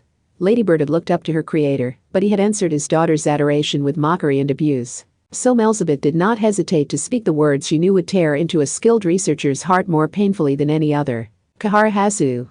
You're not as smart as you think you are. Part 11. What was he feeling in that moment? Maybe only a Kihara would know. It was possible not even another Kihara could have understood. No, the old man's outlines blurred. Something about his incorporeal form had visibly changed. No. You are not a Kihara or even from Academy City. A one-up scientist like you does not get to talk to me like this. Yes, I get it now. I don't need eternal life. Forget about the Earth's core. I will reject your theory, your thesis, and your way of life. I will take everything from you and tear it all down to reject it for all time. Is that so? Hee. Then I'll be taking cute Risako-chan from you. Something was taken from Kihara Hasu with a sparking sound. It looked so easy. What? Did that exclamation of surprise come from Kamijo Tomo or Hamazura Shiage? A new form floated up at the Colosseum-like space's tall ceiling, a place everyone could see but no one could reach. The cocoon surrounding the unconscious little girl was sliced through to extract her. She wore gym clothes a lot like Sodata's. Risako's limp form was held in the arms of another girl. But this one was very different. She seemed even more vaguely defined than an artificial ghost as she descended to the floor as weightlessly as a cotton ball or a leaf. The slender silhouette of a girl had wings and a tail reminiscent of marine creatures. No mention of this hidden being could be found in the texts of any mythology or religion. A demon? Groaned Kihara Hasu. A real demon? What? You're how old and you still don't know your demons? I'm Cliffa Puzzle 545, a UK-made fake. Oh, and don't you dare claim this came out of nowhere. Really, you're the one that decided to intrude on the peaceful city that boy wants to protect. Someone else was doing everything they could to protect a complete stranger. The new head of the city was even reaching beyond the bounds of science. But Kihara Hasu couldn't even try to take back Risako after she was laid down on the cold floor. Kamijo Tomo and Hamazura Shiage passed the demon on either side, taking a step toward the distorted collection of electricity. Their limits didn't matter. They had both been close to death before they even arrived. Ha! I have no idea what's going on. Same. But I do know that buying some time by delaying him here is all we need to save Risako. The two boys wiped blood from their cheeks and mouths, with no idea if they could really win or even survive this. They had no idea what was going on, But they still grabbed a coil of plastic rope to protect their fist, or lifted a wooden hammer in both hands before approaching. Even Kahara had to hesitate when he saw that. They weren't afraid of all his electricity. They would try whatever it took to break down his silhouette. There was even a belligerent light of hope in their eyes. Frilson No. G had used the logic of a ghost photo or a curse, keeping her distance from her enemy and overwhelming them with a great army. She was still doing that now. The demon girl showed off her ratty dress made of English newspapers held together by tape. The articles began to wriggle and change. The demon spread her arms to display the text personalized for Risako. Almost like there was no reason to hide any of it, even with the girl's eyes still closed. Demons like me are sensitive to people's desires. And I'm the Cliffa Puzzle 545, who used the mood of war to confuse the people of an entire country, so the dark parts of people's lives are like my backyard. If I want to know the history of my target, I just have to take a look at my dress's articles. If his chainsaw was still working, Kahara would have attacked the demon girl's back. He was especially fond of the kind of malice that overturned scenes like this. But the chainsaw was bent and broken. The roaring of the engine did nothing to turn the chain covered in short teeth. And the racing swimsuit girl who had broken the weapon stood in his way. Almost like she was moving between him and the reckless level zeros. Ladybird wanted to protect the children from the city's cruelty. She must have seen those bloody brawlers as two of those children. That android had been born from the infamous Kahara family, but she had found who she wanted to be and was taking her first step in that direction. He was a collection of electrical energy using high-voltage cutting, but Ladybird was not an ordinary human. No matter how much of her body was destroyed, she would continue to carry out her objective without batting an eye. Because she understood the strength of being an android. I won't let you. That manifestation of malice clenched his teeth, groaned, and roared. Risako-kun said she doesn't want to hurt Sodata-chan or the ghost lady. But she has yet to say how she does intend to stand up to this cruel world. She has simply stopped thinking. Once she is finally forced to reach an answer, she will say she wants the power to fight and to kill, so she can protect her loved ones. Are you sure about that? The gym clothes girl's shoulders jumped. Her eyes were still closed, but for some reason, those words reached her. The newspaper articles surrounding Cliffa Puzzle 545 may not have really meant anything. Everyone probably saw something different, like with a Rorschach test. The words were changing like a living creature in front of Risako. I'm a demon, so I can see your desires. But I'll ask the question anyway.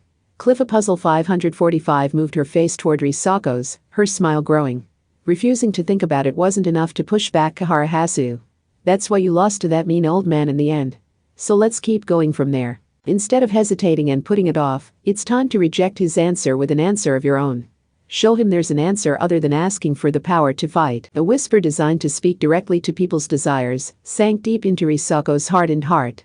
Even though emotionally rejecting a logically sound argument should have felt horribly violent to her and caused her to harden her heart further. No one wants other people to suffer because of their own weakness, so they seek out strength by any means necessary. It's a fine thing to want, but can you really achieve it by shutting your heart up tight, clouding your vision, and swinging a blade just because someone tells you to? No, that was the wrong way of looking at it. The term desires could make it sound like they were talking about something emotional. But there were plenty of logical desires. This was most readily apparent in the financial world where people's interests could be mathematically calculated. Sports medicine and biomechanics, where scientists and lab codes spoke of the human body in numerical terms, was rooted in the same word. People wanted to win first place. What was that if not a desire? And what was it Risako had said in the illusion shown by Frilson No. G? She wanted to conquer her weakness and become strong, no matter what it took. It was a flimsy logic, lacking quite a bit, but it mattered that Risako had been thinking of strength as a numerical thing that could grow and existed in a hierarchy. It looked at first like she was rejecting Kahara idea, but she could not fully reject it. Because if she did have the number one's vector control, she could have changed how handcuffs ended. She could have saved those people. That much was certain. People were free to think Vivana Oniguma and Drencher Kahara Patri wouldn't have wanted to see her like that. But she was the one who had watched them die, so there was a part of her that wished she had a more obvious sort of power. She had managed to hold that part of her in check and reject Kahara tempting words, but she had not been able to rid herself of that part. And, since she wanted to measure things with a numerical hierarchy, there was room for desire there. One's instincts and reason did not always need to be in conflict. In fact, your mind would fall out of balance if one or the other ceased to function. That would be like using hypnotism to reduce activity in the brain's dorsal anterior cingulate cortex to get someone to obey any command without question or resistance. But what you really desire isn't a number. That was Cliffa Puzzle 545's greatest weapon and only opening, but she rejected it herself. Think about it rationally. Wanting to feel good and wanting to make others happy were both examples of shameful desires. In that case, wasn't this odd? What desire would be met by relying on this Kihara and picking up that heavy chainsaw? What part of the human heart was satisfied by a power that could only maim and kill? If the girl could not answer those questions herself, then something was seriously wrong there. I get that you want power. But is the power you want a lonely thing that hurts and pushes away everyone who talks back to you? Of course not. What did you think when you saw Kihara Naokin, when you saw Vivana Oniguma, when you saw Drencher Kihara Repatri, and when you saw Hamazura Shiage? Did you want to cause even more bloodshed in a world where only you could survive? Of course not. You wouldn't find any peace in a boring argument over who's the strongest or in showing off your specs.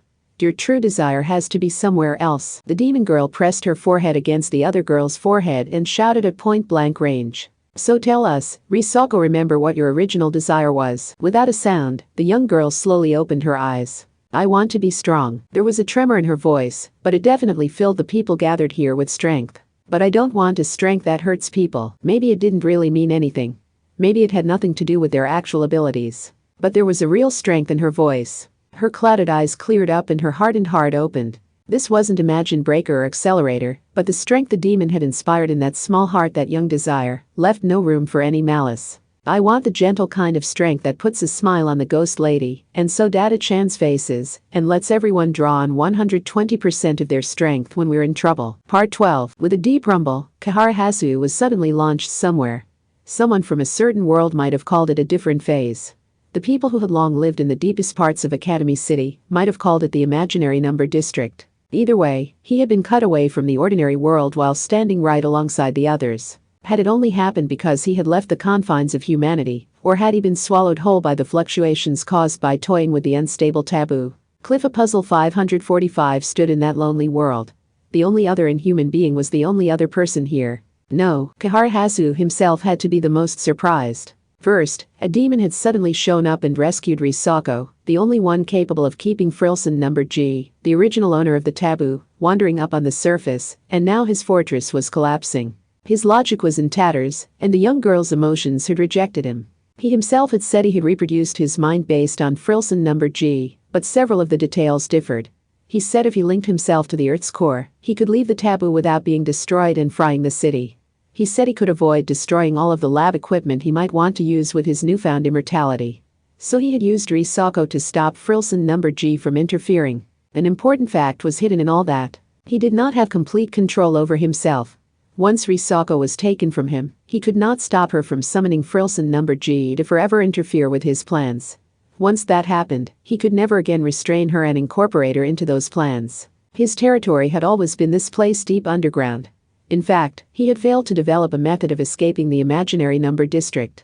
The demon girl slowly approached the trapped ghost. She was a higher-level spiritual being than him. But more than that, no, he shook his head, forgetting all about the fear of being annihilated. He was brimming with rage over something that made no sense to him. He was still a scientist, so he could not let this slide. I did not implant her with a false desire, the chainsaw, the bloodshed, the deadly force that really was the kind of strength Risako-kun wanted. That's what gave me an opening in the first place, so what is this about making people smile? How did she reach that false answer? Kihihi. Yeah, I guess I shouldn't expect much more from a mere ghost. The demon laughed. The being who had twisted the girl's answer grabbed her newspaper skirt and curtsied. Humans have more than one desire. Their one heart contains several desires, both large and small.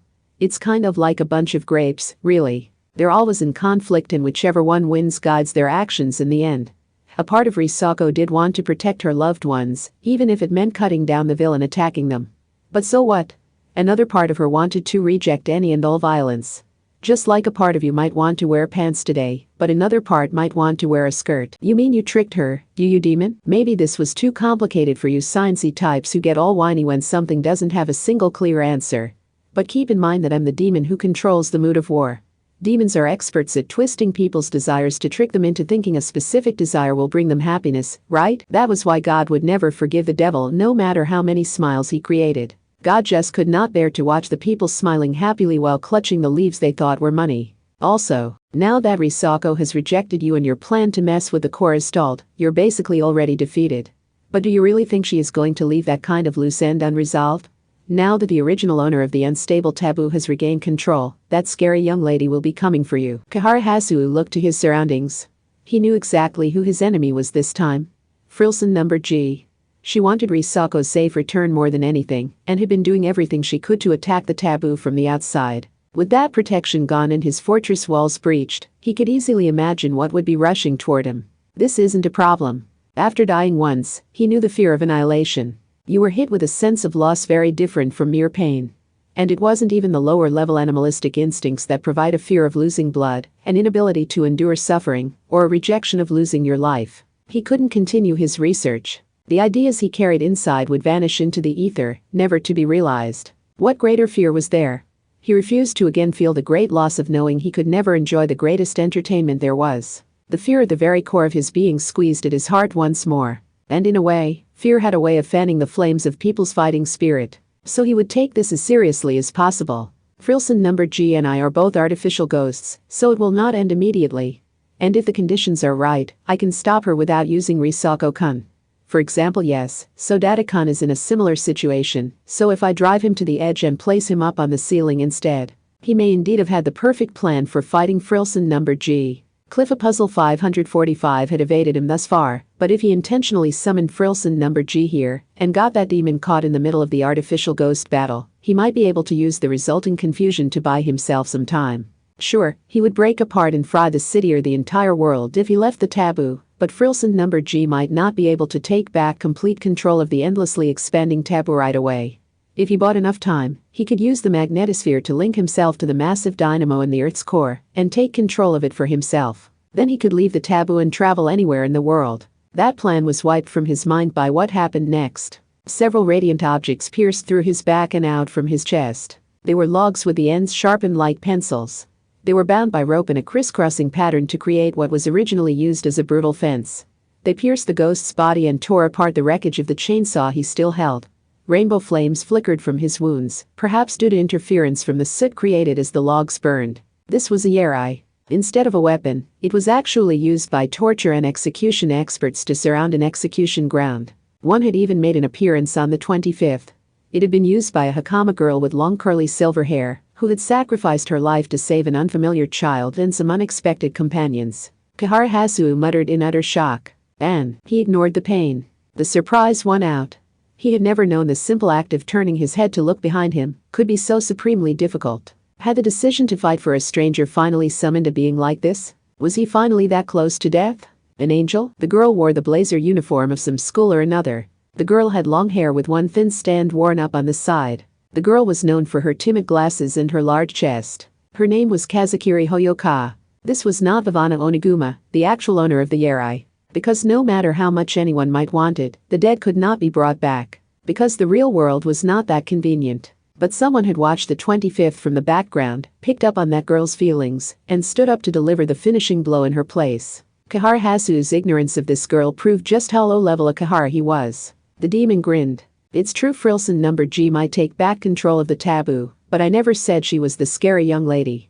I mean, have you forgotten that you already defeated and neutralized her back during handcuffs? Hee hee. Whether she takes back control or not, she can't defeat you. So she had instead relied on the girl who knew the taboo better than anyone and called the imaginary number district her home. In a clash against more malice, Kihara Hasu may have survived. That had nothing to do with logic or skill. On an instinctual or conceptual level, a Kihara's evil may have been enough to survive an attack from a demon or ghost. But this was different. Kazakiri Hoyoka was a collection of the AIM diffusion fields produced by the city's people. She could be seen as the collective will of Academy City, and she had given a clear answer to this evil. Go away. We don't want you here. An artificial angel feels like cheating to me. And she's really strong now that it's all gone public, and she can directly ask the sisters for permission to place a burden on them. But she's apparently the type to worry over things all on her own, so if you'd never turned yourself into a ghost, maybe you wouldn't have had to encounter this kind of terror. Oh, and don't you dare claim this came out of nowhere. The demon smiled thinly at the twisted ghost as he vanished. That endlessly cruel expression was the perfect last sight for such an evil man. There was no promise of salvation in that smile. She's been here in Academy City from the very beginning. Really, you're the one who doesn't belong after deciding to intrude on the peaceful city that boy wants to protect. Epilogue. Even if your hand leaves mine, not enemy. Kamijo Toma crawled back out from the depths. He somehow managed to return to the surface world. Ha! He laughed and then slumped down to the ground as soon as he felt the outside air on his skin. He honestly hadn't thought he would make it back out alive this time. And if he had been on his own down there, he couldn't have managed it. His stomach was stained a dark red. He couldn't go on. He couldn't possibly fight anymore. He knew he was still in danger, but he just sat there weakly and smiled into the distance. A group of people had formed a short distance away. Ladybird had sheathed the ultra-heavy machete on the back of her hip, and she had artificial muscles and wires sticking out of the split artificial skin on one arm. Risako hesitantly approached her after being carried out on Hamasura's back. Sodata was a lot more hesitant, but that may have had more to do with her skimpy racing swimsuit outfit than with her being the android who had tried to harm him once. It was a subtle difference but an important one. Kamijo's vision grew red and distorted. Was that Frilson number G's toxic presence that kept her from being with the children she had once lived with? He was too weak to speak to her. They both watched the group from a distance for a bit, but she eventually vanished into thin air without speaking a word. Academy City's greatest taboo was back in her control, and she had chosen to disappear without giving any kind of warning, so he guessed the taboo had stopped expanding and would not alter the planet itself using the magnetosphere. In that sense, he knew she would never betray Drencher's spirit. Maybe Operation Handcuffs had been a hellish incident, but that didn't mean the people caught up in it had no hope. They had finally ended it for good. He felt certain of it. Teacher, Alice trotted over with a smile. The white fluff ball on the back of her apron wiggled side to side, and the arms sticking out of her short sleeves were thrust forward as she leaped at him. Hee hee. Good job, was it really? You are incredible, teacher. Well, you're hard to look at in your current state, but you did prove it was worth rejecting the girl's spell and struggling on your own. Maybe so. Alice had the same gentle atmosphere as ever. He was too weak to get up when she leaped at him, so he was helpless to prevent her from nuzzling against him. Her frictionlessly smooth skin and high body heat stabbed sharply into his exhausted brain. He didn't even question where she had come from or what she had done in the past. The storybook girl was harmless, but she carried too many mysteries. He was badly hurt. He only had 49 yen left. His New Year's Tokyo survival life had reached true crisis levels, and he may not have gained much of anything from getting involved in all this, but he had ended Operation Handcuffs. Knowing something like that would never happen again was good enough for him. And just as he cited that thought, Alice. Did you have fun? His shoulders jumped, but that was all. His head would not turn. A bored girl's voice had come from behind him. He couldn't seem to bring her into view, like he had a crick in his neck and it wouldn't turn right. He could tell something had been gently placed on his head. His reflection in a nearby puddle showed him wearing a thorny rose crown. One thought immediately leapt to mind. Is it poisoned? After Saint Germain, he had nothing but bad memories concerning their medicines and poisons. Even if it was a magical spiritual item, he couldn't touch it when his right hand wouldn't move. He recognized the voice slipping into his ears. A sweet rosy scent hung in the air as the voice was gently sighed behind him. I didn't realize you were into the cute needs to be protected type. Maybe I should have worked up some crocodile tears and slipped below your blanket. Anna Sprengel? Alice. She was through with him. The villainess named Anna ignored paralyzed Kamijo and spoke to the other mysterious girl. Her tone was as casual as could be. You've been running around all night without any sleep, haven't you? Isn't it about time you went home? Yes. You can't tell the girl what to do, but she does like having someone to talk to. Alice was equally casual as she left Kamijo, but did she really know what this meant? Wait, Kamijo called out to her without thinking. Alice Anatherbable had been a mystery from the beginning. She hadn't been fazed by an artificial ghost like Frilson number G, by Hanatsuyaya and the carrier, or by anyone else. She had used some kind of powerful magic called live something or other, and he still didn't understand what that had been about even after she explained it herself. To be honest, she was so strange he had his doubts she was really a magician. But, you aren't like her, What do you mean? You aren't like Anna Sprengel. It's true you use a power I don't understand, and everything about you is a mystery, but you helped me. You saw everyone suffering from handcuffs, and you used your power to help them. Alice. The higher level being sounded amused but exasperated. Is that the kind of desire you played with this time? No. He is the girl's teacher, but he didn't leave an opening for the girl to have an adventure. Alice tapped the back of her small hand against Kamijo's chest. The girl saw it coming from the moment he refused to use live adventures in Wonderland. Ha ha ha. Because the better the person, the less they need the girl. My. And yet none of them were able to resist the temptation, right? Teacher is incredible. Alice's smile looked sad but somehow proud as well. Kamijo heard a rustling of cloth from outside his range of vision. Anna Sprengel was probably slowly standing up. in order to leave, while holding the hand of that girl who existed beyond good and evil, or maybe was too young to even know the difference. To take her back into a different sort of darkness from handcuffs. Stop, Anna. Why should I? I received that human's message in law, so I need to prepare for our game. And you were the one who rejected Alice. You refused to flee into her storybook world, and you put a stop to her adventure. She saved me. No, not just me, everyone involved in handcuffs. She made it a lot more complicated, but the 29th never would have made it to this point without her. He couldn't move a finger, but he heard Anna Sprengel's tone shift slightly. There was now a subtle hint of regret. Maybe I should have done the same from the beginning. Her tone shifted again, this time to that of a girl plotting some new mischief. Like she was trying to shake something off. And just so you know, I do think this is in your best interest. He wasn't sure what she meant. Could his outstretched hand not reach those girls unless he figured this out? Finally, Alice bent over. She placed herself on the seated boy's eye level and smiled gently. It was a strangely mature smile that did not at all match her storybook dress or her animal ear curls. Farewell, teacher. It would be best if you stayed here. The lips he felt on his cheek were probably meant as a way of saying goodbye. A faint scent of tea lingered afterwards. She practically hopped away, and then the other girl moved into view. Miss Sprengel in her baggy dress held Alice's hand and walked into the shadows. This isn't over, said Kamijo Toma, still unable to move. His voice grew to a shout. I won't stay here. Listen, Alice. If you're going to descend into the darkness like everyone in handcuffs did, then I will pull you back out again. I'll do it whether you want it or not. I don't care what anyone says or even what you think. Nothing will change the fact that Alice and Atherbable saved us all. There was no strength in his voice, but the helpless boy still managed to shout the words, like he was carving them into his heart. I don't care if you can use some special magic, or if you're some unique being. I got to know you, and that's a good enough reason to pull you out from the darkness. So listen, Alice.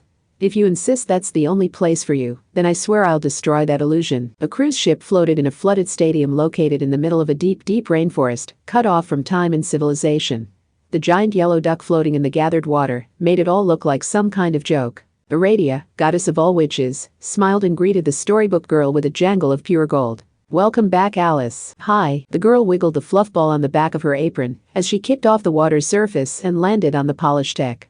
Were the short sleeves actually a good match for the jungle, or were they an even worse mismatch because it left her bare skin exposed to so many natural dangers? You weren't lonely with the girl gone? No. The goddess of all witches did not bother pointing out that it was Alice who had disappeared without telling them. This happened all the time. Aradia exchanged a glance with Anna and then shrugged. Alice walked through the disconcerting cruise ship with great familiarity and made her way to the circular colosseum. She plopped down in the giant throne sitting in the center. It was far too big for her, so she couldn't bend her legs when sitting against the back. Her legs stuck straight out as she kicked them despite wearing a skirt. Her high body temperature and the way the light reflected off her blonde hair and pale skin seemed to change the very atmosphere of the place. This was how things usually looked here. Sensing Alice's return, several people appeared in the tiered stands. Good, Old Mary, Ht Trismegistus, and more. Their physical location had them looking down toward Alice, but the reality was the opposite. They had hurried to visit their returned master because they knew what happened if they displeased her even slightly. They all had active imaginations, and they could not ignore her even on this ship where their individual freedoms were guaranteed. The only others at the center of the Colosseum were Aradia, who was closest to Alice, and Anna Sprengel, who was a newcomer and thus did not properly recognize the threat. Aradia, who wore a purple bikini-like dancer's outfit and a wimple that fell to her ankles like a cape, spoke gently to her master in the throne. Did you have fun? Yeah, if you were feeling refreshed, how about you get to work now, Alice? Alice placed a finger on her chin and stared into the distance. Aradia did not let her smile crack. She knew how capricious the storybook girl was. That was why she had not mentioned anything about Alice's sudden disappearance or her return with Anna. If Alice said she wanted a toy, they would get it for her. If Alice sulked that she was bored, they would find some way to entertain her. Even if that toy or entertainment was a living human being. Alice would go on adventures where she linked together laws and definitions to find new meaning there, while she innocently used her live adventures in Wonderland that affected the entire world, so all of their efforts here were a small price to pay if it let them work that girl into their own plans. But no, the girl isn't doing that. Teacher wouldn't like that messy stuff. She made it sound like an offhand thought, but it was devastating for Aradia and the other powerful magicians who were trying to accomplish something using the special spell that only Alice could use, which was the opposite of how magic was supposed to work. Alice bounced her little butt up and down on the throne's cushion. It just doesn't feel right. Teacher's lap is the best seat there is. He isn't my type, but I must warn you that acquiring him will not be easy. That's what makes it so fun. Now that I understand. Everyone else had been shocked into silence, but one person continued smiling and speaking with Alice. Anna Sprengel peered into Alice Anatherbable's face and asked a question. So what kind of adventure do you want to go on next, Alice? The girl hasn't decided. Then think of it this way. What would he want to do with the world? Hee hee. You don't know that any more than the girl, Anna Sprengel. For a moment, Aradia felt left behind by the flow of time. But a few seconds later, her blood boiled and rushed to her head. But just as she started to say something, she heard a swishing sound. At some point, a flamingo bat and a few hedgehog balls had emerged from below the storybook girl's apron. Her psychological defense had activated. This was actually protecting Aradia from Alice herself doing something without thinking. But push this any further, and Aradia would no longer be protected, and the executioner or what lay beyond would emerge. If you stopped blinking and paid careful attention, you would have noticed a tingling more ominous than static electricity, filling the air around bored-looking Alice. Needless to say, the real threat was not the bat, the balls, or the executioner, it was young Alice herself. So Aradia had no choice but to forcibly alter what she was about to say with her mouth forming an A sound. She could only think of one other person to address instead. Ideally, this newcomer would turn out to be a useful pawn. But if she did try to start some kind of rebellion, Aradia and the other legendary individuals would either take her down as a group, or have capricious Alice eliminate her instantaneously, after she displeased a girl. But what was this? Did this answer the mystery of how Alice had gained an interest in Academy City? Anna Sprengel, did you delve far deeper before we even invited you here? The red girl tried to suppress her laughter. But she failed. Miss Sprengel started shaking and then doubled over, holding her sides. Ha ha. Ah ha ha, didn't I tell you before to ask Alice? My. It is true I told bored Alice the story of a certain boy, but I don't see how you can resent me for that. Also, killing me won't do a thing to change Alice's nature now. She's already focused on a different toy. Ha ha ha, only because you pushed her in that direction do you have any idea what you have done. Aradia's rational anger only made Anna wrap her arms around herself and tremble in joy. As if to say she had only bowed to this wannabe lead earlier, so that she could see the look on her face now. Alice was not the only person who let her current mood guide her and destroyed everything around her. This other innocent girl, who had readily thrown out RNC occultics once she was done with it, parted her own smiling lips. Whining isn't going to change what has already happened. Hee hee. I am not Alice's teacher. Her obsession is with someone else. Alice held a small hand to her mouth and yawned. Like she had no interest at all in the argument being held over her head. The way she kicked her little legs in the oversized throne made her look like cuteness incarnate. But no one here could make her obey with any kind of external force. Aradia herself had explained that to Anna. You are free to do what you want here, but do not upset Alice. They had been bound by their own one and only absolute rule. But after spending so much on this and making so much progress, they were not going to just let this happen either. Kamijo Toma, the goddess of all witches, who ruled the moon in the night, clenched her teeth and rapidly reworked her plan. If she lost Alice's interest here, it could bring a permanent end to that plan. So she knew the first problem she had to deal with. Kamijo Toma. Afterward, if you picked them up one at a time, welcome back. If you bought them all at one sum, how many volumes is the entire series by this point? This is Kamachi Kazuma. This one was mostly an Operation Handcuffs rematch, but I also let the mysterious storybook girl Alice Anatherbable go nuts as a guest heroine. She is a lovely girl with a bright smile, but I think you should have sensed a scarier side of her as well. Alice and Anna are both selfish girls who put themselves first, but while Anna and the Handcuffs villains are dangerous people with a short temper and a penchant for causing explosions, Alice is always smiling and seems more stable. The problem is no one can predict what will happen once she finally does explode with anger. They do say, after all, that even the Buddha will eventually run out of patience, but maybe someone like her isn't who they had in mind with that saying. Or is she more like a gentle mother of indeterminate age? What is the difference between Kamijo Toma and Hamazura Shiage? This question was referenced a bit in GT3 and 4, but the answer is found here in GT5. Hamazura rushed into battle without trying to determine what was causing it all, and did not consider the possibility of converting that evil power into something good, so he placed himself on his opponent's field and couldn't stop the tragedy. But things would have been different if he had been dragged into it all on his own, without the coin of Nicholas's interference. Protecting what matters to you does not always make things better. And sadly enough, increasing your position only on the side of good does not always give you more options to work with. I think the most prominent difference between before GT3 and after GT5 was Hana Tsueyun. Her actions were easier to predict when she was separated from Kai, who is more violent and loves being self-destructive, but Kamijo still compromised with her quite a bit.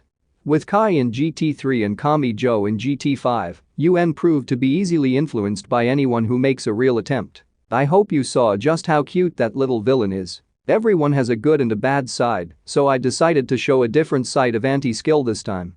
I was wondering how they would face the villains after having their headquarters destroyed in handcuffs. Before, I had mostly shown rogue units motivated by an extremist form of good, so this time I went the other way and introduced an anti-skill officer who compromises with the darkness and makes use of the villains. Being flexible and avoiding direct conflicts can increase your options. That might sound nice, but I hope you saw just how sinister an adult organization like that can be. It might be fun to consider what the real difference between Kamijo and Tesu is. And whether they were good or bad, it was the ghosts who never strayed from their convictions. Kahara Hasu was a scientist in GT3, so it seems ironic to me that he failed to die within the bonds of the science side, returned as a ghost, and was ultimately finished off by an angel. Unlike the other villains, a benevolent salvation would have the opposite effect on him. I feel like you wouldn't have anything left if you removed his toxic side. On the other hand, Frilson number G had a fairly ominous scene at the end of GT3, but I think it was obvious whether she would choose to focus on her revenge or choose to save the children that Drencher had risked his life to protect.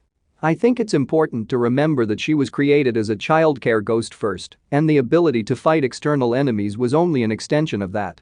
None of it was revealed in detail within the story, but that kind ghost had gathered all the tools needed to take revenge on those involved in handcuffs, but threw them all out so she could instead oppose the great malice threatening those small lives. I hope she made you realize that Hamazura and Sodata weren't the only ones who had inherited Drencher Kahara Patri's spirit. I give my thanks to my illustrators Himura-san and Itu Tateki-san, and my editors Miki-san, and An-san, Nakajima-san, and Hamamura-san. This was a GT3 rematch, but I imagine that made it difficult to design the new enemies so they could still stand out. Thank you for going along with my ridiculous demands yet again. And I give my thanks to the readers. Did you find the handcuffs villains or Alice Anatherbable more frightening?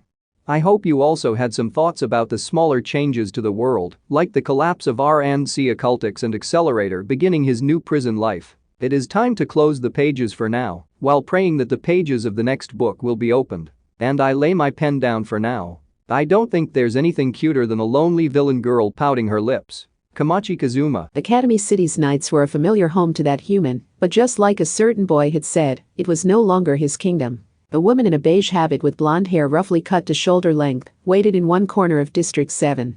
Technically speaking, she was a great demon whose body had been taken over by Aleister Crowley. She was crouched in an unnaturally open space within the closely packed skyscrapers. A golden retriever walked up to her and she spoke without even glancing his way. "Are you quite done now? How condescending. You had your own objective to carry out, didn't you? And this trouble on the 29th helped hide what you were up to." Fair enough, it had been very convenient that the center of the commotion had moved from District 7 to District 10. Otherwise, someone might have noticed that Aleister was up to something. Maybe it would have been the prisoners running around the city's night, maybe it would have been the artificial demon flying around unseen, and maybe it would have been the city's new ruler watching it all from afar. He had prepared a countermeasure for the underline hidden in the air, but it turned out the new ruler had shut the system down. "That was a close one," said the dog. "What was?" "When you offered to take over for Kamijo Toma. Aleister, that one was entirely selfless, wasn't it? None of it would have functioned as a diversion if you had gone to District 10 to solve it yourself. This could have all ended in failure then." Still crouching, Aleister fell silent. And he finally asked a question. "Do you think it is wrong to reach out a helping hand to someone being manipulated, even if it means your own defeat or failure?" "Tactically speaking, it would definitely be wrong. Then again, it's the choices like this that make me want to help you." Aleister Crowley's life had been a series of failures and mistakes. No matter how carefully he put together a plan or strategy, the smallest thing would cause it all to fall apart. It didn't matter how much time and effort he put into it. Time and again, this had been proven to him. So to be blunt, he had been caught completely off guard when he had lost the windowless building in his fight against Great Demon Karanzan, and when he had been forced to battle Westgate, Mathers, and other old members of the Golden Cabal in London. That was why he had barely had a countermeasure in place for those things. But he did have a few things in mind. He had left some trump cards behind, since they hadn't fit the situation, but they looked like they would be useful in a different way now. The beige habit woman held a tablet attached to another device with a cable. The windowless building was gone, but its foundation remained in Academy City's ground. The Foundation's power supply and communications network had been shut down, but reacquiring access to the original network was still possible if you repaired the damaged and concealed portions. He had needed to run a search. This was not limited to Academy City. He searched through the vast ocean of data covering the entire world known as the science side. Of course, it was the magic side that would understand the true value of what he sought. So it had been easy to imagine it would be hidden on the science side where it could go unnoticed. Alistair grinned. Found it, good grief. My goal is the elimination of all forms of magic, so don't expect me to throw my hands in the air and rejoice this. Now there's an amusing mental image. Even more amusing since this country calls that the penis pose. I'll bite you? Why the anger? English alone has over 100 words for that body part, and who knows how high the number goes if you count every language on the planet. Don't act like you're some refined intellectual scientist. Whether they admit it or not, everyone loves dick. The dick is the most romantic body part. The human who had gone down in history as a world-class pervert was entirely serious, so the golden retriever really did attack the habit woman. The last line was apparently especially unforgivable. Ow, ow, ow, so the queen of evil is brought down by the dog who is both her friend and an old man? How interesting. Hey, is this my new normal? Well done showing me even I have more to experience, Kaharanauken. GRR. We do not have time for this. We do not belong in Academy City anymore, so we need to leave. I am aware of that. Now that I have this, I have no more business here. Alistair Crowley looked fairly beaten up after the large dog bit him on the arm and dragged him along the ground, but he didn't bother getting up and stared up into the night sky. Then he brought the tablet's thin screen up in front of his eyes. The action gave enough of a tug for the taut cable to pop out. A new message had appeared on the screen. A pin had been placed on the map. The habit woman kissed that part of the screen. It indicated a location where a corpse had been preserved for more than a century now. Hello, Anna Kingsford. This magician was Westcott and Mather's teacher, and that woman is rumored to have been based on her. Now, I think it's about time I treated myself to a counterattack.